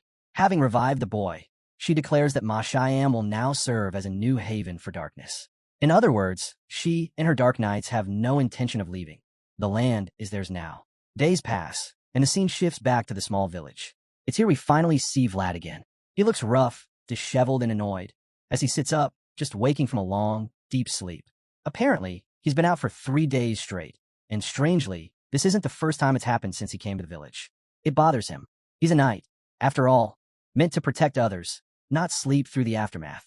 Still, considering what he just went through, it's hard to blame him. After surviving a battle that brutal, rest is the least he deserves. As he's trying to process it all, his friend Gerda walks in. He tells Vlad not to beat himself up. He's lucky to be alive. According to Gerda, Vlad was in awful shape when he found him. Said he looked like a crumpled rag. Dragging him back to the inn was no small feat, either. Gerda had to haul the unconscious knight all the way back by himself. Vlad, unsure how to respond, just scratches the back of his head, probably wondering if he's still bruised. That's when it hits him. What happened to the others? He quickly asks about the rest of the knights who were with him during the fight. Gerda's face shifts immediately. It's clear the news isn't good. He hesitates, then tells Vlad that things are bad. And the captain? He's in the worst shape of all. The news weighs heavy, but Gerda insists Vlad shouldn't worry about any of that right now. He needs to recover. As he heads toward the door, Gerda tells him he's going to inform the others that Vlad is awake. Before stepping out, he offers one last thing. If Vlad needs anything, just call. Vlad nods and thanks him quietly. And with that, Gerda leaves, closing the door behind him, leaving the young knight alone with the silence and his swirling thoughts. Vlad sits quietly on the bed, taking in everything he's just learned. Things might not be perfect, but knowing everyone made it out alive brings him some comfort. The voice in his head agrees. Life is what matters most right now. Now certain his friends survive the chaos, Vlad's thoughts drift back to the battle. The voice brings up Just's barrier, noting how tough it must have been to withstand that explosion. That explains how the knights survived, even with the entire church getting blown apart. Her shield held long enough to protect them all, which makes the voice conclude that Lady Justia is truly formidable. Vlad nods in agreement. Then something hits him. This conversation feels oddly familiar. He's surprised to realize they're talking without the sword. Before, they could only speak when he was holding it. But now, not anymore. The voice explains that during the battle, their worlds briefly overlapped, just for a moment, but enough to forge a lasting connection. Because of that, they're now linked permanently. Vlad can talk to the voice whenever he wants, sword or not. He's stunned, but decides to test it. Sure enough, he can now communicate through thought alone. No more whispering in secret or pretending to pray. He's free to speak to the voice in his head without anyone noticing. As he reflects on this new bond, Vlad remembers something he's never shared before. Their connection is a secret, one nobody else knows, which also means no one else realizes the voice was the real reason they all survived. If he hadn't tapped into the voice's world, there's no way he could have beaten Dullahan, saved the knights, or protected the village kids. With that, Vlad thanks the voice, genuinely and from the heart. Because to him, the voice is just as much a hero as he is. Caught off guard, the voice falls silent. He's clearly moved, unsure how to respond. But before the silence gets too awkward, he finally speaks up, admitting Vlad fought just as hard. Hearing the compliment, a small smile tugs at Vlad's lips. Pride quietly settles in, warming him from the inside. The scene fades and picks up again. Vlad's already up and moving, heading into his next mission. but his path is suddenly blocked by a towering knight. The man orders him to stop right there. Not backing down, Vlad introduces himself, saying he's from Shoera and insists that Lady Justia will recognize him. He's confident she'd want to see him. Still, the guard remains suspicious, clearly unsure whether to believe the kid. He locks eyes with Vlad, trying to intimidate him, but Vlad doesn't flinch, answering with a cold, unshaken stare. Finally, the knight gives in and says he'll go check with Lady Justia. He tells Vlad to wait right there. Once he's alone, Vlad glances around and breathes a quiet sigh of relief. The villagers are safe now, finally able to rest. The holy knights might have shown up late, but their presence still means something. He's grateful, even if the fight is over. Before he can get too lost in thought, the big knight returns and gives him the go-ahead to enter. Vlad thanks him and steps inside, only to be met with a gut-wrenching sight. The hall is dim, but he can still see the bodies. So many of them, covered, lifeless. The chaos of the battle had masked the true scale of the tragedy. Now, with everything still and silent, the full weight hits him. He stares in shock, nearly brought to tears. Then, a familiar voice breaks the moment. Miss Justia steps forward, asking what he's doing there. Vlad straightens up and quickly requests permission to search the hall, hoping to find any remaining victims. But Justia calmly tells him that Sir Gregory already accounted for every missing woman. That should have been enough, but Vlad doesn't back off. He's looking for someone specific. Justia seems a little surprised. She doesn't know what to say at first, but then admits its possible traces of the curse are still lingering. She decides it's harmless to let him check one last time and grants him permission, asking only that he come see her when he's done. Grateful, Vlad bows and immediately gets to work. He begins lifting the tarps, one at a time, searching through the fallen. It doesn't take long. He finds her. As he stares at her lifeless face, the weight in his chest sinks deeper. A part of him had hoped, desperately, that she wouldn't be here, that maybe she'd made it. But here she is among the dead. The moment Vlad sees her face, he crumbles. He drops to his knees and just stares, frozen, unable to hold back the flood of emotions. A memory flashes back to his childhood. Young Vlad notices the same woman with a swollen bruise under her eye. Concerned, he gently tells her to take it easy for a few days. She brushes it off with a smile, insisting it's nothing serious. No broken bones, after all. She tries to lighten the mood and hands him an egg, but Vlad shakes his head and tells her to use it to soothe the bruise instead. That's when she finally admits it. The egg was meant as a bribe. The flashback fades. Back in the present, Vlad's still kneeling beside her lifeless body, eyes locked on her face. Even now, he feels like he'll be relying on her again someday. Life, he thinks, can be so cruel. He wipes the dust gently from her cheek and whispers a quiet farewell. He hopes that in her next life, she'll stay far from danger, that she'll be born into a kind family, with people who will love her the way she deserved. As he strokes her face one last time, he tells her how sorry he is, sorry he couldn't be there when she needed him most. A while later, Vlad makes his way to Justia's tent. She did say to come see her when he was done. Inside, she prepares some tea, ready to listen. She hadn't been conscious when the final battle ended, so this is her first chance to hear how it played out. As Vlad begins to recount what happened, he explains how the enemy vanished into a strange black hole that opened mid-fight. Naturally, she wants to hear everything. She hands him a warm cup of tea and urges him to share all the details. But Vlad keeps it vague. He tells her he's already said everything he remembers. The fight was intense, and he was too focused on dodging attacks to make sense of anything else. Justia isn't convinced. She narrows her eyes at him, clearly suspicious, silently waiting to see if he'll say more. Vlad, cool as ever, simply takes a slow sip of the tea, using it as the perfect excuse to stay quiet. Just then, the voice in Vlad's head chimes in, complimenting him on how well he spun that story. A perfect blend of fact and fiction. It's almost too believable. Vlad smirks, taking the praise in stride. For him, it's nothing new. After all, he grew up hustling in the backstreets, talking his way through life alongside working girls. Talking his way out of trouble is second nature by now. But outside the tent, the battlefield tells a grim story. The devastation left behind makes one thing painfully clear: they were outmatched. No matter how hard they fought, the enemy's power was overwhelming. Lady Justia feels the weight of that truth. It lingers in her mind as she listens to Vlad, still not fully convinced he's telling her everything. Something doesn't add up. She senses there's more beneath the surface, but she can't quite figure out what. Noticing her doubt, Vlad throws in something to keep her distracted. He casually mentions that the enemy shouted a name before disappearing. Justia immediately leans in, interested. What name? Vlad shrugs, saying he doesn't remember. He was barely conscious at the time, after all. Unwilling to let it go, Justia offers him an apple, hoping it might jog his memory. He takes it, and, after a pause, finally says the name sounded like llama. That stops her cold. Lady Justia freezes, eyes wide. Her fingers twitch around the apple. She tries to keep it together, forcing a composed, "Thank you," but Vlad can see it. Her hands are trembling. He watches her, confused, as she suddenly rises to her feet. She tells him that San Rosino will never forget his efforts, her voice calm but tight. Then, without waiting for a response, she excuses herself and slips out of the tent, leaving him behind.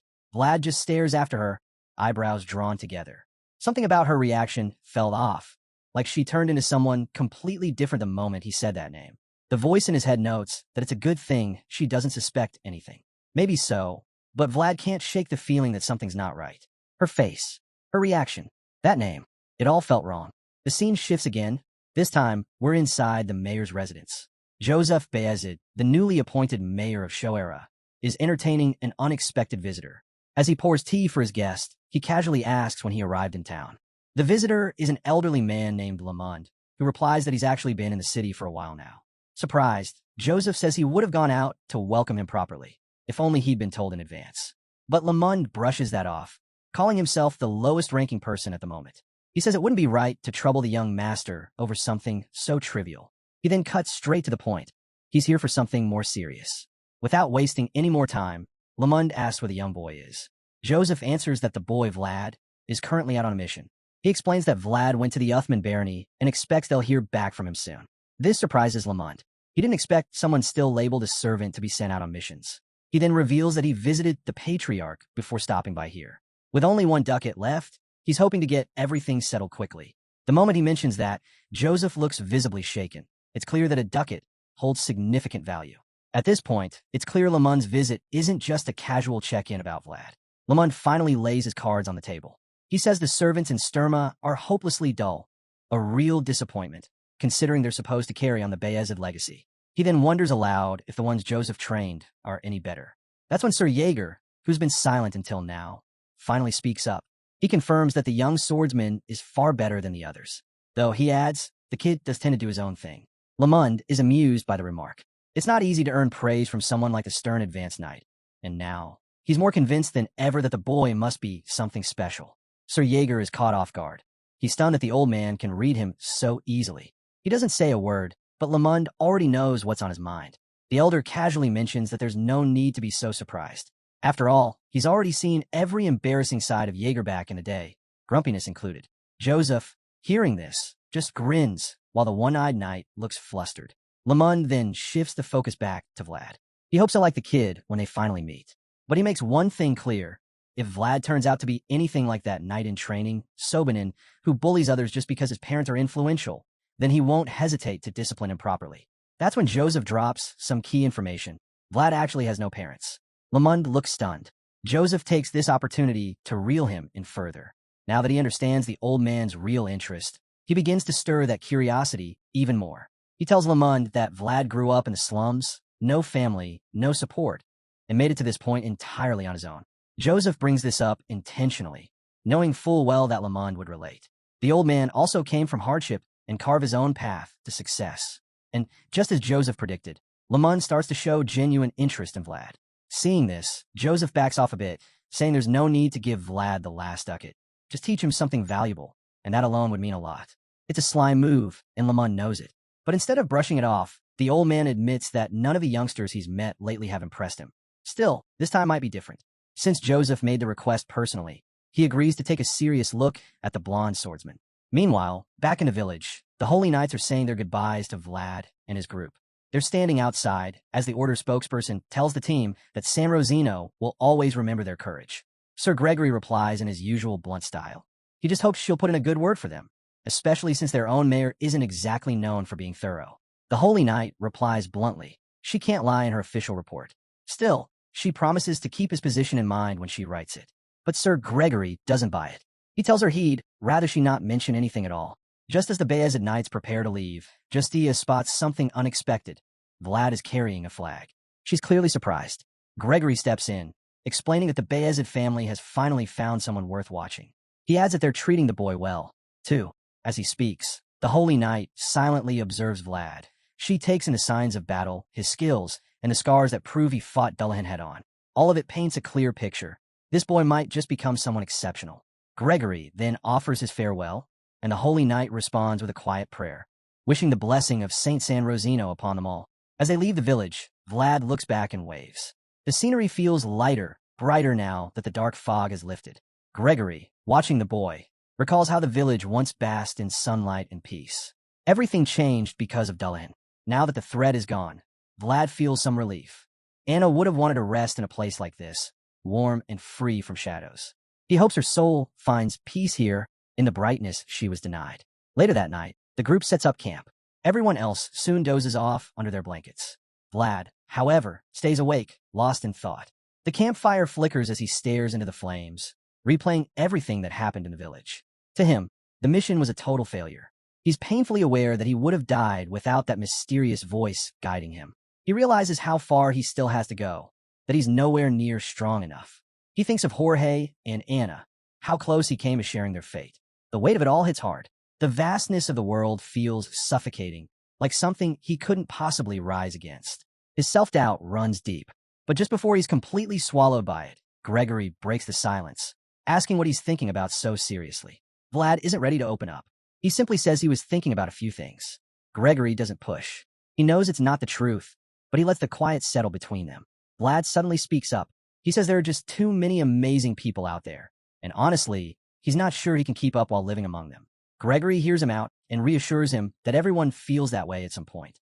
There's no perfect answer to those thoughts, but the bearded knight says he's come to his own conclusion. When Vlad asks what that is, Gregory keeps it simple. Keep burning. He explains that there's no secret to keeping a flame steady when the wind blows. It'll flicker no matter what. But as long as there's fire, it can always burn again. So, the key is to hang in there again and again until you're burning nonstop. The words hit Vlad hard. They make perfect sense. He realizes there's no easy path to strength, no instant rise to match those who've gone before him. If he wants to stand against the vast world that's coming his way, then he'll need a flame just as vast to push through it. Back in the city, Gregory and his team return. Young Master Joseph welcomes them and praises their dedication to the mission. But he also points out the obvious. He can't ignore the fact that Beazid family sword were drawn on foreign land, territory that belongs to another lord. Without hesitation, Sir Gregory steps up and takes full responsibility. He's ready for whatever punishment Joseph decides. That's when Lamond speaks up, cutting through the room with his stern voice. He berates Gregory, saying the worst part isn't that the rules were broken. It's that Gregory knew the risks and still stepped into a situation far outside their authority. Vlad, standing nearby, hears the old man's voice and is struck by it. There's something about Lamond's presence, an unusual weight that makes Vlad wonder who he really is. Joseph agrees with Lamond, adding that this situation hit a nerve at the worst possible time. The empire is starting to crumble, with the imperial family losing its grip. The chaos is spreading, and Joseph fears the North will feel it next.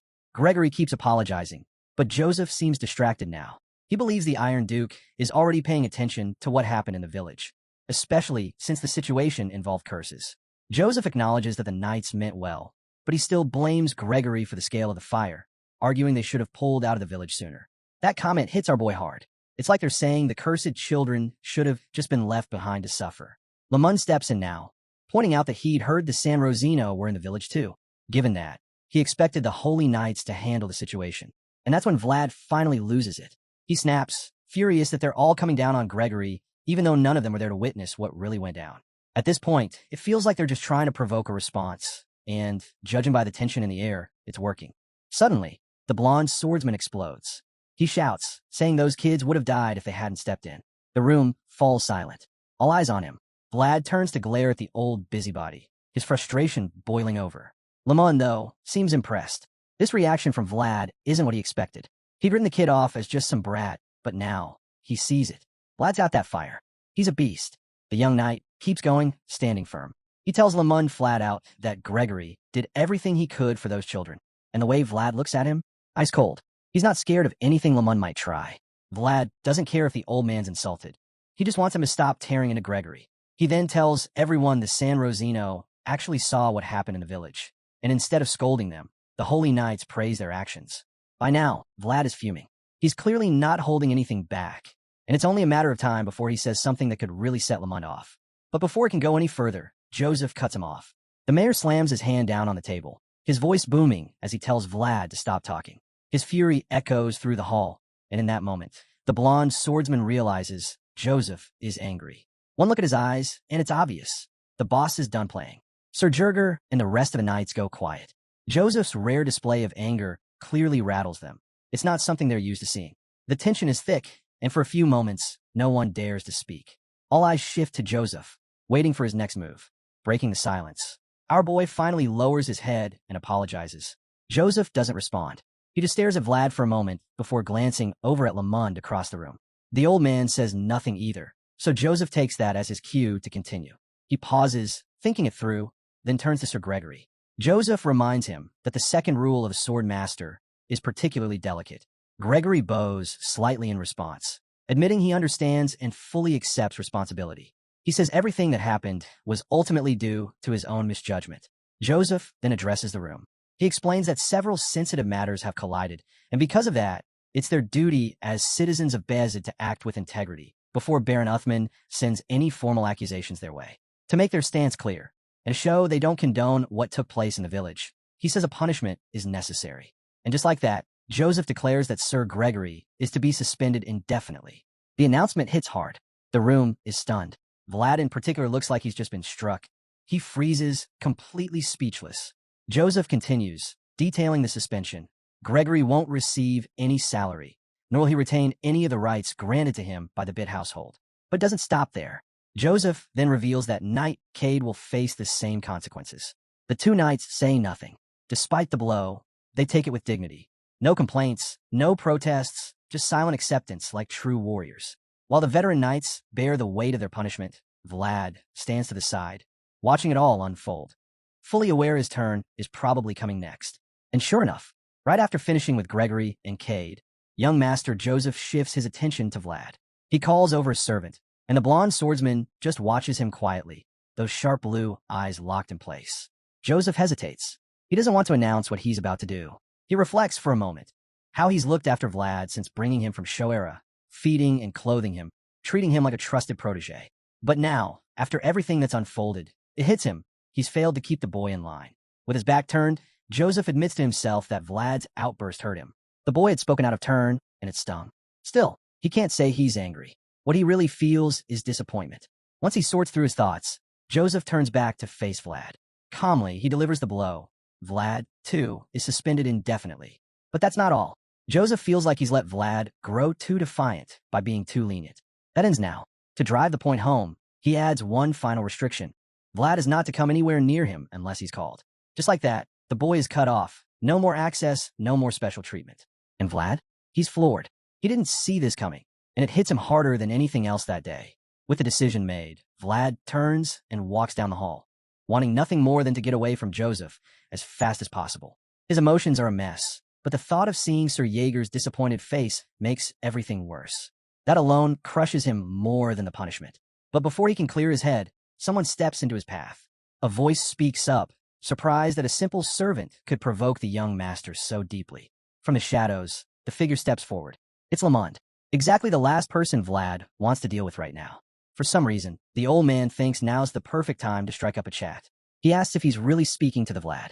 Our boy doesn't answer. He just stares at Lamond, completely baffled at why this man would even approach him, especially after what just went down in that room. Seeing that Vlad isn't responding, Lamond decides to push a little harder. He throws a jab, suggesting the boy must have never learned basic manners. Otherwise, he'd know to answer when spoken to by an adult. That hits a nerve. Vlad's fist tightens instantly. He wants nothing more than to shut this nosy old man up right then and there. But he holds himself back. What really fuels his anger isn't the insult. It's the fact that he's been taught proper etiquette. The madam raised him with care, and she looked at him with eyes full of warmth, like a true mother would.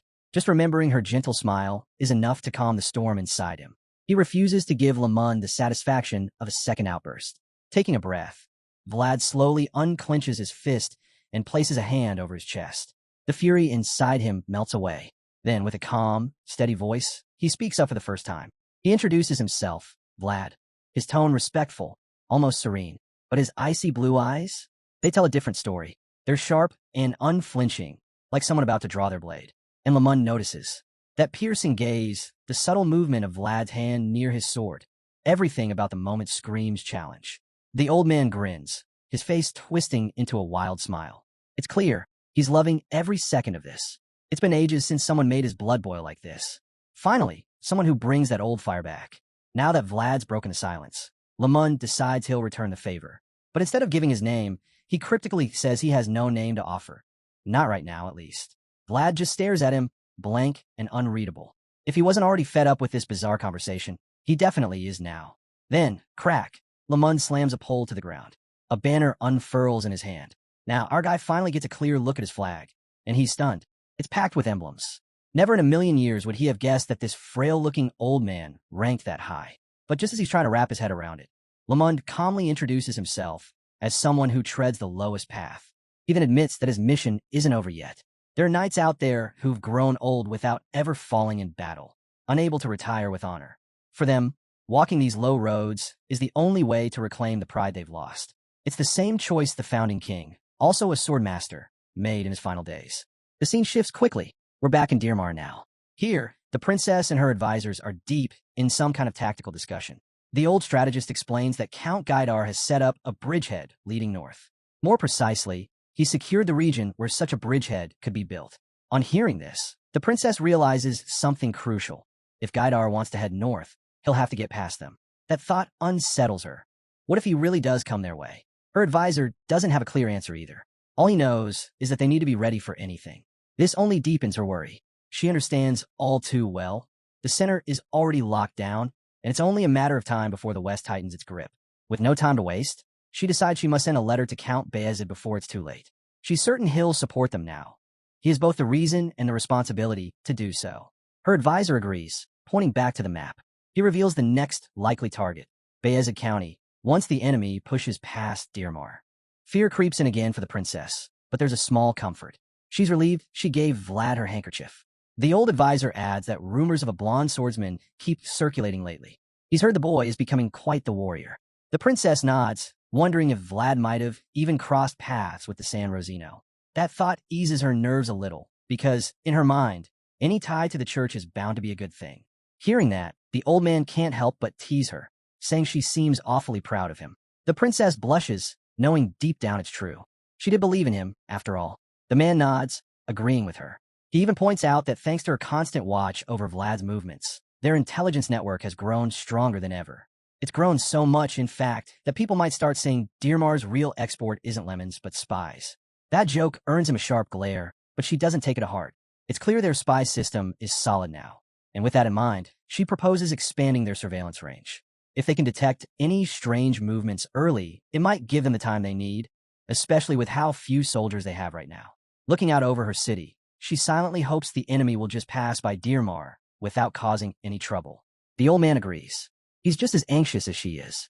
The world is shifting fast, so fast that not even he can guess what's coming next. But even so, he believes this change might not be entirely bad. Just like how those flowers bloomed after Vlad left the city, maybe something good is about to grow from this chaos. Meanwhile, over in Shoara, night's already falling, and Vlad is ranting inside a smithy. He's still fuming from his earlier talk with the old man and mutters that he seriously wanted to smack Lamund right in the head. Right now, he's in the workshop of the bearded blacksmith from earlier in the story. The older man's quietly fixing Vlad's sword while listening to the boy vent. Eventually, he can't hold back anymore and asks what the hell Vlad did with the blade this time.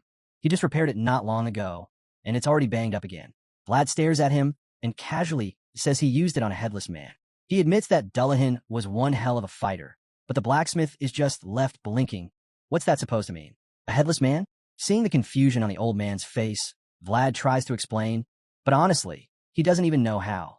Lately, it feels like every fight throws him against something completely new, beings he never imagined existed. And the more he sees, the more he starts thinking maybe this is just the kind of world he was meant to face. Suddenly, the old blacksmith cuts Vlad off mid-rant and suggests something unexpected. It's time to change his sword. Vlad's caught off guard. That thought hadn't even crossed his mind. But the blacksmith doesn't mince words. He says the blade just isn't what it used to be. In fact, it's barely better than the cheap, mass-produced junk that mercenaries haul around. He continues, saying Vlad's lucky the thing can still cut through the monsters he's been facing. It's nothing special, just plain iron. And, judging from its build, the smith who originally made it was nothing more than average. This catches Vlad completely off guard. He asks what the old man's getting at. The blacksmith doesn't sugarcoat it. He tells Vlad straight up, if you keep relying on a tool that's beneath your level, it's only a matter of time before it fails you. He then holds a worn blade up so Vlad can see for himself. And just like that, something clicks. The message lands. Right then, a flashback cuts in. We see a scarred man, tough-looking and serious, step into the very same smithy. He walks up to the counter and demands a sword that can cut ghosts. Naturally, the old blacksmith doesn't even know how to respond. That kind of weapon shouldn't exist. He just stares blankly. The scarred man, confused by the silence, repeats himself. Yes, he's asking for a blade that can cut through ghosts. The flashback fades, and the blacksmith picks up the story from there. It happened last winter. Some mercenary walked in from out of nowhere, asking for that exact kind of sword. At first, the blacksmith thought the guy was completely insane. But then the man mentioned a name, Vlad of Shora. Said he saw that boy cut a ghost. The second Vlad hears that, it all comes back to him. He remembers that guy, one of the mercs from the goblin subjugation. Back then, the man kept pestering him about where his sword came from. Now it all makes sense. The blacksmith begins piecing things together too. But one thing still doesn't add up. Vlad was too young back then to have mastered his aura. So if he did manage to cut through a ghost, it couldn't have been because of skill alone. That's probably why the mercenary came asking if the sword itself was special. The old man admits he felt an odd sense of relief the moment the stranger mentioned Vlad. It was the only way he knew the blonde kid was still alive. What amazes him even more is how much the boy has accomplished with that sword. Still, Vlad doesn't quite get what he's talking about. Instead of explaining, the old man simply hands the sword back to him without a word. He believes the boy will continue to grow, facing more and more challenges. Yet, the sword will never change. And if it ever breaks, it won't be the only thing that does. The old man always hoped the weapon wouldn't become a burden to the boy, and he's sure the blade wouldn't want that either. He tells Vlad he's not asking him to change the sword right now, just to give it some thought. Hearing that, Vlad asks if he takes custom orders. But to his surprise, the old man reveals this sword is his final creation.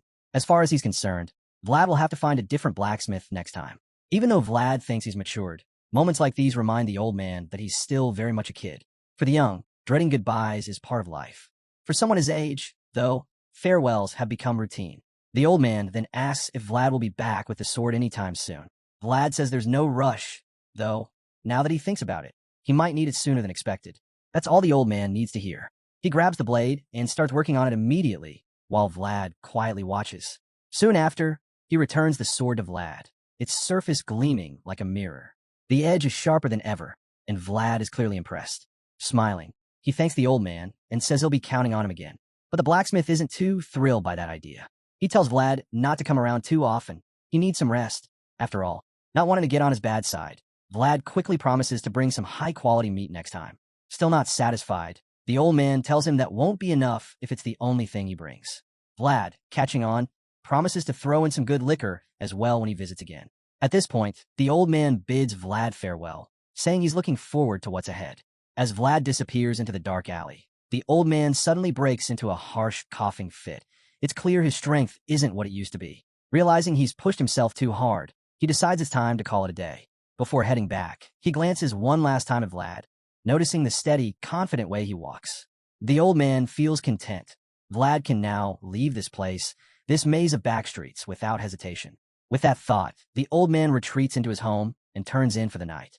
Meanwhile, Vlad continues on through the dim alleys. But someone's trailing behind, hidden in the shadows. It's Lamont. He's trying to tail the boy unnoticed, but just when he thinks he succeeded, Vlad suddenly halts and whirls around. He sensed the presence instantly. Lamont is taken aback by how sharp Vlad's instincts are. Now he truly understands why this kid was chosen to wear the Beazid family armor. He's impressed. Vlad doesn't waste time and asks straight up why Lamont's been following him. The old man brushes it off, pretending it's just a coincidence that they're heading the same way. But Vlad's had enough. He knows Lamont has been on his trail ever since he left the city. It's starting to feel like the old man's messing with him on purpose, and it's getting under his skin. Lamont, on the other hand, enjoys this fiery edge. What impresses him more is how well Vlad keeps it in check. He's convinced now that the boy's potential is even greater than he imagined. Vlad isn't someone who loses himself to emotion. Lamont thinks back to their first meeting. Vlad could have easily kept his mouth shut, but he chose to speak up. It wasn't like Lamont said anything too provoking, so it had to be intentional, maybe a test of sorts. Seeing the old man deep in thought, Vlad calmly tells him to stop skirting around and just spit out whatever's bothering him. Seeing how boldly the kid stands his ground, Lamont can't help but be thrilled. It's been ages since he's met someone who speaks with such raw defiance. Fueled by the thrill, he reaches for his sword, declaring that blades say more than words ever could. Vlad watches closely And just like that, he knows it's go time. He doesn't know what this guy's deal is or why he's pushing for a fight, but he remembers that Joseph once vouched for him as a former knight of the Beazid family. That's all he needs to know. Without hesitation, Vlad strikes first. Lamund blocks it with ease. Their blades crash together, and as they exchange blows, the old man admits that Vlad's technique isn't bad. But Vlad doesn't say a word. He just keeps attacking with everything he has.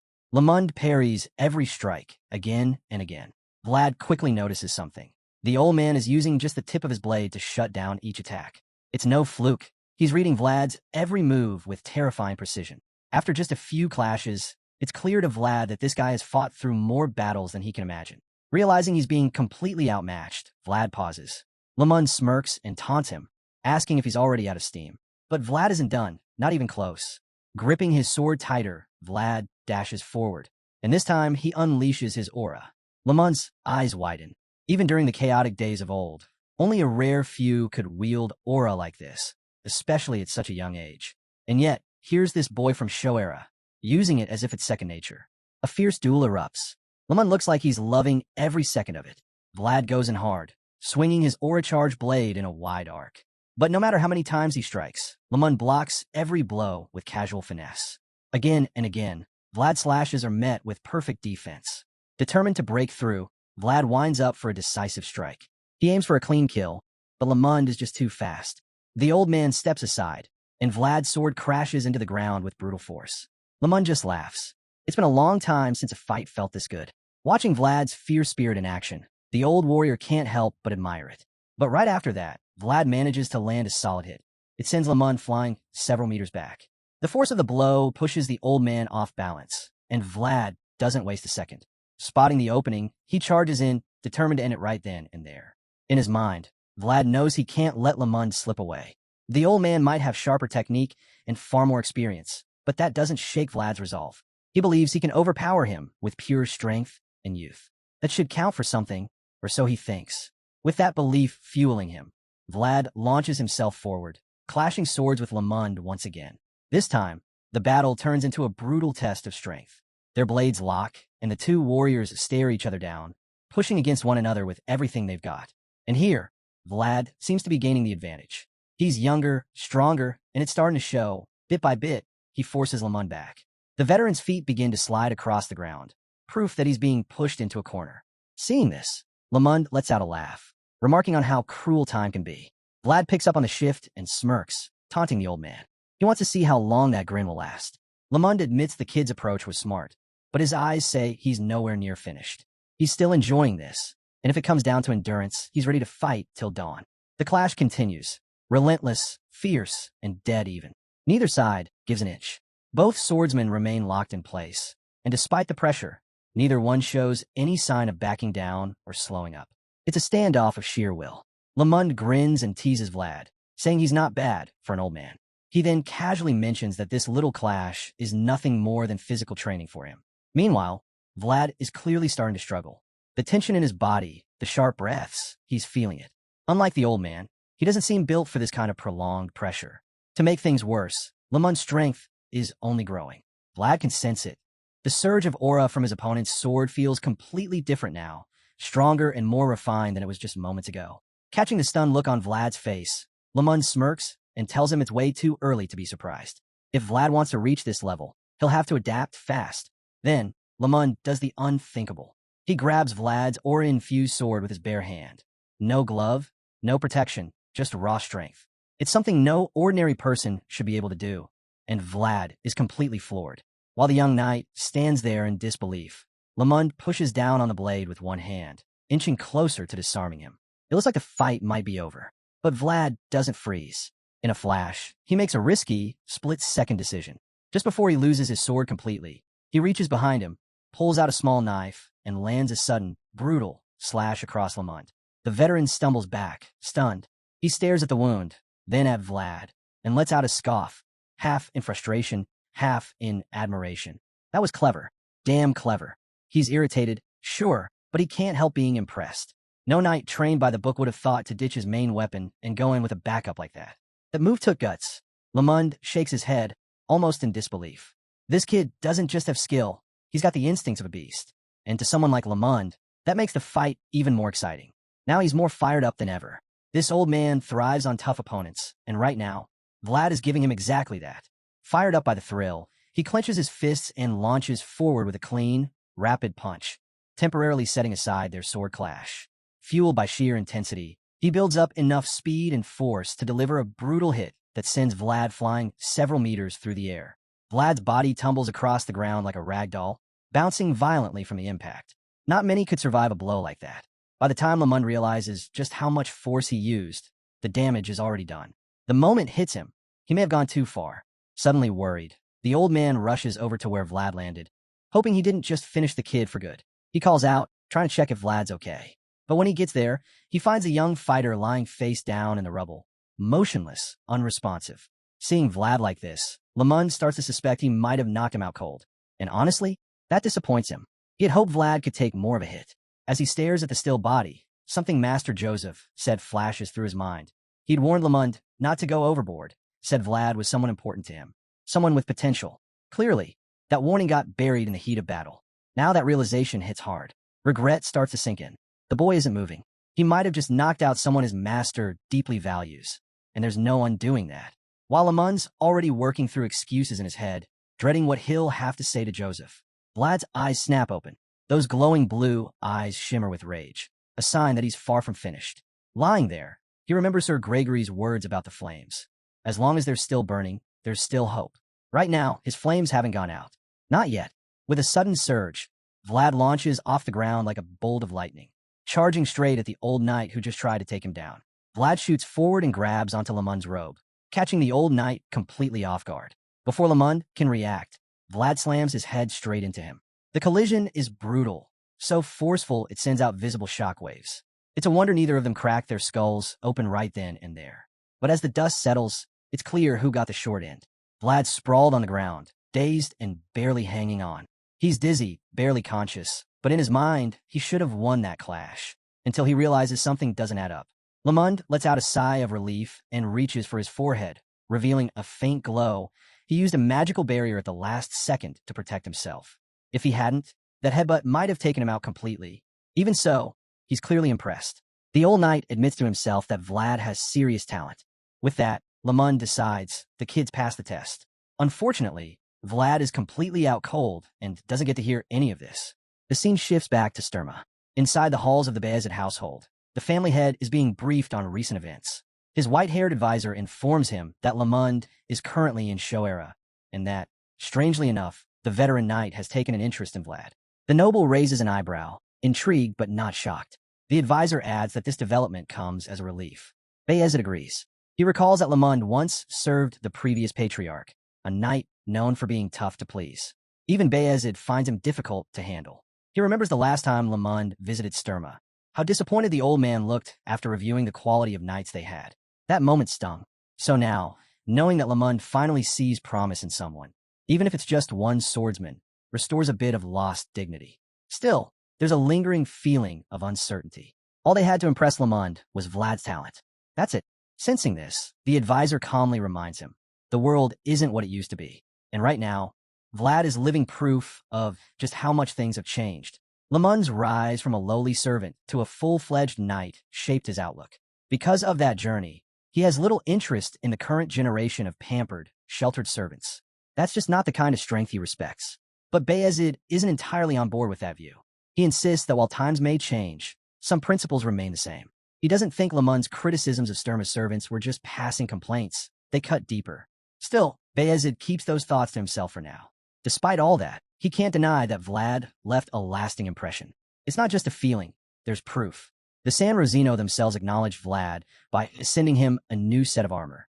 Beazid's face lights up with pride as he gazes at the polished gear, and his advisor points out that this recognition makes Vlad stand out even more in the public eye. Beazid agrees wholeheartedly. Without hesitation, he decides the armor should be sent to Shoera right away so Vlad can receive it himself. As he makes that call, he feels reassured. Honor, tradition, and legacy haven't disappeared just yet. They're still alive, thanks to one unlikely servant. And that servant? Right now, Vlad is slowly waking up somewhere else. Head pounding, body aching. The beating he took from Lamund left visible bruises, and the lingering pain makes it clear he went through something brutal. Still foggy from the concussion, he begins replaying the fight in his mind. He can't stop thinking about what Lamund did. Using aura not on a blade, but on his own body, that was something Vlad had never seen before. It blows his mind. As these thoughts swirl, the voice in his head speaks up, pointing out that Lamund might be the perfect person to learn from. Talent shows itself in many ways, and this old knight clearly knows his stuff. Vlad agrees. He's starting to see why Lamund is respected. His strength and skill aren't just for show. Thinking back, Vlad realizes how wrong his first impression was. He'd pegged Lamund as a frail old man, probably past his prime. But now, he knows better. He finally understands why people like Joseph look up to him. Right as he's lost in thought, the door slams open. Geminina storms in with a stack of clothes. She stops in surprise when she sees Vlad sitting up. She figured he was just mumbling in his sleep. Clearly, she didn't expect him to be conscious already. Naturally, Vlad isn't too thrilled about Geminina barging into his room unannounced. He immediately calls her out, reminding her to knock before coming in. But the fiery redhead isn't about to back down. She shoots back, saying her hands were full with his heavy clothes, so knocking wasn't exactly an option. Vlad, a little confused, asks why she's even doing his laundry in the first place. He insists he could have handled it himself. Geminina just smirks and sarcastically calls him sir, then explains that laundry's part of the tavern service. In fact, they're happy to do even more since he's staying in their most luxurious room. That catches Vlad off guard. He raises an eyebrow, unsure if she's being serious. Just in case she is, he quickly tries to clarify. He doesn't have enough money for fancy extras. But before he can finish, Geminina cuts him off again. She tells him it's all free. His stay alone is already helping them plenty. As she neatly folds his clothes and sets them down, she explains that Rose's Smiles is now officially a tavern. People still stop by thinking it's something else, but times have changed. This makes Vlad wonder, could just being there really be enough to cover his expenses? Geminina tells him that according to Marcella, his name alone holds value. After all, he's backed by the mayor of Shora and the second son of the Beazid family. On top of that, everyone already assumes he's a full-fledged knight. That last part makes Vlad tense up. He quickly corrects her. He's not a knight yet, and warns her not to spread that kind of rumor. Geminina is clearly surprised. Holding Lady Alicia's handkerchief, she admits that's what made her believe he already was one. Vlad immediately starts to panic, wondering if something might have happened to the princess. Out of nowhere, Geminina shifts the mood. She tells him how good it feels to have cut her hair and helped him learn to wield a sword. To her, Vlad's already achieved something big in life. Unsure of how to respond, Vlad just thanks her, quietly taking it in. Before he can say anything more, Geminina rushes out of the room, leaving him alone with her words and the quiet realization of how far he's come. People with value shine no matter where they are, and it's only natural that others will be drawn to that light. Speaking of exceptional individuals, remember that black stallion who helped Vlad take down the death worm? It's time to catch up with him. After passing on his role as leader of the group, the horse set out to find Vlad again, thinking back to that unforgettable day. But his journey was cut short, intercepted by those who had their own plans for gifted souls like him. The black stallion was caught off guard. A group of hunters had been tracking him, and no matter how hard he tried to shake them, they were relentless. Mounted on their own horses, the men closed in fast. And this time, Vlad, the boy who once rode him in a battle, wasn't around to help. The brilliant stallion was on his own. No allies, no backup, just him and the hunters determined to break his freedom. Meanwhile, back in town, Vlad is trying to enjoy dinner. Not that he's having much success. Lamund is still doing his best to make up for nearly turning him into a smear in the alley. But Vlad isn't feeling very forgiving. The old man insists he already apologized, but seeing that the kid's still giving him the cold shoulder, he promises to make it up to him with something worthwhile. Vlad, still bitter, doesn't buy it. He knows not everything can be fixed with a gift. Some things, like his armor, just can't be replaced. That armor meant something to him. He mutters about how much he liked it, clearly still upset. Lamund nods, saying he understands. He even shares that his own first armor was just as special, given only to servants who showed promise. He remembers hugging it tight when he first got it. That just ticks Vlad off even more. This guy knows how important that armor was, and he still destroyed it. Feeling the weight of guilt, Lamund tries a new approach. He asks Vlad to come with him somewhere. Naturally, Vlad wants to know where they're going. Lamund tells him they need to prove something to Joseph, that he's not just wasting time during his suspension. If he keeps lying low, people might start labeling him a troublemaker. The way Lamund phrases it works. He's sharp with words, and Vlad gets the point. Even the voice inside Vlad's head agrees. Joseph values Lamund's opinion, so this could help. Now aligned, Vlad asks what they're supposed to do to prove he's still useful. Lamund gives a vague answer. They'll report on it later. Intrigued, Vlad presses for more details. All he gets is a grin and a question. Do you like horses? The scene cuts again. Now the two are on the road, riding through the wilderness in a wagon. Lamont starts talking about a strange rumor, a mysterious black horse that was seen wandering around Shoera. Then one day it vanished. Some say it was possessed by a ghost. Just then, Gerda speaks up from nearby. He says he's heard that rumor too, and the locals call it the spirit horse. This is all new to Vlad. The story catches him completely off guard. Ghost, meanwhile, adds that he's got a bad feeling about this whole trip. And honestly, Vlad's starting to feel the same. Vlad starts to feel uneasy. The more he thinks about it, the more he suspects that this so-called spirit horse might be connected to the Headless Knight. After all, Dullahan had the power to possess people, just like what happened with the women in that village. If this is another case of possession, then things could be way worse than they thought. His inner voice chimes in, pointing out that if the horse is some kind of spirit, then yeah, there could be a link. Dullahan and the rumors might be tied together. That realization makes the journey feel far more dangerous than Vlad expected. Worried, he glances at Lamond and asks if it's really okay to be sitting around doing nothing. But the old man stays relaxed, insisting there's not much else they can do while following the merchants. Still, Vlad feels like they should at least stay on alert. But the veteran just waves it off, telling him to take it easy. According to him, if the spirit horse is real, it'll come find them. This only makes Vlad more restless.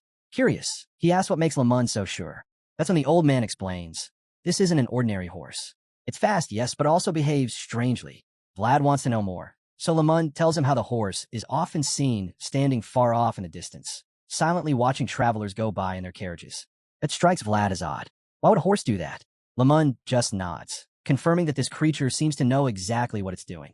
The whole thing creeps Vlad out even more. He starts thinking that if this horse is truly being controlled, or worse, possessed, then the investigation squad should have already shown up in Shoera to track it down. Lamond can practically hear Vlad overthinking it. He tells the boy to relax, reminding him that no amount of mental gymnastics will change the outcome. The truth will reveal itself in time. With that, Lamond closes his eyes again like he's about to nap.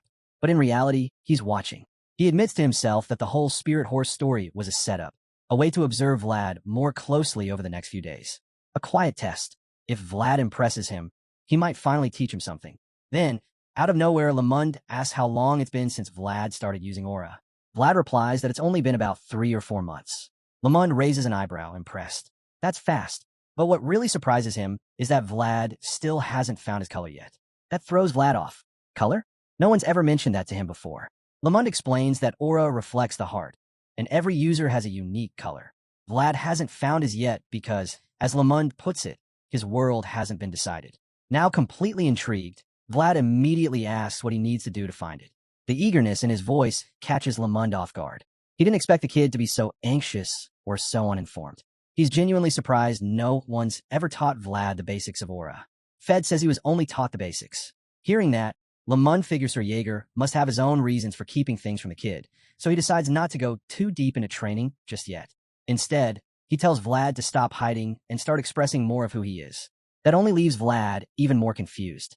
Lamond believes he needs to help the boy unlock his inner world, what knights refer to as the key. He reminds Vlad that the knights who used aura weren't doing it with brute force alone. There was always something more. He urges Vlad to think. Did any of them do something specific before unleashing their power? Vlad tries to recall, but most of his memories are a blur. Those moments were always intense, high-stress situations. Still, he digs deeper and begins to remember. Sir Pablo would always raise his sword behind his shield. Sir Gregory moved in sync with his feet and blade, and Rutiger had a habit of flicking his sword with his finger. Seeing the realization dawn on him, Lamond tells him, that's the key. It's not just a move. It's the ritual, the trigger that opens the heart's world. Vlad mentions he's only ever used the basics, which confirms Lamond's earlier suspicion. The boy hasn't found his own color yet. Lamond reassures him. Jaeger will explain when the time comes, but it doesn't hurt to start thinking about it now. Suddenly, the veteran senses something off. He snaps at Vlad to get down. Right as a voice echoes the same warning, an arrow zips past them. In that instant, Lamond realizes their journey won't be as smooth as hoped. He immediately warns the rest of the group. They're under attack. Before anyone can react, someone is struck in the head. Chaos breaks out. The horses panic, people scramble, and no one can tell where the arrows are coming from. Then, one of the knights spots a massive group approaching from the horizon. Bandits. Lamond shouts at Gerda to drive the horses forward and hold them steady. Vlad is stunned. Bandits in a place like this? But Lamond clarifies. These aren't your average roadside thugs. They're much worse. They're barbarians. Out on the plains, soon to become a battlefield. a storm of arrows suddenly rains down. The barbarian army has launched their first assault, and just like that, chaos explodes across the open field. The mercenaries and travelers are completely blindsided. None of them had expected to face the infamous heathen army, especially not out here. Caught unprepared, they scramble to defend themselves, raising their shields in desperation to block the incoming arrows. They manage to form a basic defense and brace themselves, trying to hold the line. But it doesn't take long to realize they're outmatched. Still, they shout to each other, pushing through the panic, trying to keep the formation steady just long enough to weather the storm. But the barbarians aren't slowing down. The archers notch their next arrows without missing a beat, and in the blink of an eye, a second deadly wave comes flying in. Right behind it, the barbarian warriors begin their charge, charging forward with terrifying speed and bloodlust. From the looks of it, these attackers have been itching for a fight, and the unfortunate mercenaries just happen to be in their path. The heathens have the upper hand right now, and they're not wasting the chance. They rush in without hesitation. At the back of the caravan, our boy and his small group watch the ambush unfold. They're far enough behind the chaos to slip into hiding before the enemy gets close. It almost seems like Lamund saw this coming. He doesn't look surprised at all. He'd clearly planned for something like this, which explains why he insisted on traveling with the merchants at the tail end of the convoy. Thanks to that decision, they've bought themselves precious time to hide, to regroup, and to think. Watching the ambush unfold, Vlad is completely thrown off.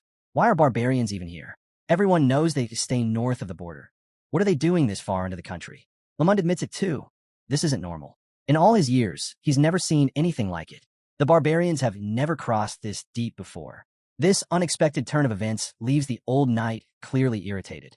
He'd been hoping for a quiet, uneventful journey, but that hope is long gone now. With no other option, he prepares to draw his sword and face the ruthless heathens head on. Lamund grabs his weapon and tells Gerda, the coachman, to saddle up the horse, making it clear he's heading straight into the chaos to handle things personally. Up until now, we haven't seen the veteran in real combat since his intense spar with Vlad.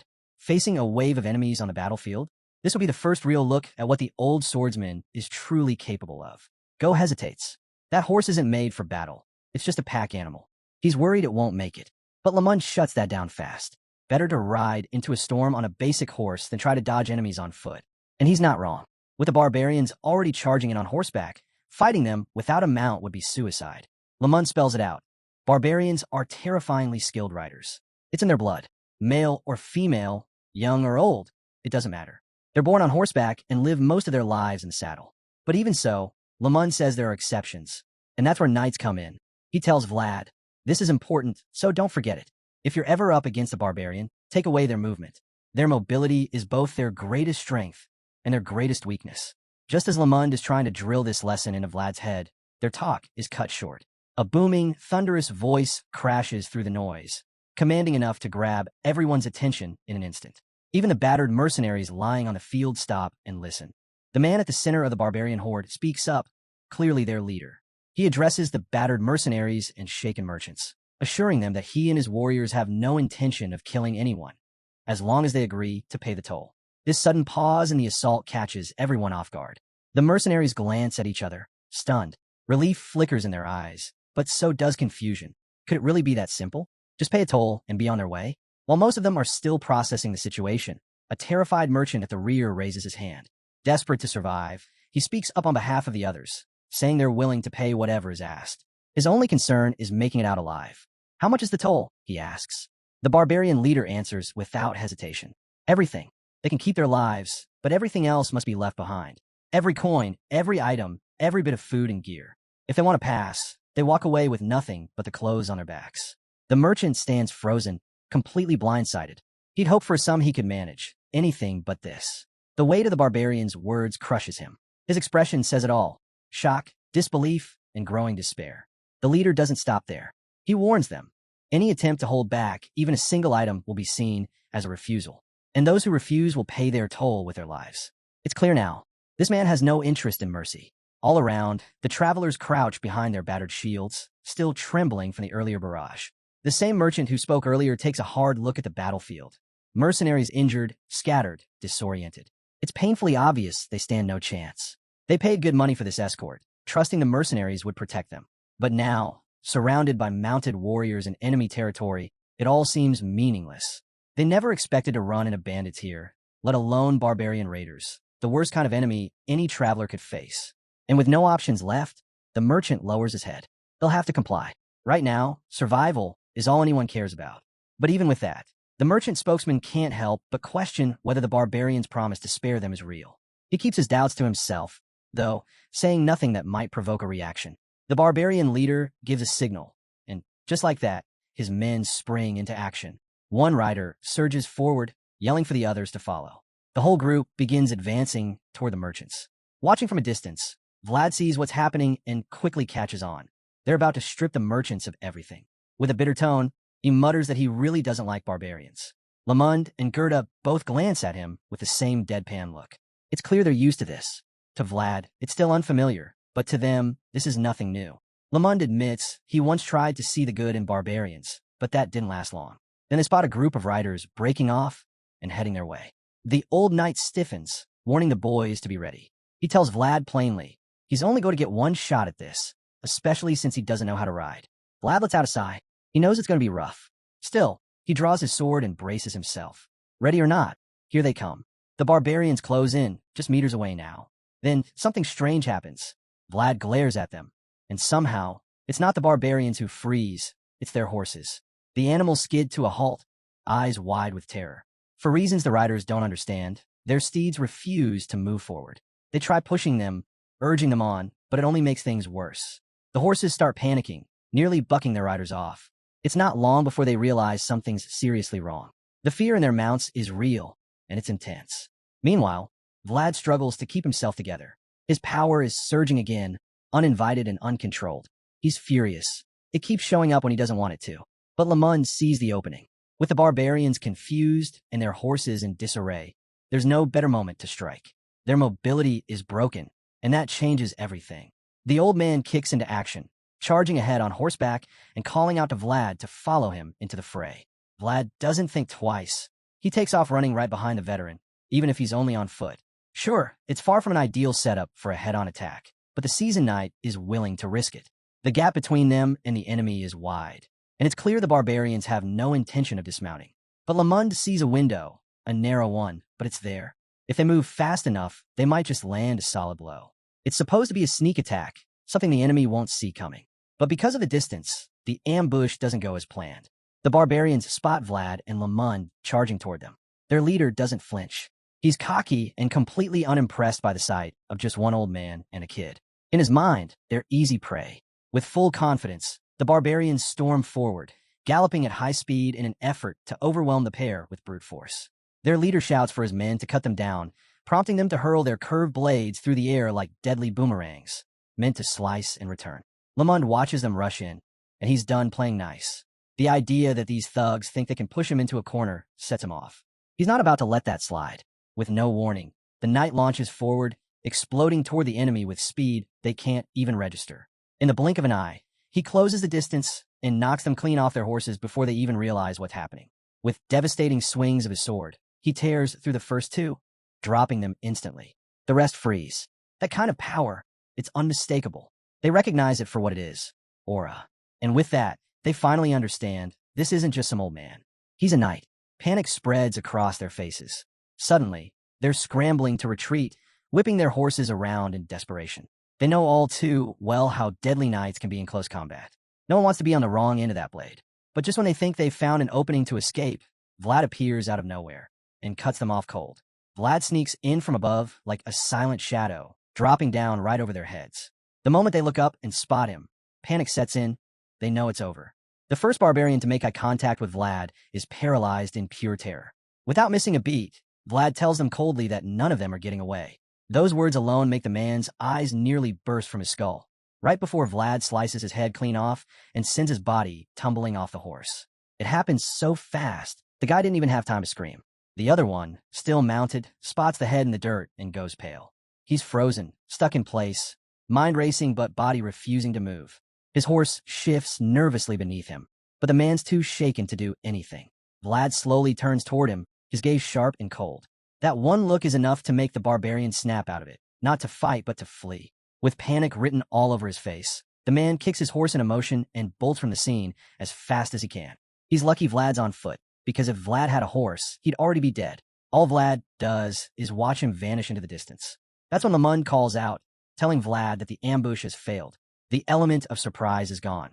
So they need to act now and take down as many enemies as possible before reinforcements arrive.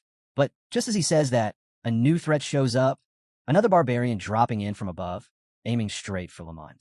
Vlad spots it first and yells a warning. Lamund turns fast, just in time to see the curved blade coming at his neck. The knight whips around and blocks the blow with his own sword. The impact is explosive, metal clashing, sparks flying. The old man grins mid-duel, unfazed by the attack. It's clear this is nothing to him. But the barbarian isn't smiling. He can feel the raw power behind Lamund's blade and starts to question where this monster a knight even came from. While still locked in combat, the barbarian finally takes a closer look, and it hits him. The man he's clashing blades with is a knight. Surprisingly, though, he doesn't seem the least bit shaken. That level of confidence catches Lamund's attention. It's rare for anyone to stand their ground after sensing a knight's aura, but this guy doesn't flinch. That's all the proof Lamund needs. This isn't someone he can just cut down with a single blow. With that realization, he stops holding back and goes all in, channeling everything he's got into the fight. At the same time, he shouts for Vlad to get out of there, fast. Vlad freezes. The fact that Lamund is telling him to run means only one thing.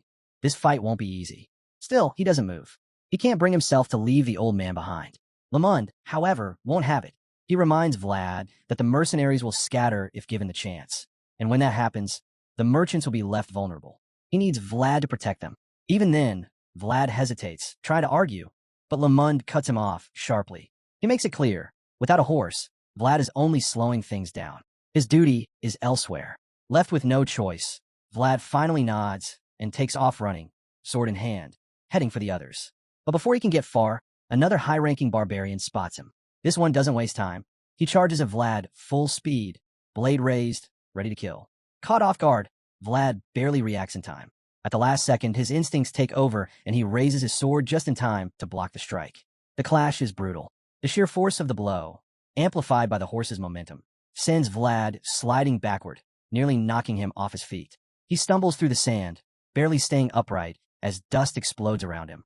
Breathing hard, he mutters that the hit was no joke. With the horse's speed backing it up, the attack hit like a hammer, and now he knows he's in for a real fight. Vlad spots the barbarian, turning his horse around, ready for a second charge. Just as tension grips him again, the voice inside speaks up, calm and steady. It tells Vlad to breathe, to stay grounded, and to face the threat head-on. But the encouragement barely lands. Vlad's mind is spiraling. He knows he's at a huge disadvantage without a horse.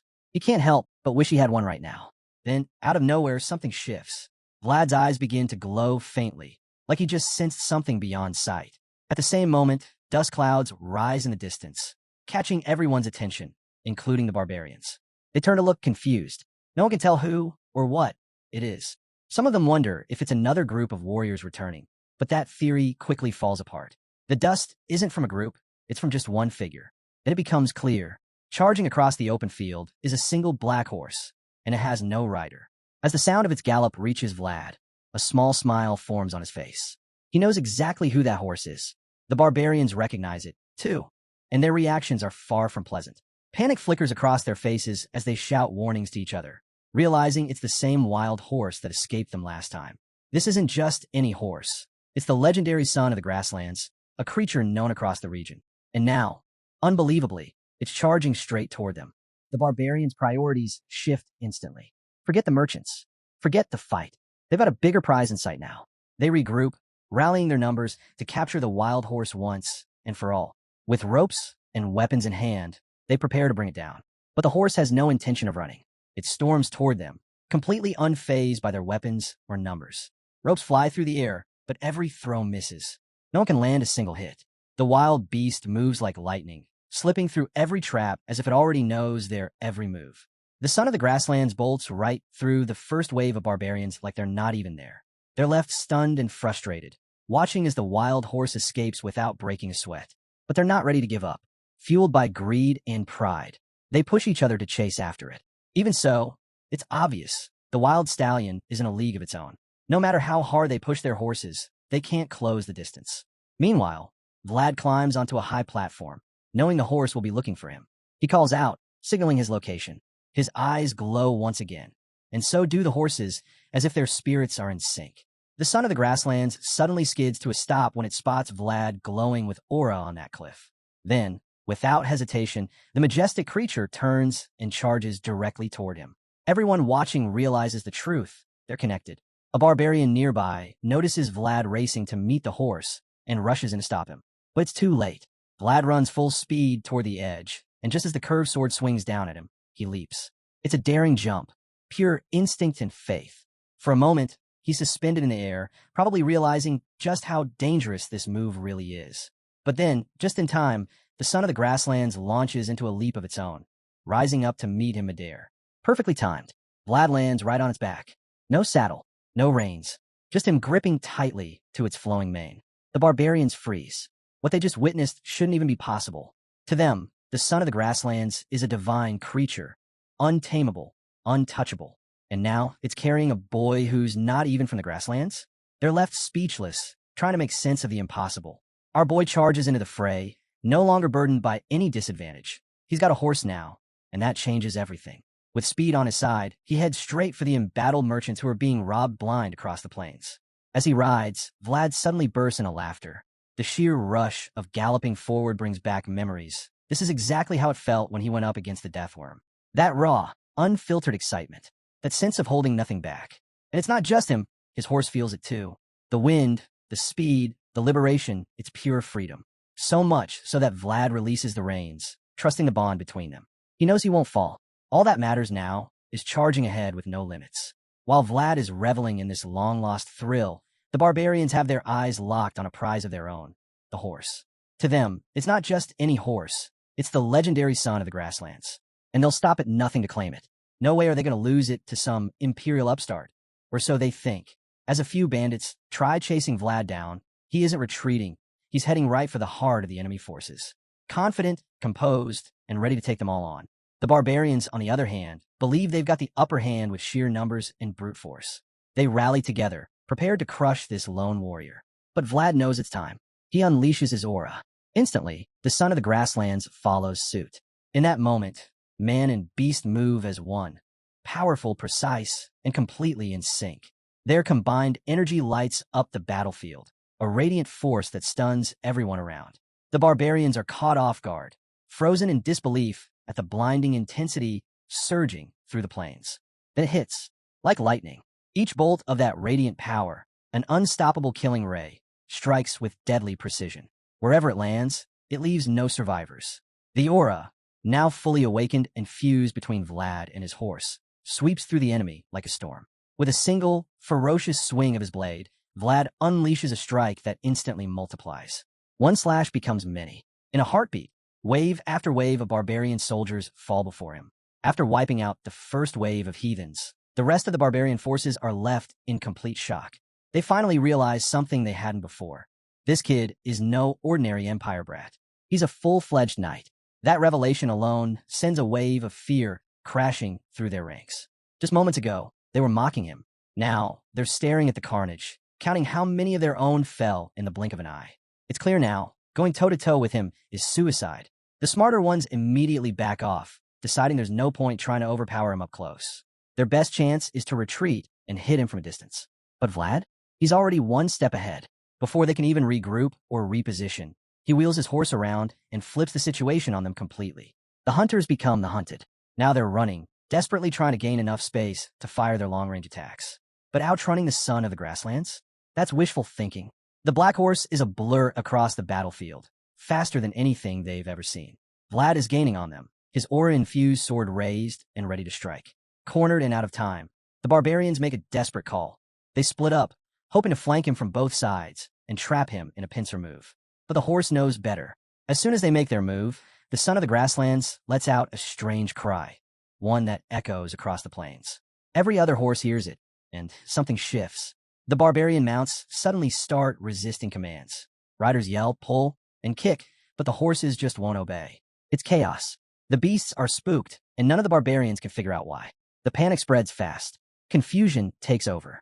One of the leaders, furious and completely lost, shouts in frustration, demanding to know what's terrifying the animals so much. But as he glances back, he finally sees the answer for himself. It's Vlad, closing in, relentless, and more terrifying than anything they could have prepared for. Perched atop his steed, Vlad cuts a chilling figure. The air around him is heavy, almost toxic with power. His expression carries a quiet menace, while the black horse beside him looks even more terrifying, its sharp unicorn horn gleaming and glowing eyes burning with unnatural energy.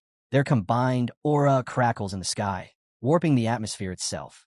It feels like a storm is about to erupt. From within this swirling vortex of energy, Vlad emerges, and the sight alone sends the barbarians scrambling. Fear grips them. They know full well they're no match for the warrior and his monstrous companion. In just moments, Vlad has flipped the entire battle on its head. The battlefield itself has turned into a waking nightmare. And he isn't done yet. Looking down on the retreating enemies, Vlad calls out, declaring that they are now the hunted. That this fight is no longer theirs to control. Confidence surges through him, and it's well earned. The same barbarians who were ruthless moments ago are now nothing more than panicked prey. But the moment doesn't last. Suddenly, a familiar threat returns. The high-ranking barbarian officer from before. This time, he's even more dangerous. He's been giving Lamund serious trouble, and now it's clear why. With a vicious swing, the brute launches another attack. Lamund meets it with his blade, but the impact rattles him. This enemy is stronger than most, relentless and precise. Blow after blow rains down, and while Lamund holds firm, each strike is taking a visible toll, not just on him, but on his horse as well. The old steed begins to tremble, froth dripping from its mouth. It's exhausted, clearly pushed beyond its limits. Lamund sees it, too. He knows now, this horse wasn't meant for war. Regret sets in as he realizes how hard he's pushed the animal. With no strength left, both rider and mount are left open. The barbarian seizes the chance, swinging one final time with crushing force. Lamund blocks it, but the hit throws them off course. The strain is too much. Horse and rider stumble, then tumble violently across the sand. A thick cloud of dust explodes into the air, swallowing them whole. As the dust finally settles, all that remains is Lamund's horse, collapsed and barely clinging to life. Its eyes are glazed, its strength spent. It won't be getting back up. Lamund takes a moment, disappointed, but far from defeated. If anything, the fall has only reignited the fire in him. The barbarian seems to pause, surprised by the knight's resilience. Lamund notices the flicker of hesitation and intends to drive it deeper. He wants this savage to remember what it means to fear a true swordsman. A slight smile creeps onto the old knight's face. It's been a long time since someone's managed to rattle him like this, and unexpectedly, the thrill of battle returns. With no more words, he draws his sword again, ready to settle this one-on-one. But when the barbarian turns to see Lamund standing once more, he's anything but impressed. The persistence annoys him. This old man just won't quit. Before their duel resumes, a strange sound breaks through the tension. Both fighters turn toward it. Lamund instantly knows what it is, the call of the barbarian warhorn. He looks back and spots the source. It's Vlad, charging after the fleeing barbarian army. And this time, he's not just fighting, he's leading. Mounted on a legendary black stallion, he rides with such presence that the remaining heathens scatter like leaves in a storm. The barbarian leader, watching from a distance, seethes with fury. The image of his best warriors retreating before a lone boy from the Empire, it's unbearable. His pride burns as he kicks into motion, racing toward Vlad with raw rage in his eyes, intent on crushing this humiliation himself. With that, Lamund's fight comes to an abrupt halt. His opponent no longer cares about the duel. He's now set on dealing with the one who's truly stolen the spotlight. Lamund calls after him, but the barbarian doesn't even look back. What's truly eating him is more than just defeat. It's the sight of Vlad riding that horse. The son of the grasslands had rejected even him, the leader of the barbarian horde. And now, it carries a young Empire warrior with ease. That stings. That humiliates. Furious and humiliated, he bellows at Vlad, demanding he dismount the horse immediately. As soon as Vlad spots the barbarian leader charging straight at him, he's caught off guard. Wasn't this guy supposed to be fighting Lamund? His mind jumps to the worst. Did the old man lose? Is he dead? But then, just behind the charging brute, Vlad sees him, Lamund still alive. Relief washes over him. He exhales, tension leaving his body for a moment. That moment doesn't last. The barbarian roars again, shouting for Vlad to get off the horse. He spits out his fury, claiming the son of the grasslands isn't meant for someone like Vlad. According to him, Vlad has no right to even touch the beast. That crosses a line. Vlad's expression shifts. He snaps back, warning the man not to mess with the wrong person. Who does this guy think he is, trying to order him around? The reply only fuels the barbarian's anger. He roars in return, demanding silence. And as he does, a violent burst of red magic explodes from his body. That's when a voice in Vlad's head speaks up. It explains that certain barbarians have the ability to shape magic into their own personal world. This guy isn't just a brute. He's on the same level as a knight who can wield aura. Definitely not someone to underestimate. Still, Vlad doesn't back down. The barbarian declares that Vlad's life is forfeit, riding the divine horse. That's a sin he won't let slide. But Vlad is more than ready. With fire in his voice, he dares the barbarian to try. The standoff ends there. Both men, aura flaring, charge like warriors in a deadly joust. They crash into each other with full force, blades clashing violently. Then, side by side, they begin their brutal exchange, attack after attack, neither one letting up. The barbarian slashes relentlessly with his curved blade, each strike fast and deliberate. Vlad meets every hit, deflecting with his aura-infused sword. The two are neck and neck, neither one giving an inch. The battlefield trembles under the sheer intensity of their duel. They lock blades, pushing against each other mid-gallop. The barbarian glares at Vlad with burning, glowing eyes, clearly trying to shake him with raw intimidation. But Vlad doesn't flinch. He stares right back, unfazed. Realizing intimidation won't work, the barbarian suddenly pulls a move Vlad doesn't expect. He stops his horse dead in its tracks. Vlad doesn't notice fast enough. He surges forward, unintentionally pulling ahead.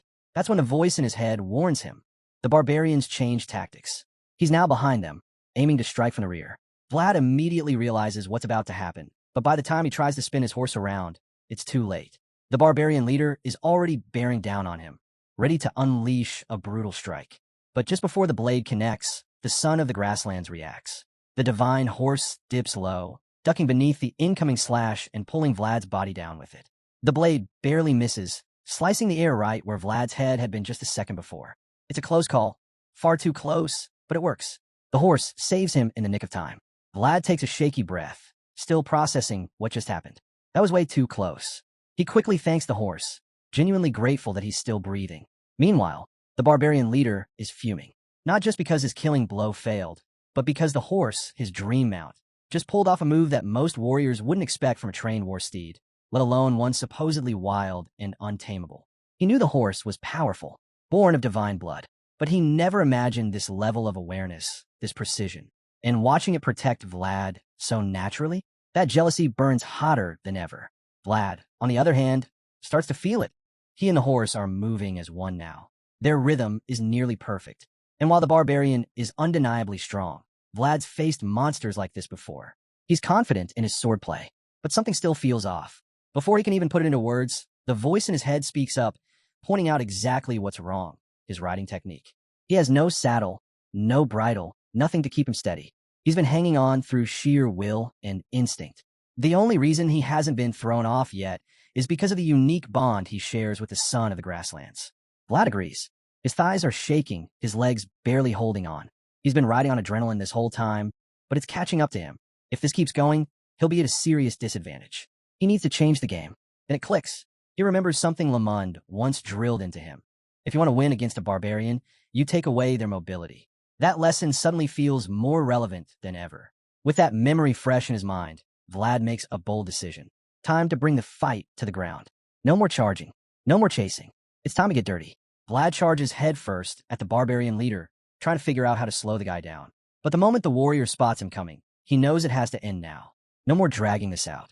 He calls Vlad out directly, no backing down, and charges right at him. Seeing the brute close in at a ridiculous speed, Vlad knows he has to act fast. Without hesitation, he whips his horse around. The sudden move kicks up dirt straight into the barbarian's face. That brief distraction is all Vlad needs. He takes off in the opposite direction. The other warriors are caught off guard, and their reactions are mixed. Age, the leader, watches this unfold and isn't just shocked. He's furious. In his eyes, Vlad's retreat looks like cowardice, and worse, it stains the honor of riding the sacred horse. He already wasn't thrilled with our boy, but now he's seething with rage. Fueled by that fury, the barbarian chief charges after Vlad, gaining ground quickly. Almost too quickly, like Vlad's letting him catch up. It's clear there's a plan in play, and that sly smirk on Vlad's face, that's a dead giveaway he's got something up his sleeve. Once the leader's close enough, Vlad starts talking. He says he's heard barbarians are born in the saddle, while he himself has always lived in the dirt beneath those horses. The warlord doesn't care one bit for this chatter. He thinks Vlad's just rambling nonsense. But Vlad glances back and calmly explains that he's been generous, keeping the fight on horseback the entire time. And now, Now, it's the barbarian's turn to return the favor. With perfect timing, Vlad lets his cloak fly off, aiming it right at the guy's face. It should have been a perfect distraction, but the barbarian's instincts are too sharp. He sees it coming, swats it away with one hand, and roars in frustration, telling Vlad his little tricks won't work anymore. But just as the barbarian leader starts to shout out his warning, he looks up and freezes. Vlad is already mid-air, diving straight at him from above. The blonde knight has launched himself off his horse in a bold move, aiming to tackle his opponent straight off the saddle and take the fight to the ground. Even with his sharp instincts, the barbarian can't react in time. Vlad moves too fast. In a flash, he's got the guy by the neck, locking him in and saying it's time they brawl in the mud. The barbarian's eyes widen. He can tell Vlad means every word, and it's a terrifying thought. But there's no escape. Vlad slams into him, dragging the warlord off his mount and down the slope, holding him tight in a headlock. It's not a clean fall either. They tumble and crash down a hillside, kicking up dust and dirt as they wrestle. And then, suddenly, they're both over the edge, falling off a cliff. The sight of their leader plunging down the cliff stuns the rest of the warriors. Even Lamund looks shaken when he sees Vlad going down with him. No matter how skilled a knight is, a fall from that height should be deadly. He stands at the cliff's edge, filled with dread for the young swordsman's fate. But then, something catches his eye. There's a glowing light at the bottom. Lamund narrows his gaze and bursts out laughing. He instantly recognizes the move. That glowing aura means Vlad used a technique Lamund hadn't even taught him yet. He can't believe it. The kid pulled off an advanced aura focus skill on his own. That skill saved his life. And now we see Vlad, alive and well, standing over the fallen barbarian leader. He's got the man pinned, his sword pressed close to the guy's throat. The warlord, clearly defeated, finally gives his name, age of the Budat tribe. Maybe he hopes his name will earn him some mercy. But Vlad? He doesn't care one bit. The scene shifts back to Shoera, where his sister from the convent visits Joseph with a stern warning. She tells him to be cautious with Vlad, though her wording makes it sound like he's trying to groom his servant, something Joseph clearly doesn't understand. Her glare sharpens with frustration. We're then taken to a flashback that explains her anger. It turns out Vlad took Geminina away from the convent without following any official process, even though the girl was practically living like a nun. In that memory, the sister confronts Vlad, saying he had no right to take her, not even with his noble status in the Beazid household. But Vlad doesn't back down. He snaps right back, saying it's thanks to the Beazid name that the convent even has a future. His eyes flare with energy, and the intensity of his words leaves them speechless. Back in the present, the sister is convinced Vlad is dangerous. She labels him as blasphemous, impulsive, and cruel. She warns Joseph that this boy will tarnish his honor. Joseph listens quietly, but when she finishes, he doesn't hide his doubts. He tells her he already knew Vlad had crossed the line with the convent, and if she was truly concerned, she had plenty of time to speak up. So why now? Why wait until Vlad received recognition from San Rosino, and even earned the blessing of Priest Andrea? Joseph sees right through it. There's only one person who can mobilize the convent's leadership, Bishop Pierre, and suddenly, everything clicks into place. Shoera is ruled by two powers, Mayor Joseph of the Beazid line, and a bishop who serves the faith and its people. But now that balance is tipping. Vlad's achievements are strengthening Joseph's position, and the opposing side is starting to panic. It's becoming clear they were never after Vlad. They were after Joseph. The story continues with Joseph sitting down in his office, speaking with a visitor. Together, they reflect on Vlad's actions. While it's true Vlad has given their rival some ammunition, Joseph insists that certain lines shouldn't be crossed, no matter what his vassal did. He also reminds them that he doesn't owe anyone anything just because Vlad stepped out of line. Still, he can't shake the feeling that there's more to this situation than meets the eye. Some hidden motive must be driving it all. His thoughts are cut short when there's a knock at the door. A knock interrupts the meeting. The mayor's guest apologizes for the intrusion, and Joseph finally lifts his head to see who's entered. It's Sir Jaeger, and he's got news. Apparently, the stable hand who traveled with Sir Lamund has returned. The usher steps into the room, and Joseph just watches, silent and tense, waiting to hear what the man has to say. One look at Gerda's face is all he needs to guess. This won't be good. After a long pause, the stable hand finally speaks. His words hit hard. The barbarians have appeared. The sister from the convent is visibly shaken, gasping at the revelation. But Joseph stays calm, almost unaffected. He had a feeling something like this was coming. Without flinching, he turns to Gerda and asks him the only question that matters now. Where? Gerda quickly explains they're on the roads between Shoera and Varna, already attacking travelers. That's when Joseph hits him with another question. Did he run away and leave the others behind? Caught off guard, Gerda rushes to explain. No, he didn't abandon anyone. He says it was Sir Lamond who ordered him to return and call for help. He also adds that Vlad has managed to capture the barbarian leader and is currently holding his position. Joseph breathes a little easier hearing that, though concern still lingers. He then asks about the mercenaries who were supposed to guard the merchants. Gerda's face darkens. He admits the mercs bailed as soon as they saw an opening. If not for Sir Lamond and Vlad, everyone would be dead by now. With all the pieces now laid out, Joseph realizes it's just the old knight and Vlad standing between the raiders and the rest of the people. Gerda confirms it. Meanwhile, the sister looks like she just swallowed a bitter pill. Vlad, the same young swordsman she called reckless and blasphemous, is out there risking everything. That clear hit to her pride doesn't go unnoticed. Joseph catches the frustration written all over her face, and a faint smile creeps in. Having made his point without saying a word, the mayor turns to Sir Jaeger. It's time to act. He instructs him to personally lead the mounted troops and ride out to support Vlad and Lamont. Gerda is to guide them straight to the fight. They're to move fast, no delays. Both men nod, fully understanding the urgency. Without another word, they head off to carry out the mission. Once the others leave, the mayor casually resumes his talk with his sister, tossing out a comment about how impressive his vassal is.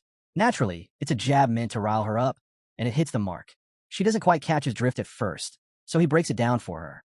From his perspective, Vlad might be a commoner with a short fuse, but he's still doing God's work by protecting the innocent. That's when it dawns on her. She can't exactly argue with that. As much as she hates to admit it, he has a point. Sensing the shift, Master Joseph jumps on the moment. He figures he'll eventually have to meet Bishop Pierre, but before that happens, he wants the sister to deliver a message. She leans in, clearly nervous about what he'll say. Joseph keeps his tone even, expressing genuine thanks for the bishop's concern. But just before finishing, he drops the real kicker. He plans to visit the bishop soon. That line alone sends a jolt through the sister. She's visibly shaken, knowing full well what might come from such a meeting. And she's right to worry. Joseph isn't planning a polite conversation. He intends to confront the bishop head-on. And when that day comes, sparks are going to fly.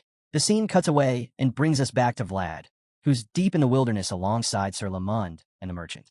He looks completely worn out in the saddle. As they move along, he glances to the side and spots a group of mounted warriors riding in formation. It doesn't take long for him to figure out. They're more barbarians. The old man confirms it, noting that a surprising number of them are heading south. That's strange to him, though. If they were just ordinary raiders, they would have scattered once their leader got captured. That leads Lamond to a troubling conclusion. Their prisoner must be someone with serious clout. Sure enough, the captured warrior is tied up in a wagon, calm as ever, clearly unfazed by their situation.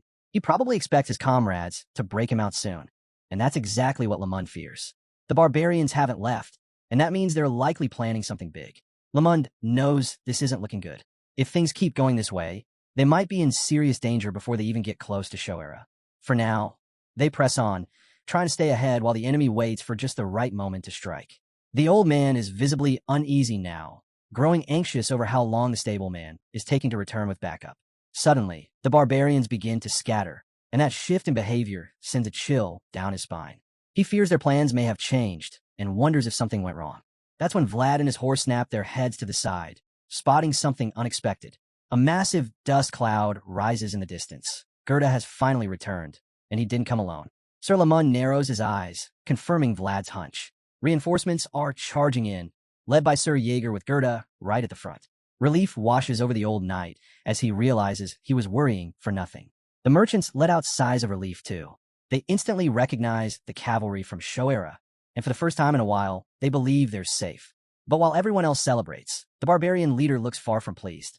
He clearly didn't expect reinforcements to arrive this fast. That sudden dispersal earlier? It all makes sense now. They must have seen the cavalry approaching and retreated to avoid being trapped. Seeing the tide turn, the barbarian chief lets out a grudging compliment. He admits that sending Gerda for help was a smart move and acknowledges Sir Lamond's judgment. Had they tried to stand their ground while still holding onto their loot, the outcome might have been disastrous. Lamond simply shrugs, saying it's one of the perks of getting old. But he doesn't waste time with banter. Now that the danger has passed, he has questions for the captive.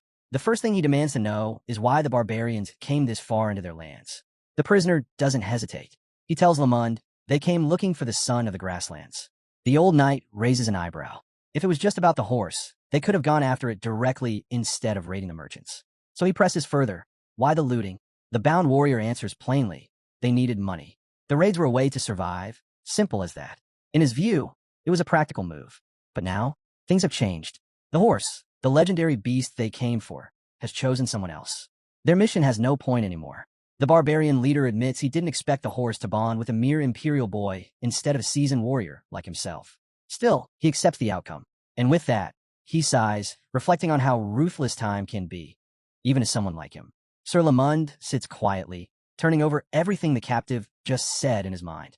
That moment of stillness doesn't last long, though. Sir Jaeger finally shows up, and the first thing out of his mouth is a jab at the old knight. He jokes that he figured Lamond could handle a few barbarians on his own, especially since he's a seasoned veteran.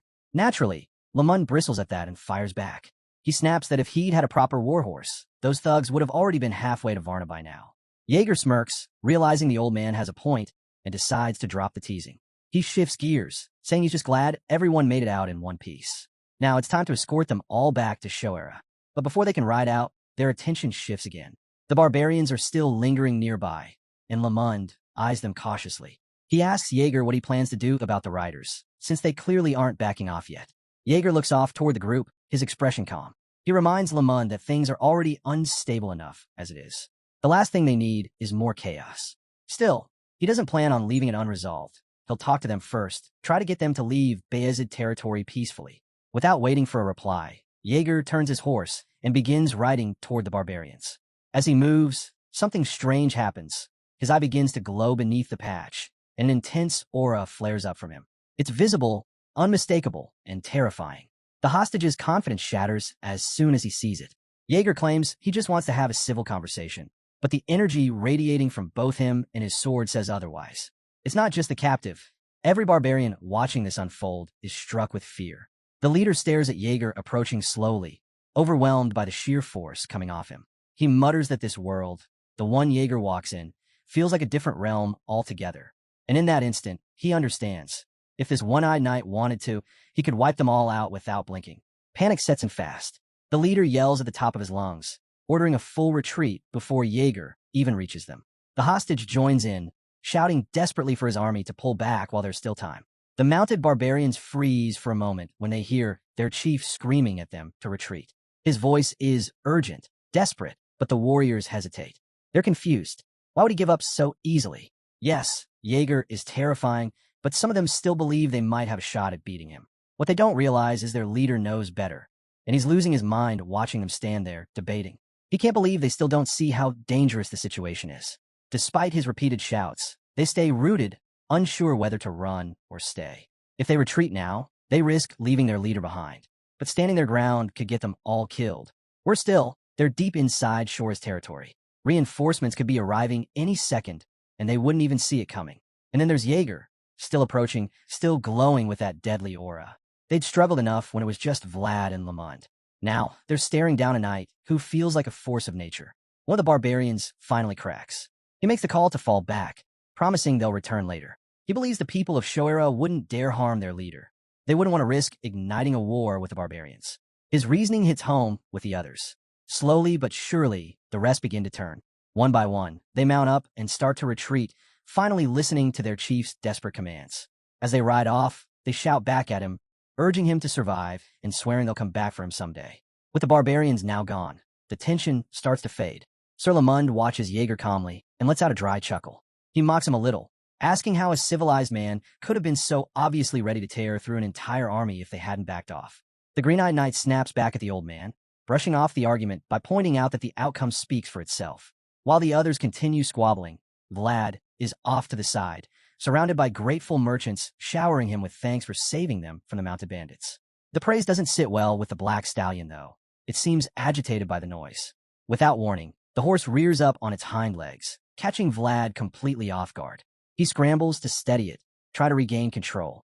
Meanwhile, the merchants begin murmuring among themselves about how wild and dangerous the horse looks. Some of them start to believe it might not be tamed at all, deciding it's safer to keep their distance. Vlad keeps calling out to calm the creature, wondering what suddenly set it off. As he tries to make sense of the horse's sudden behavior, Sir Jaeger walks up. The seasoned knight doesn't waste time.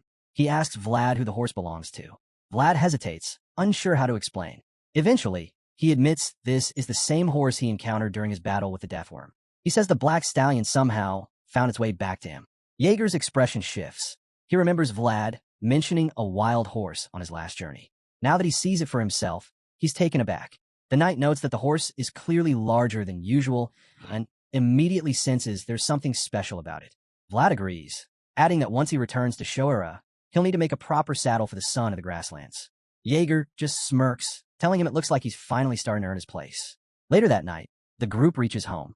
As they arrive at the entrance, Sir Jaeger realizes Vlad hasn't followed him inside. He turns back and asks what the kid's waiting for, wondering if he's not coming in.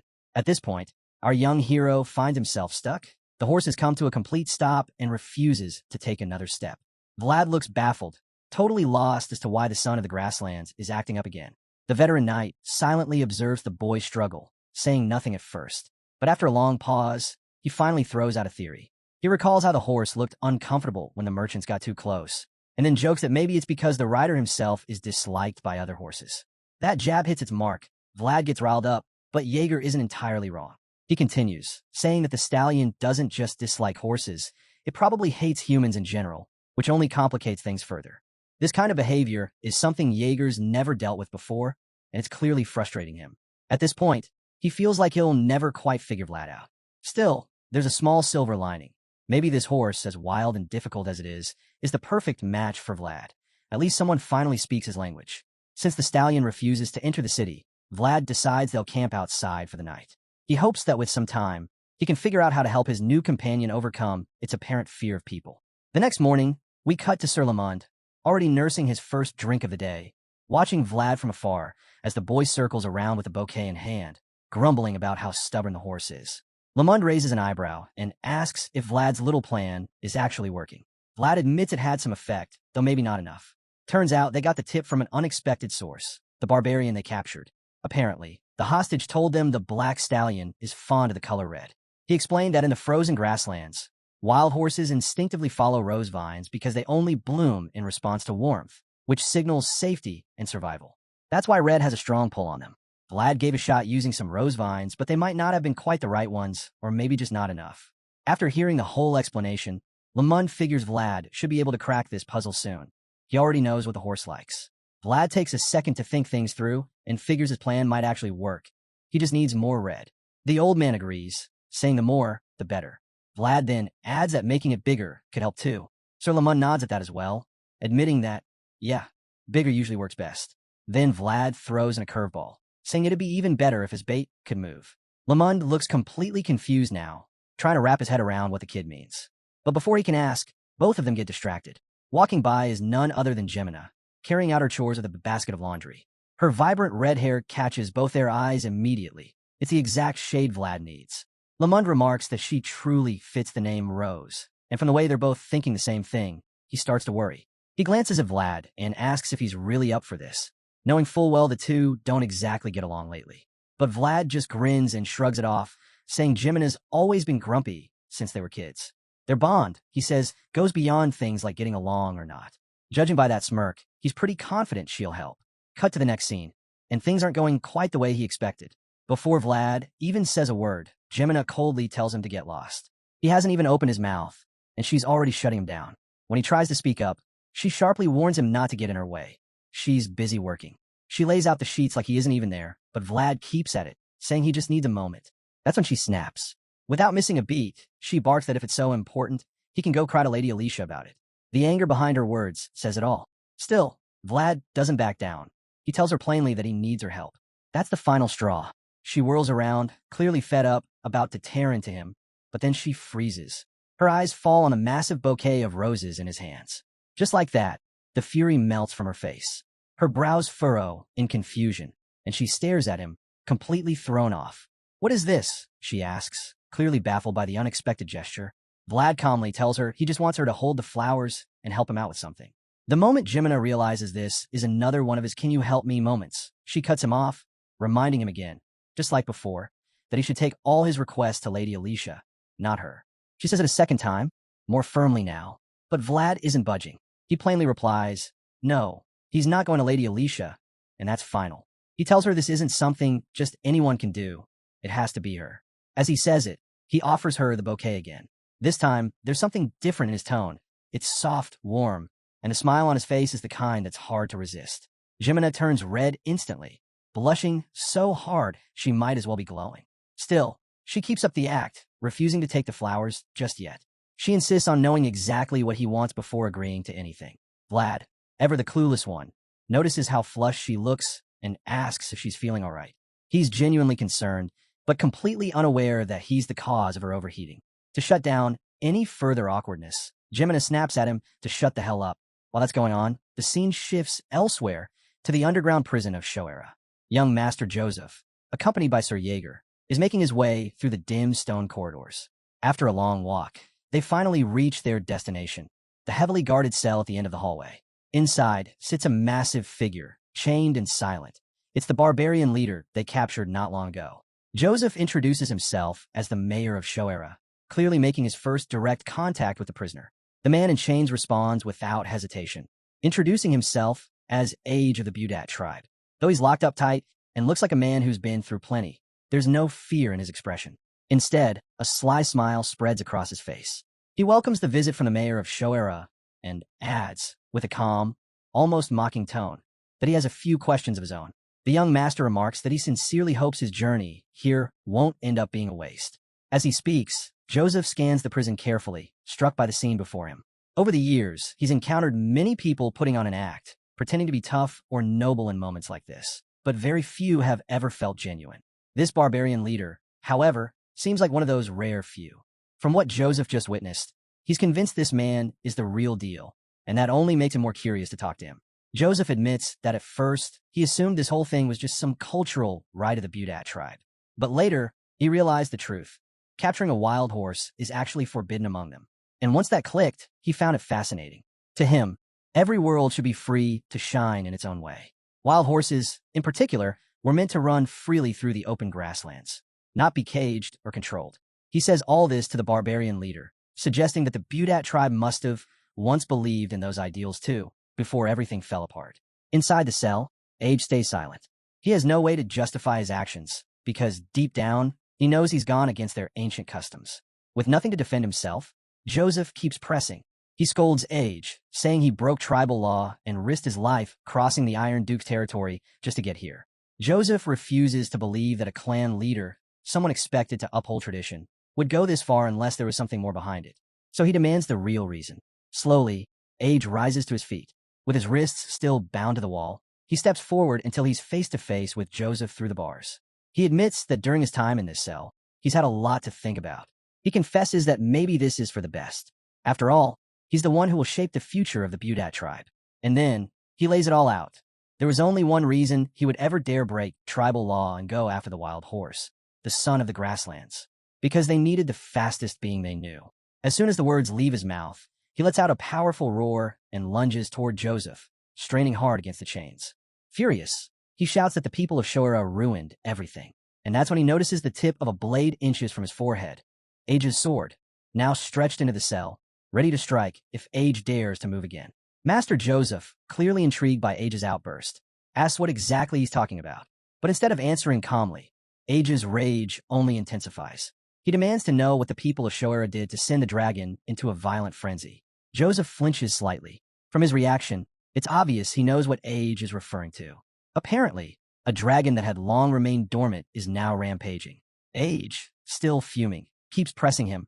What did Joseph do with the dragon's fragments? The mention of fragments makes Joseph uneasy. He doesn't know about them. As far as he's aware, the West's piece, known as the Path Fragment, was safely handed over to the Iron Duke. Everything should have been secure. Still, with the dragon going wild, he starts to wonder if something went wrong.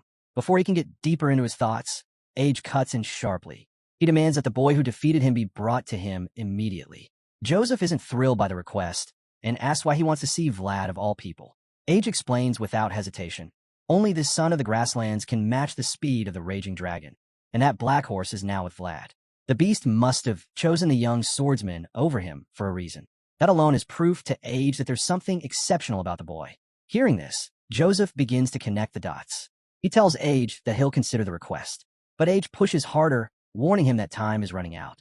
He reveals something even more alarming. The remnants of the fallen dragon carry the blood of the most flawless dragon ever known. Up until now, they lived unaware of their true nature. But something has changed. Age warns that once those beings awaken to what they really are, the threat will extend far beyond their borders. After this grave warning, he looks at Joseph once more. this time with unmistakable urgency, and asks again, "What did your people do with the dragon's fragments?" The desperation in his eyes makes it clear this isn't just some tribal dispute anymore. The danger is much bigger than Joseph had ever imagined. The scene shifts over to Vastapal, the main city, specifically to the Baranov dukedom. A blue flag bearing a flaming fist flutters high above the castle towers. Standing at the top of one of those towers is a white-bearded man, quietly gazing out at the snowy mountains. What catches his eye is the fallen dragon, crying. The sight makes him visibly uneasy. This man is none other than the Iron Duke, Timur Baranov. As he stares through the window, deep in thought, one of his subordinates bursts into the room with urgency, announcing that something's happening to the dragon's fragments. The old soldier's tone makes it clear this isn't a small matter. And when the Duke hears it, his face darkens. The soldier explains that their long-familiar problem has started again. To handle it, he says they'll need the mages. The Duke immediately asks what the mages are doing now, but the news isn't good. This time, magic alone isn't enough to calm the dragon. Realizing how bad things are, the Duke orders them to summon the priests, specifically the ones who can engrave divine prayers. Everyone scrambles to carry out his commands. As they rush around, the Duke asks about the Holy Knights. He's told that Knight Captain Gunther is on his way. Without wasting a moment, the Duke instructs them to bring the knight to him immediately once he arrives. While everyone else prepares, the Duke heads straight to the heart of the disturbance. When he reaches the door, the noise behind it is deafening. The energy pulsing from within is unlike anything he's felt before, and it alarms him. Still, he steels himself and opens the door. Inside, two large chests tremble violently, glowing with wild, surging energy. These chests contain the dragon's fragments, and now they're resonating with each other. As the people of Baranov dukedom race to contain the chaos, the scene shifts once more, back to Show era. There, the entire city is in a frenzy over the young swordsman. A huge crowd gathers at Vlad's residence, arms full of gifts and offerings. But they're met by a young woman who gently informs them that Vlad isn't home. He's out on a mission. Disappointment sweeps through the crowd.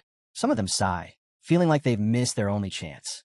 One man grumbles that he even prepared a special gift, having been unable to greet Vlad back at the convent. While the visitors continue to sulk, the young lady quietly regrets even mentioning Vlad's name. Maybe she got swept up in all the excitement. But then again, this might be her opportunity. The rumor that Vlad saved merchants from a barbarian attack is spreading fast. If she plays her cards right, she might be able to spread his name even further. With that in mind, she addresses the crowd again. She tells them that Vlad has been incredibly busy lately, and that he's quickly rising as a major talent within the Beazid household. Naturally, the visitors agree with the young lady. They all feel it's only right. Vlad is clearly destined for great things. Since no one knows when he'll return, she suggests they leave their names behind. The crowd loves the idea and happily agrees. While the excitement continues outside, Geminina walks by carrying a fresh stack of clothes. She doesn't look thrilled by the crowd and feels a strange mix of emotions. Deep down, she knows she should be happy for Vlad. Everyone adores him, and his name is spreading like wildfire. But instead of joy, there's a heavy sadness growing in her chest, like he's slowly slipping further out of reach. Tears start to well in her eyes, just as the dark-haired woman from earlier calls out to her. Geminina quickly responds, and the woman invites her into the kitchen. Once inside, she informs her that she wants her to look after the guests who came to see Vlad. Geminina is stunned. The request completely catches her off guard. She hesitates, unsure how to respond. Sensing her confusion, the woman explains, those guests will only be able to reach Vlad through her from now on. The weight of that statement crushes any confidence Geminina has. She looks down, overwhelmed. These are important people, she says. She's not even sure she should be talking to them. Gently but firmly, she turns the job down, insisting the woman should be the one to handle it. Geminina admits she's scared. Scared she'll make a mistake and end up causing trouble for Vlad. Her words trail off, but the woman doesn't back down. She looks at her, lost for words for a moment, then says something that hits deep. If Geminina's talking about being qualified to meet Vlad's visitors, then she should know no one in Rose's Smile is more qualified than her. That makes Geminina freeze. The woman adds that the Vlad everyone's so proud of today might not even exist if it weren't for her. The realization stuns Geminina. Her eyes widen as the truth sinks in. She played a major role in shaping the young knight the world now admires. Still shaken, Geminina struggles to process what she's just heard. But the dark-haired woman doesn't let up. She tells her, plainly and sincerely, that all she needs to do is believe in herself. That confidence alone is more than enough. And with the unwavering faith the woman places in her, something begins to shift in Gemina's heart. Gemina admits she's bound to mess up. Truthfully, she doesn't even know where to begin. But the lady just smiles, brushing off the concern. A few mistakes? That's nothing. In her eyes, Vlad should be more than willing to shoulder that risk. After all, Gemina's out here dealing with his guests. Then, out of nowhere, the lady drops a bomb. She overheard Vlad asking Gemina to distract a horse. Clearly, he still needs her. If he's turning to her for something like that, it means she's not just a bystander. With that, she casually invites Gemina to her room. The redhead is visibly caught off guard and hesitant to accept. But the lady simply tells her, battlefields aren't just for men. Women fight their own battles too. She intends to help Gemina learn how to use her weapon, just like Jorge once handed Vlad his dagger. The scene cuts. Now we're with young Master Joseph, deep in conversation with Sir Lamond, while Sir Jaeger stands quietly nearby. Over tea, the older knight stresses the importance of stability when it comes to expansion. Based on that, he believes Count Gaidar won't be heading north anytime soon. Joseph responds, pointing out that remnants of Ravnoma, the previous alliance, are still scattered throughout the west. Even though Count Gaidar commands powerful forces, the dwarf movement's frontline is backing them.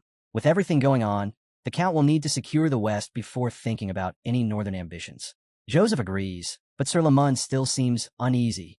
Curious, Joseph asks what's really bothering him. That's when the knight opens up. He's troubled by the burden he carries. His gut tells him that his final mission should be aimed at someone from the Beazid house. He knows it might sound harsh, even cold-hearted, and he apologizes if it offends. Still, he speaks from the heart. The knights of the West have already surpassed those of the North. It's a bitter truth, but one the young master needs to hear. Hearing all this, the mayor of Shoera is at a loss for words. Meanwhile, the old knight starts blaming himself. He admits he's grown complacent. Watching the rise of the Western Knights while trudging along the lowest path, he feels like he's failed in his duty. He remembers a time when the North stood unmatched, stronger, and more honorable than anywhere else. It was a North that pushed back the barbarians without rest. Back then, the only thing colder than its winter winds was the chilling indifference from the central region. Lamond says the Northern Knights were forged in struggle and battle, but that fire is fading. Now, as Master Joseph secures stability, the raw might that once defined the North is vanishing. Meanwhile, the West continues its rapid rise. That's why Lamond warns Joseph not to take Baron Heinel's request lightly. He urges the young master to start preparing before he finds himself outpaced. Joseph listens intently and agrees with everything, even the bitter truth that the North isn't what it used to be. Still, he believes that despite its decline, the North has continued to bear strong fruit in recent times.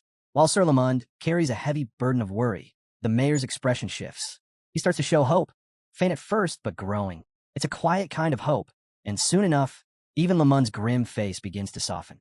He speaks of how every generation eventually passes the torch, and his thoughts go straight to one person, the young blonde knight. Speaking of which, we finally catch up with him. He's still trying to get that stubborn horse into the city, and things haven't gotten any easier. But when he returns to the entrance, he's stunned by the size of the crowd waiting there. Why are so many people gathered? A voice speaks up, suggesting that something or someone must have caught their attention. Vlad doesn't get it first. What something is the voice talking about? The voice walks him through it. They tried covering the horse's eyes, dragging it by force, and even tempting it with food. Nothing worked. In the end, Vlad had to lower his head and beg the beast, and he doesn't deny it. The voice keeps going. This boy, Vlad, whose name is gaining more attention by the day, brought to his knees by a horse. That alone, it says, is more than enough to draw a crowd. But Vlad isn't buying it.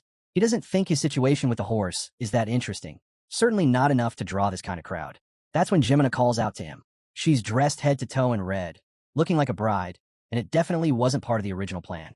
Vlad quickly asks what she's doing wearing something like that. The voice chimes in again, explaining that it's not just a dress, it's a woman's combat uniform. And, honestly, it's impressed with her level of preparation. Seeing that everything's ready, Vlad gives the signal. It's time. Gemina's been waiting for this moment. She slowly removes her veil, revealing her striking red hair. The crowd falls silent. Every man nearby is completely stunned by her beauty. They start murmuring, realizing just how well she'd been hiding it until now. Even the horse reacts. The moment Gemina reveals herself, the son of the grasslands is immediately drawn to her. Unfortunately for her, the feeling isn't mutual. Up close, the horse feels even more intimidating than she expected. With all those eyes locked on her, the pressure is suffocating. But she pushes through it. Gemina reminds herself, if she falters here over something this small, then she has no right to stand beside Vlad. She pulls out the bouquet, made of roses and vines, and carefully uses it to guide the horse forward. And just like that, it works. The crowd watches in disbelief as the mighty stallion begins walking into the city. Vlad is thrilled inside, but keeps it together. He gives Geminina a quick nod of approval, encouraging her to keep leading the way. Watching how particular the horse has been, Vlad now fully understands it doesn't just follow anyone. This creature has its own standards.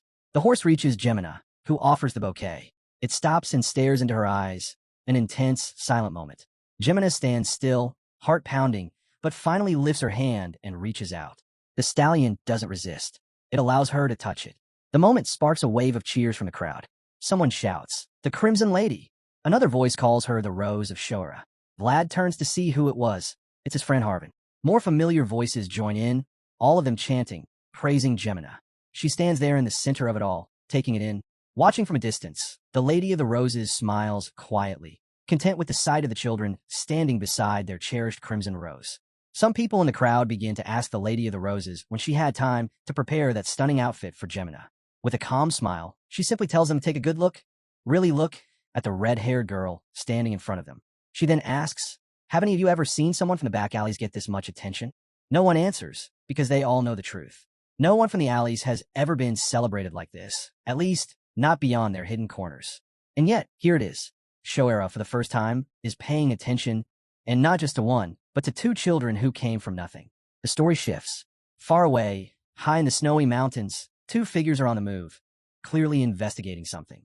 As they move deeper into the frost-covered terrain, they stumble across a chilling sight. The bloodied corpses of orcs, scattered and torn apart. The beast girl among them instantly assesses the scene. It was a total massacre.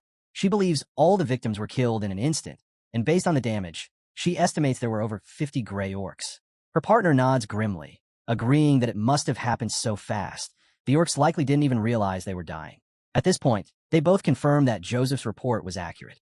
The beast girl adds something even more startling. What everyone has started to realize now is that the most perfect existence was torn apart by a swordmaster. When that powerful creature fell, its blood scattered across the world, and that event marked the birth of what's now known as the remnants of the fallen dragon. Some of those remnants lost their wings, others their scales, some even lost their eyes. Stripped of their memories, they were scattered, unaware of their origins. But one among them remembered.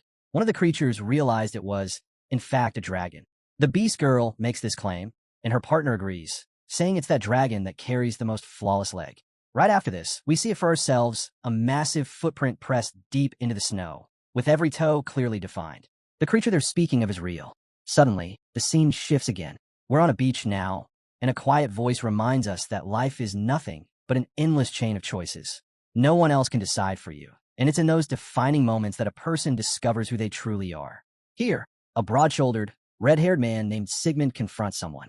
His tone is stern as he asks if the man really plans to defy orders. That man? Jorge. And Jorge doesn't flinch. He simply replies, cool and direct, reminding Sigmund that he's not the Lord. The man firmly insists on carrying out the complete extermination of the remaining members of the dwarf movement, Battlefront. He claims the order bears the official seal of his uncle, Count Gaidar. Jorge steps in, urging Sigmund to take a closer look at the people nearby, pointing out that they're nothing more than refugees. But Sigmund isn't moved in the slightest. To him, if Count Gaidar has ruled them as enemies, then they're no different from dragons. Jorge refuses to accept that the Count would ever give such a ruthless command. That sets Sigmund off. He accuses Jorge of disloyalty and questions whether he's abandoned the oath he once swore beneath the Gaidar banner. Jorge answers bluntly. He's human, and he can't follow an order that makes no sense. The tension reaches a breaking point. Sigmund, now certain they stand on opposite sides, challenges Jorge and demands to know if the rest of his men plan to defy Count Gaidar as well. But one by one, the men silently walk away from Jorge, declaring that no matter what, a lord's orders must always be followed. In the blink of an eye, Jorge is left standing alone, except for one. That one is Godwin. Though still at Jorge's side, it's clear Godwin is having doubts. Sensing this, Jorge tells him that it's fine to go. He can follow the others and find a place where his talents will shine even brighter. The scene shifts. We now see Godwin seated at a meeting. He's the new leader. The topic on the table is the Knights of the Iron Duke. The group discusses troubling news. Baron Uthman has been making questionable moves. A list is handed over. Godwin immediately recognizes it. It's the same list mentioned in a report from years ago. From what's visible, Both the barons and the duke's houses seem to have failed in training a new generation of knights. The only notable exception is Rutiger, the eldest son. He's the one promising new knight among them. Still, Godwin isn't so quick to dismiss them. He warns that a family's true strength can't be summed up in a report. After all, he used to be Gaidar's hidden sword. He knows firsthand that Beazid may be hiding a powerful force of their own. Hearing this, his subordinates quickly apologize for jumping to conclusions. Then, one of them speaks up. He's heard from someone back in his hometown that there's an unusual person currently within the Beazid household. That catches Godwin's attention. He leans in and asks the man to tell him more. The man finally reveals that there's a young servant in the Beazid household who's been showing remarkable potential. The moment he mentions the name, Vlad of Shoera, Godwin feels a chill run down his spine. The guy keeps talking, recounting how Vlad first appeared during the honor fight in Dearmar and even managed to wield aura. That gets the whole room's attention. The others are stunned. Aura? From a servant? That should be impossible. Some burst out laughing, dismissing the entire thing as a made-up tale. To them, it's just Beazid trying to save face after failing to produce a new line of capable knights. But while the rest joke, Godwin sits quietly, turning the name over in his mind. It sounds familiar. Then it hits him. Vlad was the same gutsy kid who dared to face him when he killed Jorge. The memory brings a faint smile to Godwin's face. He remembers how badly he wanted to take Vlad with him back then. The boy had something rare, something bright. Still, he isn't fully convinced this servant is the same Vlad. For all he knows, the kid didn't survive. The scene cuts to Vlad, and it's clear he's barely holding on. He looks completely drained, his body worn out. A voice nags at him, telling him to quit complaining and eat his food already. Apparently, his exhaustion comes from a brutal schedule. Combat training with Sir Age in the morning, aura and body strengthening drills with Sir Lamund in the afternoon, and on top of that, a nighttime session for tracking his progress. He mutters to himself that if things keep going like this, he might actually drop dead. But the voice isn't having it. It reminds him how lucky he is just to be receiving this level of training at all. Vlad sighs and admits that he knows. That's the only reason he keeps pushing himself through the pain. Because he's grateful. Just then, Gerda steps into the room, carrying a large bag over his shoulder. Vlad blinks in confusion. Why is Gerda hauling luggage? Gerda explains that Joseph asked him to move in. Still confused, Vlad asks why. Turns out, Vlad recently got a stable for his new horse, and since Gerda's the stableman, he has to stay wherever the horse does. Vlad isn't exactly thrilled about this new setup. He's unsure if Gerda can even handle his horse properly. But Gerda just shrugs it off, reminding him that he's the official stabler of the Beazid household. With a skeptical look, Vlad dryly wishes him luck. That catches Gerda off guard. He nervously asks why he'd need luck just to handle a horse. But Vlad's too wiped out to even answer. Right then, Gerda mentions that Sir Joseph has summoned him. That gets Vlad's attention. He's instantly rattled. Why would Joseph call for him now? Gerda figures it might be because the young master wants to lift Vlad's punishment. A little later, Vlad arrives at Joseph's place and instantly regrets ever believing Gerda's guess. The atmosphere here is anything but forgiving. Just by looking at the setup, Vlad can tell this feels more like a trial than a pardon. Joseph cuts right to it. He reminds Vlad of the time he disobeyed orders and rescued the children from one of Baron Uthman's villages. Vlad doesn't deny it. Without changing expression, Joseph then asks a sharp question.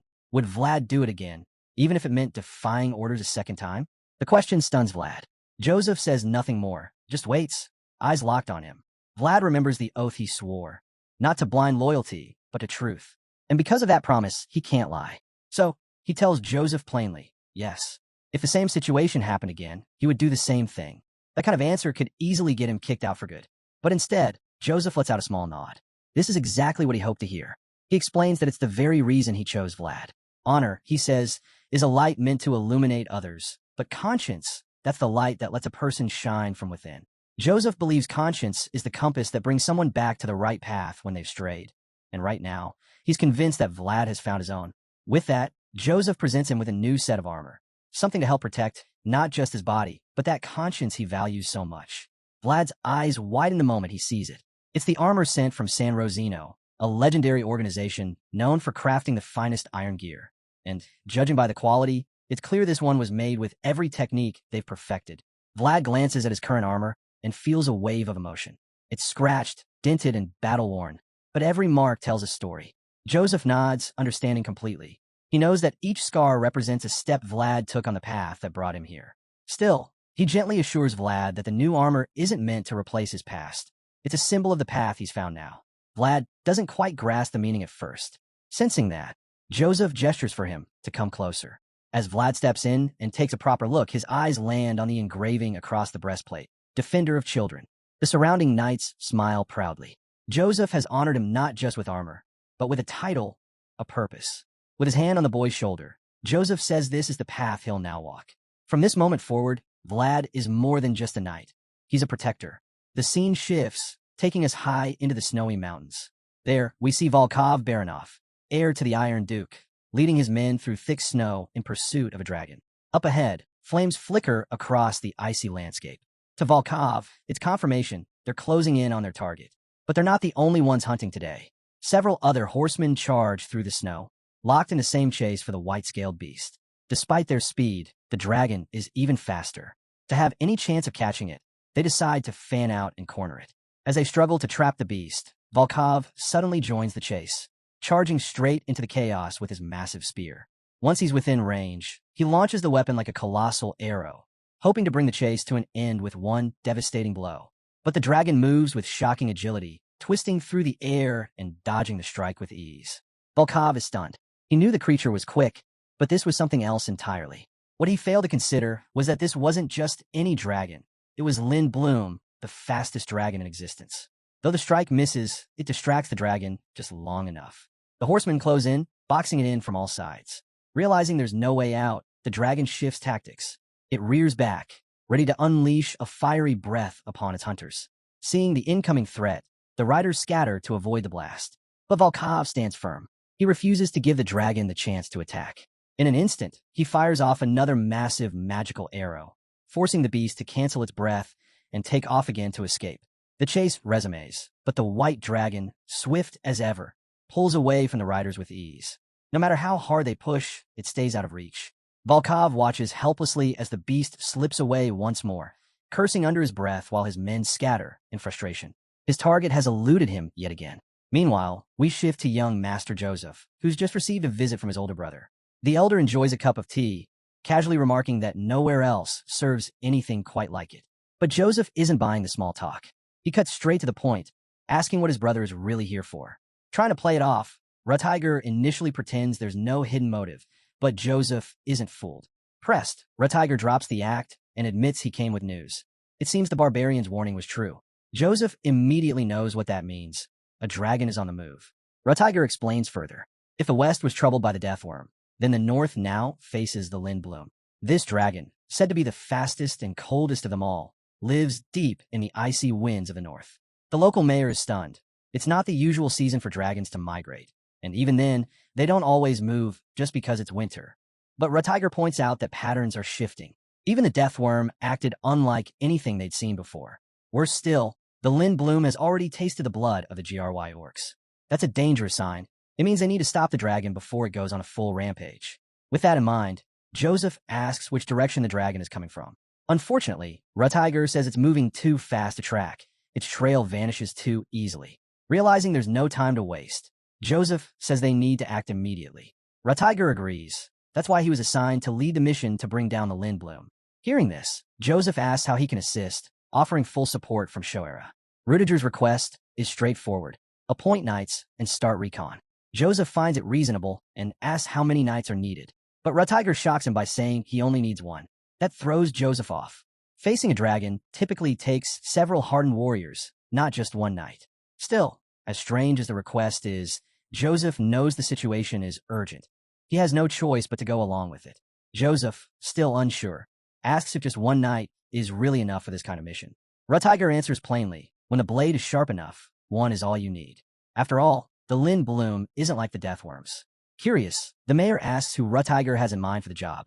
Before Rutiger can respond, someone steps into the room. It's Vlad, the blonde swordsman, announcing that he came because Sir Joseph called for him. The mayor looks puzzled. He doesn't recall summoning Vlad, but Rutiger lights up at the sight. It's been a long time, and he's clearly glad to see the legendary dragon herder of the North once again. That night, Vlad has a quiet talk with Geminina. He mentions the mission will take at least a month. She responds with a soft comment, saying it's good that he's staying busy, and tells him he's been doing well lately.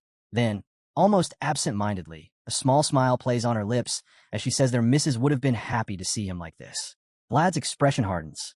He turns to her and asks why she would bring that up now. Geminina just shrugs. It simply popped in her head.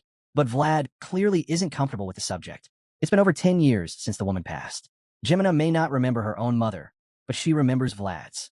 She recalls how his mother never gave up on him, even in the worst of times. Unlike her own, who left without looking back, Vlad mutters that he doesn't even remember his mother anymore. Trying to shift the mood, Geminina finishes the final stitch on the crest she's been working on. She shows it off proudly. It's the third one called San Lo Gino. She admits the Countess's craftsmanship was superior, but still, she's proud of this one. Vlad, however, thinks it stands out a bit too much. Pushing that aside, Geminina suddenly asks if dragons are really that dangerous. Vlad doesn't hesitate. They're walking disasters. With the mission taking a month, she guesses he'll be back by winter. He nods. Then, almost shyly, she offers him a handkerchief. Vlad's taken aback. He asks what it's for, but quickly catches on. It reminds him of the time he accepted the princess's silk handkerchief. And now, Gemina's giving him one of her own. He teases her about holding onto that memory all this time. Flustered, Geminina immediately denies it. With cheeks blazing, she slaps him and snaps that her handkerchief is made of pure cotton, unlike the silk one, which he didn't even know how to use. Still red-faced, she tells him to be safe, then storms out before he can say another word. After Geminina storms out, Vlad touches the fresh bruise on his cheek with the handkerchief she gave him. As he dabs his face, his mind wanders, thinking just how fiery Geminina really is. But then something on the cloth catches his eye. Looking closer, he notices her name subtly stitched into the fabric. A small, surprised smile spreads across his face. He's genuinely moved by the gesture. Soon after, Vlad sets off on his new journey. Alongside Rutiger and the rest of the group, they make their way through the snow-covered forest, hunting the Lin Bloom. During the trek, Rutiger vents his confusion. He can't understand why Joseph sent 3 knights when he specifically requested 1. Turning to Vlad, he asks if he knows the reason. Vlad casually suggests it might have been out of consideration for his older brother. But Rutiger immediately shuts that down. He knows Joseph far too well to buy that. If anything, he's convinced Joseph is still upset with him. What else would explain sending 2 knights who clearly despise each other? It turns out the other members on the mission are none other than Sir Lamond and the barbarian leader. 2 men who look like they'd rather cut each other down than cooperate. Rutiger knows they could be valuable assets if managed properly. But judging by how things are going, that seems like a long shot. Since he doesn't have the patience to deal with them, Rutiger drops the responsibility on Vlad. The boy is left stunned. He doesn't think he's got the authority for something like that. But Rutiger reminds him that Lamond served under the former patriarch, and that alone makes things complicated. As for the barbarian, Rudiger's noticed the old man has a soft spot for Vlad. In his eyes, that makes Vlad the only one who can possibly keep them from tearing each other apart. With a sigh, Rutiger tells him to just do his best. He's already getting a headache just thinking about the 2 in the back. Vlad is left wondering how he's supposed to handle this mess. And while he's still trying to figure things out, the tension between Lamond and the barbarian starts to boil over. The 2 are already trading sharp words, and it's clear that it won't be long before fists or blades fly. As the bickering escalates, Vlad gets visibly irritated. All he really wants right now is to go home. But before he can even collect his thoughts, a sudden, sharp scent hits his nose. Blood. Nearby. Rutiger picks up on the scent too, and just like that, the group comes to a stop. One of the crew, a beast girl, clearly isn't thrilled. Annoyed at the delay, she turns her irritation on Vlad, snapping at him and asking if he's part wolf or something. She can't believe he caught the scent of blood in a snowy field like this. Ignoring her sarcasm, Rutiger tells Vlad to take the lead. Without hesitation, Vlad moves ahead, and the rest follow close behind. It doesn't take long. After only a few moments of tracking the scent, they come across a brutal scene, an open area filled with blood-soaked corpses. The carnage is shocking, and Rutiger immediately recognizes that the place was utterly wrecked. Judging by the victims, he guesses they're barbarians, and turns to the one traveling with him, asking if they're from his tribe. The man replies that while the fallen warriors aren't from his own tribe, they were from a neighboring one he knew well. Still, that doesn't bring much comfort. The man reveals that his own tribe isn't far from here either, meaning they could be next. Lamond steps forward, analyzing the scene. What bothers him is how the bodies were cut down. It looks like the work of a sword, but not the kind of weapon a northerner would use. Rutiger agrees. The slaughter is excessive, and for no clear reason. The days of avenging blood with more blood have long passed. There's no reason for such savagery. Given how off everything feels, Rutiger concludes that this kind of brutality could only mean one thing. Someone else, an uninvited guest, is here. They continue on until finally reaching their destination. Rutiger breathes a sigh of relief. They've arrived just in time, right before a storm rolls in. He informs Vlad that they've made it to the northern core of Beazid County, Berenheim Fortress. As they approach the stronghold, Vlad notices something unusual. There are 2 flags flying. He points it out to Rutiger, who clearly wasn't aware of this. Curious, he takes a closer look, and then his expression shifts to shock. One of the flags is all too familiar. Vlad can't figure out what's going on, so he asks. That's when Lamund speaks up, revealing that the red banner belongs to her central. The name doesn't ring any bells for Vlad, not like the center everyone usually talks about. But Lamund explains, this flag belongs to the elite, direct knights serving the dragon blood, Duke himself. Bold on the crimson cloth is the unmistakable crest of the Dragon Killer Knights. Hearing that, it becomes clear they're not walking into a fortress guarded by your average swordsman. Still, Rutiger isn't the type to back down. He's ready to enter the fortress regardless. But before doing so, he pulls one of his knights aside for confirmation. The man tells him that the Dragon Killer Knights arrived 2 days ago. Rutiger, hearing the news, turns to the man and demands to know what the Dragon Killer Knights are doing here. It's revealed they've come to the fortress to take down the Lindblum. This clearly annoys Rutiger. He didn't expect them to catch wind of the dragon so fast. Without saying a word, he suddenly signals his deputy, who instantly understands the unspoken command and rushes off to carry it out. Vlad and a few others are left scratching their heads, unsure of what's happening. The blonde guy still doesn't get the full picture, so he asks again, who exactly are these Dragon Killer Knights? Sir Lamund responds plainly. They're a specialized order formed for one thing, killing dragons. He adds that they're officially recognized by the Emperor, and their ranks are led by none other than the Dragonblood Duke, one of the central nobles. Basically, if a dragon shows up, these knights have the legal authority to get involved. Vlad's eyes widen at that. It suddenly hits him. These aren't just regular knights. These are top-tier powerhouses. At that moment, something catches Vlad's eye. Up on the top levels of the fortress, he notices some signs of recent damage, maybe a fire. Curious, he mentions it, and the old knight responds. He says Berenheim Fortress is what they call a beacon mound of Beazid. Vlad's confused again and asks what that even means. Sir Lamund answers, saying this fortress is meant to be taken and taken back, burned down and rebuilt. It's a wall against monsters and barbarian hordes, but for Beazid County, it's a symbol of unshakable resolve. Listening to him speak so passionately, Vlad starts to understand why Rutiger is so fired up. The Dragon Killer Knights have just marched in and claimed a symbol of Bede's pride without so much as asking. As these thoughts whirl through Vlad's head, Rutiger steps up to the fortress's main gates and swings them open, ready to confront whoever is inside. What he finds is the Dragon Killer Knights already well settled inside. A loud voice booms from within, saying he's been expecting Rutiger and his men. The speaker steps forward, introducing himself as Maria, captain of the Dragon Killer Knights. This smug, pretty boy draped in a cape? That's Mircea Dragulia, the eldest son of the Dragonblood Duke's main wife. Yeah, that guy. After Mircea's bold entrance, Rutiger doesn't hold back. He snaps, asking how someone so important just waltzed into his tower without a word. Then he formally introduces himself as the acting commander of Berenheim Fortress.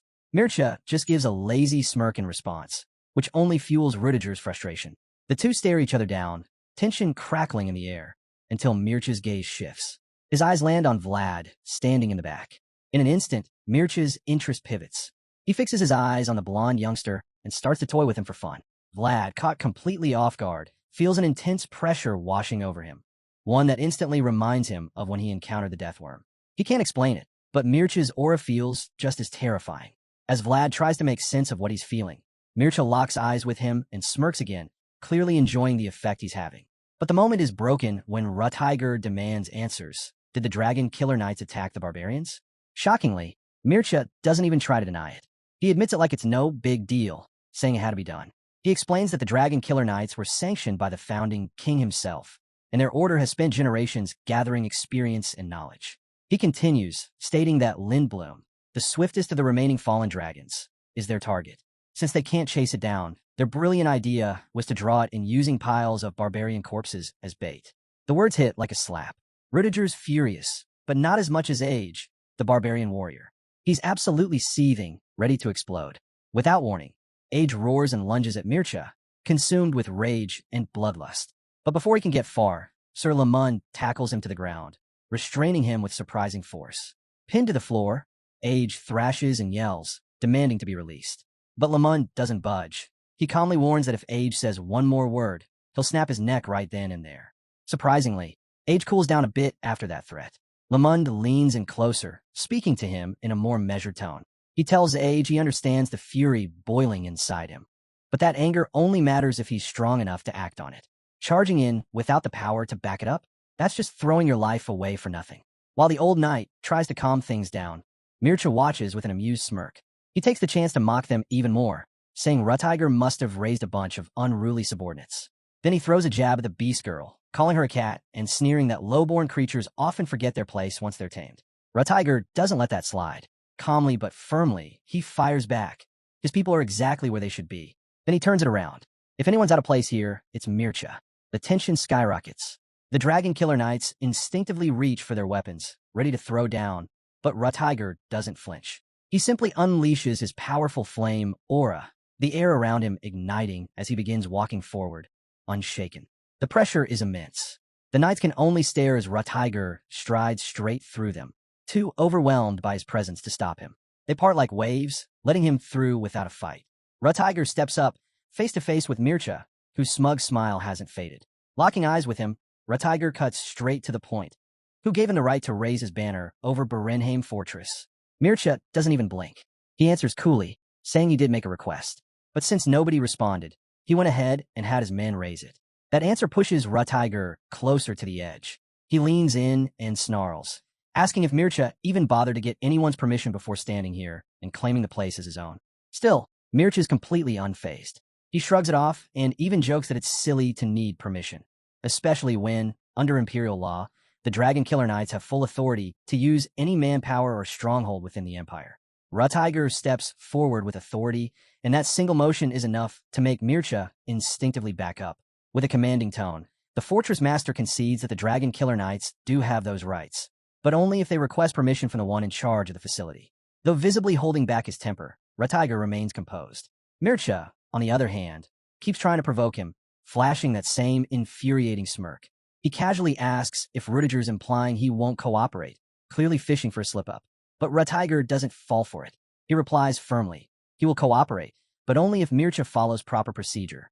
As he speaks, he gestures toward the flags flying at the top of the fortress. Mircha doesn't get it first, but then he looks out and finally notices his house's red banners have been raised everywhere. That's when the message clicks. Still calm, Rutiger spells it out. If Mircha wants his flag flown over Berenheim, he needs to request it properly. His red eyes lock on Mircha with an icy stare, making it clear he's not asking twice. Rutiger reminds him that this is Beazid land, and the right thing to do would be to ask the locals for help in killing the dragon. The message is crystal clear. If they want to move forward, it starts with Mircha swallowing his pride and asking. By now, the Dragon Killer Knights are already shaken, and Lamund stepping forward only deepens their unease. With the balance of power tipping against him, Mircha realizes he's lost the upper hand. Grudgingly, he gives in. He stays silent for a moment, then tells Rutiger he'll regret this. But Rutiger doesn't even blink. He shoots back that regret isn't something Central nobles are known for. Mircha smirks faintly and says that no matter who you are, life's full of regrets either way.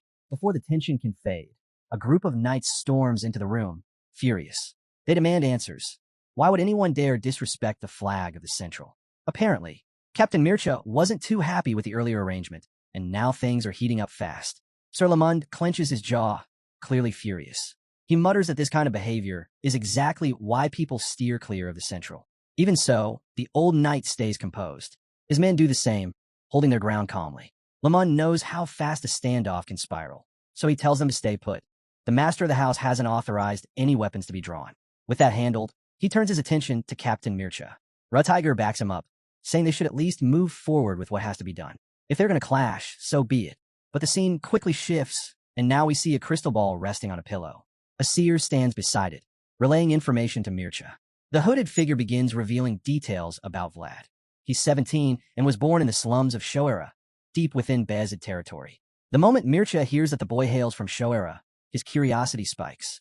He starts thinking back on the slums, trying to connect the image in his mind to the boy's golden hair and piercing blue eyes. Not to mention the pounding heartbeat he felt the instant they crossed paths. The more he dwells on it, the more convinced he becomes. Everything about the boy feels different, unpredictable. Events surrounding him never unfold the way anyone expects. Because of that, Mircha is certain Vlad can't be far now. The seer agrees. Confident in his instincts, Mircha starts speculating. Maybe the boy was just born too low, a nobody in the mud. That's one possibility. But then again, something doesn't sit right. They say even the strongest seeds can bloom anywhere. But what if noble roots sometimes take hold in the lowest of places, like Shora's slums? The thought leaves him wondering. The pieces don't quite fit, and he knows better than to blindly trust the seer's words. There's more to this kid. He feels it. So, Mircea gives a clear order: dig deeper. He wants every detail about the boy's past. But the seer admits they hit a wall. They've learned plenty about Vlad after he left Shoera, but inside the city, nothing. That doesn't sit well with Mircea at all. Furious, he demands an explanation. His family has planted more spies in the north than anyone. How could they know so little? That's when a voice through the crystal ball reveals the real reason. Every spy inside Shoera has gone dark, and it's all because of one man, Joseph Beazid. Ever since he took over as mayor, he's locked down the entire city. Total control, surveillance, communication, completely sealed. That's why they've got nothing on Vlad's time inside the city. Mircea grits his teeth, frustrated, but he doesn't let it show. He cools off with a slow sip of wine. He didn't expect Joseph to rise to power so fast, let alone seize total command of Shoera in such a short time. The spy on the other end of the crystal ball confirms that Joseph hasn't held power for long. Still, he somehow managed to gain full control in record time, using the recent string of missing person cases to justify tightening his grip on the city. Hearing that, all Mircea can think about is how closely swords resemble authority. Both need to be sharp, strong, and adaptable. That thought brings his mind back to Joseph Beazid. He's heard a thing or two about the man. Supposedly, the guy can't even lift a sword. Yet he understands a sword's nature better than most warriors ever could. Mircea can't help but acknowledge the irony. For someone who lacks physical strength, Joseph seems to wield power like a seasoned general. Grudgingly, the arrogant captain admits, those Beazid sons are sharper than he thought. While Mircea continues plotting in silence, the story shifts again. Back with the old knight, Sir Lamund is sternly lecturing the young men who suggested using barbarians as bait. He reminds them that the captured barbarians' centrals holding belong to Age's tribe. Provoking the clan leader, who only recently calmed down, would be a disastrous move. Sir Lamund stresses that the North and the barbarians have coexisted for generations. Exploiting them now could shatter that fragile peace. He warns that pushing forward with such a reckless plan might ignite a war across the entire North, all for the sake of killing a single dragon. The two knights quickly realize the weight of their mistake. They bow their heads and apologize, admitting they spoke without thinking. Lamund just sighs, disappointment heavy in his voice. If this is how the next generation thinks, the future looks grim. As the old knight finishes his scolding, Rutiger silently agrees. Lamund is absolutely right. No matter what path they choose now, the consequences will be severe. But then a darker thought creeps in. What if the situation is exactly what the Central wanted all along? Rutiger starts to suspect that this entire mess may have been orchestrated from the beginning. He can't shake the feeling that Central might be pulling the strings, eager to watch the North tear itself apart. The thought weighs on him, but instead of panicking, he shifts into planning mode. After some thought, he gets an idea, one that strangely involves Vlad's horse. He brings it up, mentioning that the son of the grasslands is known for incredible speed. But before he can say much more, Sir Lamund shuts it down immediately. Absolutely not. He warns Rutiger not to even consider it. That horse listens to no one, and everyone knows it. Rutiger is stunned. It's really that stubborn? The old knight confirms it, saying the creature is even more uncooperative than he can imagine. That it's hard. Rutiger had been hoping to borrow the horse, track the Lind Bloom, and maybe take it down himself. But with that route now a dead end, the frustration starts to creep in. He hates to admit it, but maybe that's why people call those other guys dragon killers. The way they hunt is calculated, efficient, and considering the dragon's overwhelming speed, they might be the only ones who can bring it down. The thought grates on Rutiger. He curses under his breath, feeling boxed in. Are they really going to have to follow Central's lead, after all? He's desperate to find a solution, something that lets them kill the dragon without Mircea and his men interfering or getting credit. If only they could just pinpoint the Lind Bloom's location, that alone would solve half the problem. But before he can think further, one of the guards bursts in, calling out his name. Rutiger immediately turns to him, demanding to know what's going on. The guard catches his breath and explains, there are people outside the fortress requesting entry. More guests? Rutiger's frustration deepens. Who could it possibly be now? He demands a name. The guard replies, and it stops Rutiger cold. The visitors are flying a blue banner with a silver iron gauntlet. It's the Knights of the Iron Duke, the Baronoff household. As Rutiger and his team scramble to deal with yet another uninvited force parked at their gates, the scene cuts back to the snowy mountains. And there, we see the Dragon Killer Knight's plan has already borne fruit. The corpses of countless barbarians lie scattered across the snow, bait for a beast. And sure enough, the bloodthirsty dragon has arrived. The scene shifts to Vlad, the protagonist, expressed that his face didn't need anything. However, the beast girl insisted, holding the tip of her tail, which was painted red. She claimed his face was unguarded and that the imprint from her tail would grant cold resistance. She persistently tried to convince him. Vlad found it odd that she was the only one trying to use the paint on him, especially since everyone else had their faces uncovered. In response, she told him that he needed the imprint most, as he would be on the field the longest. Just then, another knight jokingly called Vlad the Beazid family's best dragon repeller. They respected him, especially after seeing how he handled the death worm in the wilderness. They encouraged him to go wild again. Realizing everyone agreed, Vlad finally gave in and allowed her to apply for it. Without hesitation, the beast girl turned to Picasso and drew a symbol of protection on his face using her tail. It was no ordinary paint. Immediately, the mark vanished like a magical seal. Vlad sat there indifferently as the young lady reminded him to avoid the dragon's breath attack. The imprint wasn't invincible and couldn't protect him from dragon flames. Vlad understood. She also informed him that she would imprint the horse as well. Vlad was fine with that, knowing he wouldn't want his horse left vulnerable. Still, he warned her to be cautious, as the black stallion was infamous for its nasty attitude. Unaware of the horse's temperament, she dismissed the warning, assuming it wouldn't bite like a dog. Vlad informed her that it did. Gerda had tried saddling it and got bitten. Just then, Lord Lamund appeared and asked Vlad if his preparations were complete. Vlad turned to the old man and confirmed. Lamund shared that the scouts had returned, stating that the Lynn Bloom had taken the bait laid by the dragon killer knights. However, the situation had become more complicated.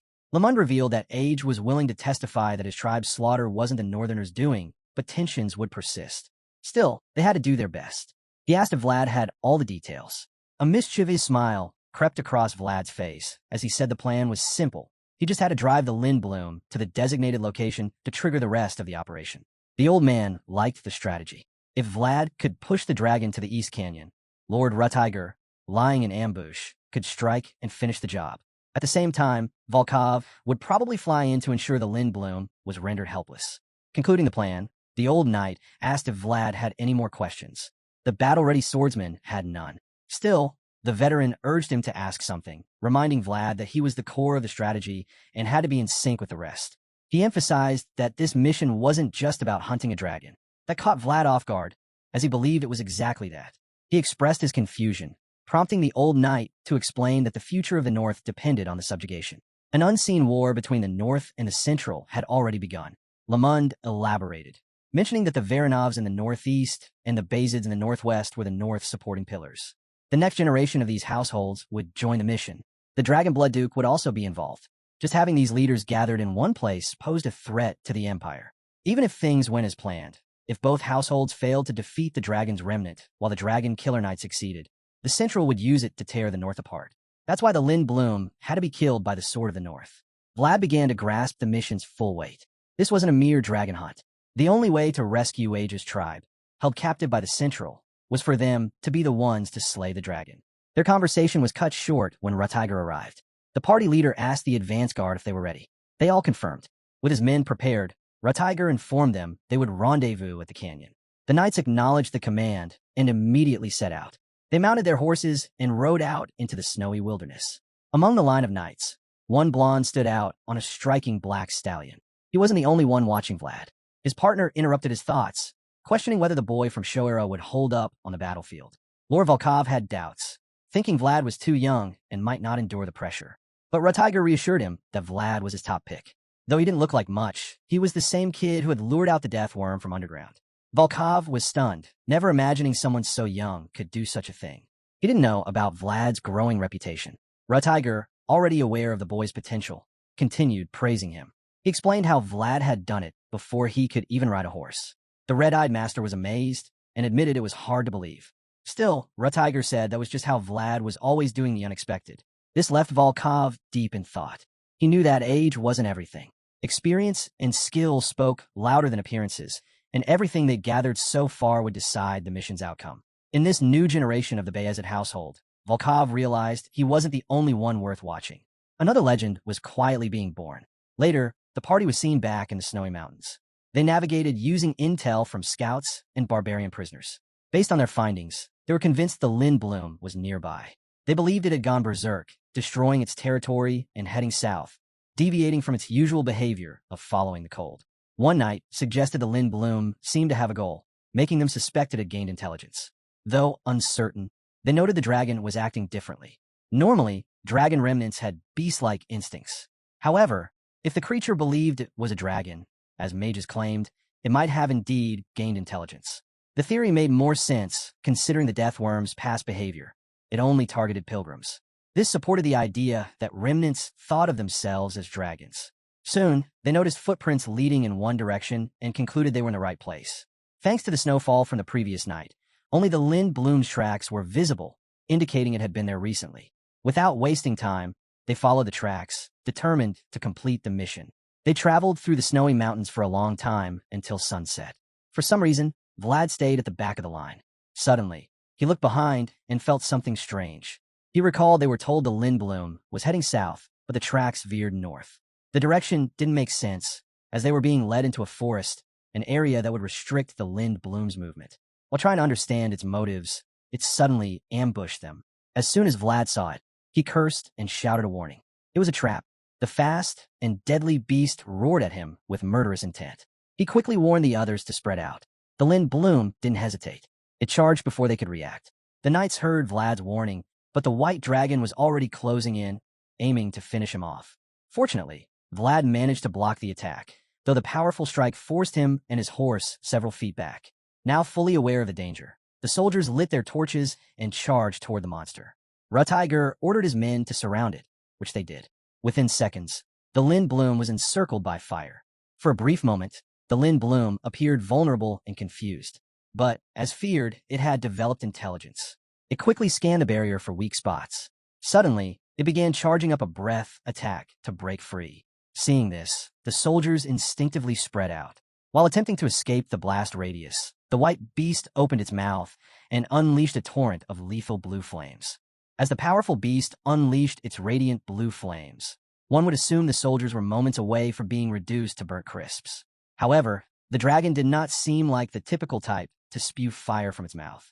Its initial strike left the victims frozen atop their horses instead of turning them into charcoal. The remaining soldiers witnessed the horrifying fate that had just befallen their comrades, prompting them to charge at the beast in a furious attempt to avenge them. Before the others could even reach the Lin Bloom, the head knight propelled himself forward and fired a powerful shot at the dragon. The strike indeed made contact with a monstrous creature, but to the soldiers' utter dismay, the hit failed to leave even a scratch. They had foolishly charged with nothing but their swords. While they were still shaken by the realization, the head knight shouted at them to retreat and tried desperately to save them from the creature's oncoming attack. Unfortunately, they were not swift enough. The beast pounced, tearing through them and swiftly turning their bodies into mangled, bloody pieces of flesh.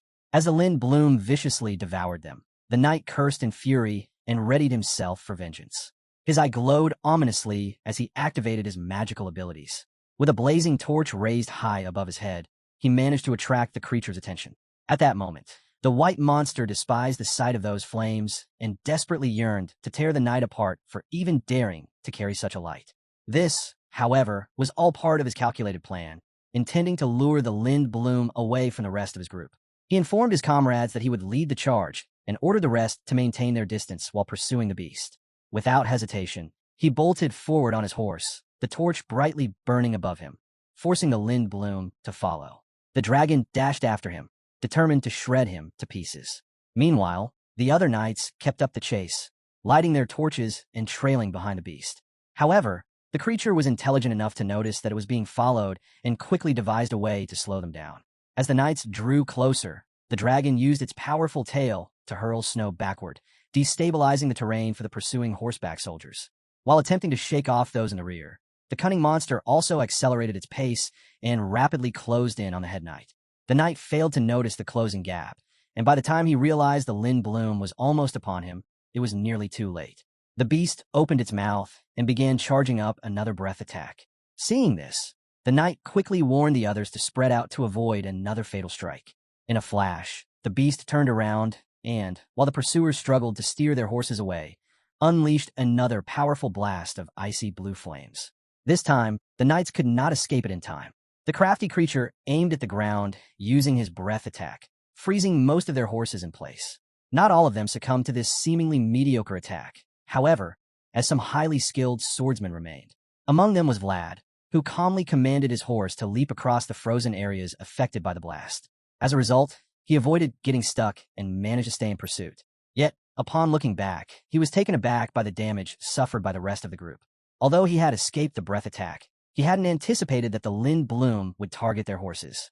Due to this, most of his men were now trapped amidst extremely sharp ice spines that could potentially rip their horses' bellies open if they attempted to move forward. Recognizing that their strategy had failed, the head knight instructed everyone to dismount. The Lind Bloom had proven too formidable to contain, so he concluded that the only viable way to slow it down would be to sever one of its legs. Regrettably, without the advantage of their horses, this would be far more difficult. Despite the setback, they remained undeterred. Drawing their swords, they advanced on foot toward the beast. The Lind Bloom sensed that they had suffered a major loss and no longer felt threatened. It saw them as nothing more than fresh prey, and so it waited, still and poised. Even though the head knight had directed his men to focus on disabling the creature, he was fully aware of the challenge ahead. He doubted their ability to pull it off, considering the monster's agility and ferocity. But he could not reveal such fears to his men. He had to remain brave and instill courage in them. The beast, no longer showing any signs of fear, was prepared to face them all. As they drew nearer, it let out a thunderous roar, nearly charging at the head knight. Just as it seemed the knight was about to be consumed, a sudden splash of blood diverted the creature's attention. Vlad shouted toward the monster, revealing his palm, which he had intentionally slit, letting the blood drip down. He had cut himself simply to draw the Lind Bloom's attention, and now mocked the dragon to come after the blood it seemed to crave. As expected, this small trick worked like magic. The creature was strangely obsessed with Vlad's blood. It zoomed in on his wounded palm, watching the drops hit the snow, and in a split second, its eyes turned crimson. With the next drop, the Lind Bloom went berserk. It had never appeared this frenzied or bloodthirsty since the beginning of the chase, which confirmed there was something truly special about Vlad's blood. Seeing the creature's crazed, desperate state, Vlad merely smirked, entertained by how effective his trick had been. He wasn't intimidated by the beast's wild glare, likely because he believed he could defeat it, but the voice inside his head was deeply concerned. The beast had never seemed so dangerous before, and no one could predict what it might do in this crazed condition. The voice warned him that attracting it in this way was reckless, and the consequences quickly became apparent. In the blink of an eye, the dragon lunged at Vlad, almost reaching him in a single leap. Thankfully, his horse was swift enough to evade the attack, and he immediately created distance between himself and the Lind Bloom. Naturally, the enraged beast refused to relent and continued its relentless pursuit. That's when the head knight called out to Vlad and hurled the flaming torch to him. Vlad caught it easily, and the knight yelled for him to flee. Without hesitation, Vlad took off, the Lind Bloom hot on his trail. The creature locked its sights on him and exerted all its energy to close the gap. Vlad, in turn, channeled his inner energy, syncing perfectly with his horse to increase their speed. The horse's eyes glowed, and a luminous horn emerged, confirming they had entered a heightened state. According to their original plan, they were to lure the white dragon toward the canyon, where Rutiger and his men lay in wait to ambush the beast.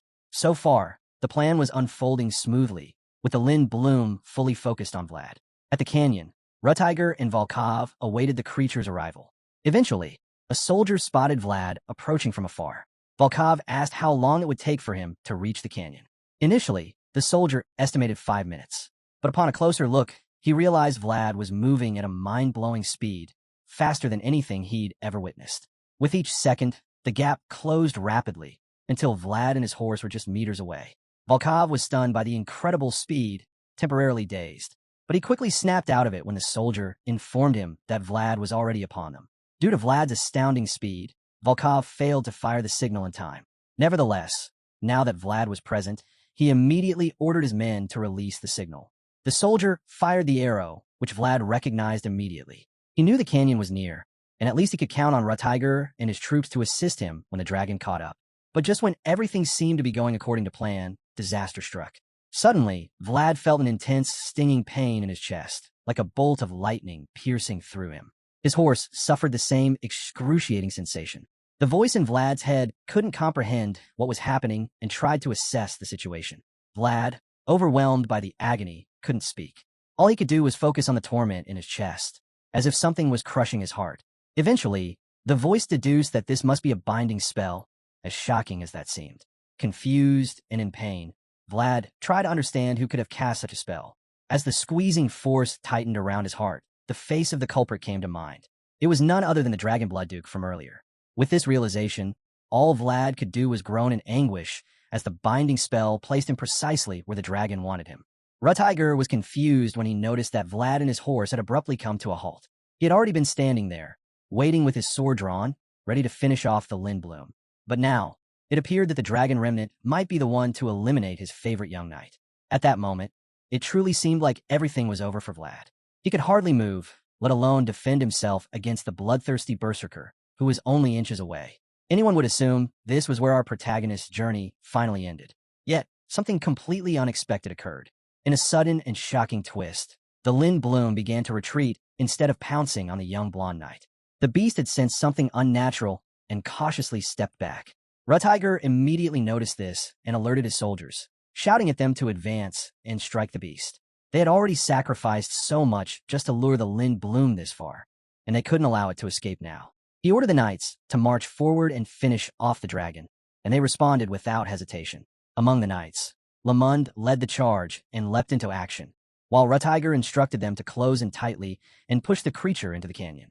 Meanwhile, he headed out with his troops to secure all possible exit points, ensuring the dragon had no openings left. In mere moments, the Lindblom was surrounded from every direction. However, the creature was fast enough to spot a possible exit, so it quickly turned around and attempted to flee. For now, that narrow path was its only route to freedom. But escaping wouldn't be easy. Rutiger called upon Volkov, instructing him to handle the situation. As the closest warrior to the Lindblom, Volkov confidently told the others to leave the beast to him. He wasn't bluffing. Before the dragon could understand what was happening, Volkov unleashed a powerful blast that temporarily disoriented it. Seizing the opportunity, he struck again and again with fierce energy. Each of his attacks landed directly on the Lindblom, and the continuous explosions sent plumes of smoke and frost swirling through the air. For a moment, the soldiers couldn't even see if the creature had been taken down. When the smoke finally cleared, a pair of enraged, glowing red eyes pierced through the fog. The Lindblom, still alive, released a supercharged breath blast before anyone could react. Lamund noticed the buildup and urgently warned everyone in its path to scatter. Most of the knights managed to dodge the attack, but they soon realized they weren't even the target. The breath blast was heading directly toward Vlad and his horse, who were still immobilized by the binding spell. Vlad was still writhing in pain, barely able to move. Yet now, he was also in danger of being obliterated by the deadly breath attack. The voice inside his head pleaded with him to get a grip and do something, but all he could manage were groans of agony. Just then, Lamund galloped toward him to help. In a retired knight's eyes, if not the best, then the second best must always be protected. His virtue as a former knight had earned him the right to take responsibility for the future. With this resolve, Lamund hurled himself directly into the blast path, shielding Vlad from harm. The old man absorbed the full force of the supercharged breath blast. As the attack engulfed him, the surrounding soldiers stood frozen in place, their hearts breaking silently. Despite enduring such a devastating strike, the old knight still found a way to joke about how cold winds reach even the joints when one gets old. He bore the pain with resilience, making sure the young knight lived on, while others could only watch in solemn silence. The immense blast sent snow flying through the air. As the mysterious voice continued trying to awaken Vlad, the young swordsman slowly began to regain consciousness. The icy breath had frozen the earth beneath him, causing cold to creep into his body, wrapping around him like a spider's web and rendering him immobile.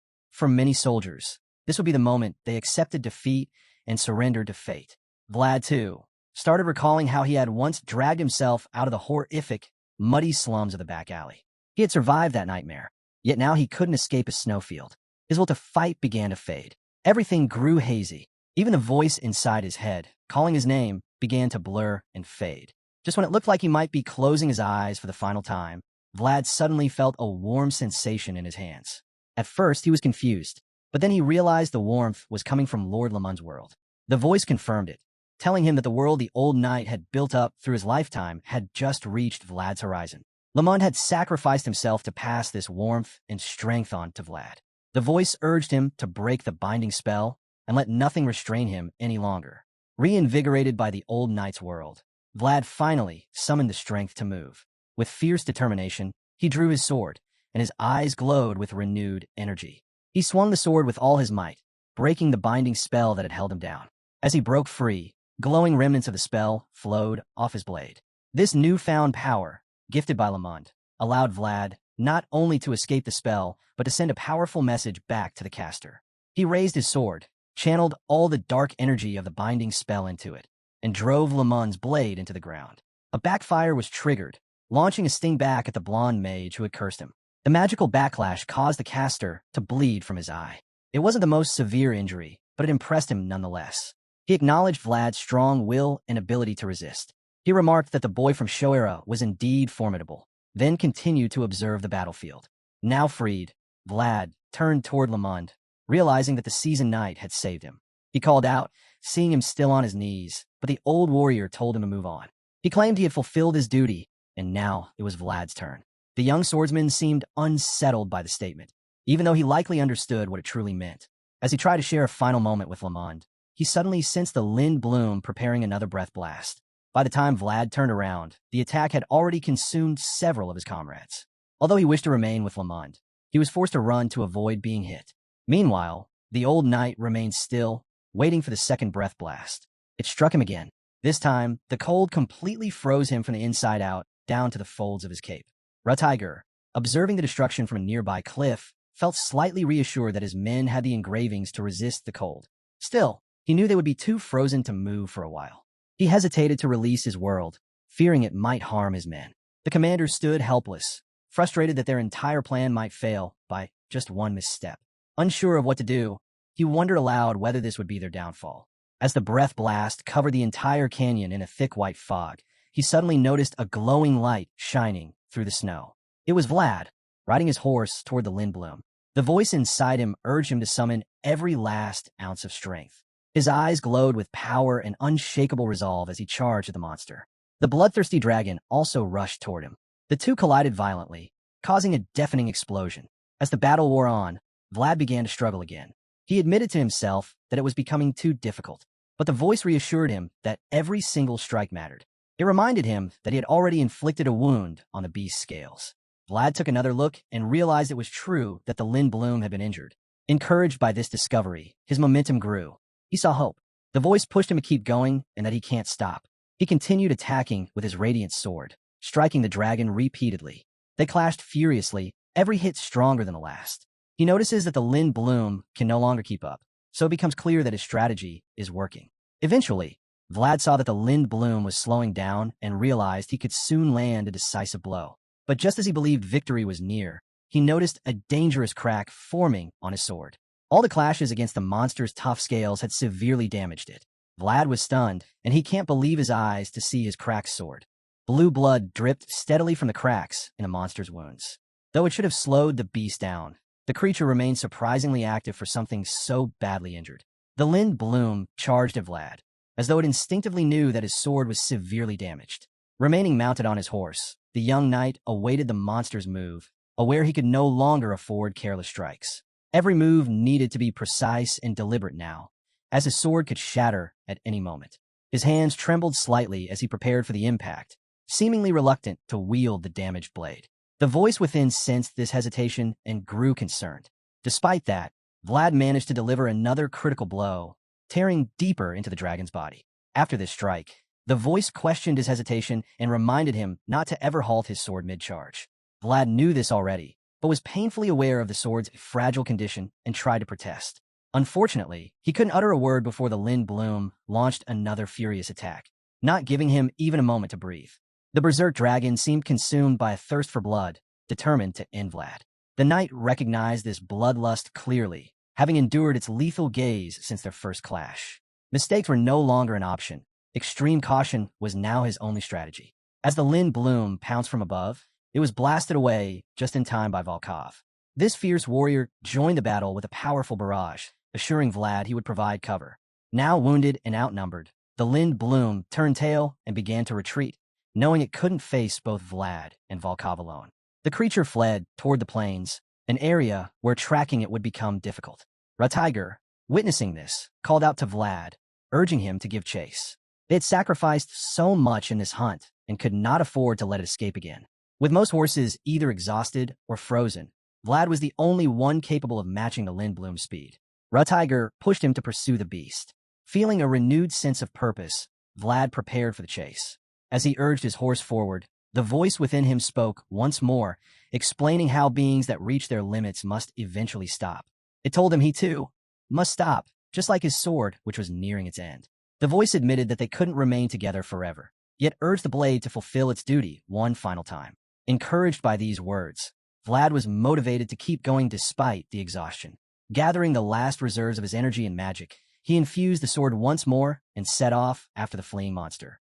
The dragon raced from the canyon into the plains, its swift strides driven by survival. It was hailed as the fastest creature on 4 legs. But perhaps those who claimed this had never heard of the son of the grasslands. Vlad's black horse, tireless and determined, closed the distance rapidly. When the Lindblum looked back, it was stunned to see the swordsman right on its heels. Vlad, gaining with each moment, soon landed a devastating strike. He didn't stop there. This was his opportunity to go all out. With relentless fury, he slashed repeatedly, chipping away at the dragon's thick scales. He shouted for it to stop as he continued his assault, ultimately delivering a powerful blow to one of its hind legs. The force of the attack caused the dragon to tumble through the snow, finally halting its escape. Before the dragon could recover, a powerful blast from Volkov struck it once again. The creature shrieked in pain, now completely incapacitated. Volkov revealed that he had used his final spear on the attack and could no longer assist. Everything now rested on Vlad. The young knight understood this fully. With his loyal steed still strong beneath him, he charged once more, his glowing eyes reflecting the determination to end this battle. He knew everyone was relying on him, and this was the final moment he would ever wield this sword. As he raced toward the downed beast, he recalled the journey he had shared with his blade. From the moment he received it to his first monster kill, to the battle with the death worm, every memory flashed through his mind. A quiet gratitude filled him as he thanked the sword for carrying him this far. Accepting that this would be the blade's final act, he focused on ending the Lindblum once and for all. His horse thundered across the snow, while the dragon stood still, unable to flee but not yet defeated. Though it could no longer run, it could still unleash deadly breath attacks, its signature move. Realizing that Vlad was about to deliver a fatal blow, the dragon entered a desperate, self-destructive state. It began charging its most fearsome breath attack, blue flames of ice swirling ominously in its mouth. Yet Vlad remained undeterred. He had committed to this charge, no matter what. With a tightened grip, he poured the most magical energy he could muster into the cracked blade. Knowing this would be his final strike, he had to make it count. Finally, he delivered a crushing blow to the dragon's head. The resulting impact was so intense, it seemed like a miniature atomic explosion. The strike killed the Lindblum instantly, confirmed by the massive eruption of blue blood splattering across the battlefield. The onlookers were left stunned, jaws dropped in disbelief. Even more astounding was the sight of Vlad's sword shattering as it met the dragon's skull. Though broken, the blade still glowed brilliantly in its final moment. It was no longer the knight's shining weapon, but it had been wielded by a boy who yearned to shine. Who would have imagined that a sword from a back alley could become worthy of being called star? Likely no one. And yet, it earned the name the Dragon Slayer's Sword, a title that only a few blades could ever claim. The remaining half of the weapon stayed clutched in Vlad's hand, while fragments of its body scattered across the snow. The pointed piece that had landed the final blow now rested in the snow, soaked in blue blood, reflecting the lifeless body of the Lindblum. As the battle ended, the other soldiers arrived and began tying the limbs of the slain creature. They used ropes to drag their massive trophy back north. While the others celebrated, Vlad sat alone in the snow. Though victorious, he had suffered the most. He had nearly lost a mentor, a seasoned warrior who had guided him during this journey, and he had also lost the first sword he had ever wielded as a knight. His solitude was soon interrupted when Rutiger approached to commend him on his achievement. Startled, Vlad turned to see the master and quickly asked if the older knight was all right. Rutiger was surprised by Vlad's reference to the old knight as Sir and questioned whether the man had ever revealed his name. Vlad responded that the man had not, as he felt his duty was not yet complete. Rutiger sat beside him, reassuring him that the old knight would disclose his name in time. Then his attention turned to the broken blade in Vlad's hand. Vlad defended the sword passionately, claiming it had done the best it could. The master agreed, acknowledging the weapon's effort. It was a solemn moment for the young warrior, and though uncertain whether it would bring comfort, Rutiger promised to get him a new sword. Vlad didn't respond immediately. Eventually, he asked if the master could find another sword like the one he had lost. Rutiger admitted that while many sharp, powerful swords existed, It was rare to find one capable of containing an entire world the way Vlad's sword had done. Even for an emperor, locating such a unique weapon would be nearly impossible. Seeing the disappointment on Vlad's face, Ratiger encouraged him not to despair. He reminded him that the old sword would remain by his side through the title it had left him. Vlad was momentarily confused, unaware of what that title was. Ratiger explained that it was a title to be proud of, one that only 2 individuals in this generation of Beazids possessed. He concluded by telling Vlad that his broken sword was the very witness to that title, the Dragon Slayer, Vlad of Shoera. Back in Shoera, the newly appointed mayor, Joseph Beazid, received an unexpected letter from Dirmar. The sealed envelope was handed to him by his green-eyed knight, leaving the young master slightly confused. Jaeger explained that Baron Hainel had personally sent the message. Joseph then opened the envelope with a sense of curiosity. As he read through the contents, he asked Jaeger if he had observed any movements toward the west during his journey. In response, the knight revealed that Count Gaidar's army had not yet made any move, which led the young master into a moment of deep contemplation. Joseph found the news rather intriguing. After reflecting on the implications for a few seconds, he inquired about when Vlad would return from the dragon hunting mission. The knight responded that the last time they had heard, he had played an exceptional role in subjugating the Lindblum. However, beyond that, they had no further information about Vlad's whereabouts or his expected return. This uncertainty led Joseph to sigh heavily, as he knew it would take at least a month for him to come back. Observing how worried his master appeared, Jaeger asked if Joseph needed Vlad for anything in particular. The young master admitted that he did indeed require Vlad.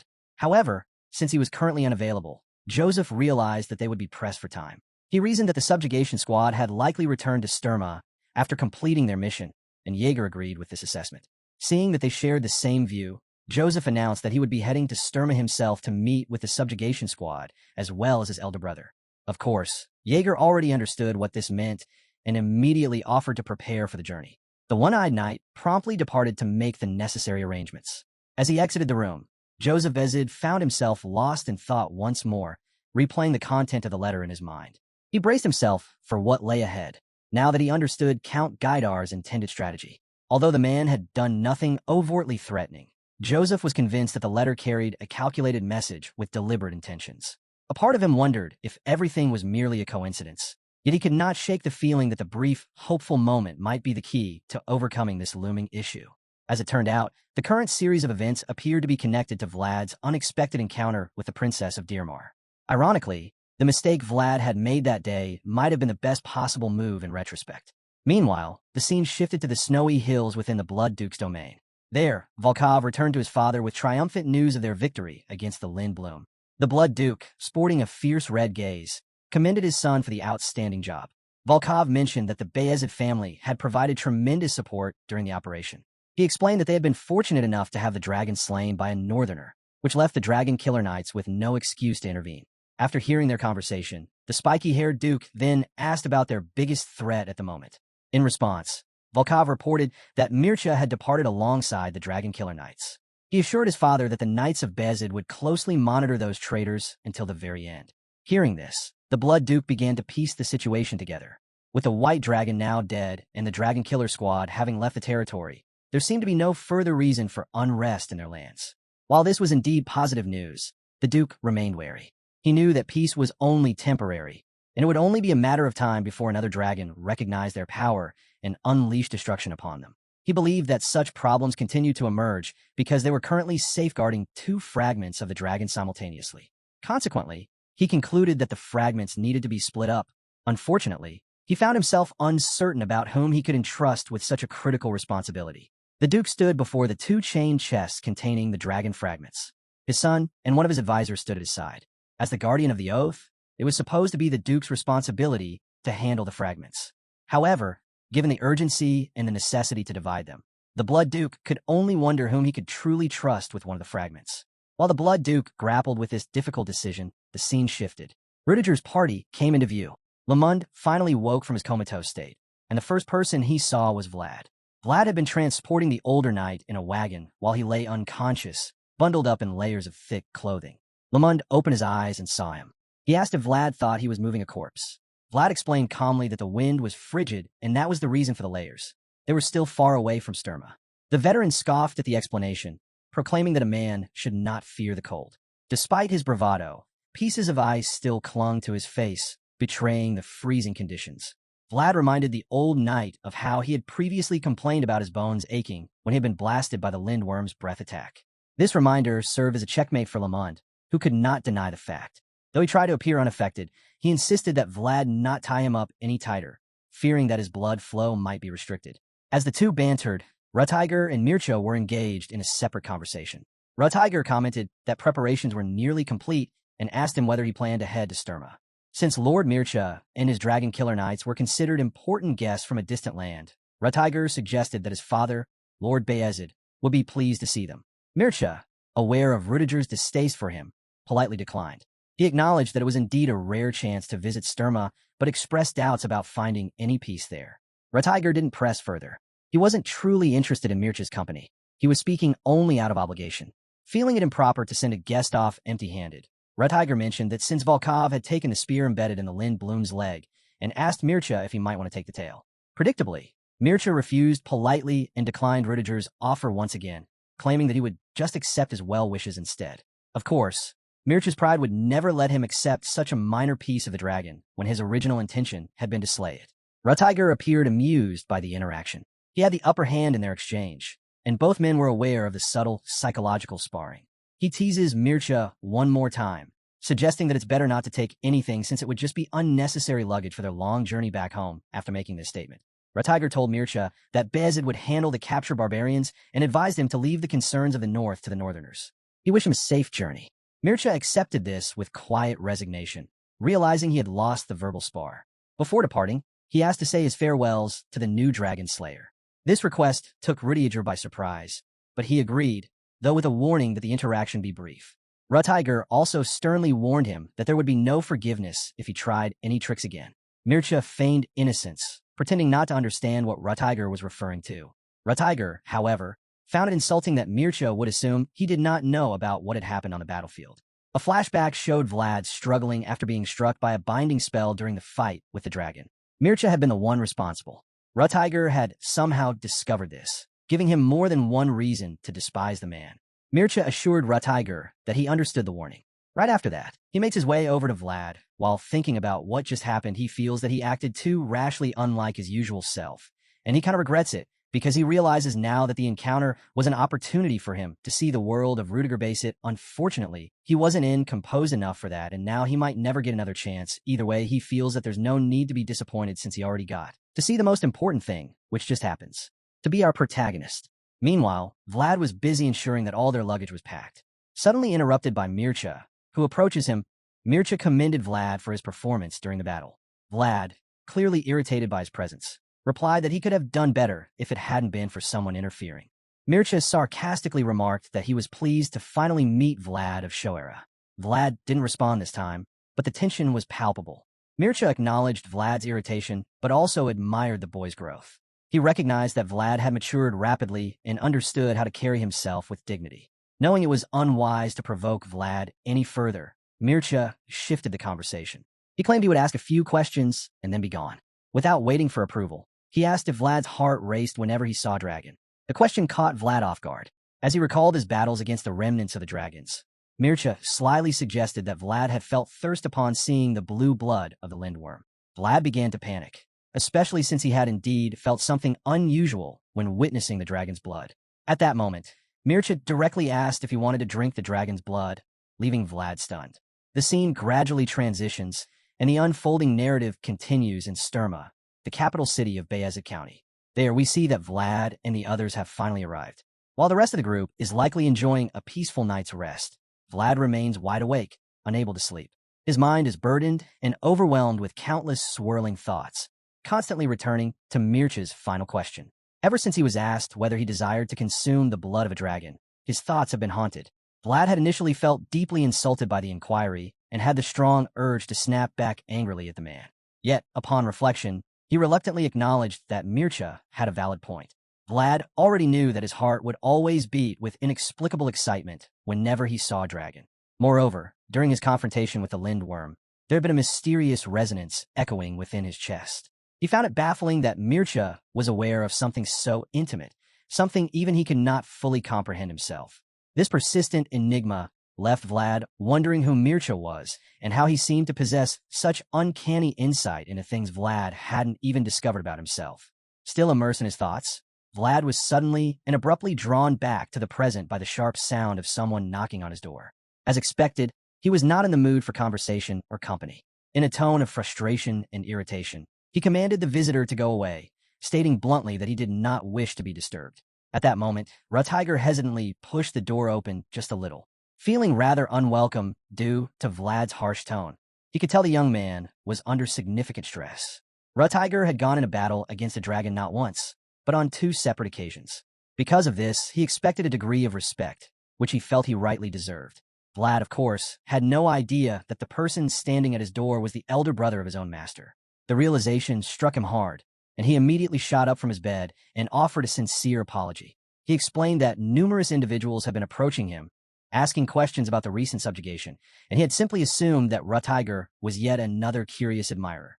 Upon hearing this, Rutiger felt a sense of relief wash over him. With a lighthearted expression, he joked that he had been worried Vlad harbored some sort of unknown grudge against him. Rutiger asked if he could come inside, and Vlad naturally welcomed him in. Once inside, Rutiger took a moment to glance around the room, observing its details with interest. It was his first time entering a servant's quarters, so he genuinely had no idea what such a room looked like.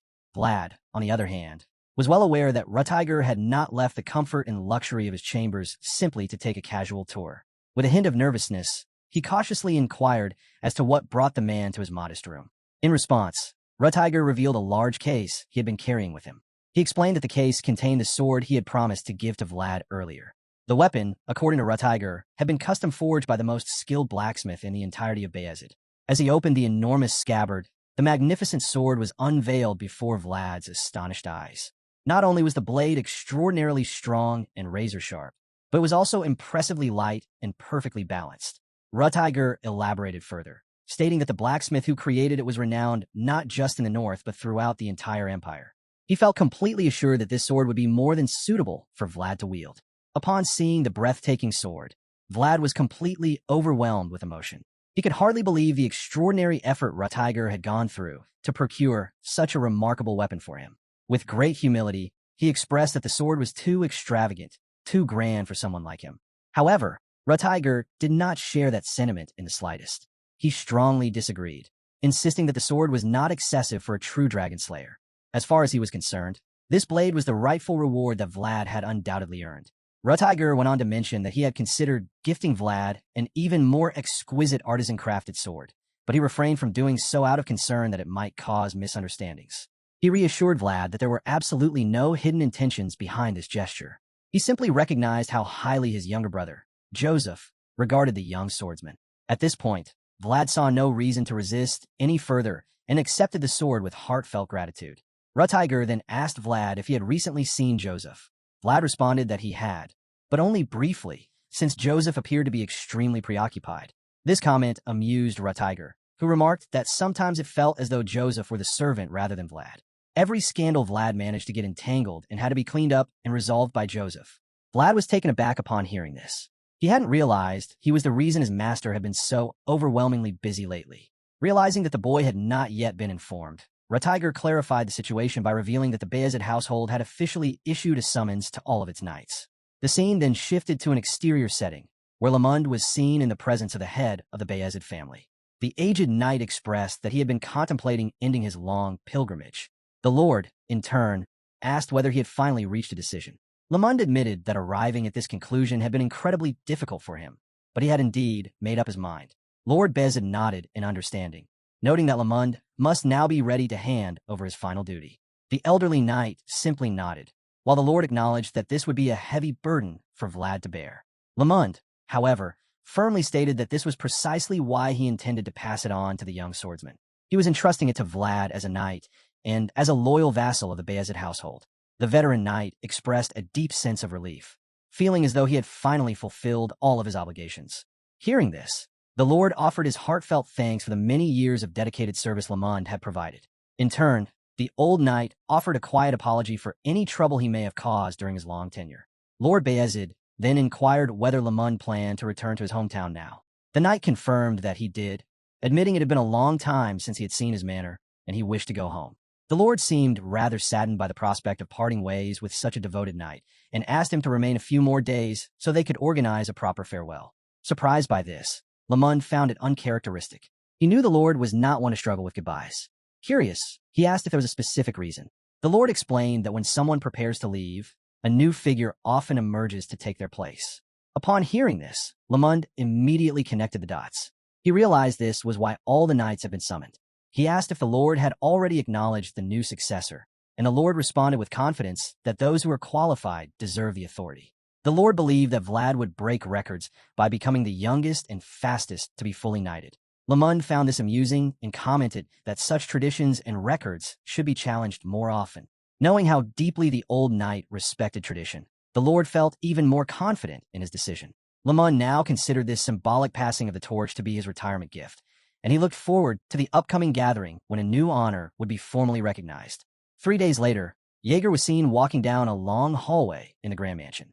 He stopped abruptly as he sensed Vlad's presence. When he turned to look, he was stunned by the transformation. He wondered if Lady Oksana had used some sort of magic to prepare Vlad for the occasion.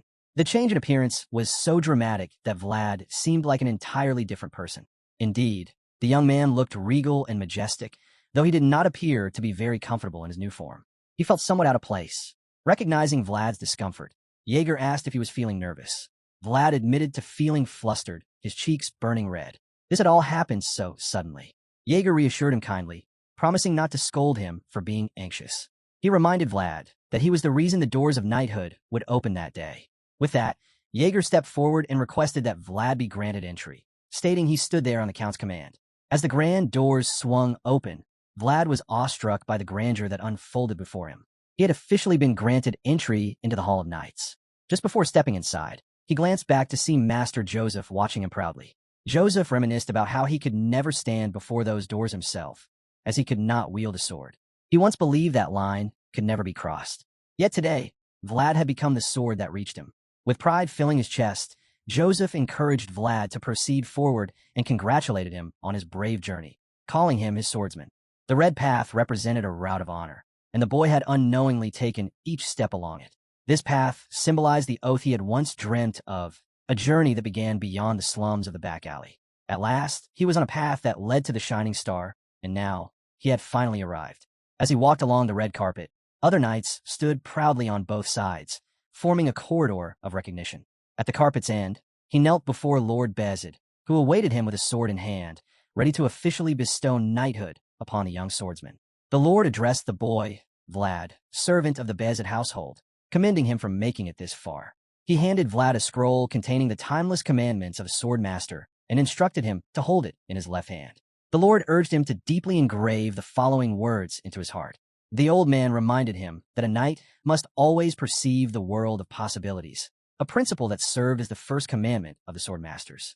In that profound moment, the meaning of this commandment became crystal clear. Despite having encountered older knights as adversaries, they had still protected the possibilities Vlad represented, for that was the duty every knight must fulfill. Lord Beazid then explained the second commandment. A knight must always listen to his conscience. Vlad could instantly connect this to past experiences with several knights he had been fortunate enough to meet. He recalled the mission with Gregory in the village plagued by corrupted priests. Even in that fog-covered town, the knights had given everything they had, risking their lives without hesitation. They stood firm in their rightful place, taking action at the decisive moment, guided solely by their conscience. The blade of Lord Beazid's sword rested on Vlad's shoulder once more as he recited the third and final commandment. A knight must always pursue the path of honor. A knight must maintain clear vision so they may remain honorable, striving to be worthy, and living a life without even a trace of shame. Vlad resonated with these 3 commandments deeply.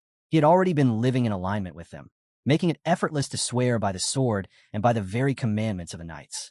Vlad of Shoera had always envisioned becoming a simple, unadorned sword, and the red-haired girl who stood beside him could attest to that dream.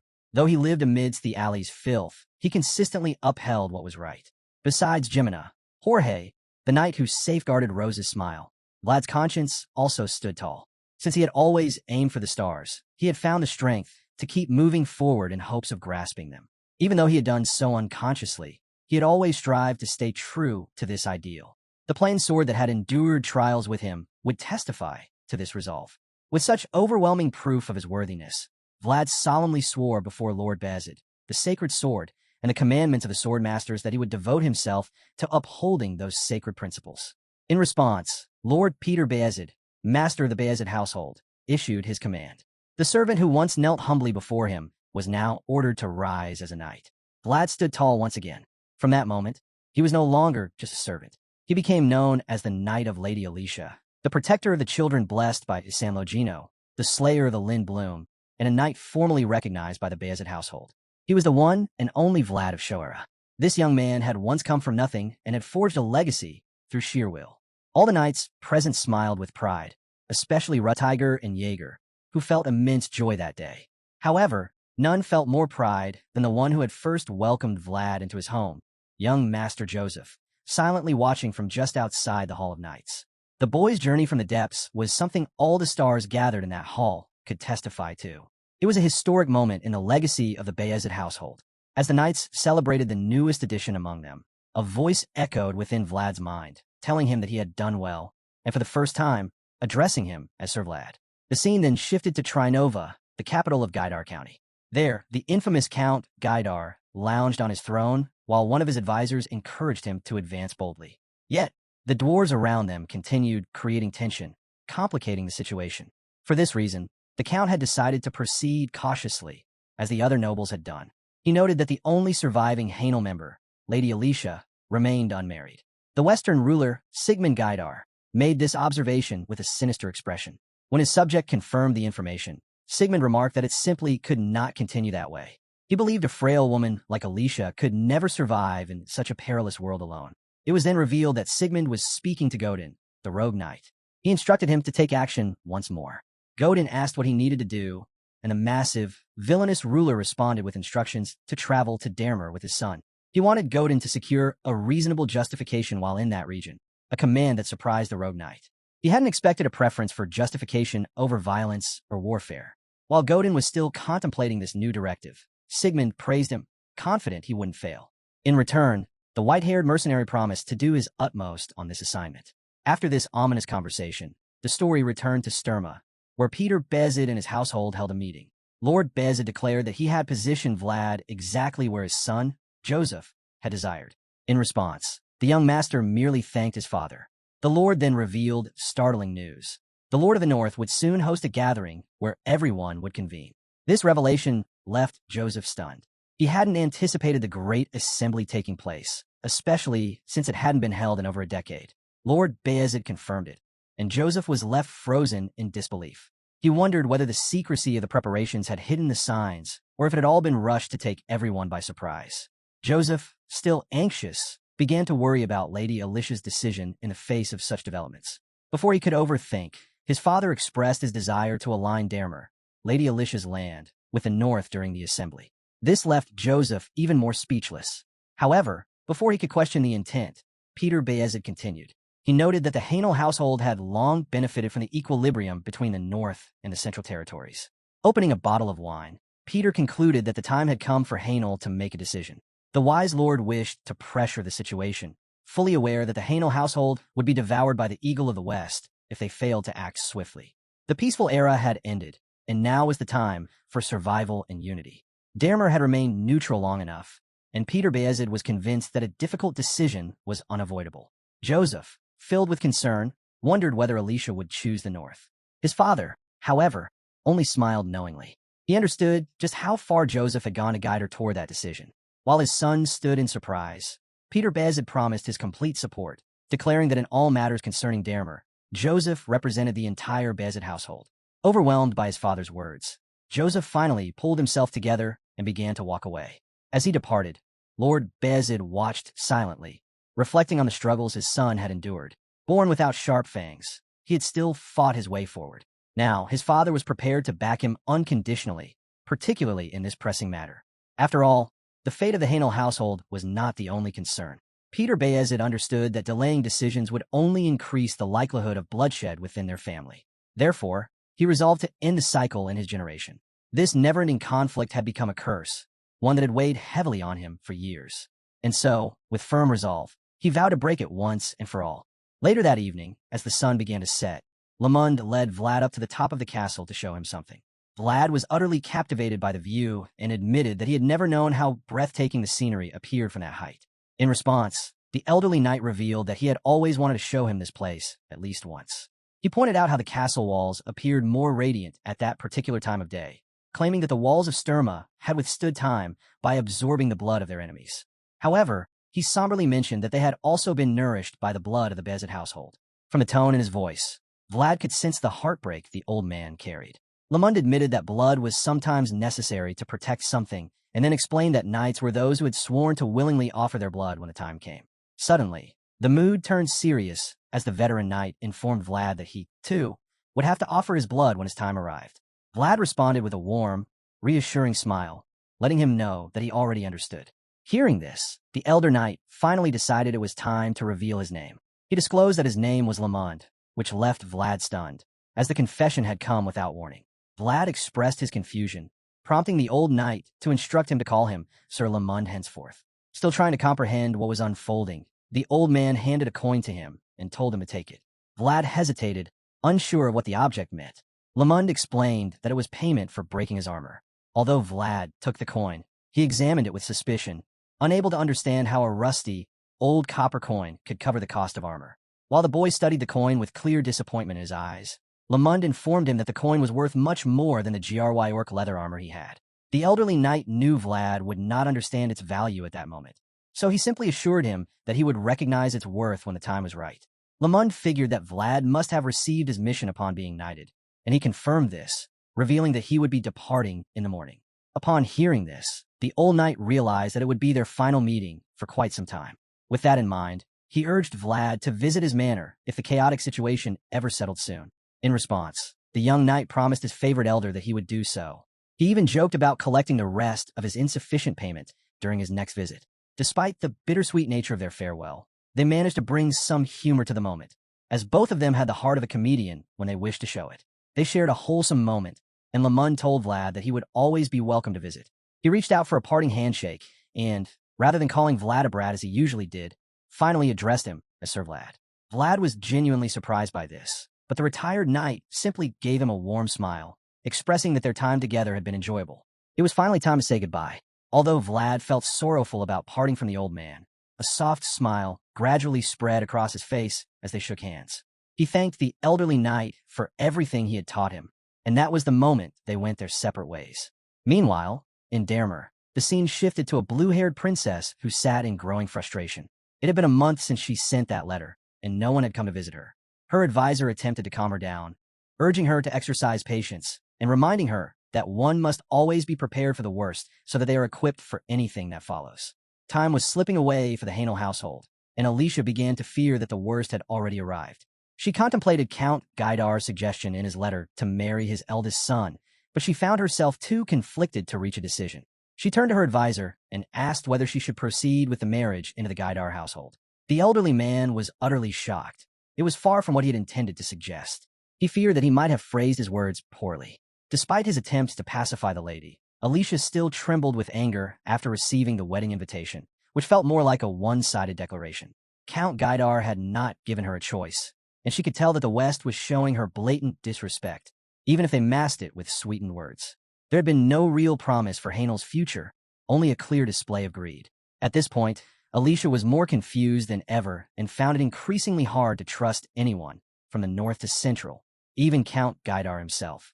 To her, everyone around her seemed like a thief, each desperately eyeing her land. Her advisor, observing her rising distress, told her not to worry too much. He assured her that their opportunity to rise again would eventually come. Upon hearing this, she agreed and decided they would continue trying. Yet, even after claiming to trust no one, she could not help but wonder why there had been no word from Beazid's. She found herself anticipating their offer, unable to comprehend why even a servant had not been dispatched by now. The advisor speculated that it must have been a calculated move. He reasoned that the opposing side understood Dermer's terrain advantage. Still, he had one concern he wished to voice. Before he could express it, a servant suddenly burst into the room to inform the Baroness that Count Gaidar's delegation had arrived. The servant appeared terrified, likely because he understood that the ruler of the West never brought good tidings. As for Lady Alicia, she looked completely drained, not expecting such a sudden visit. Aware of her fragile state, The advisor offered to postpone her meeting with the Gaidar delegation to the following day, promising to buy her as much time as he could. Alicia already knew that this visit would bring nothing favorable, and her expression showed how deeply troubled she felt. The advisor understood her worries and advised her to brace herself for whatever was about to come, remarking that a starved eagle never showed mercy. Just outside the Hainal barony, Count Gaidar's arrogant heir, Istvan, made his arrival. Before even entering, the young man began commenting on how outdated the place looked. Godin, his companion, explained that Dermer had always been like that, preferring diplomacy to war and valuing family over commerce. Upon hearing this, Ishan dismissed them as boring. With a lazy tone, Istvan asked whether he would have any responsibilities during this visit. Godin informed him that he would need to introduce himself to Lady Alicia, since she was the one they intended for him to marry. Istvan inquired further and was told that he must at least pretend to be interested in her. The idle noble expressed his dislike for the arrangement, complaining that he hated doing any kind of work. Seeing that Istvan might become a liability, Godin decided to clarify the seriousness of the situation before they met Alicia. He reminded Istvan of his duties as the heir and told him to take this matter seriously. This prompted the heir to question why his father was approaching the situation so cautiously this time. Count Gaidar had always used force to claim what he wanted, and diplomacy was never his style. Istvan was confused by the sudden change. Godin explained that the North had always protected what they valued, while the West expanded by taking. Now that Count Gaidar had become both the ruler and alliance leader of the West, he had to tread more carefully when stepping beyond their borders.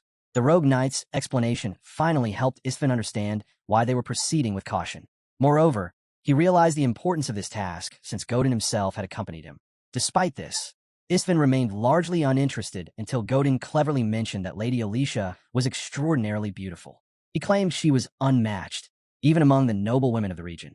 Upon hearing this, Ishan's attitude shifted, and he admitted that he was finally motivated to behave properly. Elsewhere, in Brigantes, the empire's capital, something was beginning to stir within the dragon-blooded duke.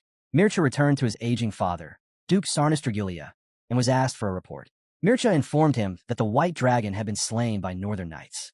The duke became furious, condemning the barbaric north for not knowing their place. Before he could rant further, Mircea revealed that his journey had not been in vain. He claimed to have discovered a young boy in the north, whom he believed to be a dragon who had not yet awakened. The duke was astonished, and Mircea asked if his father had ever visited the north.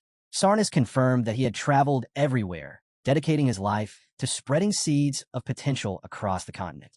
He explained that a seed was a being of possibility, its future unknown.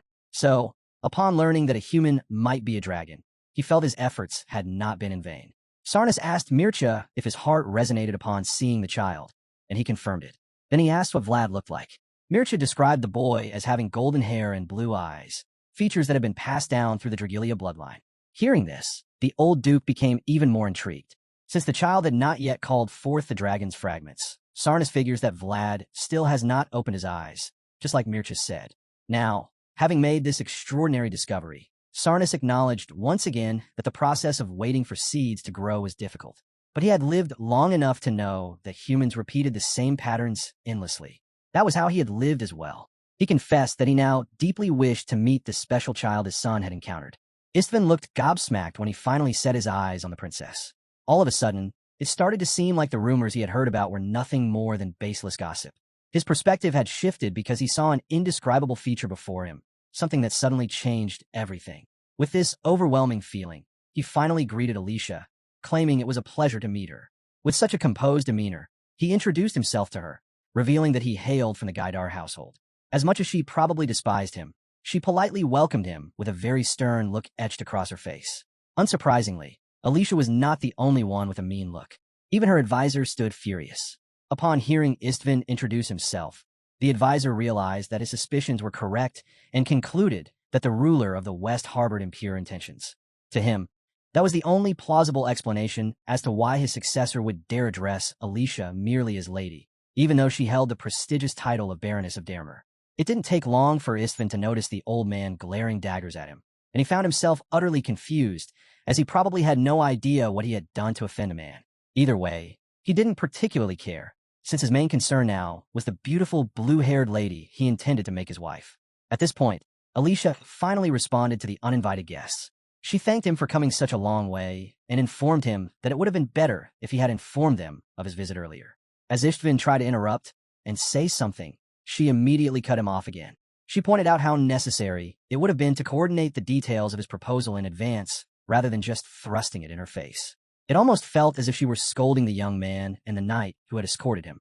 Alicia admitted how disappointed she was in the attitude the House of Gaidar had shown toward her. Initially, Istvin appeared taken aback by her strong demeanor, but then a smile crept up on his face as he found himself impressed.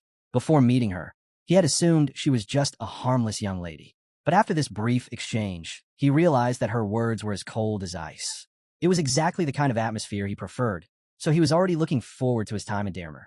Before Istvin could respond with some impolite comment, Godwin quickly spoke on his behalf. The white-haired knight quoted what Count Gaidar had told him, claiming that fateful relationships born from sudden meetings were always precious. Unfortunately, Alicia didn't agree with such sentiment. She couldn't think of a single noble family that would rush through inter-household meetings in the way they had. At this point, Godwin realized that the Baroness would be a tough nut to crack. So, he simply stated that their count valued her greatly, so much so that he'd sent his son to Dermer just to see her. Alicia's advisor listened closely to the exchange, silently boiling in anger. He was disgusted by the Westerners, but he also knew that he needed to keep his emotions in check. From his perspective, Count Gaidar's house must have had a reason for acting so rudely. He believed they might be seeking some kind of reaction, a justification to finally take over Dermer by force. While he pondered over this, the bratty successor spoke up again. Surprisingly, Istvin began by apologizing to Lady Alicia for not observing certain manners and etiquette. Surely, he wasn't truly sorry, but at least he had played his part in portraying good behavior, which allowed Godwin to formally introduce him as the heir of the Gaidar household. For some reason, the knight suggested that the successor's presence alone could replace all unnecessary procedures. Naturally, Alicia wasn't pleased to hear such a statement. She chose not to respond verbally, and instead just glared at both of them for a few long seconds. Istvin could immediately tell that she was offended, so he let out a small laugh and asked her not to be angry, claiming that they had come all this way after hearing good news. In response, the Baroness decided that they would discuss the details along the way. However, before that, she urged them to get some rest in the accommodations she had prepared. Istvin, for some reason, refused to postpone the discussion. He claimed that he would rather spend some more time talking to her alone instead of resting. This statement struck a nerve in Alicia. She remained dazed by his audacity when he went on to claim that the current situation was quite urgent, even though he knew that proper etiquette required him to greet her parents first.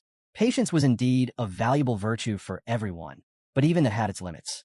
If one remained patient while the other crossed boundaries, it was no longer patience, but merely an act of lowering oneself.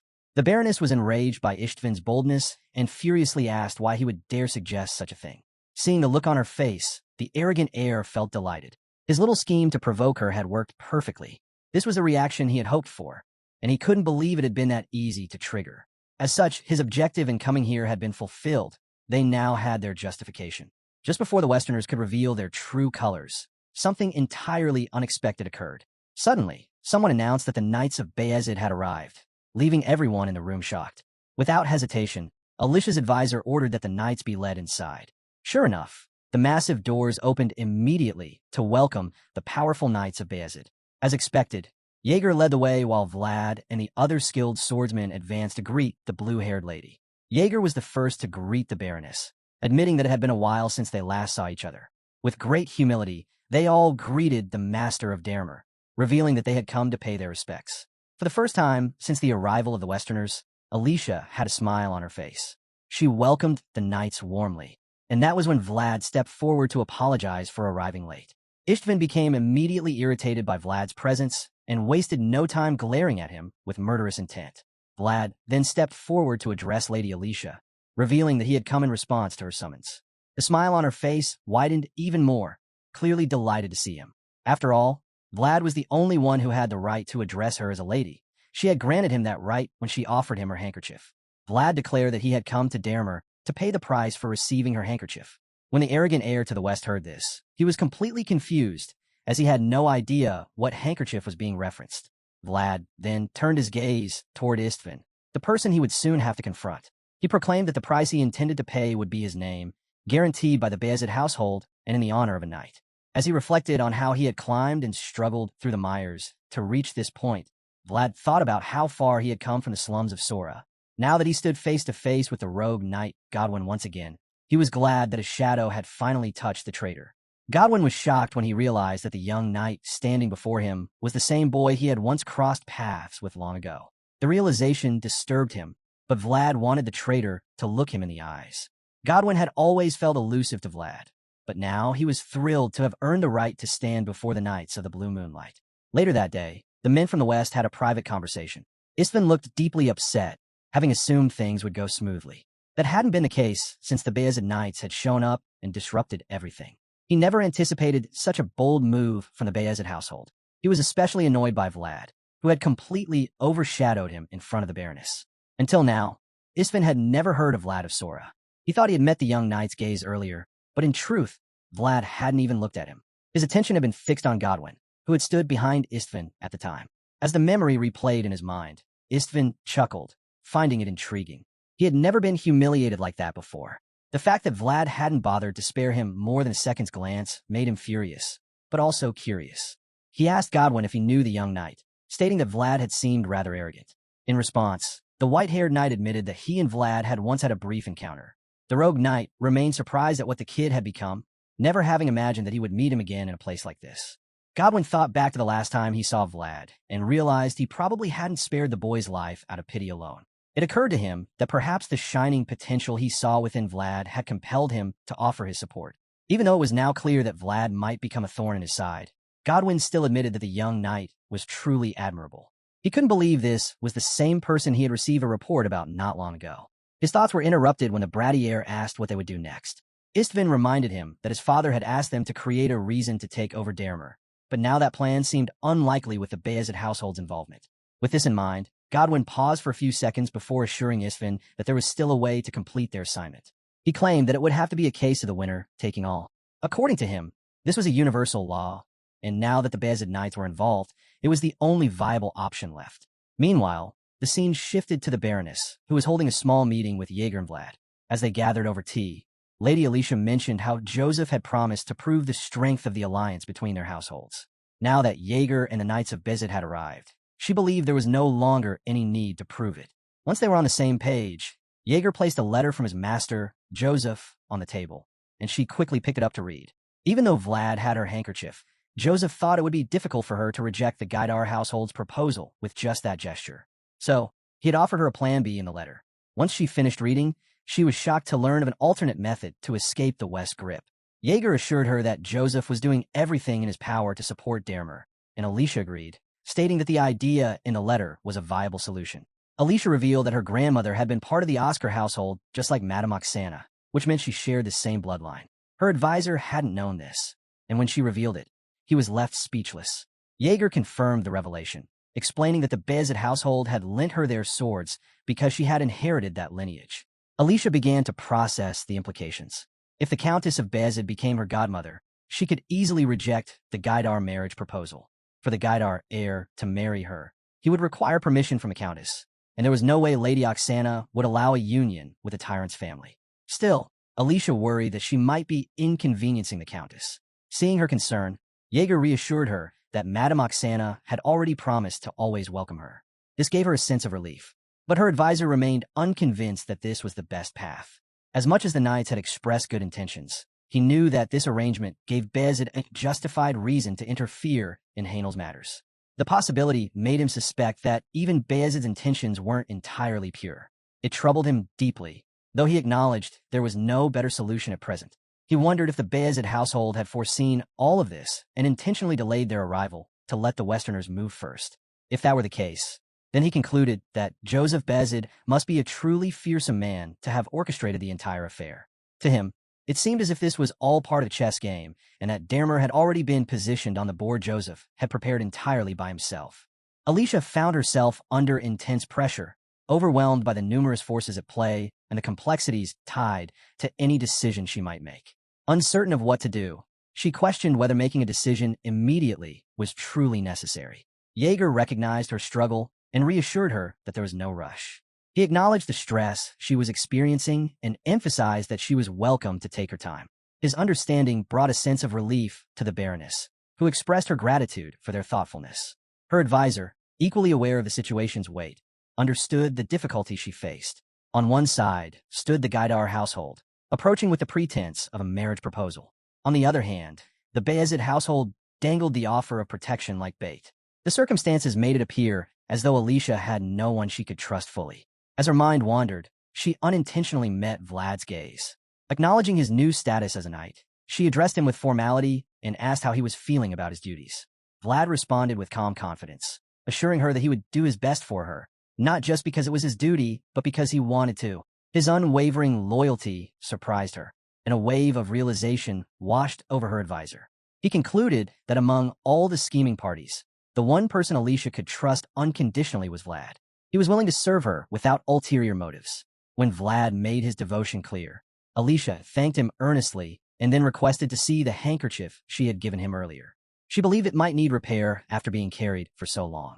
Vlad reached into his breastplate to retrieve it, and Alicia deduced that he kept the cloth deep within his armor, which made her feel comforted knowing how much he treasured it. Moments later, he pulled out the purple handkerchief and handed it to her. However, this simple act became his first major blunder. Unknowingly, he also pulled out a second white handkerchief, one given to him by Geminina. Forgetting to hide it, he revealed both. Alicia's expression shifted immediately upon seeing the white, one placed above her own. Before Vlad could process the situation, she swiftly snatched it from his hands. Both Vlad and the voice inside his head were stunned by her speed. The voice claims that he hadn't even seen her hand move. Alicia inspected the white handkerchief closely and confirmed that it wasn't the one she had gifted him. Her displeasure became apparent. Vlad tried to defuse the tension with a light laugh, explaining that it was nothing serious and merely a gift from a friend. He confessed that he had been using both handkerchiefs. Alicia deduced that the friend must be a girl. Vlad, innocent and honest, admitted that Geminina was a young lady he had grown up with. Unexpectedly, Alicia's anger seemed to subside, and her expression softened. Vlad, oblivious to the situation's delicacy, interpreted this as her calming down and began to smile as well. He even went as far as to compliment Gemina's handkerchief, noting how it was made of pure cotton and felt great to use. The older men in the room were mortified. They saw clearly that Vlad was digging himself into a deeper hole. Her advisor grew anxious, hoping Vlad would stop before worsening things. Jaeger silently pleaded with the heavens for Vlad to shut his mouth. Finally sensing the tension, Vlad noticed how worried the others looked. He realized that Alicia was barely holding herself back from hitting him and concluded that he had indeed made a terrible mistake. The voice in his head echoed the same sentiment, labeling the situation as serious. Jaeger, unable to contain his frustration any longer, scolded Vlad with vehemence. He lamented that despite all of Joseph's preparations for him, Vlad had managed to ruin everything over a mere handkerchief.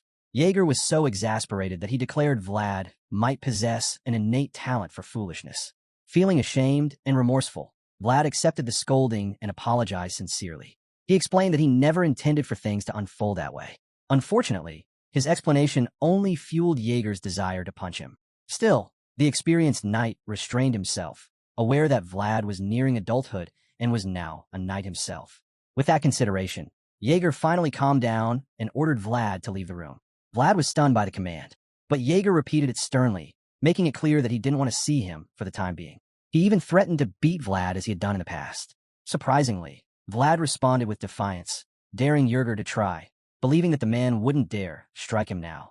This only enraged Jaeger further, who warned him once more to leave before he lost control.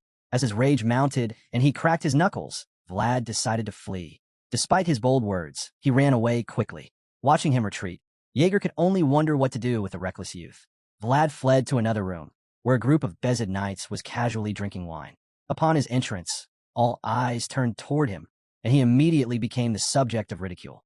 They mocked him for the handkerchief blunder, teasing him for apparently courting two women at once. They laughed heartily, and their teasing grew relentless.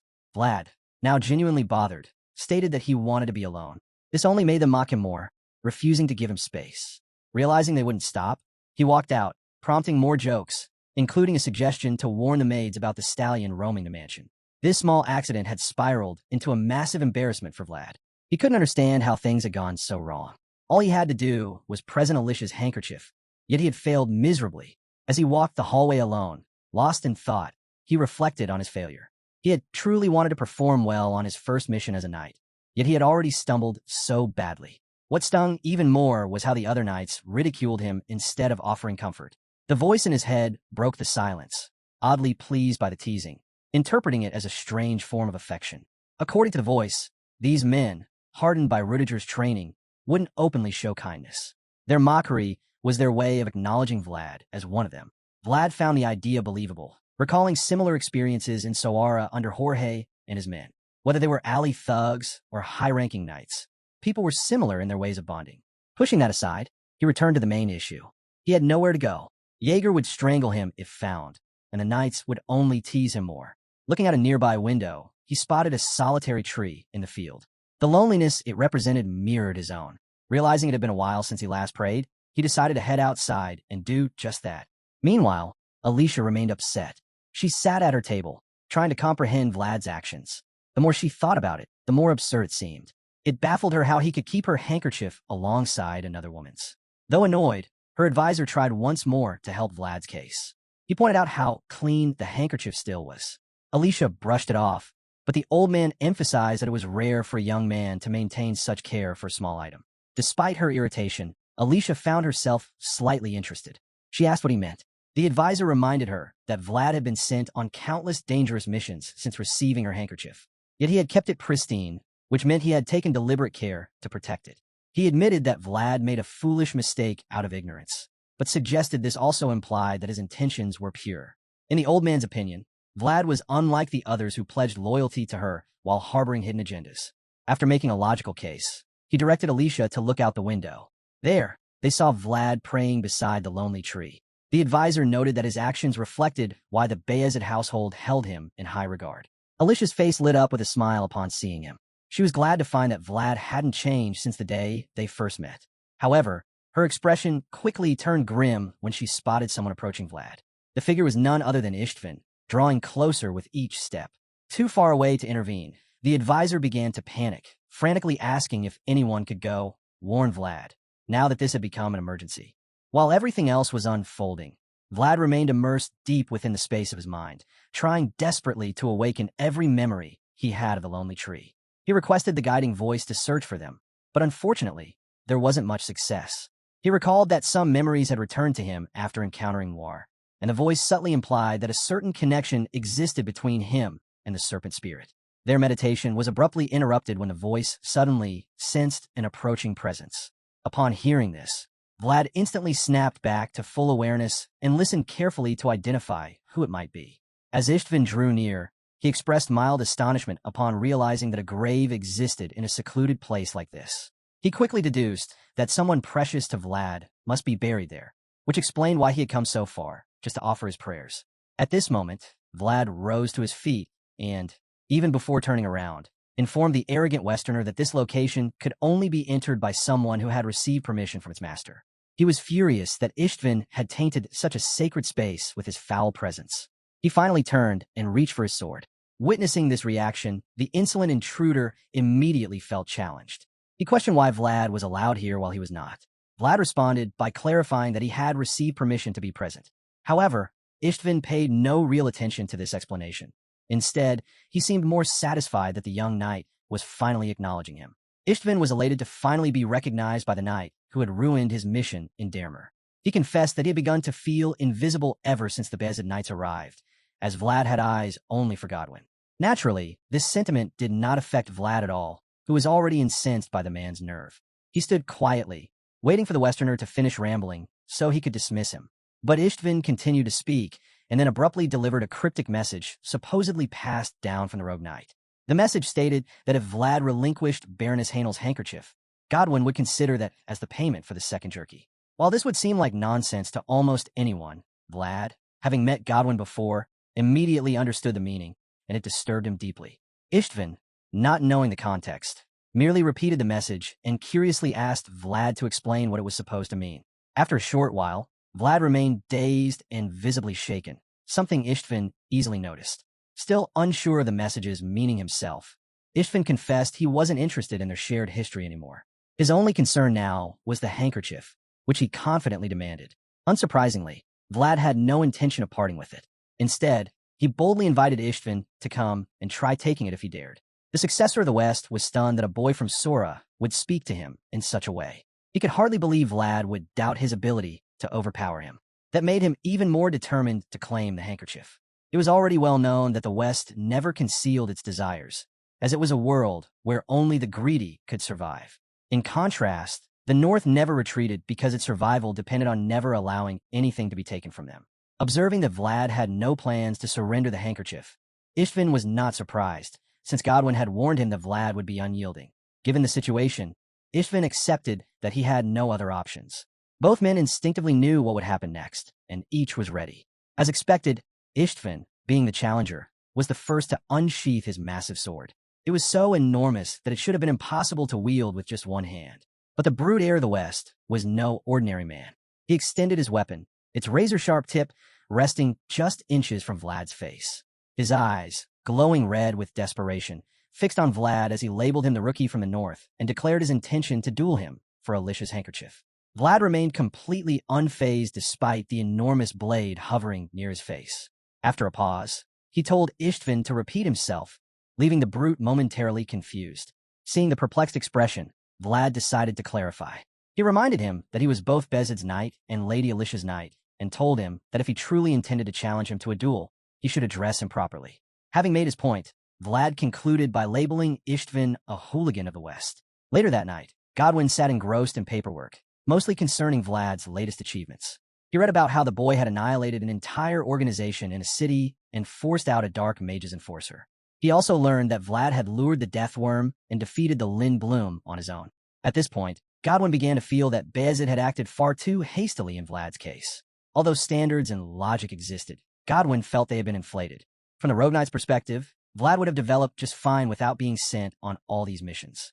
Now it seemed everything had been manufactured. He reflected on his previous clash with Vlad, recalling that it had been only a single sword path.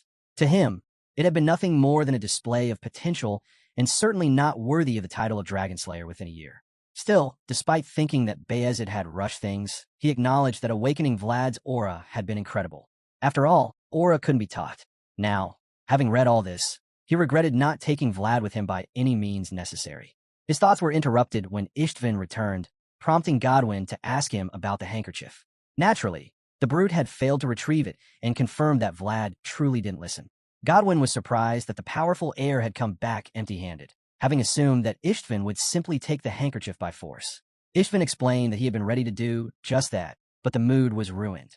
It turned out that Beazid's knights and some Hainel guards had suddenly arrived at the scene just before he could engage Vlad. He had no clue how they knew what was happening, but he mentioned that at least he had managed to formally request a duel before being interrupted. Upon hearing this, Godwin asked when the duel was scheduled. Istvin revealed that it was set for 2 days later and mentioned that they needed a priest present to officiate. Godwin approved of this, stating that having a priest as a witness would ensure no one could protest the result afterward. With how things were unfolding, the Rogue Knight felt confident they would soon gain both justification and benefit. That was good news for the West. However, Istvin had his reasons. He wanted nothing more than to see Vlad's face twisted in fear. The scene shifted, and we saw Jaeger engaged in a private discussion with the old advisor. The older man inquired whether there was any real chance of winning the duel. Jaeger admitted that victory would not come easily. Istvin was the eldest son of the Gaidar family, conquerors of the West. He was a fierce warrior who had received top-tier training since childhood. Even Lamund had acknowledged the skill of the Western Knights, so Jaeger knew this duel would be difficult. He admitted that Vlad's chances were currently quite low. The old advisor appreciated his honesty, but remained concerned about what would happen if Lady Alicia's handkerchief fell into Istvin's hands. Jaeger reassured him, reminding him that Vlad had fought a knight while still only a squire. He added that Master Joseph had not sent them to Dermer without thorough preparation. Curious, the old man asked if they had a strong strategy in place. Jaeger quietly confirmed that the duel was simply part of a larger process. Observing the certainty in the knight's eyes, the advisor was relieved to know that Beazid had made extensive preparations. He offered his full support for anything they might need. Taking advantage of this offer, Jaeger immediately made his first request. He asked for the opportunity to propose the duel's location to Lady Alicia. On the day of the duel, Istvin appeared visibly baffled by the location. They were standing in an open field, which struck him as odd since duels were typically held in a lobby or hall. Godwin explained that the Baroness had made a special request related to a proposal. She wanted her deceased parents, who were buried nearby, to be present to watch over the battle. Therefore, the duel was being held on the mansion's grounds. Istvin accepted the explanation, but still found the field eerie. It had been cleaned so thoroughly that not even a pebble could be seen. He wondered if it had rained earlier, as the grass was wet. Godwin informed him that it had not. Still, he encouraged him to focus, reminding him that even though they were in unfamiliar northern terrain, he needed to stay composed. As the rogue knight glanced at the Beazid camp, he observed how the battlefield had been deliberately constructed to secure an advantage, a fundamental trait of a good commander. It was exactly what he expected from Jaeger. Jaeger noticed Istvan's gaze and gave him a knowing look. He reminded Vlad to steady his breath, knowing well how sharp Gaidar's presence could be. Vlad began to feel the pressure mounting, likely understanding the sheer strength of his opponent. Jaeger, though nervous himself, firmly believed that Vlad could win. After all he had endured through everything, and at the heart of that resilience lay his vow to Lord Joseph. It almost felt like Vlad could hear his mentor's thoughts. After a few controlled breaths, he finally opened his eyes, signaling his readiness. The seasoned knight was proud. As Vlad rose to his feet, prepared to fight, Jaeger encouraged him to go forward and demonstrate what a justice sword truly represented. It was nearly time for the young warriors to clash swords. Alicia sat in her designated place, silently observing the duel that would be fought in her honor. The priest stepped forward and began solemnly announcing the rules of the battle. Since the duel was not intended to determine life or death, the match would be immediately interrupted if either of the duelists found themselves in danger. After clearly stating the conditions, he turned to both participants and asked if they accepted the terms. Predictably, neither had any objections. Once all parties agreed, the priest officially declared the beginning of the duel. Suddenly, Istvan's demeanor turned even more menacing. He attempted to provoke his opponent by inquiring mockingly whether he still carried the handkerchief. Vlad, however, remained composed and asked what Istvan would offer if he ended up losing the match. The question initially confused the brute, but Vlad clarified by asking if he could at least claim Istvan's enormous sword as a prize if he emerged victorious. This suggestion unsettled Istvan, who realized that losing was a very real possibility if he wasn't careful. He wasn't the only one capable of playing mind games. Vlad continued to unnerve him with calm, well-timed psychological jabs. He casually mentioned hearing that it was like Westerners to rob others, then asked Istvan if it was something he proudly identified with. Before the brute could formulate a response, Vlad remarked that he came from a place where stealing was a way of life, but where being robbed could mean instant death. He referred to the notorious back alleys of Sawara, where he had grown up. He concluded his pointed remarks by questioning which of them was truly greedier, the one who stole out of indulgent desire, or the one who stole to survive. Finally, Vlad drew his blade and assumed his battle stance, one that Istvan found particularly odd. At that very moment, the Beazid knights unsheathed their massive swords as well. Upon witnessing this, Godwin realized that the Northerners had anticipated a duel from the very beginning. Now bolstered by the support and morale of his fellow knights, Vlad raised his sword, eager to see what Gaidar's successor was truly capable of. Istvan, tired of Vlad's mind games, lunged toward the blonde warrior with a powerful swing. Vlad swiftly leapt aside to evade the initial strike, but Istvan followed up with a devastating second blow. Vlad managed to block it, but underestimated the immense force behind it. The impact nearly cleaved him in two. Still, he held his ground and waited for an opening to slip beneath the attack, attempting a counterstrike. Yet Istvan allowed him no such opportunity, relentlessly pressing forward with a vicious backhand swing. Vlad spotted it just in time, dodged, and regained his footing. The Beazid knights, watching the duel, were thoroughly impressed by Vlad's performance.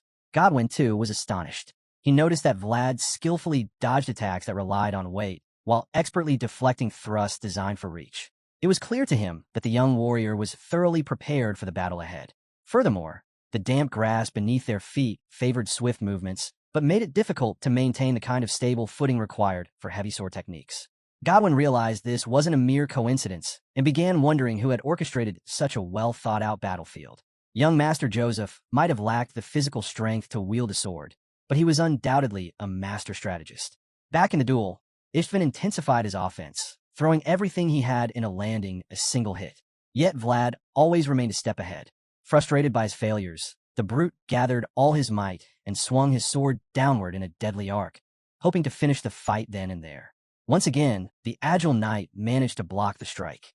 The sheer force nearly toppled him, but Vlad stood his ground, enduring the pressure just long enough to escape once more. This continued evasion began to deeply puzzle Istvan. He simply couldn't comprehend how Vlad kept eluding his attacks. After all, he had been told that the boy was just a rookie who had only been wielding a sword for a year. In his eyes, that wasn't nearly enough time to master the skills Vlad displayed. Even more astonishing was the fact that Vlad managed to handle his massive sword while under constant attack. As Istvan struggled to make sense of it, Vlad suddenly switched to offense, charging forward at blistering speed. Until now, he had been playing defense. But now, he wished to test the true limits of Ishvin's strength. The brute immediately reacted with another fierce swing. Fortunately, Vlad anticipated it and halted just in time to dodge. In a desperate attempt to land at least one solid hit, the Westerner followed up with another powerful downward slash. But Vlad once again danced out of reach, making the duel resemble a sparring match more than a deadly confrontation. Vlad's unorthodox fighting style irritated Istvin to no end. He furiously demanded that Vlad fight him properly and questioned how long he planned to continue running. Vlad, unshaken, responded with yet another taunt, suggesting that his evasive tactics were far from over. The wet ground beneath Istvin's feet felt more like a muddy swamp, and he feared that if the battle dragged on much longer, he might slip and give Vlad the perfect opportunity to strike. The mere thought of losing to an unnamed knight filled him with rage and humiliation. He realized that he needed to provoke Vlad into attacking head-on, and he knew exactly how to do it with brutal trash talk. He began by insulting Vlad's background, accusing him of having crawled from a lowly place and using a revolting fighting style. Finding this insufficient, he escalated the insult by mocking Vlad's mother, claiming that she would be ashamed to look upon him. For a fleeting moment, Vlad's face darkened, as if the words had hit their mark. But the expression quickly vanished, replaced by a mischievous smirk. He had no intention of letting Istvin's taunts get the better of him. If anything, he knew that the brute was more likely to act irrationally under emotional pressure. So, he retaliated in kind. Vlad expressed disappointment, stating that he had expected nobles to come up with more refined insults than common slum thugs. Istvin was momentarily thrown off by this. Before he could fully grasp Vlad's intentions, the knight charged toward him again, stating that what Istvin had said about his mother was nothing more than a casual greeting in the back alleys. He brought his sword up to Istvin's face, and though the brute blocked the strike with his massive blade, a thin cut still marked his cheek, crimson blood dripping down, proof of noble heritage staining his skin. Enraged, Istvin summoned his aura and released a powerful blast, hurling Vlad backward. Vlad, however, quickly got back on his feet, unfazed. Istvin advanced with fury, threatening him with a death devoid of peace. Godwin was certain that this would mark the moment his ward claimed victory, while Jaeger acknowledged that Istvin's depth in battle came from the legacy of Count Gaidar. Still, he believed Vlad could endure even now. Vlad, aware of the toll that prolonged duels with greatswords demanded, knew that stamina would be his undoing if he activated his aura continuously. He believed that, at best, he could force the match into a draw by avoiding further blows. Lord Joseph had already told him that losing was acceptable. The Beazid Knights had been anxious from the beginning. Jaeger, his mentor, and even Lady Alicia, who entrusted her honor to him, all seemed to doubt his chances of winning. Likely because they didn't believe someone from the back alleys could best account son raised with the finest training and resources. Even so, Vlad didn't want to lose. He didn't want to continue running, evading, or making empty promises about winning next time. At the very least, he wanted to claim victory before the knight who had once shattered his world. With this resolve burning inside him, he activated his aura and summoned his world. He turned to Godwin and told him to observe it well. For now, he possessed the proud qualification, the very strength he needed to stand before the Knight of the Blue Moon. These were the hard-earned fruits of his unrelenting struggle. Istvin activated his aura and imbued the powerful energy into his blade as he took yet another mighty swing, hoping to end the duel once and for all. As he swung his massive sword to decapitate his opponent, Vlad swiftly leaned back with blistering speed, allowing him to dodge the strike. However, he knew this would not be the only attack coming his way, as several follow-up blows were instantly unleashed by the ruthless warrior from the west. Istvin threw blow after blow, viciously trying to land a hit, but Vlad continued to block each attempt just in the nick of time. Istvin was the one relentlessly attacking now, forcing Vlad back repeatedly, leaving him with no chance to counterattack. He was stuck playing defense at the moment, since Istvin was no longer holding back, throwing everything he had and proving exactly why he was such a formidable warrior. He now had the upper hand in the duel, and it almost seemed as if Vlad did not stand a chance, as all he could do was block insanely powerful strikes or risk getting smashed into the ground. Istvin made things even more difficult by maintaining his aggressive streak and finally landing his mightiest blow yet, which nearly sent Vlad sinking into the muddy ground. Although he managed to block the strike, the force behind it was so immense that he started slipping. Istvin noticed Vlad losing his balance and capitalized on this with another deadly strike. He declared that it was time for Vlad to die and insulted him before unleashing another aura-infused attack. This time, Vlad was not strong enough to hold it back and was sent flying due to the sheer power of the attack. From the expression on his face, it was clear the hit was devastating. Yet, Just before he could crash into the muddy earth, he regained his balance and landed on his feet, using his sword as an anchor. Though he had managed to survive that blow, Istvin showed no signs of backing down. The hot-headed warrior continued marching toward Vlad, his enormous blade brimming with a terrifying glow. At that point, Vlad realized that he could no longer afford to mess around in this duel. He might suffer serious harm. It was obvious that Istvin was powerful, and Vlad admitted that he had never faced such rough and heavy swordsmanship before. In the greatsword's range, he was at a complete disadvantage, and he was fully aware of this. As the dust cleared, he saw Istvin approaching with a murderous glint in his eyes. Even though the odds were against him, Vlad refused to back down. He prepared to charge forward, convinced that there was only one way out of this situation. He activated his aura and blasted himself toward his opponent, determined not to lose. Both warriors clashed once again to resume the slugfest. Vlad swiftly dodged Istvin's first strike and slipped underneath to create an opening, but the brute immediately followed up with another powerful blow. Despite being severely outmatched, Vlad stayed focused and continued pushing forward, even beyond the boundary of death. He was prepared to endure pain, knowing that his primary goal was to enter his enemy's space. It did not take long for him to achieve this. Vlad evaded all of Istvin's strikes and created enough distance to unleash a devastating counterattack. This allowed him to shift the dynamics of the fight in the blink of an eye. The brute who had held the upper hand for so long suddenly found himself pushed back several feet. Istvin managed to block Vlad's attack and remain on his feet despite the impact. However, before he could consider his next move, Vlad charged again with a follow-up assault. He blasted himself toward the Westerner, determined not to let him escape. When Gaidar's successor saw this coming, he grew infuriated that such an unknown opponent was giving him so much trouble. Istvin braced himself for the collision, calling Vlad arrogant for believing he could win. While he was still speaking, Vlad engaged him again. Just like before, Istvin was strong enough to block the attack and stand his ground. He even managed to overpower Vlad using his massive sword. Vlad struggled to keep him at bay the entire time, but Gaidar's first son was simply too powerful to hold off for long. It did not take him long to unleash a devastating blast of his own at the young knight. Before Vlad could react, he saw the giant flaming sword hurtling toward him like a heat-seeking missile. His first instinct was one of shock and fear upon witnessing it. Istvin grew confident, believing he had secured victory. However, Vlad quickly pulled himself together and narrowly slipped out of harm's way, avoiding being split in two by the terrifying blade. He escaped by the skin of his teeth, using his armor to deflect the sword. The Westerner was dumbfounded upon seeing this. Istvin could not believe his eyes, certain that he had already won. But he was not the only one shocked, as even Godwin could not believe what had just happened. Vlad had used something known as armor art, a technique exclusive to holy knights, not something a rookie should be capable of utilizing.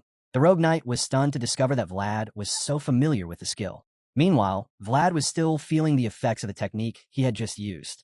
As expected, such a demanding move took a toll on him, especially given his lack of experience. Moreover, the sword attack launched by Istvin had been so powerful that Vlad had not even managed to deflect it completely. He was overwhelmed by the brute's strength, and while he was still recovering, Istvin appeared right in front of him, fists clenched, ready to strike. Istvin was about to deliver a devastating punch, but Vlad noticed it just in time. He grabbed his sword and charged forward again, ready for another round. As far as Vlad was concerned, there was no way Istvin's punch could hurt him, and this was confirmed when the punch landed on his face. The force of the blow triggered a small explosion, but the result was unexpected. Suddenly, Istvin's fingers were all dislocated. Vlad's face had been far too tough for the redhead to damage. Instead, the Westerner screamed in agony, his hand completely wrecked. Vlad seized this opportunity to end the fight. The voice within him signaled that this was his best chance to take down the heir of the West. Vlad took a powerful swing of his sword, hoping to finish the duel. Surprisingly, Istvin recovered quickly enough to pick up his sword and attempt a counter. The Westerner succeeded, and both warriors clashed once more. A massive blast followed due to the overwhelming energy and aura concentrated in their respective attacks. Lady Alicia saw the explosion and immediately panicked, fearing that Vlad might not survive.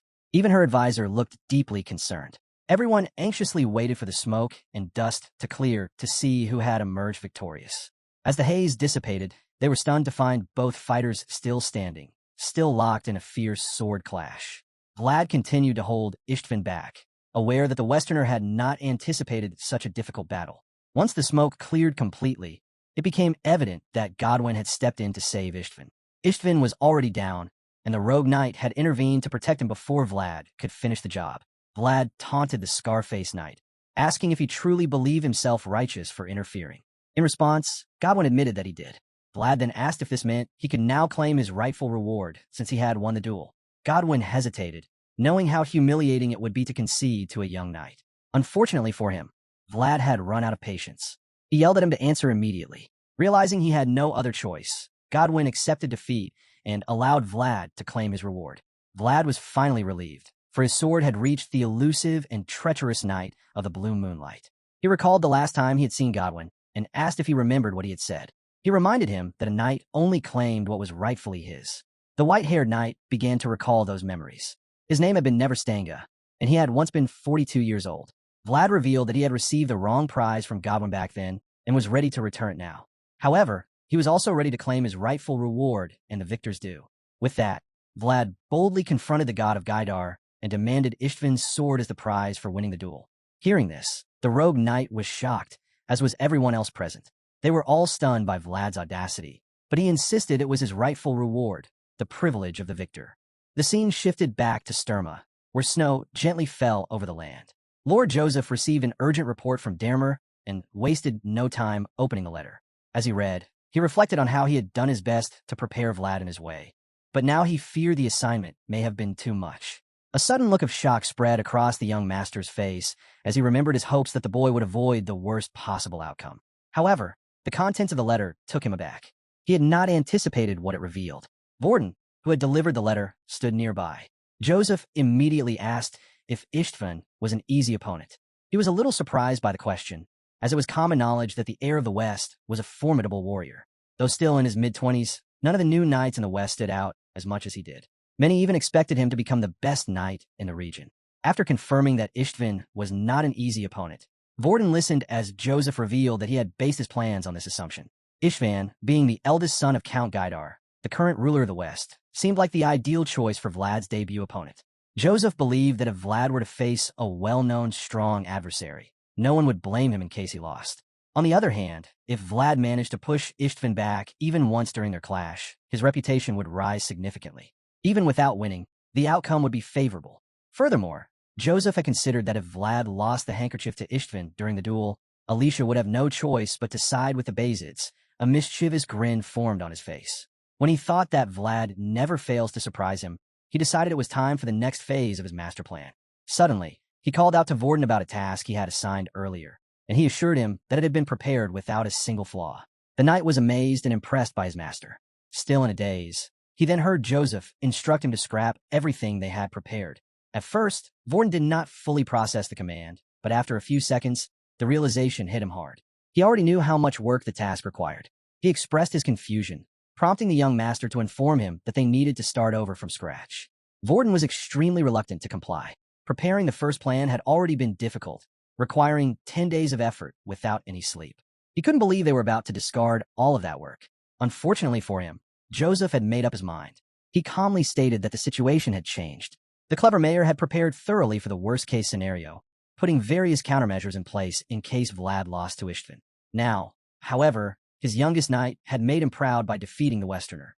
Joseph was filled with mixed feelings and could not even tell whether to laugh or cry. Vorden, on the other hand, was already in tears, thinking about the amount of work he now had ahead. Meanwhile, in Dermer, Vlad emerged victorious from a duel. The knights of the two houses from the north and west gathered in a hall. Count Gaidar's knights looked furious, while the Beazid knights couldn't hide their smiles, proud of their victory. At the same time, Godwin and Jaeger sat at a table, engaged in a serious discussion. The white-haired knight expressed a desire to get Istvan's sword back, even though Vlad had won it as his prize. Jaeger calmly pointed out that the request had procedural issues. Godwin acknowledged this, but was desperate to retrieve the sword, knowing how humiliating the loss was for Istvan. He claimed that Vlad was asking for too much. At this, Jaeger stated that it was not for the Westerners to decide. The Beazid knights would determine whether the demand was excessive. The Northern knights were unwilling to return the sword. Godwin became visibly more desperate and impatient, arguing that it was unreasonable to demand an opponent's sword after a simple duel. Jaeger immediately corrected him, emphasizing that the event on the field was no mere duel. Istvan had been the one to issue the challenge, and the West had crossed the line by supporting him. Unable to argue further, the Blue Moonlight Knight sighed in defeat. He then asked Jaeger what he wanted in exchange for the sword. The advanced knight responded that it was not his decision. Vlad had won the duel, so the choice was his. It was clear that the boy had personal reasons for taking the sword, and Godwin knew this.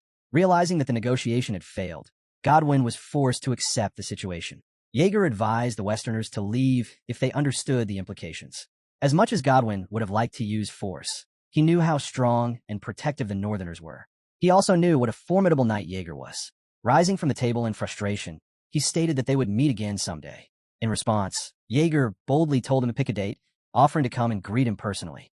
As Godwin prepared to leave, he told Jaeger to say goodbye to Vlad for him. He happily agreed. Once the Westerners exited, Jaeger could only feel sorry for Vlad, surprised that a young boy from Shoera had gotten involved with a dangerous man like Godwin. The scene shifted again to the Baroness and her old advisor. Now that Count Gaidar's plans had failed and the Westerners were leaving, the Baroness felt there was no longer any need to accept Lord Joseph's offer. The old knight agreed, pointing out that she had already rejected Gaidar's proposal with her knight. Lady Alicia felt relieved. Despite Beazid's warm embrace, she had felt uneasy about giving them leverage over her and her land. Now that she was somewhat free and no longer under intense pressure, she considered the reason for this change. Alicia admitted that a knight like Vlad was rare and difficult to find. Her advisor agreed, affirming that such individuals were extremely uncommon. She then grew curious and wondered about how far he would go, and the old man predicted that Vlad would represent the North in the next generation if he continued to grow at this pace. The lady was visibly astonished. Though she had known that Vlad was special, she had never imagined that he had such great potential. Her excitement was evident, and the advisor explained that even his prediction was a cautious one, given Vlad's exceptional talent. Alicia became even more intrigued. She began to speak about the burdens of leading a noble house alone and expressed concern that they had no guarantees of safety from future threats like the Westerners. She admitted that she would rather have a knight without a political background by her side than be tossed around by the succession of nobles. Her tone carried a hint of affection, and her advisor could already see where her thoughts were heading. Alicia had developed a strong fondness for Vlad. Despite the old man's attempts to dissuade her, she proposed that having Vlad by her side would be a decent offer to House Beazid's. She compared it to a blood alliance. The advisor gently suggested that it was a little early for such thoughts, even if Vlad had been granted noble status. Alicia reminded him of his own words that Vlad would someday represent the North and suggested that they should secure him before other houses had the chance. In her opinion, it would be far better to be with him than be married off to a stranger. Her advisor nervously admitted that she was right, but couldn't bring himself to protest. As she looked out the window, Alicia spotted Vlad at the tree again and commented on how admirable his actions were. Vlad, meanwhile, was seen pouring whiskey for the spirit in the tree. The spirit became ecstatic, and Vlad noted that it must be very good liquor. The voice inside him agreed, stating that it had been chosen for being made from barley, making it a good offering for the earth spirit. The spirit was delighted, circling around Vlad to bless him. The voice concluded that the pricey drink had proven its worth, as the white serpent's blessing was akin to gaining an extra life. Vlad thanked the spirit, which expressed even more gratitude. The next day, Lady Alicia invited Vlad and Jaeger to her chambers for a chat. She asked Vlad if he felt any pain or discomfort from the duel, but he assured her that he was fine. She mentioned that she had seen him pouring liquor at the hill, and he confirmed it, explaining that it was his way of greeting the spirits. Vlad claimed that he always left Dermer with a shining victory, suggesting that the spirits favored him. The Baroness smiled and expressed that for the first time in a long while, she had felt a warmth tied to blood. She handed Jaeger a letter for Lord Joseph, declaring that Dermer had finally decided which side it should align with. This was excellent news for Beazid, and the advanced knight promised to deliver the message without fail. As for the knight who had defended her honor, Alicia believed that the former heads of her house would have admired him. She was certain that her parents would have loved the honorable young man and granted her permission to give him their heirloom. With this in mind, the Baroness opened a chest on the table and revealed the jewel inside. Vlad was stunned, and the voice within him recognized it immediately. It was the elf's amber. The story continued with additional background information about the elves in this world. The elves were another species that resided on the eastern outskirts of the empire. Due to the different god they worshipped, their exchange with the empire was only partial. However, Alicia revealed that it was said their first patriarch had once been acquainted with the elves. With that in mind, she presented a gold-colored gem to Vlad, revealing that the precious stone had been earned through that ancient connection. It was an amber stone, created from the resin of a rare and valuable tree. Lady Alicia explained how her father had even adorned the pommel of his sword with this very amber stone. Yet, since she had no reason to carry a sword herself, she figured it would be best to pass it down to her knight, Vlad. Even though she was not a swordsman, she had no intention of letting the amber stone go to waste. She suggested that it would fit perfectly on Vlad's sword and stretch her hand out, offering him the gem. Vlad was taken aback and, for a moment, could not believe his eyes. When it became clear that she was serious, he began to question what such a gift meant. He felt that he would have to pay a steep price for such a valuable item, and the thought made him hesitant. He was confused about why she would offer him the amber stone when she had just stated that it was a family treasure, supposedly passed down from their first patriarch. With that in mind, he admitted to himself that he probably could not accept it. He continued trying to convince her to keep it, but Lady Alicia calmly informed him that he was more qualified to receive it than anyone else. Since he still seemed to be struggling with the idea, she reminded him that he had already protected the Hainel clan twice.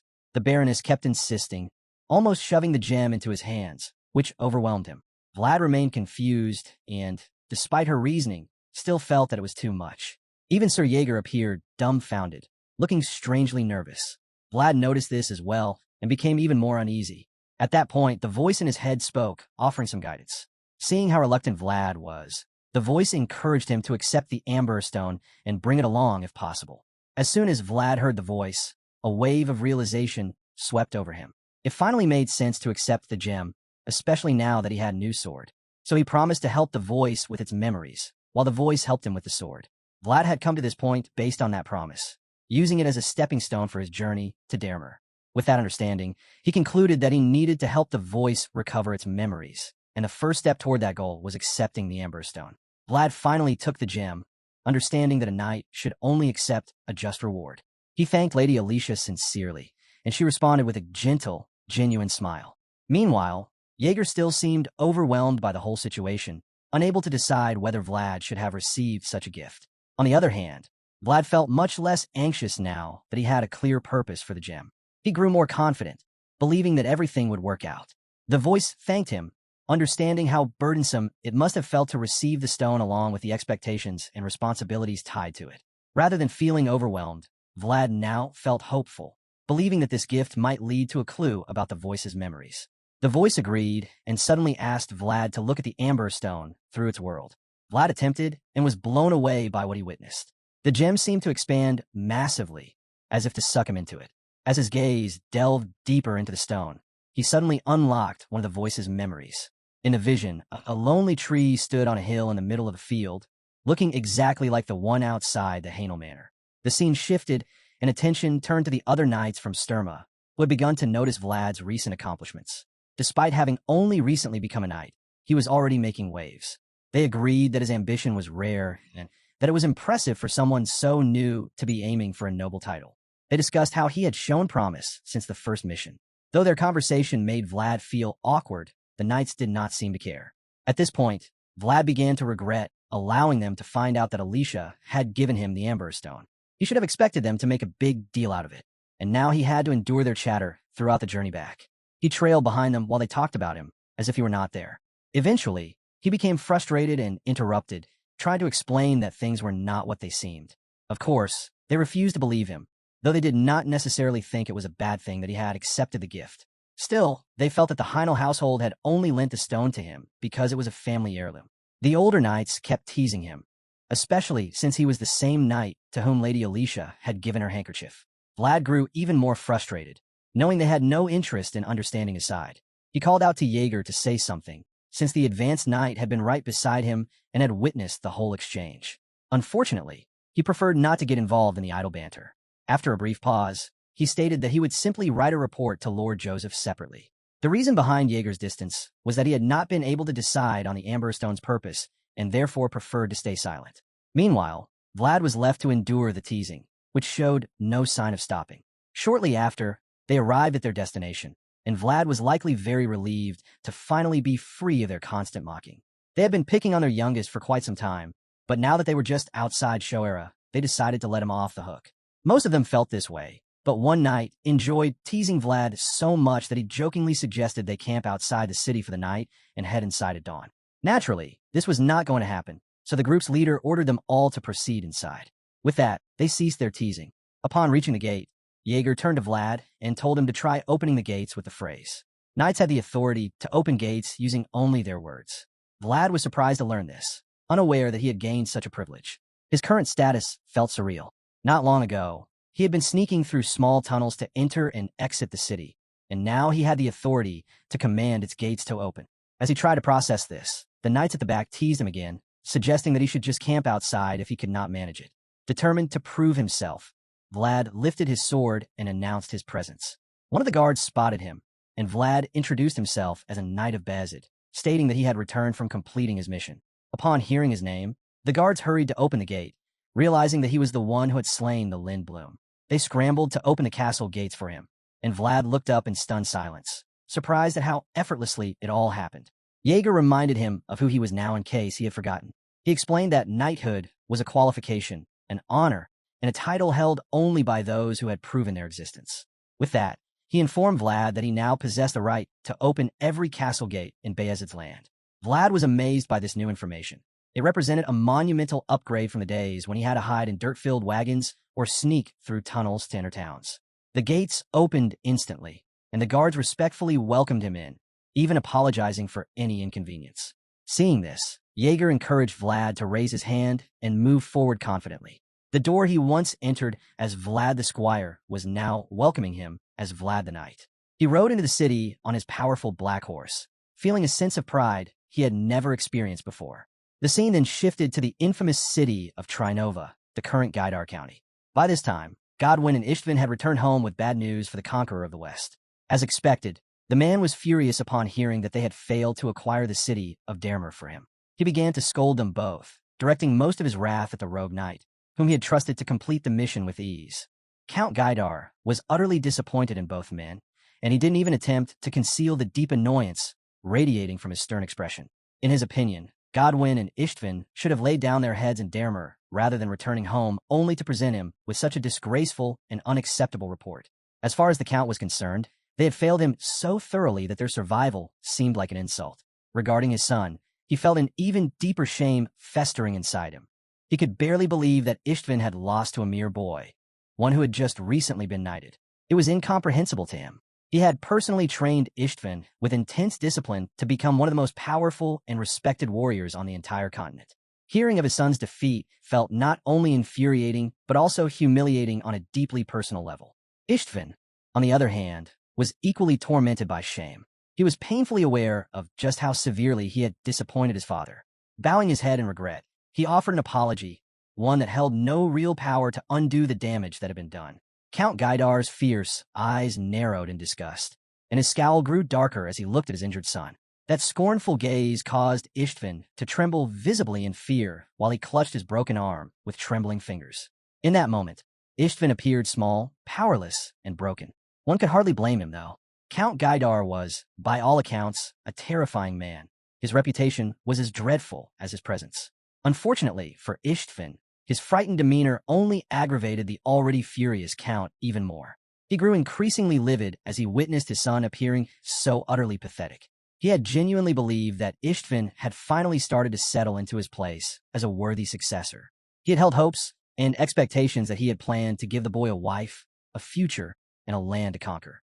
Gaidar believed he had already offered him Dermer on a silver platter. Yet, Ishtvan had managed to throw all of that away with one foolish and disgraceful defeat. What made it even worse in his eyes was that it hadn't even been a loss to someone experienced or respected like Ratiger, but to a fresh and inexperienced rookie who had only just been honored with his knight title.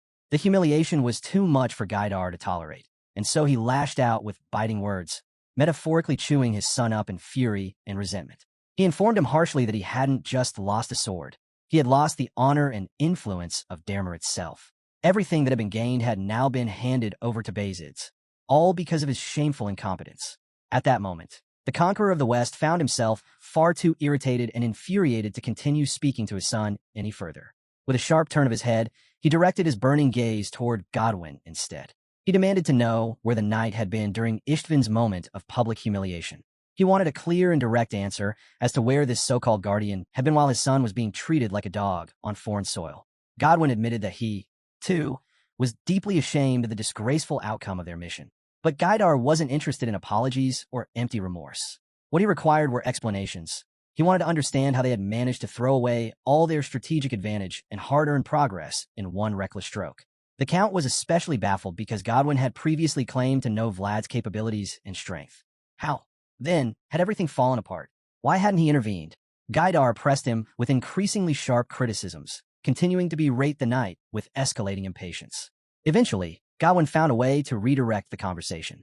He subtly reminded the Count that Vlad might not be as disconnected from him as he had assumed. The moment those words reached Count Gaidar's ears, a realization dawned upon him. He instantly recognized Vlad as one of the young men whom the knight Jorge had raised after abandoning their cause. That memory sparked a long-suppressed rage. Even in death, Jorge still managed to boil Gaidar's blood. The mere idea that a dead man was still haunting him from beyond the grave made the Count's fury skyrocket. He was overwhelmed by the realization that Jorge had continued to defy and undermine him, even now. This latest revelation made it clear to him that Jorge had found a way to betray him one last time. And it worked. Vlad's existence was proof that Jorge had still managed to harm him from the shadows, long after his passing. Now that Gaidar finally knew where Vlad originated, his curiosity deepened. He found himself wanting to learn more about the blonde knight's background and exactly what had transpired in Dermer. To satisfy that curiosity, Godwin provided a concise but detailed summary of the events. The rogue knight admitted that Vlad's raw talent and combat capabilities were exceptional, surpassing expectations. Moreover, the surrounding knights who supported Vlad were of unusually high quality, both in skill and coordination. Vlad had also made excellent strategic use of his environment, taking full advantage of his home ground to gain the upper hand. But that wasn't the most alarming part.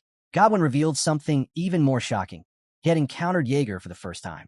Jaeger was a complete surprise, an unexpected force. Godwin could immediately sense that this strange new knight possessed a kind of raw intensity and skill that could go head-to-head with his strength. It was clear that Jaeger was no ordinary soldier. Godwin concluded that Jaeger must be one of the hidden swords that Beazid had been secretly keeping in reserve. This made sense, considering Jaeger was not widely known or publicly recognized. Hearing this analysis, Count Gaidar sighed deeply and muttered a curse directed at the cunning northerners. He was disturbed by everything he had just heard, though he tried not to let it shake his confidence entirely. Suddenly, Gaidar shifted the tone of the conversation. With a firm and deliberate voice, he reminded Godwin of the ancient teachings of their Western ancestors, the wise and brutal pioneers who had once blazed trails across untamed lands. Godwin immediately recalled the lessons, teachings that encouraged warriors to consume everything within their reach first, and only then extend their hands to seize the belongings of others. That principle was said to be the only way one could survive the unforgiving lands of the West. Count Gaidar proudly stated that he had always followed those ancestral teachings without question. He had lived under that guiding principle his entire life, destroying, conquering, and pillaging as he moved forward. Gaidar turned his attention toward his surrounding followers and reminded them all of a vital truth. They were Gaidars, pioneers by blood and destiny. It was their solemn duty never to let go of what was theirs, even though they made it their mission to strip others of what belonged to them. With that declaration, the conqueror of the West raised his voice, commanding with finality that from that moment onward, I must turn to the north. Their objective was crystal clear. They were to retrieve his son's sword by any means necessary, no matter the cost. Back in the snowy city of Sturma, we see Vlad as he received his first pay as a knight. Vorden was in charge of distributing wages and was more than happy to congratulate Vlad. He pulled out 4 gold coins, and as soon as Vlad laid eyes on them, he widened them in disbelief. He appeared shocked by the amount. Vorden, noticing his reaction, quickly assumed Vlad found the pay too low. When asked, Vlad admitted he had expected more and felt a bit disappointed, assuming knights earned higher salaries. Vorden simply reminded him that he was still a rookie. He even scoffed, pointing out how Jaeger still kept Vlad close like a vassal. However, the knight suddenly explained that knights didn't earn wealth through salaries. This piqued Vlad's curiosity, prompting him to listen closely. Vorden went on to say that knights were rewarded by fulfilling duties and taking on responsibilities. Although Vlad tried to understand, he still seemed confused about how that related to money. Before he could ask further, Vorden interrupted, explaining that duty and responsibility were the currency of a knight. He told Vlad, a full cat doesn't hunt mice, and concluded by advising him to accomplish as much as possible to gain both honor and money. He then mentioned that the reward for honor would come at the year's end in the form of special pay exclusive to knights. Vorden added that Vlad could expect more than 4 coins by then, considering all he had achieved already. Curious, Vlad asked what the value of his duties and responsibilities would amount to. In response, Vorden casually said that he shouldn't be asking after all. He was the one who brought over the treasure of the Hainel clan. Vorden then revealed he'd heard about Vlad's new epithet following his Dragon Slayer title. It was clear that Vorden, like the other knights, saw it as a major feat. He even recalled how Vlad had tucked 2 handkerchiefs into his bosom and finally called him the debauchee of the North, Vlad Shoera. The new title caught Vlad off guard. He hadn't expected the conversation to take such a dramatic turn. Feeling awkward now, he watched as Vorden suddenly began acting like a fan. The older knight leaned in and asked him not to forget him when he became a noble in the future. Later that morning, Vlad joined his master, Joseph, for tea. He advised him to embrace the responsibilities of his new status as a knight. Joseph then informed Vlad that he would now be assigned a patrol area. Naturally, Vlad, who had little experience, was surprised and slightly anxious. But Joseph reassured him that he'd have guards, though he would still be in full command. Relieved, Vlad accepted the assignment. That's when Joseph revealed the second part of the duty. He planned to assign Vlad to the back alleys. Vlad instantly agreed with this choice. It was his hometown, after all. Unfortunately, he'd be short on men, as Sir Gregory, Maxim, and Kate had already assigned most of the available personnel. However, Joseph offered him the funds to hire up to 4 people for his team. Vlad was taken aback by this responsibility. When he voiced his confusion, Joseph explained that this role was vastly different from being a mercenary captain. A knight had to be a leader and a potential representative of their lord. Even though Vlad understood that, he still had a major concern that he didn't think he'd find capable team members, as most of the people he knew from the back alleys were gang members. But Joseph wasn't bothered. He assured Vlad that using his name wasn't necessary for this post. He admitted he would have pulled Vlad out of Rose's smile even sooner if his reputation mattered. The young mayor then pointed out that using people for good was far more difficult than cutting them down, acknowledging Vlad's concern. As a show of support, Joseph offered to personally recommend someone for Vlad's team, since this would be his first patrol. Grateful, Vlad thanked him and prepared to leave. On his way out, Jaeger asked Joseph what he was trying to achieve. It turned out Joseph had planned all of this just to place Vlad alongside a specific group of people, without him realizing it. Though Jaeger seemed skeptical, Joseph believed it would work because it was Vlad. He simply had to take a chance on Vlad's unpredictability. The scene shifted as Vlad began recruiting his team. The first member he selected was Gerda, who burst into tears when he heard they'd be working in the back alleys. Vlad quickly told him to stop being so dramatic and to return to the mindset he had back during their mercenary days. Gerda recalled how he'd once been terrified, but had stuck by Vlad anyway, even while cleaning horse dung and getting bullied by the horses. To him, this new assignment felt like a reward for enduring all of that. Overwhelmed, Gerda mistakenly thought he was being made a squire. Vlad immediately corrected him, asking what nonsense he was spouting. He'd never called him squire. He clarified that Gerda was just an employee. The realization stunned Gerda, but he clung to hope. After all, Vlad himself had once started as a mercenary. Even though Gerda had no signs of becoming a real swordsman, Vlad chose not to crush his dream. He simply encouraged him to work hard and keep trying. This reminded Vlad why he needed Gerda by his side. He talked too much and panicked easily, but he always got the job done. Just then, a woman at the bar interrupted his thoughts, telling him to take someone else with him. Vlad was confused until she pointed to a tall guy standing at the door, Otar. Vlad immediately recognized him. Otar had bulked up significantly, thanks to the bar lady feeding him properly. She claimed it was a waste for him to be guarding a bar with no fights. Vlad admitted that Otar could be trusted. He was strong, dependable, and familiar with the back alleys. However, he hesitated to take her only security guard. She laughed, explaining that since Vlad's arrival, no one dared to cause trouble. Rose's smile had become the safest spot in the alleys, all thanks to him. Every customer now came to drink and rest peacefully, knowing the bar was where Sir Vlad stayed. She reminded him that ever since he took down Armorjack's forces, the bar had become a safe haven. She even encouraged him to use it as a base for his team. Vlad admitted that the best part of being a knight wasn't swinging a sword, it was being able to protect others without even drawing it. Hearing this, the lady smiled, happy to see that Vlad was starting to realize the influence he held. With Gerda and Otar now officially on his team, Vlad needed just one more person, and he already had someone in mind. The scene shifted to the harbor, where Vlad reunited with his old friend Harvin, who was currently drunk on what he called premium alcohol. Vlad was surprised that Harvin still drank the boss's old, poison-like brew. Harvin laughed it off, saying it was the boss's only joy. Seeing Vlad again made Harvin emotional. It felt like just yesterday that he'd taken in Vlad and Geminina and sheltered them. He joked that blonde animals were always better to take in, but Vlad ignored the drunken remark. Harvin finally asked what brought him there, hoping it wasn't a waste of time.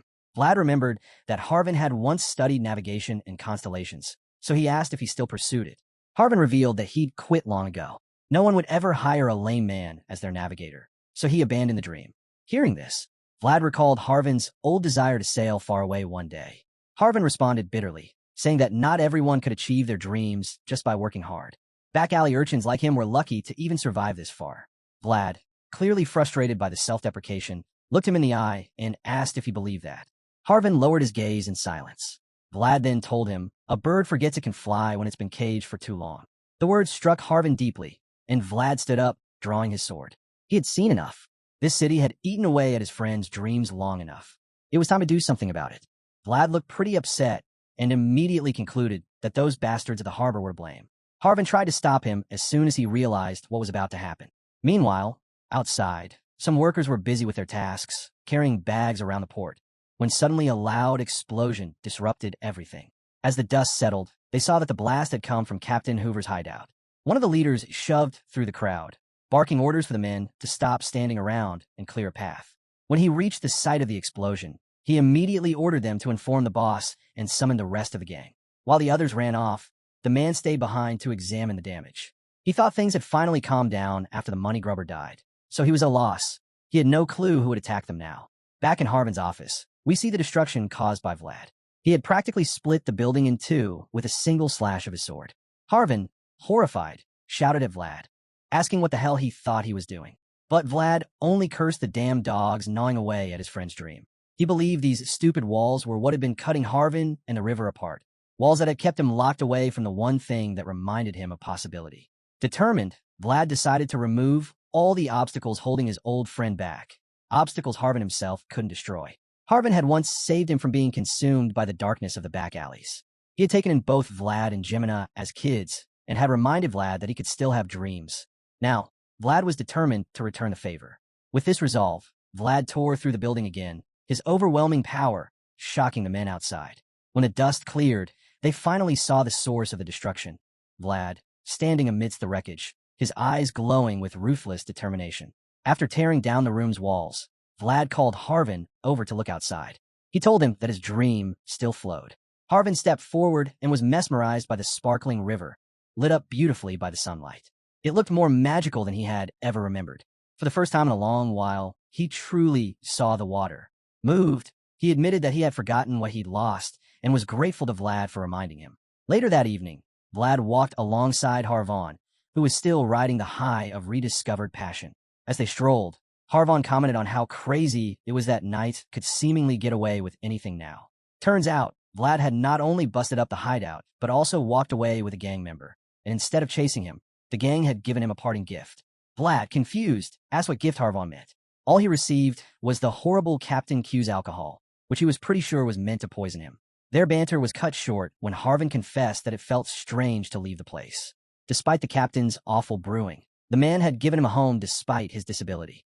He felt guilty abandoning that. But Vlad reassured him that there was nothing to worry about and promised that Lord Joseph wouldn't lay a hand on the captain.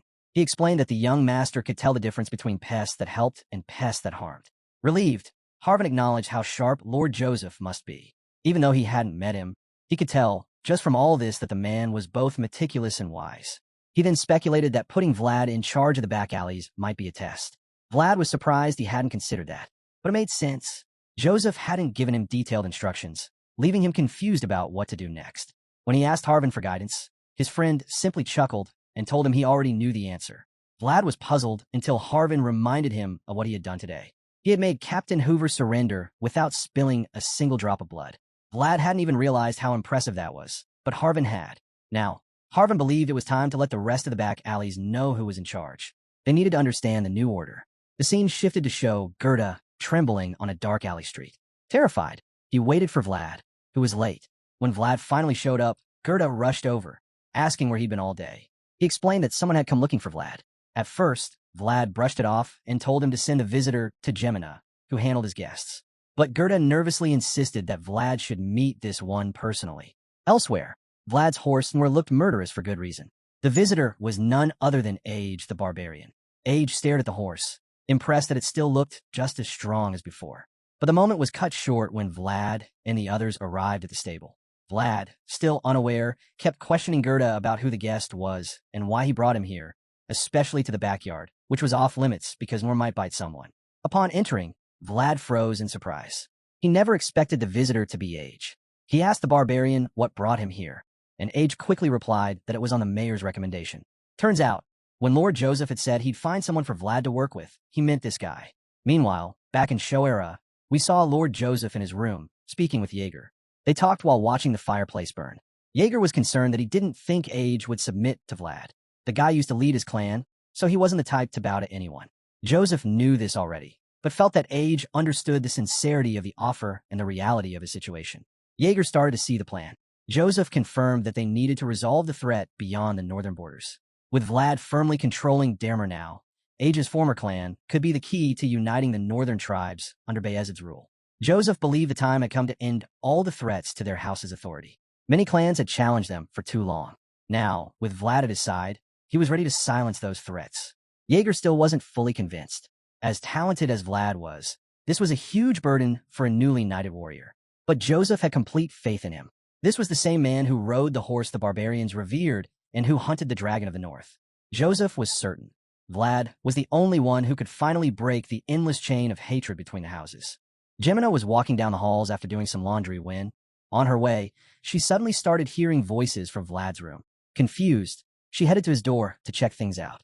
She knocked, and Vlad opened the door rather quickly, looking surprised to see her. He asked her what was up, but she just stared at him in confusion. She heard voices coming from his room, but after peeking inside, she couldn't see anyone else there. Now, she was even more baffled. Before Vlad could say anything, Geminina threw the laundry at him and pushed him back into the room, shutting the door behind her. She immediately started interrogating him. There was no one else in sight, so she demanded to know why it sounded like he was talking to someone. She suspected he was still talking to ghosts. Vlad looked a bit confused by the question. Though she was suspicious, he insisted he wasn't talking to any ghosts. Geminina wanted to believe him, but she heard voices. So, she told him to change rooms. Vlad was shocked by her sudden order. He asked where he was supposed to go, and she told him to move to the end of the hallway. As far as she was concerned, no one else needed to discover what he was like right now. To make him feel less bad about it, she promised she'd move into the room right next to his. She said it because she felt Vlad shouldn't keep hiding anymore. Hearing that, Vlad was a little stunned. Geminina was saying she was willing to become his accomplice for his sake. Whether she was shining in armor or surviving in shabby alleys, she had always cared about him, and that thought made him truly grateful. After laying out the new plan, she got up from the bed and grabbed the laundry, but not before reminding him to go to church. Vlad hesitated a bit, but then called out to her just before she left the room. He asked if there was something she wanted him to get for her, saying he'd buy it no matter what it was. That completely caught her off guard. She hadn't expected the offer and didn't even have a request in mind. As Vlad waited for her answer, she just gave him a teasing smile and told him to take care of himself first. Her words left him stunned, and as she walked out the door, she advised him to at least grab some decent equipment or something. Vlad stood there momentarily frozen, but not entirely surprised. He knew this was just how Geminina was. Smiling, he called after her that he was only putting the offer out there. Just then, Gerda arrived to inform him that everything was ready for their next assignment. Vlad was surprised that he'd managed to get everything set up so quickly, but he was also glad to hear it. Wasting no time, our boy got right to business, with Gerda following closely behind. The scene shifted to a small casino in town, where Vlad was now in the middle of a high-stakes gambling match. The roulette wheel spun fast, and as it came to a stop, one of the players yelled in frustration it just wasn't his day. Vlad stared intently at the wheel, his thoughts wandering as the voice in his head remarked that they should have come here sooner. Casinos were perfect for training reflexes and dynamic vision. Vlad agreed and activated his aura, focusing deeply on the game. He hadn't known that combat techniques could be applied like this before. It was a cool discovery. The more he concentrated, the slower time seemed to move. As he stared at the spinning ball, something caught him off guard. No one else noticed it, but Vlad did. He reacted in shock, and the voice confirmed that the movement he saw was out of the ordinary. Taking a closer look at the dealer, Vlad realized there was foul play involved. Not surprisingly, scams in gambling houses were a given. The moment the shady dealer looked into Vlad's glowing blue eyes, he started panicking. He knew he'd been caught. Vlad smirked. It was the perfect moment to stir up a little trouble. But before he could act, a man in a purple suit appeared behind him, asking if he was enjoying himself. Vlad turned to face him, startled.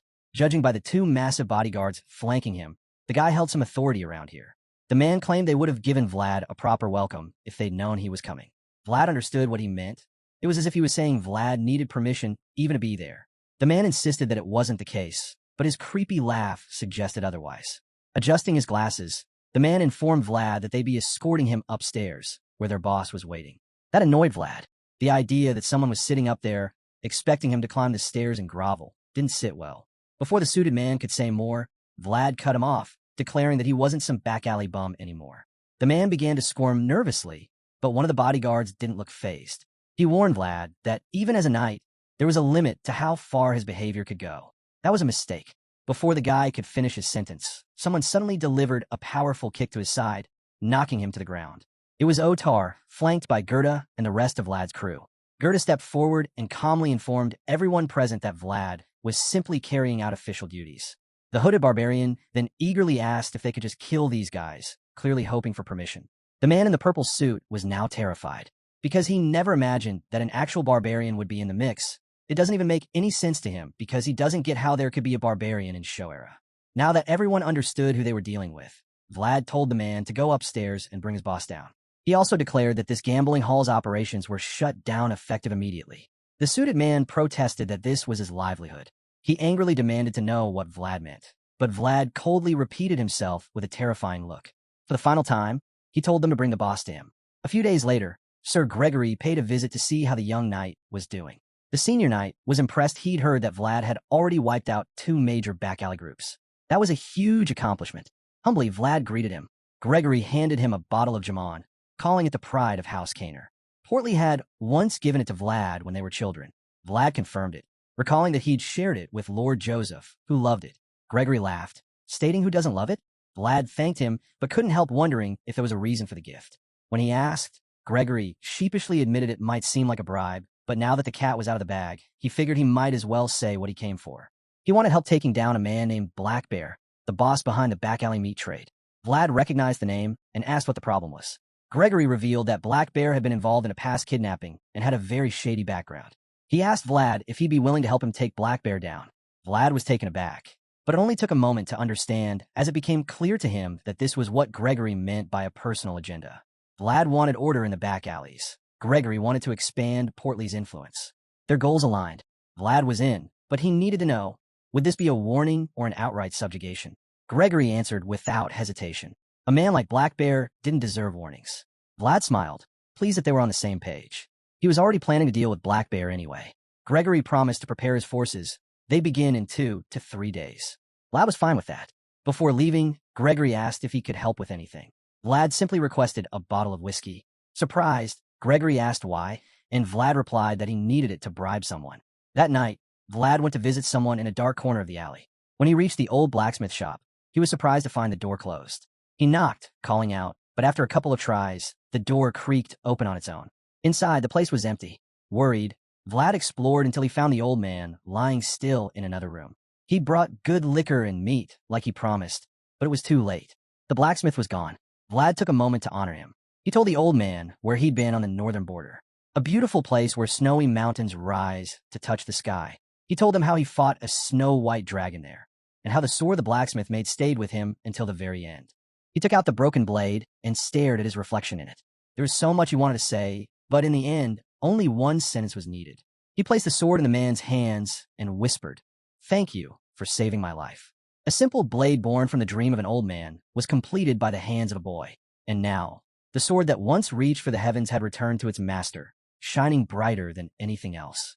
Vlad, Geminina, and Harvin stood in solemn silence, paying their final respects to the elderly man.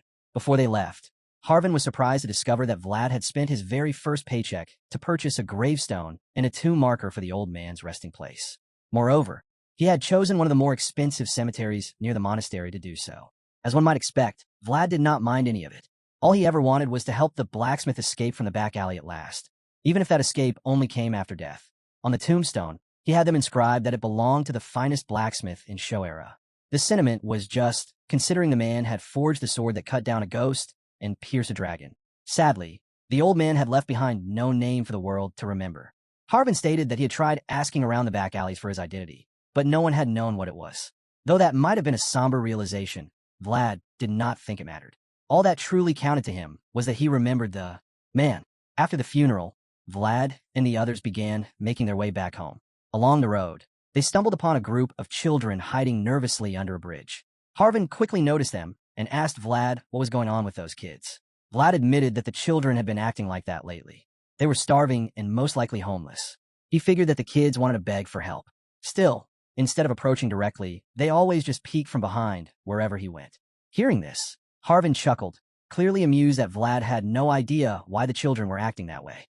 Vlad still did not understand. So Harvin concluded that he must have forgotten what their childhood had once been like. With a gentle smile, he reminded Vlad that there had been a time when they, too, had wild and fearful eyes just like those children. Harvin observed that this winter was even harsher than the last and confessed that he understood all too well what the poor kids were going through. Harvin warned that many of them would likely freeze to death in the end, and Vlad agreed with his assessment. With this grim thought in mind, Vlad figured that even one blanket might be enough to help them make it through the night. He began thinking about ways he could assist. Before he could act, Harvin reminded him that he had only 1 gold coin left from this month's earnings, given that the rest had gone toward the old man's funeral. Vlad admitted that he had not been planning to save much this month anyway. With his remaining gold, he believed he could at least buy enough blankets for the children and their friends to help them survive the cold. Hearing this, Harvin could not argue with the decision. However, he did suggest that Vlad should ask the children to say a prayer for the old man while handing out the blankets. As far as he was concerned, 1 prayer per blanket was not a bad deal at all, especially since Vlad would be broke afterward.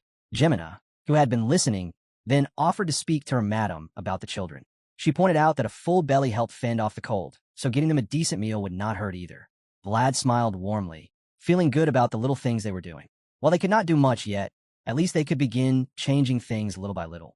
Witnessing them act this way proved that although the plain sword had been buried with the blacksmith, the star he forged still lit up the back alleys, even if its form and name had changed. Having honored the old man and helped the starving children with some food and warmth, Vlad set out on his next mission. This time, he was joining Sir Gregory's forces to take down Black Bear. As they advanced into the domain controlled by the notorious meat trade boss, the reasons for their operation became increasingly clear. He was overwhelmed by the ghastly state of the place.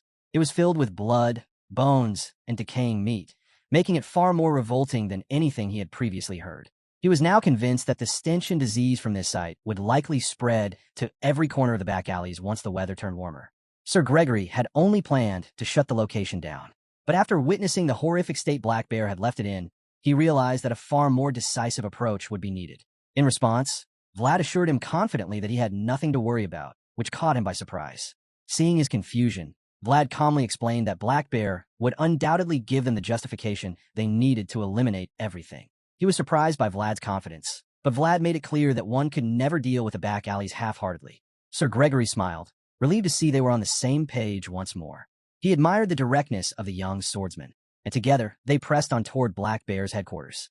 Once they arrived, Vlad loudly made his presence known to everyone within. He introduced himself as Vlad of Shoera and declared that he had come to arrest the one responsible for disturbing the city's order, Black Bear. Taking out a scroll, he read the charges laid against the boss, which ranged from murder and fraud to human trafficking and deceiving the rightful rulers of the noble city. Despite this bold announcement, there was no response from the building. Not a sound could be heard.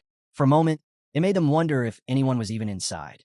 Still, after a few silent moments passed, Gregory surmised that Black Bear and his men were likely preparing to fight. He believed everything was playing out exactly as Vlad had anticipated. By refusing to surrender, Black Bear had effectively given them the justification they needed to destroy his criminal empire. Vlad stared intently at the building's door, waiting to see if it would suddenly burst open. Gregory cautioned him that Black Bear's men would be heavily armed and fully prepared for a battle. These criminals all knew that being captured would mean execution, and they would rather die than face arrest. After processing what the senior knight had said, Vlad called upon Otar and Age to accompany him. They were arguably the strongest fighters in their force besides Gregory himself, who was already a seasoned knight. For that reason, Vlad decided he would lead the charge with them. Age was more than thrilled at the opportunity. He quickly stepped up and asked Vlad whether this would be another scare tactic like what they had done at the gambling den. He hoped that was not the case and hinted that a little warm-up would be nice, considering the severity of the charges. In reply, Vlad simply asked him what he thought they were here to do. Then, he revealed that these were the same men who had sold a pregnant woman and her unborn child as ingredients for dark magic. Age's blood immediately began to boil. His eyes turned blood red, and the veins on his forehead bulged aggressively. Harnessing the same inner rage, Vlad's eyes glinted with murderous determination. It became evident that they were not here for warnings. These were the types of criminals who were killed on sight. Since Black Bear had refused to surrender when given the chance, They now had all the grounds they needed to wipe them out permanently. Without hesitation, Age and Vlad stormed into the house with full force, catching the thugs entirely off guard. The barbarian decided that merely killing these men was not enough. They were utterly shocked to see a barbarian, as there had not been any in Sora for years. To make matters worse for them, Age was no ordinary barbarian. He was from the infamous Buddha tribe. Despite recognizing him, the thugs still foolishly believed they had a chance.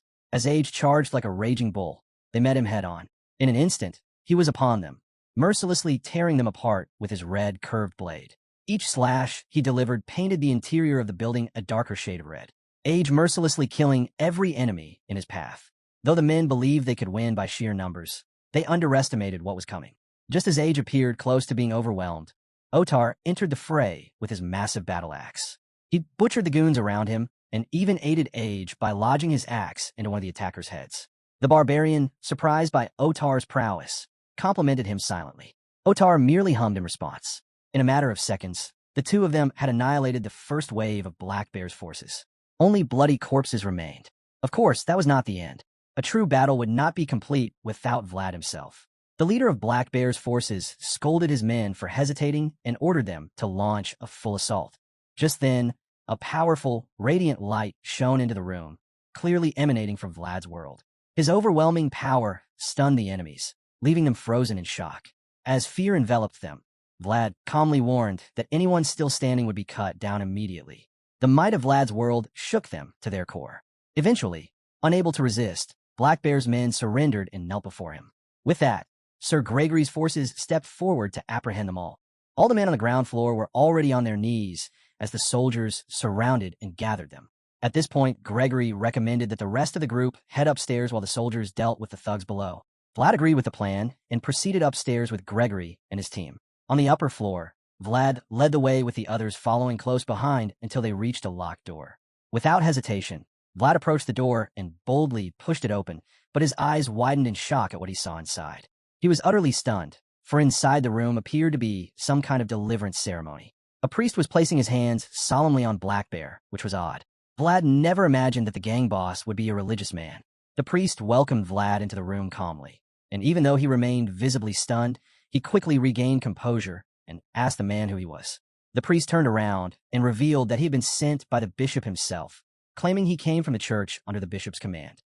Vlad wasn't pleased by this sudden and confusing twist, though he maintained his composure.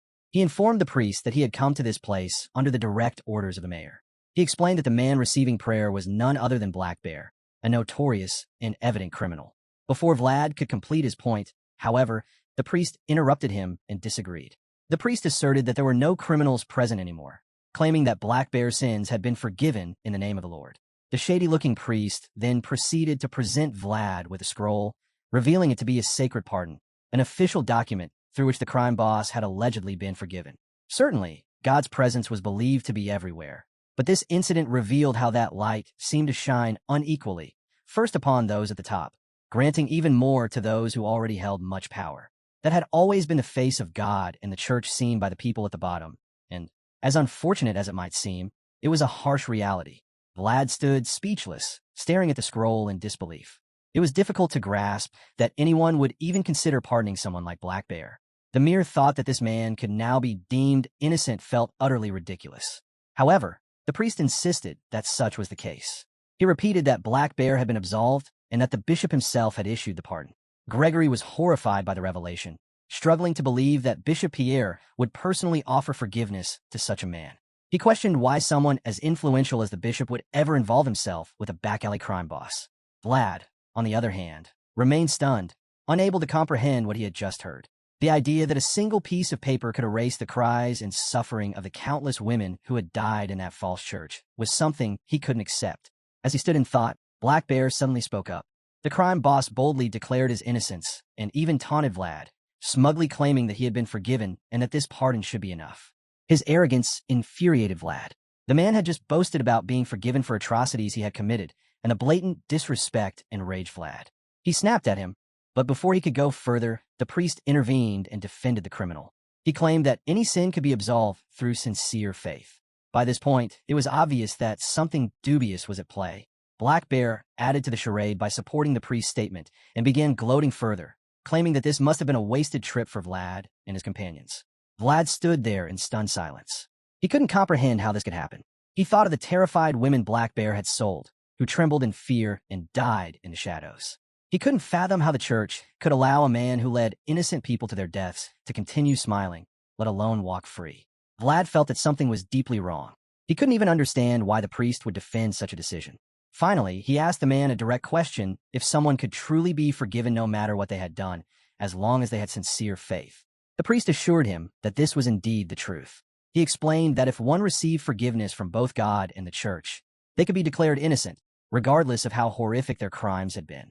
Hearing this, Vlad stood quietly for a moment and then turned to Gregory. He reminded him of something he had told him in that fog-covered village. If no one was where they were supposed to be, and no one was willing to take responsibility, then a knight must step forward and do it. Gregory was completely shaken when Vlad said this, for he immediately realized that the determined young knight was about to do something drastic. He tried to stop him, but it was already too late. Vlad remembered that what Gregory once told him was aligned with the Swordmaster's code. Without hesitation, he drew his weapon and, in a single powerful and clean strike, severed Black Bear's head. The priest gasped in horror at the sight, while Gregory appeared deeply disappointed. However, Age looked satisfied with what had just happened, and Otar appeared visibly shaken. Black Bear's head rolled across the wooden floor, trailing blood behind it. His headless body remained upright for a moment as crimson liquid poured from it. As expected, the shady priest was furious. He angrily scolded the young knight for murdering a supposedly repentant man. But before the priest could continue yelling, Vlad dropped to his knees, holding his bloody sword, and accepted that he was a sinner. He did not protest or argue with the priest's anger. Instead, he calmly and humbly surrendered himself and asked that he be granted the opportunity to receive forgiveness, too. After all, if it didn't matter how grave the sin was as long as one threw themselves at the mercy of the Lord, then he, too, could be forgiven. This bold act of using the priest's argument against him left the man completely speechless and slightly terrified. He just stood there silently, unable to respond, staring at the ruthless knight in complete shock. The scene then shifted back to the mayor's residence. News of the event had already reached the young master. At the moment, Joseph appeared weary and emotionally overwhelmed. He needed a moment to absorb what had happened, as the weight of it all was considerable. He was still shocked by the fact that Vlad had killed someone who had received a church-issued pardon. Now, Gregory stood before him, bearing the burden of what had occurred. He had been the one to propose the mission and had been entrusted with overseeing it. Yet he had failed to control the situation.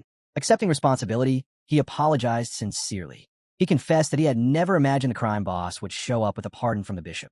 Joseph, however, clarified that Black Bear had not acquired the pardon himself. The document had simply been handed to him. This detail left the gathered knights bewildered. They struggled to understand why a bishop would bestow such favor upon a back-alley boss. The explanation made Joseph's blood boil. He knew precisely why it had happened. He felt that those in power must have believed the Beazid house to be a joke, which was likely why they acted so brazenly to undermine his authority as mayor. With this realization, Joseph calmly asked where Vlad was now. Vorden looked nervous, clearly afraid that the boy would receive severe punishment. Still, he informed Joseph that Vlad was currently waiting in his office, having been kept out of sight to prevent further agitation. Joseph agreed that this was a wise move. Then, without warning, he turned to Jaeger and shocked everyone in the room by ordering the advanced knight to arrest Sir Vlad immediately. Moreover, he commanded that the young swordsman, once a symbol of hope for House Beazid, be charged with murder. The knight stood frozen in disbelief.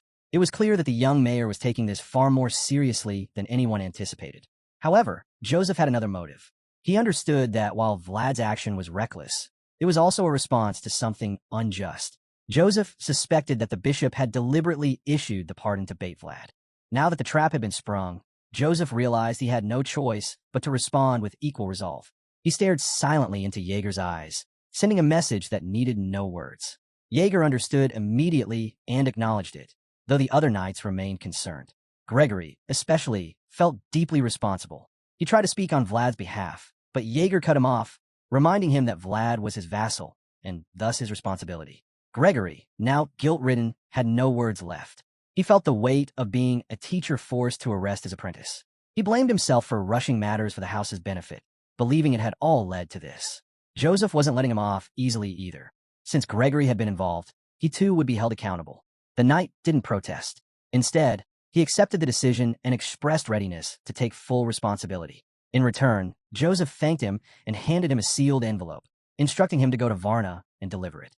Though unsure at first, Gregory understood what it meant after glancing at the seal. He promised to complete the task swiftly. Joseph then turned to Vorden, ordering him to summon the mage, stating that he needed to contact both his father and San Rosino. As for Maxim and Cade, he ordered them to cancel all ongoing missions and gather only the most elite soldiers.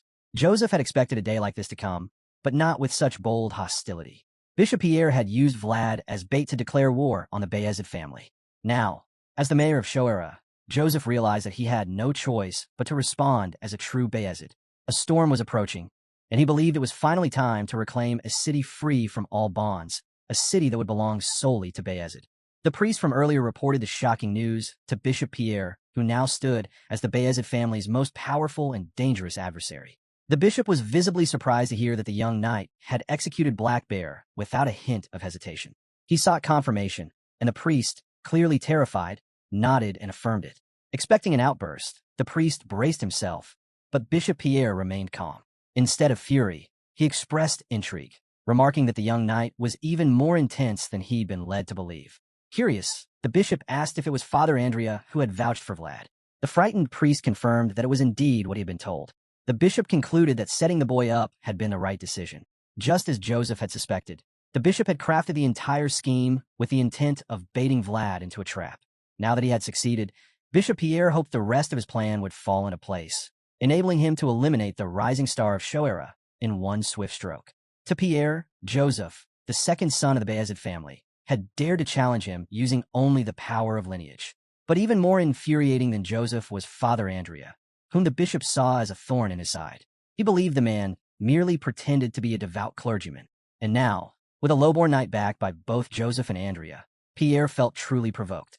That realization led him to conclude that it was time to stop waiting.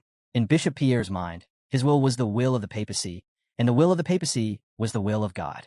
With such conviction, he ordered the priest to send word to the mayor of Shoera. Joseph Beazid, he commanded, must guide the foolish knight who ignored a direct pardon from the church. But that wasn't all. Bishop Pierre also ordered the priest to prepare their secret weapon. The man flinched at the drastic command, reluctant to believe what he was hearing. The bishop confirmed that he wanted the weapon. It was the same one they had been preparing ever since Pierre was posted in Shoera. The weapon is said to have been struck by black lightning. Pierre insisted it was absurd that Vlad could emit an aura and become a knight, no matter how gifted he was. He suspected a dark shadow lurked within the boy and believed that soon the truth would be revealed.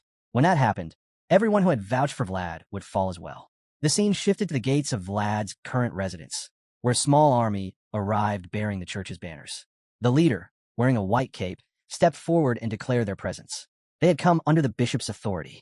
He loudly proclaimed that Vlad's defiance of the bishop's pardon amounted to blasphemy, a direct rejection of God's will. Therefore, he demanded that the gates be opened at once. He warned that anyone inside would be labeled heretics if they didn't comply. In response, the door opened, and one of Beazid's knights appeared. Teasing the visitors, he asked if they intended to cause such a ruckus so early in the morning. The man in the white cape, clearly unamused, reached for his sword and demanded to know who he was speaking to. The knight introduced himself as Maxim, a loyal servant of Lord Joseph, and declared that the place known as Rosa Smiles was under investigation by mayoral order. The bishop's knight scoffed, stating that this investigation was beyond the mayor's jurisdiction. He claimed that the individuals present were under suspicion of blasphemy. But Maxim, undeterred, pushed back, saying it was ridiculous to accuse someone of blasphemy simply for being in the same place as Sir Vlad.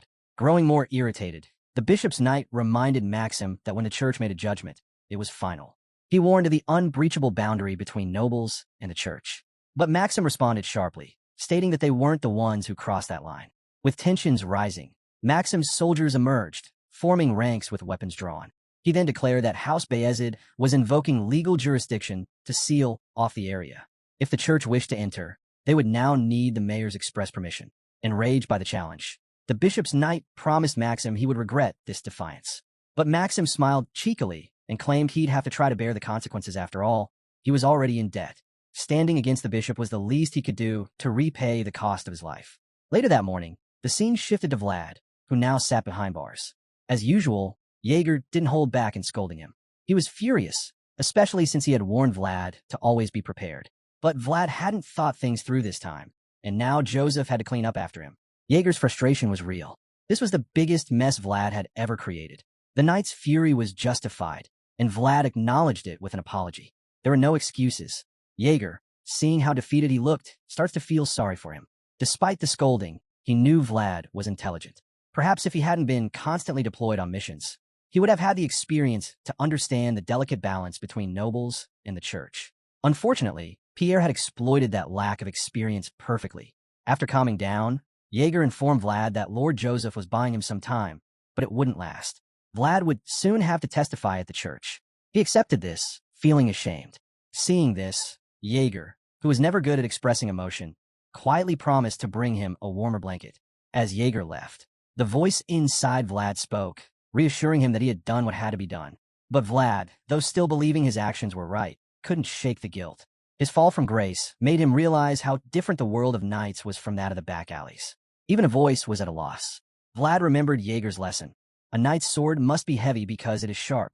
Back then, he hadn't understood. Now, sitting in a cold cell as snow fell over the town, he finally did. Days passed, and the scene moved to Bishop Pierre, staring out his window with disgust. Outside, a protest had erupted. Citizens chanted against Vlad's unfair trial. They claimed that Black Bear deserved death and insisted Vlad had done what was right. The bishop, they said, granted pardons to murderers while condemning a knight who protected the people. The protesters argued that this was the North and demanded a bishop with northern blood. Pierre found the protest infuriating but amusing. He believed these were cheap tricks. As far as he was concerned, this trial would be the church's stage. Eventually, the trial began. Vlad stood before the court. Joseph watched, trying to stay calm until Bishop Pierre entered. What shocked him most was the bishop's secret weapon, a heretic inquisitor. Even at the peak of witch hunts, the church never went this far. Joseph was stunned. This was orchestrated, and Gregory still hadn't arrived. With everything in place, the bishop called for the trial to begin. Vlad was asked to place his hand on the Bible and swear to tell the truth. As he did, a golden light shone from the book in the floor. The crystal orbs held by inquisitors also glowed. Most of the people present are blown away by the sight before them. They've probably never seen something like this before. The bishop explained that the oath had been engraved. If Vlad lied, the light in the orbs would vanish. As he said this, he locked eyes with Joseph across the hall. The mayor stared back, mentally preparing for the worst. Meanwhile, Pierre relished the moment. He believed he had all his enemies exactly where he wanted them. With complete confidence, he wanted Joseph to witness just how powerless northern blood truly was before the so-called truth. Bishop Pierre officially began the trial with the clear intention of disgracing the nobles and everyone who had dared to challenge his authority. He opened the session by stating the official charge that Vlad had killed the man known as Black Bear, although the deceased had been granted an official pardon. When asked if the charge was true, Vlad did not deny it. With his hands bound and his head lowered like a criminal, he calmly confirmed that he had indeed killed the man. The orb continued to glow, verifying the truth of his statement. The bishop, unsurprised, acknowledged this fact as it was the entire basis for holding the trial in the first place. Following this, Pierre raised another question whether Vlad admitted to defying the word of God. The accusation startled Vlad. He immediately questioned what the bishop meant and firmly denied defying the divine will. Though irritated by Vlad's tone, the bishop remained composed and continued the questioning. Joseph, observing the proceedings, found himself both irritated and intrigued by the bishop's relentless and manipulative approach. He recognized that Pierre was twisting the trial using carefully worded and misleading questions to trap Vlad into admitting guilt. The previous question had been a clear example of that. No matter how Vlad had responded, the bishop would have used it to reinforce his claim. As the trial moved forward, Pierre asked Vlad whether he believed he had always made just and righteous decisions in all the times he had taken a life. This question, like the one before, was designed as a trap. Vlad, unaware of its full implications, paused briefly before responding with a yes. The moment he answered, the light in the orb vanished. Confused, Vlad was left speechless. Before he could react, the bishop coldly stated that Vlad's response had been a lie. Joseph, carefully watching, understood the setup. The bishop had deliberately phrased the question using absolute terms like always, just, and righteous, knowing no one could truthfully meet that standard. Even though Vlad had no intention to lie, the phrasing forced the orb to judge otherwise. As Vlad protested, maintaining that he had spoken truthfully, the bishop ignored the plea and pressed on with the trial. The next line of questioning took a deeper turn. The bishop recalled a report from a year earlier, where a boy was said to have been struck by a bolt of black lightning in the back alleys of Shoara. He then asked if Vlad was that boy. Shocked to hear the incident brought up, Vlad hesitated, but eventually admitted that he was indeed the one mentioned in the report. A twisted satisfaction crossed Pierre's face upon hearing this confirmation. To him, this connected Vlad directly with the ominous phenomenon, giving further weight to his accusation. Before Vlad could offer any clarification, Pierre continued, asking whether Vlad had heard a voice or received a revelation from an unknown force after the lightning strike. This question placed Vlad in a far more dangerous position than before. The onlookers were stunned. Some of them struggled to believe what they were hearing, while others began to doubt everything they had believed about the young knight. For them, this cast a shadow over all of Vlad's accomplishments. It painted the possibility that his strength had not been earned, but rather granted by some forbidden force. Joseph also began to panic. While he acknowledged Vlad's rapid and almost unnatural growth, he had seen Vlad's strength and brilliance firsthand. He knew that Vlad's radiance and power could not have stemmed from anything evil. Still, Vlad remained silent. The pressure of the moment overwhelmed him. If he admitted to hearing a voice, he risked being labeled a heretic. If he denied it, the orb might once again judge it a lie. Either way, the bishop would twist it to his advantage. At that moment, the voice within Vlad's mind offered him guidance. It urged him to respond with a yes and to explain that the lightning had left lasting aftereffects, including a brief period of mental confusion. This, the voice assured, was a safer path than denying it and risking another false judgment from the orb. Vlad realized that only 3 questions remained. He feared that the voice's identity could be exposed if things escalated. But the voice reassured him that it had a way to protect itself, which left Vlad somewhat uncertain, but hopeful. Pierre, quickly losing patience, demanded an answer. The pressure intensified. Just as Vlad was about to respond, the trial was suddenly interrupted. A voice called out, commanding the proceedings to stop. The outburst shocked everyone in the hall, including Bishop Pierre, who had nearly obtained the confession he sought. The man who entered was Father Andrea. His presence stunned Vlad and visibly angered the bishop. Pierre lashed out, claiming Andreas had no right to speak. But Andrea stood firm, stating that he had been the one to vouch for Vlad and that he should have been consulted if there had been any suspicion. Realizing he could not keep Andrea from participating, Pierre reluctantly allowed him into the hall. Andrea approached Vlad, offered him comfort, and took over the questioning from that point onward. He then asked the bishop to repeat the previous question so that he could respond on Vlad's behalf. Pierre complied and restated the question whether Vlad had received any revelation or heard any voice following the black lightning strike. Andrea paused for a moment before answering, claiming that Vlad's actions would continue to be accompanied by that voice. The bishop tried to use this response to suggest that the voice came from something unholy, but Andrea countered swiftly, claiming the voice came from the heavens, from God. The response left the bishop furious, but Andrea continued. He reminded everyone present that over the past year, Vlad had fought through darkness with blinding light. He had protected pilgrims, saved children, and defeated heretical beasts. He had not done these things under some dark force. His deeds were guided by divine will. Andrea also pointed out that Vlad was vouched for by both himself and San Rosino, a rare and powerful endorsement. The crowd, which had been tense and uncertain moments before, began to calm. They started to believe that perhaps the voice Vlad followed was not dark, but holy. The atmosphere shifted. Still unwilling to concede, Pierre argued that God would never bless someone born in the back alleys. Andrea swiftly reminded him that Lord Frausen, too, had risen from humble origins and gone on to become the founding king and the first swordmaster. He emphasized that God's blessings are not granted based on one's birth, but on the path they choose.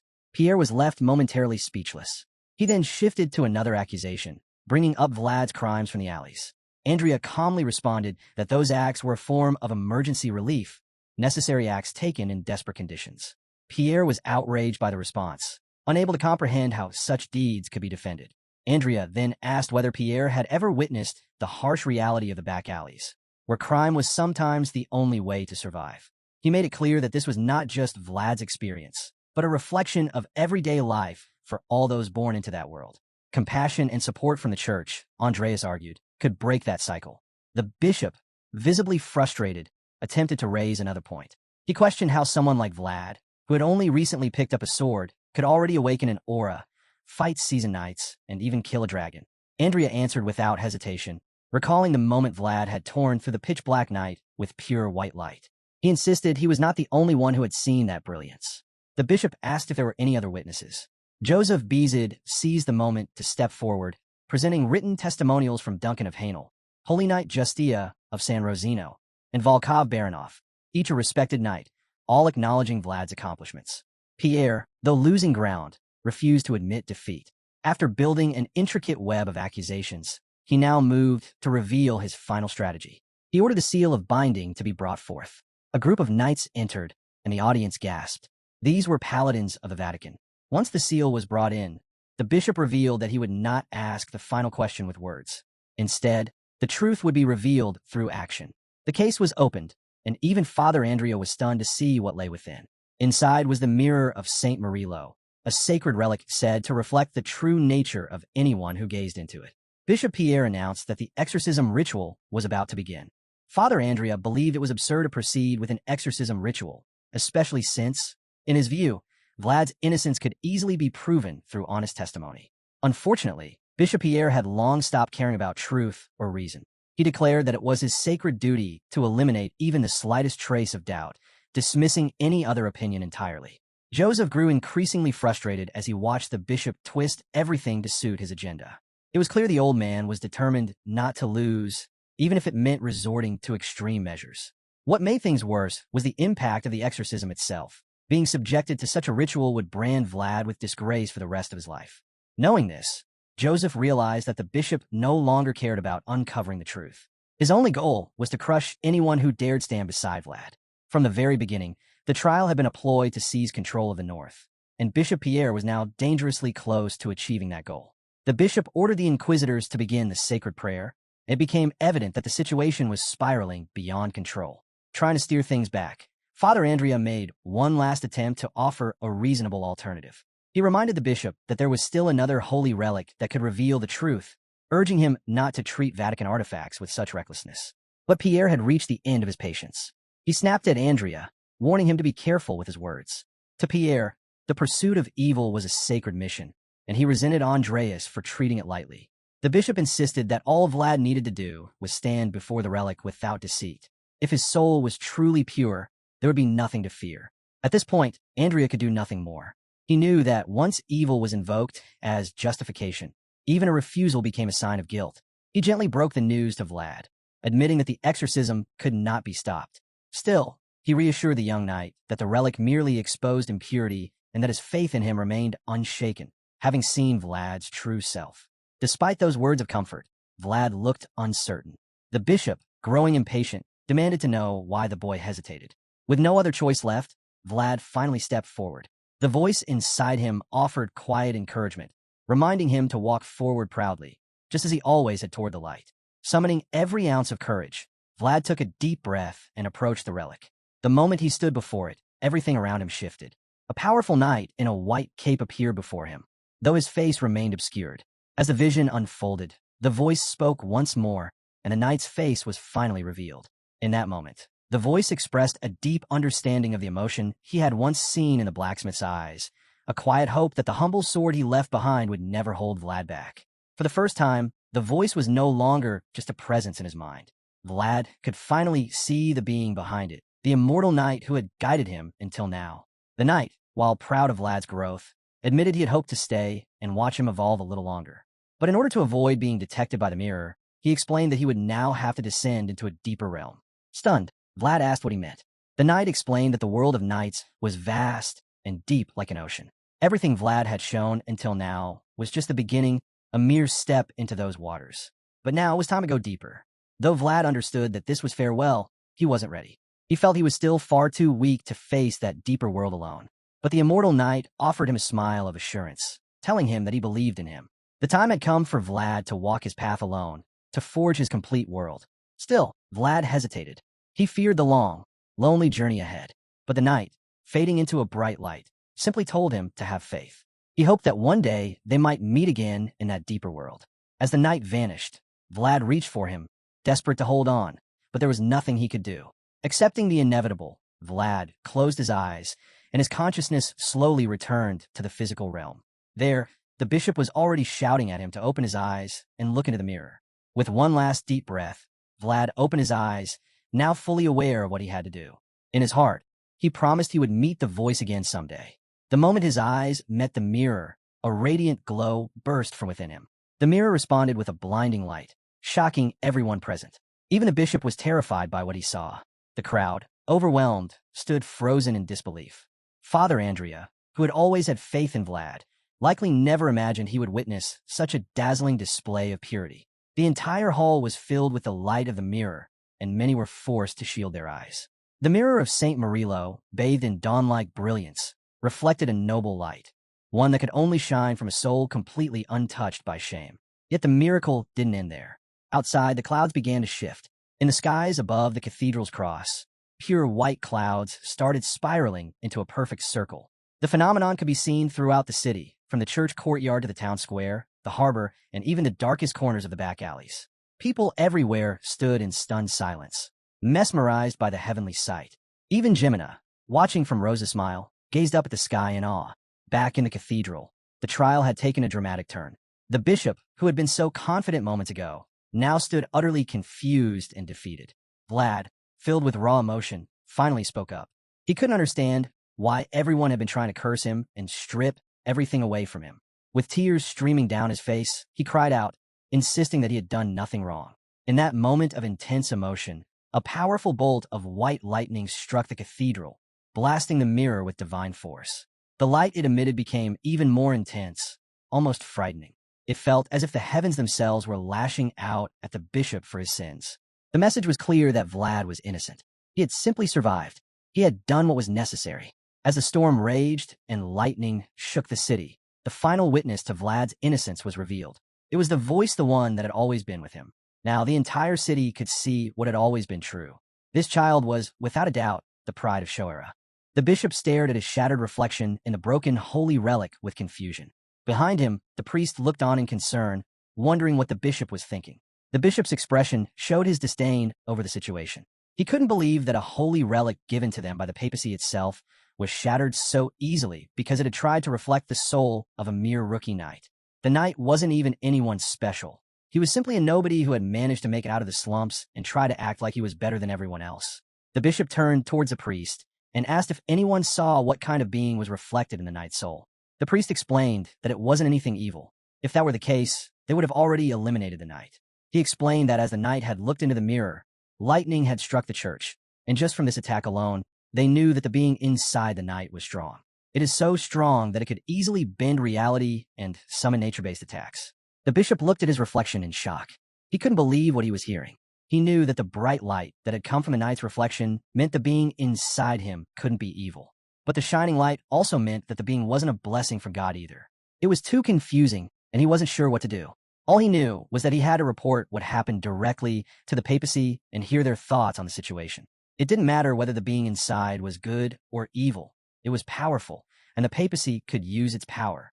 If they could control it and the knight wielded it, then it would help them greatly. And if they couldn't control the knight, they would simply hold him on trial and ruin his reputation again. Just then, another priest came running in through the room door, shouting for the bishop. He shouted that there was a telegram from San Rosino. The bishop didn't react to his presence, keeping his back towards the door, and told the priest to read the message.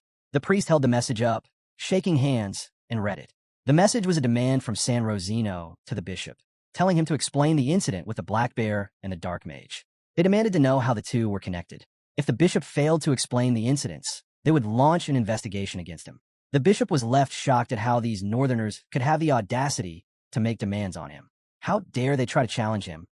A direct member of the papacy? He clenched his fists in anger. He knew why they were being so confident. The San Rosino house had allied with the other northern houses. They knew all the northern houses were strong enough to stand against the papacy and win. But the bishop couldn't let this get to him. He took a deep breath and turned toward the priest. He told the priest to go and bring in a mage. The bishop had no time to waste. He needed to send a message to the Bloodhound Duke. He was the only option left in dealing with this mess. Far away in his manor, Jaeger told Joseph the news about San Rosino sending a message to the bishop. Joseph was surprised at how fast they were taking action, but he knew that the North had been oppressed for way too long, and they wanted to get their revenge as quickly as possible. Jaeger agreed with him. He told Joseph everyone knew about the papacy's neglect of the northern people.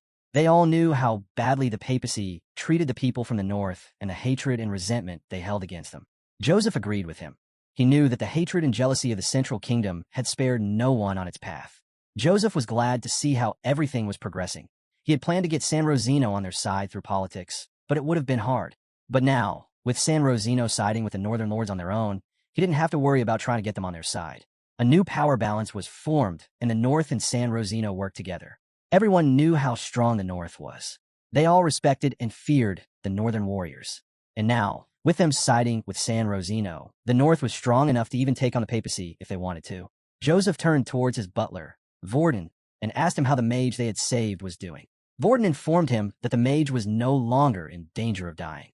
He was resting and would be fully recovered after a few days. The mage was old and had no injuries, but he lost a lot of energy while trekking through the snow. Joseph told him to care for the mage as if he were a guest at their manor. He wanted the mage to stay here until the rest of the winter. He didn't want to risk sending the mage back to Varna in the middle of winter. Though that was what he told his butler, Joseph also had ulterior motives. The mage had come to his manor while following Vlad.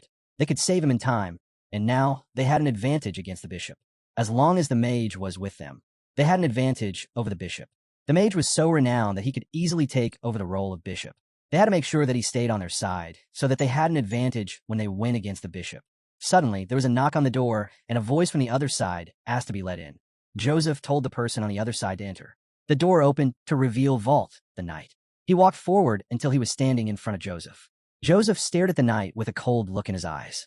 He was so tired of him that Vlad always disregarded his orders and did whatever he wanted. He finally turned towards the knight and asked what he should do with him.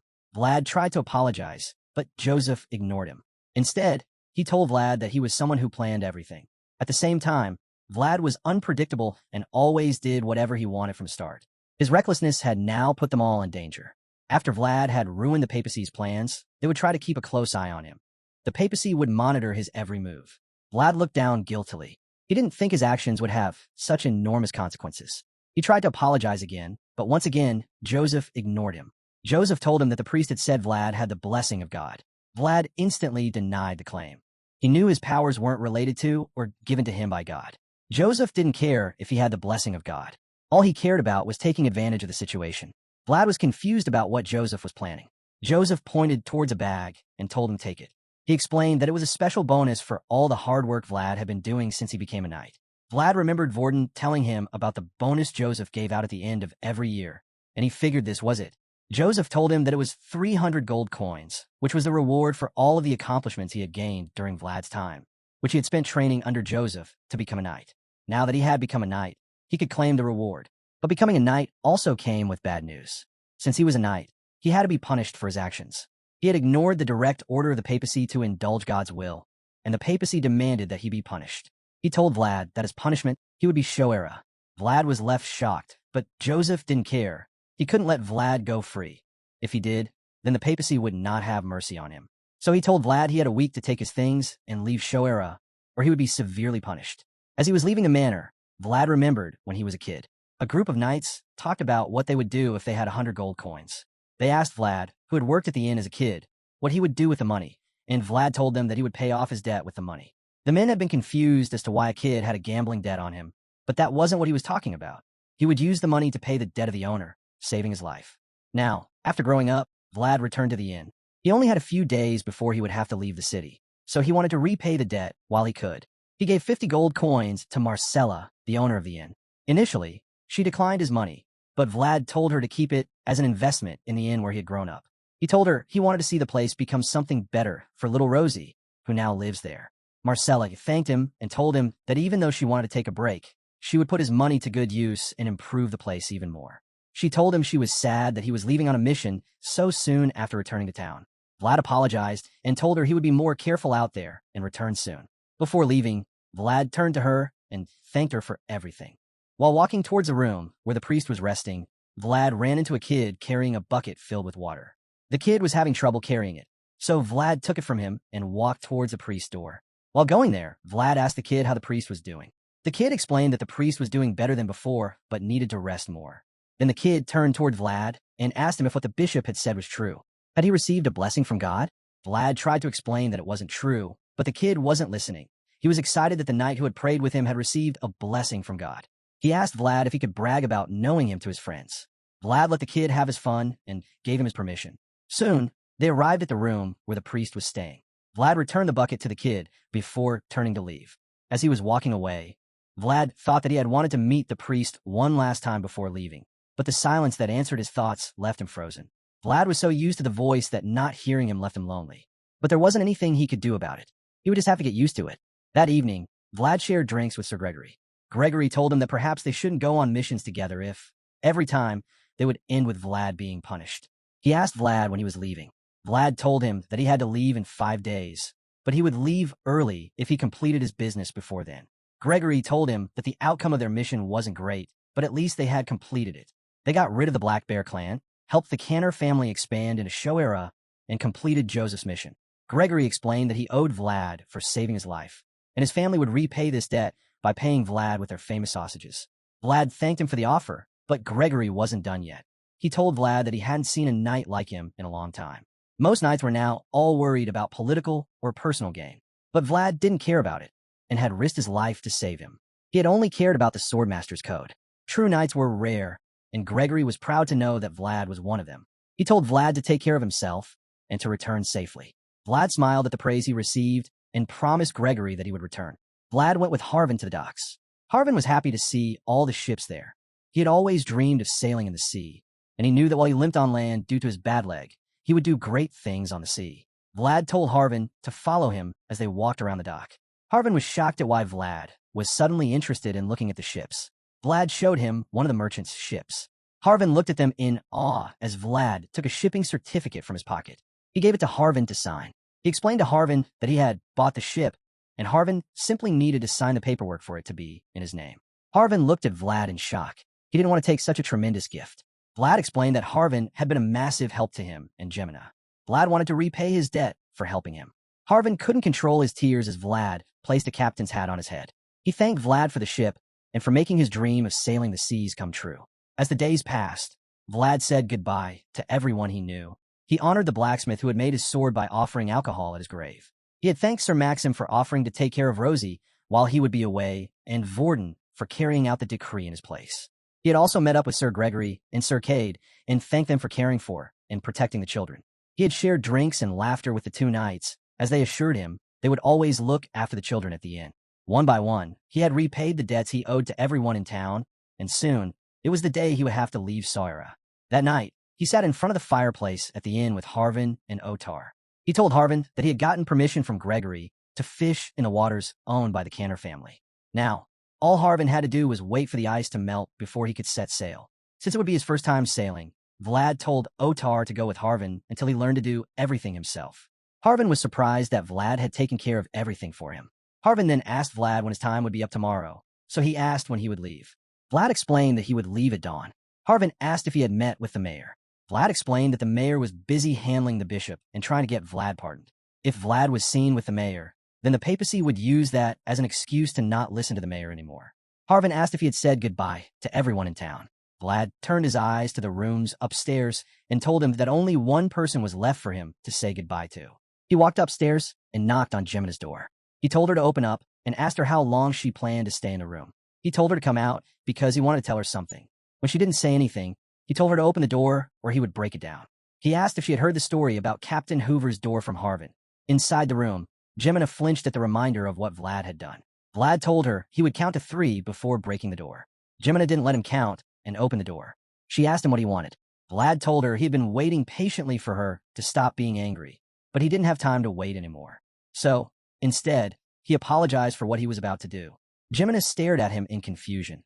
She didn't understand what he was apologizing for. Suddenly, Vlad picked her up and threw her onto his shoulder. Gemina was shocked and told him to put her down. She beat her fists on his back, but it didn't affect Vlad. He calmly started walking away, ignoring her protests, and told Gemina that he wanted her to come with him because he had something to show him. Vlad has taken Gemina and carried her on his back against her will. Gemina. Vlad takes her out of her room. Gemina screams out, asking Vlad to let her go. Vlad responds that he was concerned about Gemina to lock herself in her room in isolation for a whole week, which was not healthy for her. Therefore, Vlad had no choice but to drag her out of her room with him in this manner. Gemina, still shouting out loud, asked Vlad where were they heading for as it was late at night. She further asked Vlad what he was trying to do. Vlad answers Zemina's question and states that he would be leaving tomorrow. Gemina calms down and her face suddenly turns sad. Gemina points out to Vlad that this was the very reason he should have stayed out of trouble, otherwise he would not have to run away again. Vlad clarifies that in the past, he was running away, but now the circumstances are that he is being chased away. Gemina calls Vlad an idiot and rests her head on his shoulder. Vlad tries to comfort her by stating that it could not be worse than being killed and that he is only being chased away. All of a sudden, Vlad and Gemina notice that it's way past curfew time. Vlad suggested that since it was a later time than he thought, then he would try to run instead of just walking. Before Geminina could process what Vlad had just said, Vlad suddenly dashed forward with godly speed. The inertia from Vlad's high-speed running was greatly affecting Geminina. Geminina called him a bastard and shouted at Vlad to let her go, but Vlad did not stop at all. They both then stop at a dress shop. Geminina is mesmerized by the beauty and elegance of the dresses in front of her. The shopkeeper is delighted and welcomes Vlad. Vlad apologizes for coming at this late an hour and asks the shopkeeper if the order which he had placed had been completed. The shopkeeper confirms that the order was completed, and he also intended to bring it to Vlad the next day, as he did not come to pick it up that day. Vlad looks at Geminina and asks her to try on the dress. Geminina, on the other hand, is surprised and confirms if Vlad actually meant for her to try on the dress. Vlad and Geminina are on their way back. Vlad praises Geminina that she looked good when she wore the dress he gave her back then. Geminina is walking silently, and Vlad notices it, asking her why she was acting all awkward. Geminina questions what Vlad meant by his statement. Vlad further adds that it was a good thing that he got the dress tailored to fit her well, as it did not seem that Geminina was about to get any taller than her current height. Geminina is offended by Vlad's words and asks if Vlad had a death wish for teasing her. Vlad tells Geminina that from now on, she can wear her own dresses rather than borrowing from Adam. Geminina stops and goes in deep thought looking at her new attire. Geminina asks Vlad that the necklace, dress, earrings, and fan would have cost a lot for him. Vlad answers that the price was only about the price of a hanging sword in a forge. Geminina does not believe Vlad's words, as she knew that the shoes alone had cost more than 5 golds. Vlad thought that it would have been even better if he had gotten Geminina's hair done as well, but he could not do so because of his busy schedule. Geminina is still angry about Vlad getting kicked out. She asks Vlad when he intended to come back this time, but Vlad had no idea, as the ones kicking him out had told him anything about it. Geminina hesitantly tries to confirm if the situation would not be like Vlad could not ever return. Vlad smiles at Geminina and asks her if she has a desire to tag along with him. Geminina is taken aback and blushes. She states that she is not crazy, and why would she leave behind the roses smiles? Her words remind Vlad of something. He revealed that Madame was thinking of letting Geminina run the inn. Geminina cannot process this news. Vlad starts moving forward and teases Geminina by stating that he would have to come back before Geminina bankrupts the inn, as he has invested quite a lot of money in it. Vlad further adds that he would definitely come back soon to recover his investment and asks Geminina to take care of their home. Geminina is in deep thoughts about what Vlad meant by his words.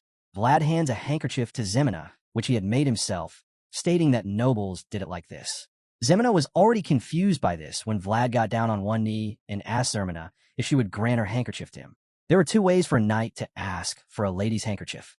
One was with the tip of a sword, and the other was asking for it hand to hand. The view was mesmerizing. A knight knelt before his lady in an empty plaza, and her handkerchief was passed from her hand to his. The lady might not have realized what was going on. However, the knight willingly took on the duty through an act with a smile on his face. It was Vlad's vow to protect his lady, Geminina. After his vows, Vlad set foot to leave at night. Along the way, Vlad ran into a person who had been freezing from the cold, waiting for him. Vlad asked the person why he was here. The person stated that he almost froze to death before he and Vlad went away, and stated that he is a knight's attendant. Vlad reminded the man that he was an exiled knight, and he should stay here so that he could have a good life rather than tagging along with him.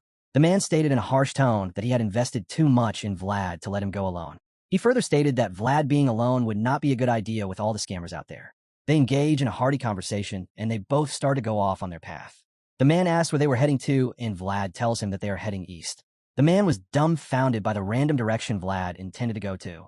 Vlad tells the man that there is something he needs to find in the east, and the man is assured that having something to find is better than wandering around aimlessly. Vlad looks back at the castle one last time and bids farewell before setting off on his journey. Meanwhile, Joseph watches Vlad leave, stating that Vlad did not even look back when leaving, revealing that he has a goal in mind. Joseph turns to Jaeger and tells him that things are about to get busier, so they need more power, enough to not lose what belongs to them. Jaeger hesitates and asks if Joseph was sure about what he said, as Vlad is now already unpredictable. Jaeger further suggests that Joseph could have given Vlad a mission or a destination. Joseph shakes his head and states that he cannot rob a man who spent his whole life following orders. Joseph further adds that this is a historic moment, a knight setting out with nothing but his skill, his sword. A long-lost tradition was now revived, which they had seen in their grandfather's generation. Sora had taken good care of Vlad, now a knight carrying his own banner, Knight Banneret. In the dead of night, beneath the cold scatter of stars at the northern edge of the Empire's central lands, Dobrakiti lay tense and sleepless, as if the land itself were holding its breath. Inside the manor, Baron Dalmatia of Dobrikiti slammed his fist down on the heavy desk, the dull impact ringing through the quiet chamber. A sharp groan escaped him as the knights delivered their report. It had happened again. His eyes burned as he stared them down, demanding to know what they were even good for. Every time barley seeds were planted, someone came afterward and tore the fields apart, digging up every last grain as though they were waiting for the exact moment, mocking his authority with deliberate precision. The knights stood rigid, shoulders tight, faces pale under his glare. One of them finally spoke, his voice unsteady, explaining that guards had been stationed through the night, yet by dawn the fields were bare. That single sentence shattered what little restraint the Baron had left. He exploded, shouting that excuses were worthless, his voice cutting through the room like a blade. Both knights immediately bowed their heads, apologies spilling out as they tried to calm him. Dalmatia pressed his fingers hard against his temple, irritation pounding behind his eyes.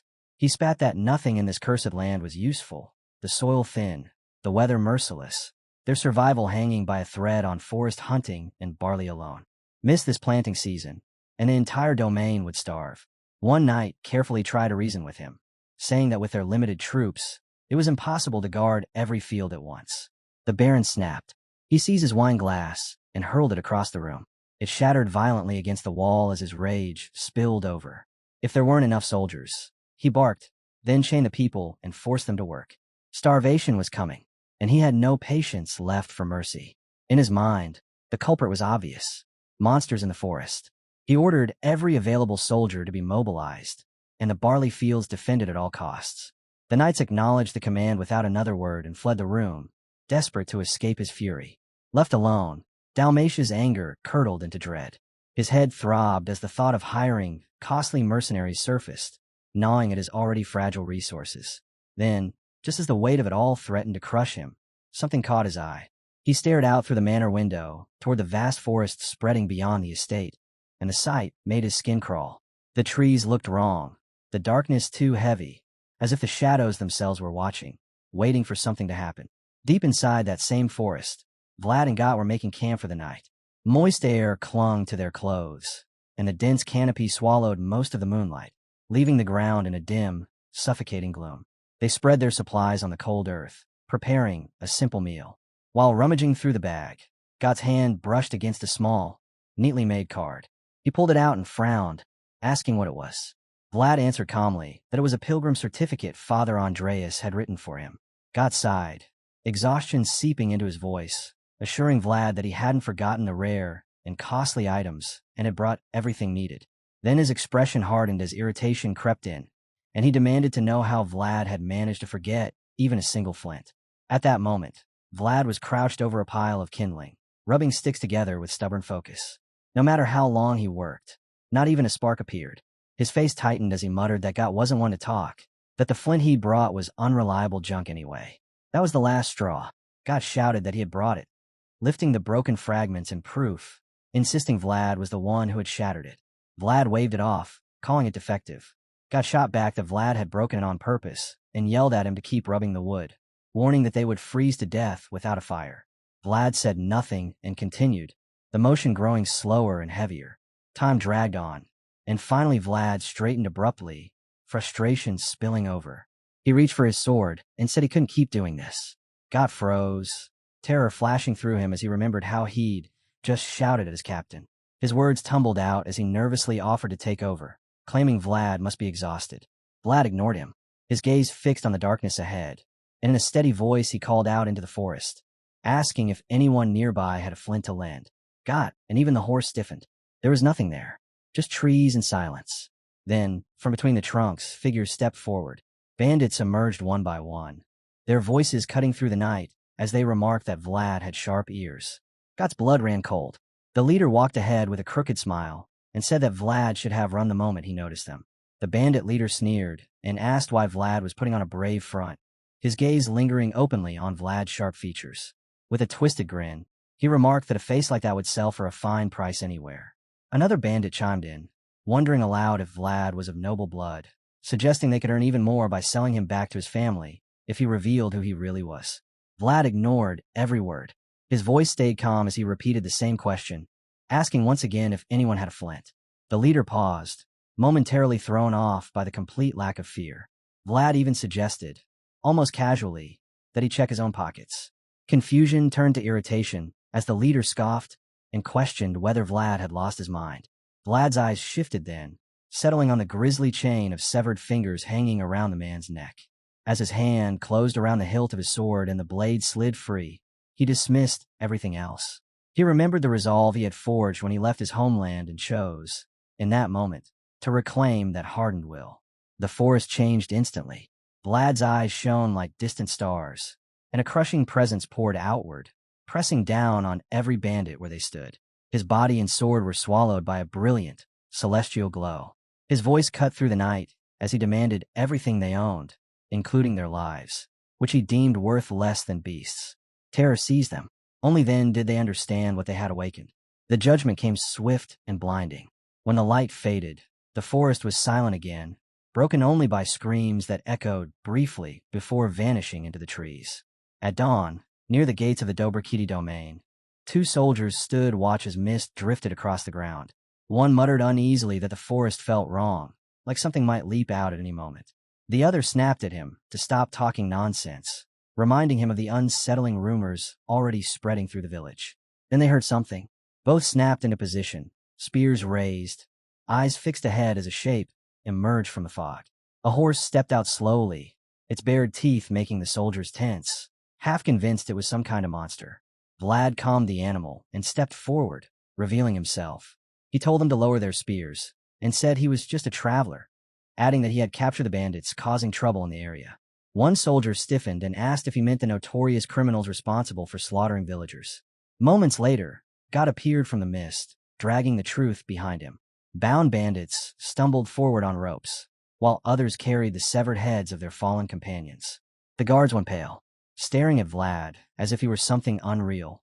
They watched him formally introduce himself, lifting his sword just enough to reveal the emblem etched into it. He named himself Vlad of Sora, a knight sworn to Beazid, and requested an audience with the lord of the domain. At the Baron's mansion, Baron Dalmatia was visibly pleased to hear that a capable knight had arrived in Dobrkiti. Vlad inclined his head slightly, acknowledging the hospitality without excess. The Baron praised him openly for capturing the criminals who had tormented the land and declared that such a guest was more than welcome. He waved away rigid formalities and urged Vlad to sit at ease. Vlad took his seat at the table, while God stood behind him in silence, holding the knight's banner with practiced discipline. With a calculating smile, the Baron asked if the rumors were true, whether Vlad had truly captured 9 bandits. Vlad corrected him evenly. 15, he said, counting the heads as well, though a few had managed to escape. The Baron burst into laughter, calling it remarkable and promising a handsome reward. Vlad thanked him simply. As wine was poured, the Baron asked whether Vlad sought official recognition as a knight who carried his own banner. Vlad answered without hesitation that he did. That seemed to please the Baron, who then leaned forward and asked for a small favor, remarking that Vlad appeared to be a man guided by honor. Inside, Vlad already understood where this was headed. He suspected the Baron intended to squeeze work from him under the guise of duty, offering little in return. He decided he would accept the reward for the bandits and leave when the timing allowed. His true concern lay elsewhere, with the strange voice he was still tracking. The Baron continued, explaining the troubles plaguing the domain. Though it was the proper season to sow barley, every field was emptied overnight. Guards watched through the dark, yet by morning not a single seed remained. Animals or monsters should have left signs, he said, but nothing was ever found. Some of the older villagers whispered of forest spirits instead. At those words, Vlad stiffened, his expression changing for the first time. At the forest's edge, a young girl knelt among the undergrowth, happily gathering wild berries. She popped a few into her mouth, smiling as she thought of her mother's delight. Then she felt it, a presence. She turned slowly, and her breath caught in her throat. 2 glowing eyes stared back at her from the darkness. Her body locked in terror, her heart pounding so hard it hurt. Tears streamed down her face before a scream tore free. Afterward, the girl was gone.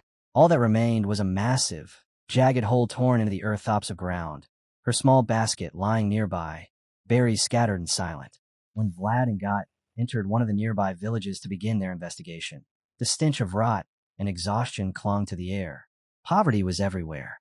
Collapsed houses leaned at awkward angles. Fences were eaten away by time, and the entire place looked like it was barely holding together. Scott clicked his tongue in open displeasure, muttering that something felt off. The village was clearly starving. There wasn't enough food here to survive, let alone enough money to pay a bounty. Vlad remained composed, reminding him that the Baron had promised a generous reward. Scott snorted quietly, unconvinced. Promises, he said, were cheap. From years of dealing with people, he was certain the Lord would find excuses once payment was due. He regretted not demanding in advance. Vlad glanced at him, a faint hint of amusement crossing his face, and calmly told him that matters like that were now his problem. The words caught got completely off guard. Before he could object, Vlad continued, explaining that there was a reason Sir Joseph kept a knight who couldn't even wield a sword. He asked if Got knew Sir Vorden's nickname. Got hesitated, his expression strange, then admitted he didn't, joking that it must be something mild. Vlad corrected him. Sir Vorden was called the Swindler, a name utterly at odds with his soft, almost childish appearance. That appearance, Vlad said, was precisely what made him effective. Sir Joseph valued that talent. Everyone had a role. From that point on, whether it was advances or bounties, Got would handle it. Shock flickered through Got, followed quickly by curiosity. Was he really being trusted with something like this? Vlad answered with easy confidence, telling him to prove himself and put that sharp northern tongue of his to work, the one honed through countless scams. As the surprise wore off, old instinct stirred. A slow, calculating smile spread across Gott's face as he began thinking through every way to squeeze coin from the Baron. Night fell, and the cold deepened until it cut through cloth and bone. Vlad, accompanied by one of Baron Dalmatia's knights and several soldiers, set their trap. Barley seeds were scattered across an open field, deliberately exposed, while the group concealed themselves among the trees, breath held, eyes fixed on the darkness. Time dragged on in tense silence. Beside Vlad, the Baron's knight wouldn't stop whispering, his nervous chatter scratching at everyone's patience as they waited for whatever lurked in the fields to reveal itself. He went on about the ancient forest of Dobrakiti, its old legends, and the unsettling tales woven into its history. Vlad said nothing.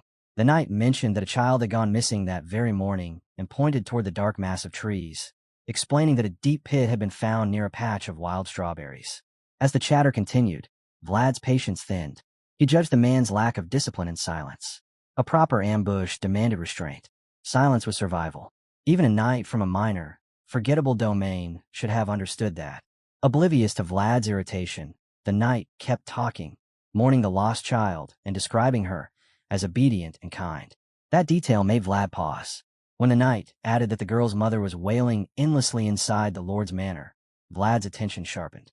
The knight finished by clumsily expressing his hope that Vlad would help find her.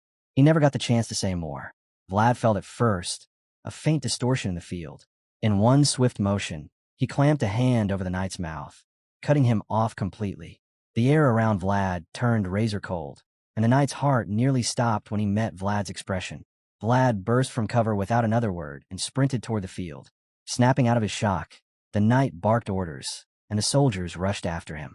Vlad stood at the center of the field when they arrived moments later, breathing hard, confused by a sudden move and demanding an explanation. Vlad answered simply that they had been robbed again. The seeds were already gone. The knight frowned, then looked down. His eyes widened. The bait had vanished completely. Vlad asked for a shovel. A soldier handed one over immediately. Vlad drove into the soil with force, muscles tightening as he dug.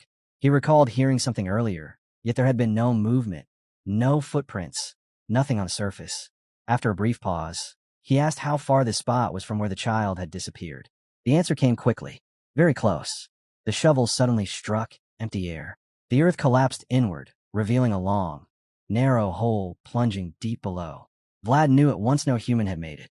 He turned to the knight and ordered him to lead the way to the exact place where the child had vanished. The next morning, inside the Baron's mansion, Baron Dalmatia paced his study in agitation, demanding to know what Vlad was doing. The knight captain explained that after inspecting the disappearance site, Vlad had begun summoning the village elders. The news unsettled the Baron at once, especially when he heard that Vlad was questioning the elders about old customs passed down through the region. Unease crept into his thoughts as he imagined loose tongues speaking foolishly instead of carefully. The knight captain tried to calm him, insisting the elders would never dare reveal anything dangerous in front of a knight they did not know. The reassurance failed. The Baron's anxiety only deepened as he recalled the banner Vlad carried, marked with the emblem of San Rosino, a symbol of close ties to the Vatican. He could not interfere openly, not after personally requesting Vlad's aid. It was clear to him that the knight was digging too far. With a cold, firm voice, he ordered someone to watch Vlad in secret and ensure that nothing abnormal came to light. In the village, God was entirely immersed in his role. Leaning toward the elders, his face heavy with sorrow, he asked gently if truly nothing came to mind. He spoke of the missing child as if she were trapped in endless darkness, waiting desperately for someone to save her. His acting grew so convincing that his eyes glistened with false tears as he described the girl crying alone in pitch-black earth. He wiped his eyes theatrically and pressed on, insisting this was not the first time such a thing had happened, reminding them that Barley had vanished before as well. The pressure, layered with emotion, finally cracked their resolve. One elder spoke at last, admitting that this was not the first occurrence. Barley had disappeared in the past, too. Long ago, they had performed certain rites, but those practices were abandoned after the Vatican forbade them. In those days, children had not vanished into pits, though some had been taken by wolves. Vlad stepped forward and calmly asked what those rites were meant to appease. The elders faltered, exchanging uneasy glances. God urged them gently but firmly to speak, warning that without the truth, the child could not be saved, especially in such an unusually cold winter, when freezing to death was a real danger. After a long, suffocating silence, one elder finally confessed. The rites had been offerings to an earth spirit said to dwell deep within the forest. The word stunned both Vlad and God. Vlad pressed them to continue. Sensing their fear tightening, God quietly suggested that Vlad step outside, reminding him that his status as a knight bearing the Vatican's emblem might be silencing them. Vlad agreed without protest, and instructed God to uncover everything they knew. As Vlad stepped out of the hut, the knight assigned to watch him approached with measured caution, and remarked that the rites were nothing unusual. Vlad answered evenly, saying he understood. He knew such practices were forbidden and what kind of punishment followed if they were exposed. The knight blinked, caught off guard by the response. Vlad continued, stating plainly that there were rules people had lived by for generations. Before the knight could add anything, Vlad said calmly that he feared neither earth spirits nor the rites tied to them. He made his intentions clear. His only aim was to find a missing child and the one stealing the barley. On God's name, he swore he would pursue nothing beyond that. He told the knight there was no need to keep watching him and asked that this message be delivered directly to the Baron. Relief washed over the knight's face. He thanked Vlad, offered a quick apology for any disrespect, and hurried off to report. Not long after, God emerged from the hut. Vlad asked what he had learned. God explained that the elders did not describe the being as some terrifying ghost, but as something that once enriched the land when rites were performed. They believed the earth spirit worked beneath the soil, aiding farming from below. God scoffed at it as superstition, but Vlad answered quietly that strange creatures did exist, just as snakes could live in trees. God then added that the hole Vlad had uncovered was located exactly where the villagers once held those rites. According to the elders, the earth spirit favored barley and dwelled deep underground. Vlad fell silent, piecing it together. The darkness, the offerings, the barley, the rites. It was all one thread. He turned to God and told him to gather barley. God questioned him, confused, but the air around Vlad tightened with intent. He recalled a time when he had drawn a monster out from beneath the earth. His voice hardened as he said the stage simply needed to be set again. As night settled like a heavy curtain over the land, Vlad and Got moved with care, setting their trap for the barley thief. Golden grains were scattered deliberately along a narrow trail, leading straight to a massive, solitary rock.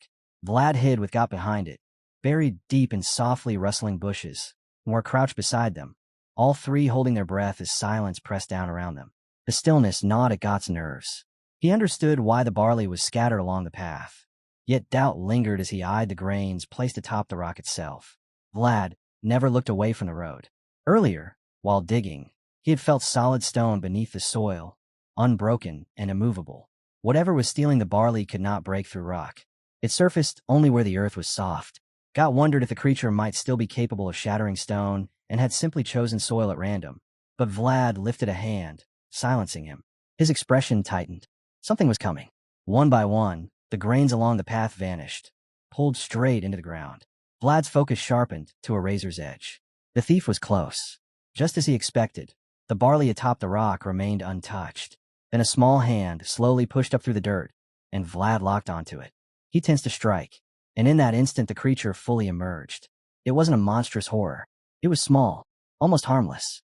A mole surfaced from the earth. For a heartbeat, Vlad, Got, and Noir all froze, stunned by the sight. The tension shattered. Got nearly lost his mind, blurting that the elders must have gone senile, that the feared earth spirit was nothing but a mole.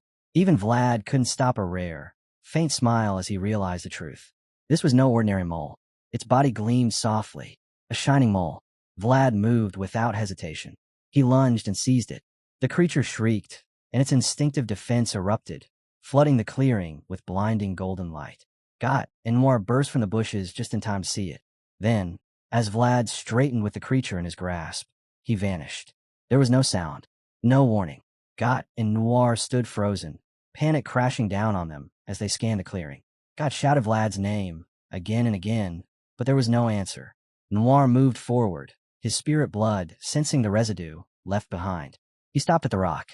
There, yawning open, was a massive hole identical to the one they had found before, plunging endlessly into darkness. Got stared into it, breath shallow, muttering that he was losing his mind as the depths swallowed the light. Vlad kept falling through endless darkness, gripping the shining mole tightly as violent wind screamed past his ears.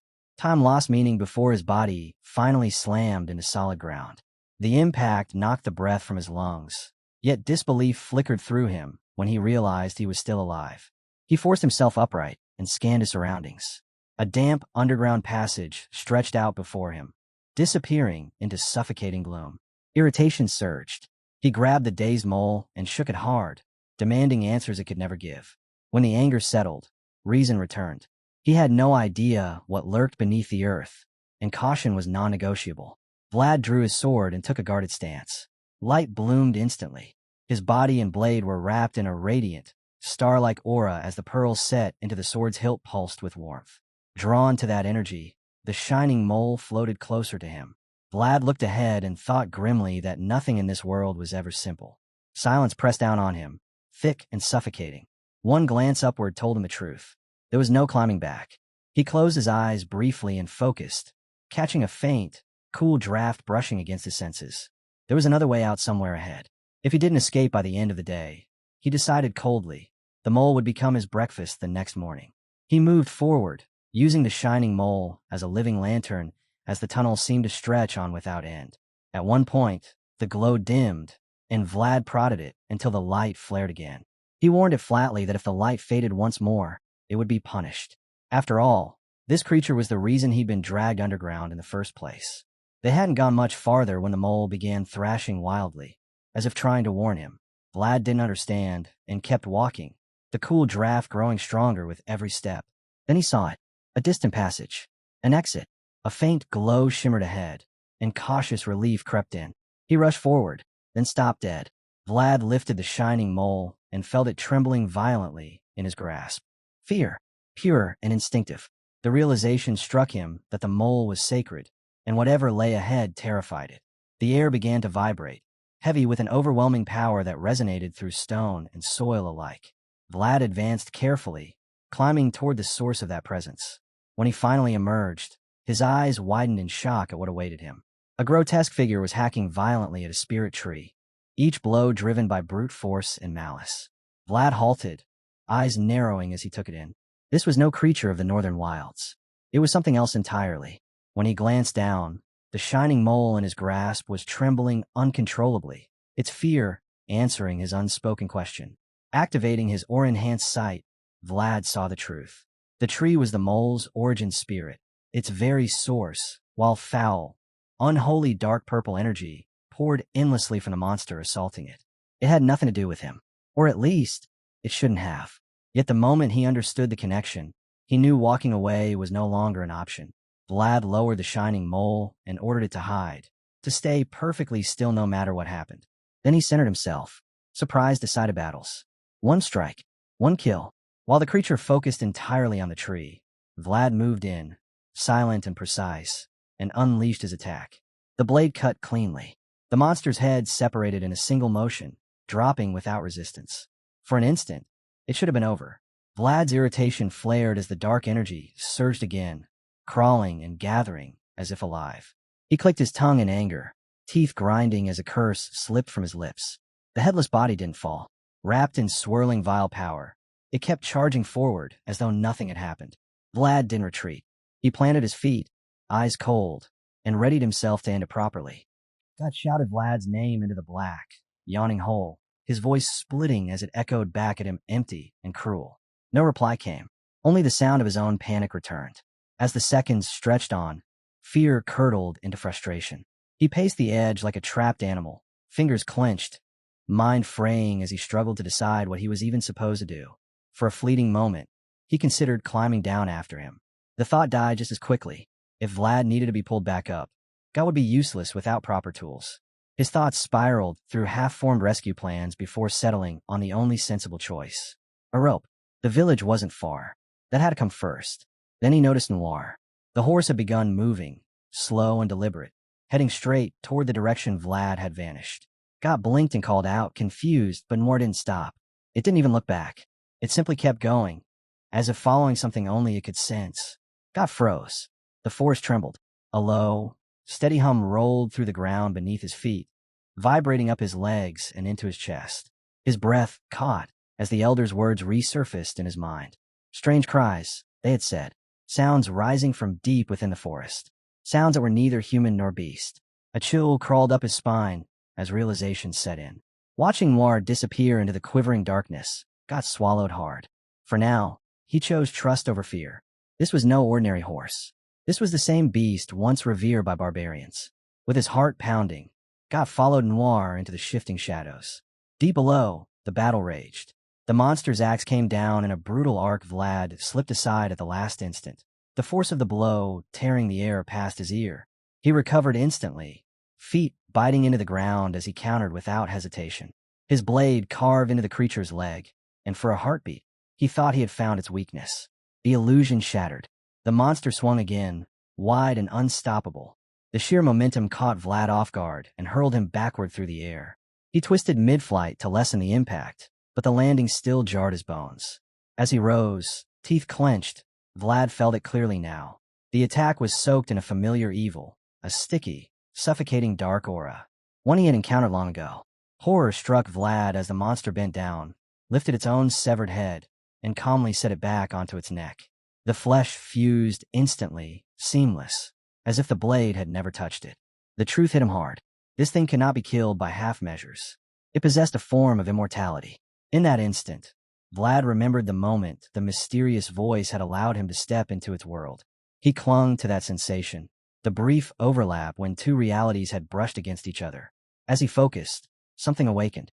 His eyes widened, and his entire body ignited with radiant, starlight-like energy. The glow was beautiful, almost sacred, yet utterly terrifying as it tore through the forest's darkness. The monster hesitated. Its relentless aggression faltered, replaced by caution as it shifted into a defensive posture. Vlad didn't give it time. He vanished forward in an explosive burst of speed. The axe came swinging down with overwhelming force, but Vlad slipped past it effortlessly. In a blur, he struck again and again, his sword carving luminous arcs through the air. Each swing carried resolve. If one strike wasn't enough, he would keep cutting until it stayed down. The night deepened, and the moon shone unnaturally bright above the forest, casting pale light over the savage clash below. Vlad pressed the assault without pause, delivering blow after blow. The monster refused to fall. Instead, it surged forward with renewed fury. As the exchange grew more brutal, Vlad dodged narrowly again and again, exhaustion finally creeping into his limbs.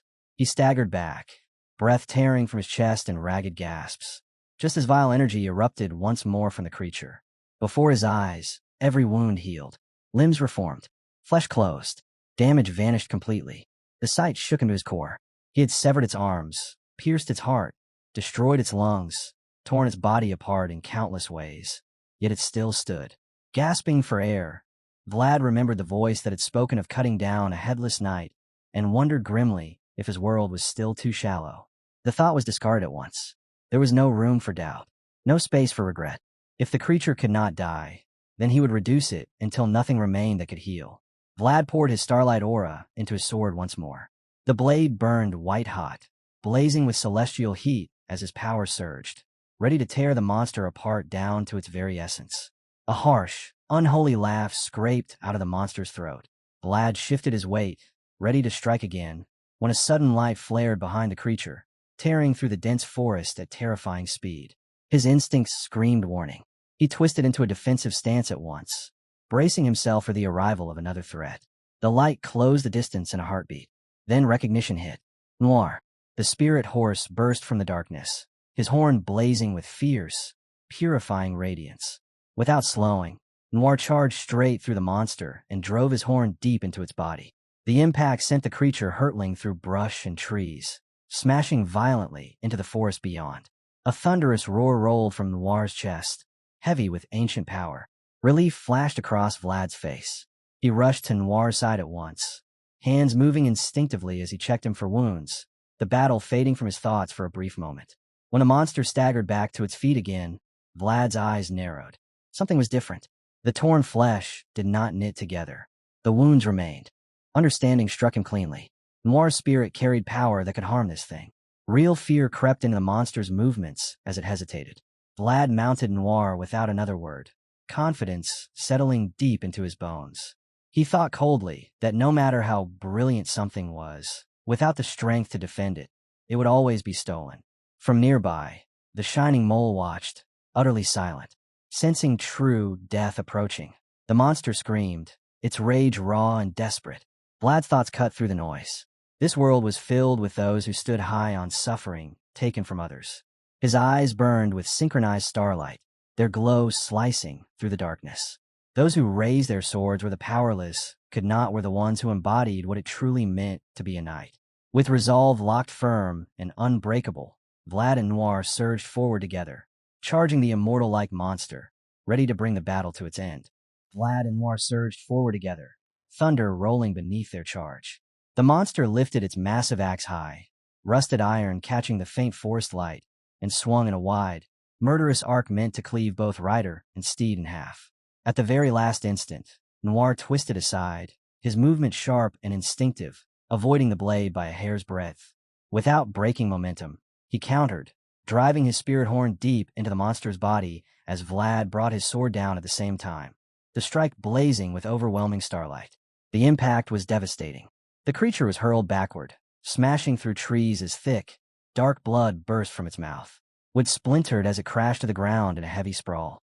This time, the wounds did not close. The monster lay there convulsing, coughing violently as more blood spilled out. Vlad's eyes hardened. Noir's spirit power was tearing through the thing's unnatural protection. Sensing the end within reach, Vlad urged Noir forward for another strike. But the monster forced itself upright, pain twisting its form as it abandoned reckless aggression and settled into a rigid, guarded stance. Vlad caught the change immediately and signaled Noir to stop. The spirit horse skidded to a halt without question. One clawed hand extended cautiously, its posture tense and calculating. Vlad studied it in silence. This thing was thinking now. It was no longer a mindless abomination. He hadn't expected that level of awareness. It had understood something critical. Noir was the key, the only threat to its false immortality. Vlad clenched his teeth and scanned the battlefield. Charging blindly could damage the spirit tree, the very source of Noir's power. Waiting too long, however, would give the monster an opening. As he weighed the risk, something small moved against his arm. The shining mole had climbed onto his sword, gripping the hilt with its tiny paws. Vlad stiffened and tried to brush it away, ordering it to retreat and hide. The creature refused. Instead, light burst from its body, sudden and intense, momentarily blinding him. As his vision cleared, he felt it. The pearl set into the sword's hilt, the elf's amber, was resonating violently with the mole. The glow intensified, spreading outward. Even the spirit tree responded, its presence trembling in harmony. Then the blade changed. Pure golden radiance wrapped around Vlad's sword, steady and absolute, as if something far older had answered the call. In that instant, Vlad understood. This was a blessing from the origin spirit itself. With this power, the monster could finally be killed. Having delivered its strength, the shining mole slipped into Vlad's armor, nudging him forward with stubborn resolve. Vlad gave a faint smile, accepting its will, and leaned into the charge as he and Noir surged ahead at blinding speed. Sensing true death closing in, the monster unleashed every shred of vile energy it had left, desperation twisting its form. Before it could act, the air shifted. Both Vlad and the creature felt it at the same time. The origin spirit manifested behind Vlad, its ancient, eye-opening with crushing presence. Terror seized the monster. It turned and ran without thought, but there was nowhere to flee. In a single, decisive motion, Vlad brought the golden blade down and ended it completely. Far from the forest, in a silent chamber washed in dim light, a violet candle burned among many others. Without warning, its flame wavered and died. A beautiful yet dangerous woman seated upon a throne watched the smoke coil upward. She understood immediately. The light of Dobrakiti had gone out. She ordered her subordinate to investigate, and the figure bowed and departed at once. Alone again, she frowned. Only a soul that had surpassed its limits could have shattered her curse. The thought unsettled her. Such a being should not exist in a remote domain. And yet, it clearly did. Back in the forest, the missing girl huddled inside the hollow of a tree root, shaking and alone. Tears streaked down her face as unfamiliar voices drew nearer. She hoped it was the villagers searching for her, but when she opened her mouth to call out, she froze. She didn't recognize the voices. Fear tightened around her chest as she wondered if the monster was still nearby. Curling inward, she waited for the worst. Then footsteps approached. She clamped her hands over her mouth, trembling. When Vlad stepped into view, she screamed in terror, startling everyone. The fear broke almost instantly when she saw the shining mole perched on his shoulder. Recognition flashed across her face. It was the same creature that had protected her before. It offered her berries, glowing softly, reassuringly. Relief overwhelmed her, and she burst into tears. Vlad knelt and extended his arm without a word. The girl ran straight into his embrace. At last, she was safe. If something shone too brightly, then the strength to protect it was not optional.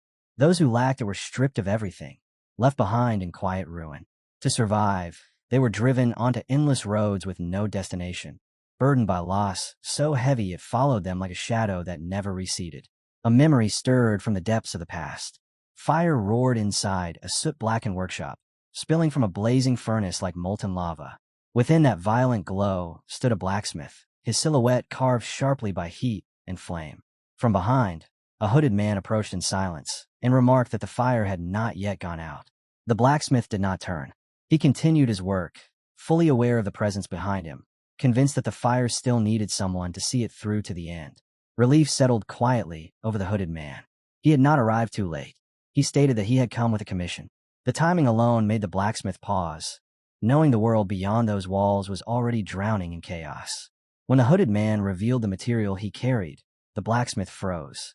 Genuine shock crossed his face. It was a rare metal, one that could only be tempered within an eternal flame.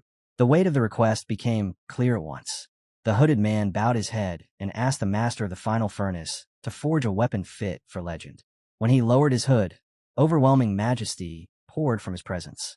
He declared his intent to create a dragon-slaying sword. The blacksmith's breath caught as he realized what that meant. His eyes gleamed as he spoke of its purpose. The blade would be used to slay the prime dragon of perfection. After the battle had ended and exhaustion finally caught up to them, Vlad sat beside a still lake beneath the pale gray light of dawn. The surface of the water mirrored the sky as he stared into it, thoughts tangled and heavy. God approached from behind, asking why he was awake so early and what had drawn him there. Vlad's silence betrayed the restless night he had endured. What they had faced lingered between them. God muttered that encountering such a sinister monster within the Empire's central region made no sense. Stranger still, the creature's corpse had vanished without leaving a trace, dissolving unnaturally like smoke. To Vlad, that disappearance was no mystery. It felt deliberate. Interference. Proof that what they had confronted was only a fragment of something far larger, moving unseen. Vlad concluded that what had happened could not be left unreported. Sir Joseph needed to know. When he voiced it aloud, God frowned and pointed out the obvious problem.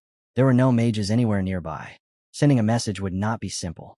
He asked whether a courier could be arranged. Vlad shook his head. Winter roads were brutal, and trusting a courier would mean delays measured in weeks, not days. He thought it through carefully, turning his gaze east. Tanobo, in Vitskaya County, was the nearest city likely to have a mage capable of relaying the message. The decision settled quickly. That would be their next destination. He ordered preparations to be completed so they could leave at first light. God accepted the command and left at once. Alone again, Vlad drifted back into thought. He was certain he had dreamed of something important, something he should not forget, yet the memory refused to fully surface. It slipped away whenever he reached for it, like a mirage dissolving under scrutiny. Only fragments remained. Roaring fire. A forge. A man who had spoken of slaying the prime dragon of perfection. That voice lingered in his mind, uncomfortably familiar. He drew his sword and studied the blade in silence. The vision, he suspected, was not a dream at all, but a remnant left behind by the mysterious voice that had once guided him. As he sank into meditation, he felt it clearly. The connection had not been severed. It was still there. He remembered the promise that they would meet again in a deeper world someday. Instead of comfort, the thought pressed heavily against his chest. When morning came, Vlad informed Baron Dalmatia that he intended to depart. The Baron was caught off guard by the urgency, especially with winter tightening its grip. He questioned whether there was some hidden reason for the haste, or if his hospitality had somehow fallen short. Vlad answered plainly. His purpose there had already been fulfilled. It was time to move on. The Baron accepted it outwardly, but irritation flickered beneath his calm exterior. He had hoped to gain more before Vlad left, particularly after God had already negotiated such substantial compensation. Even so, Vlad reminded him not to forget the warning he had given the day before. In the end, the Baron gave his word. He agreed to halt the burning of forest land and to put an end to reckless deforestation. Vlad added one final piece of advice. Offering small tributes to the forest from time to time would not invite harm. Divine will had clearly passed through those woods the previous night.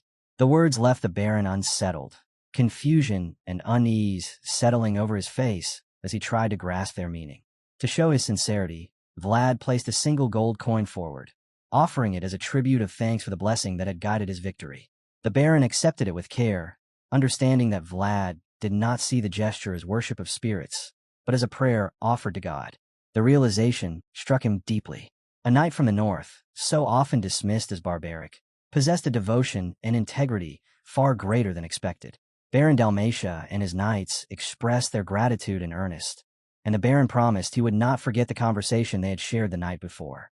Vlad bowed in return and assured them that even from afar, his prayers would remain with Dobrikiti. As he passed through the gate, his eyes paused briefly on the flag fluttering above. Inwardly, he reminded it to endure, recalling the spirit symbol the Baron had once spoken of. Before leaving the forest behind, Vlad entrusted its future in silence to the spirit that dwelled within it. He understood then that spirits survived through presence, through remembrance, through the emotions of those who acknowledged them. Emotion itself was what allowed spirits to exist. The warmth carried by the wild strawberries, born from a child's gratitude, had sustained the forest spirit and anchored it once more in the world. As the small mole happily ate the berries and the little girl waved goodbye, Vlad knew it would not be forgotten again. On that day, a single bright yellow star returned to the forest of Dobrikiti. The scene shifted far away, to the territory of Beazid. Outside the castle walls, tension hung thick in the air as priests stood in silent formation along the ramparts. From a high window, Sir Joseph watched the approaching procession and asked his knights who the visitor might be. The answer came quickly. The guest was the biological son of Duke Dragulia, the half-brother of the Dragon Killer Knights captain. Understanding dawned on Sir Joseph at once. As Radu Dragulia crossed into Beazid territory, the priests stepped forward to welcome him openly. Their long robes billowed in the wind, and without a single word spoken aloud, the balance of power within the region quietly began to shift. That's where we'll leave it for now. If you want to catch the next part, make sure to like the video and subscribe so you don't miss it.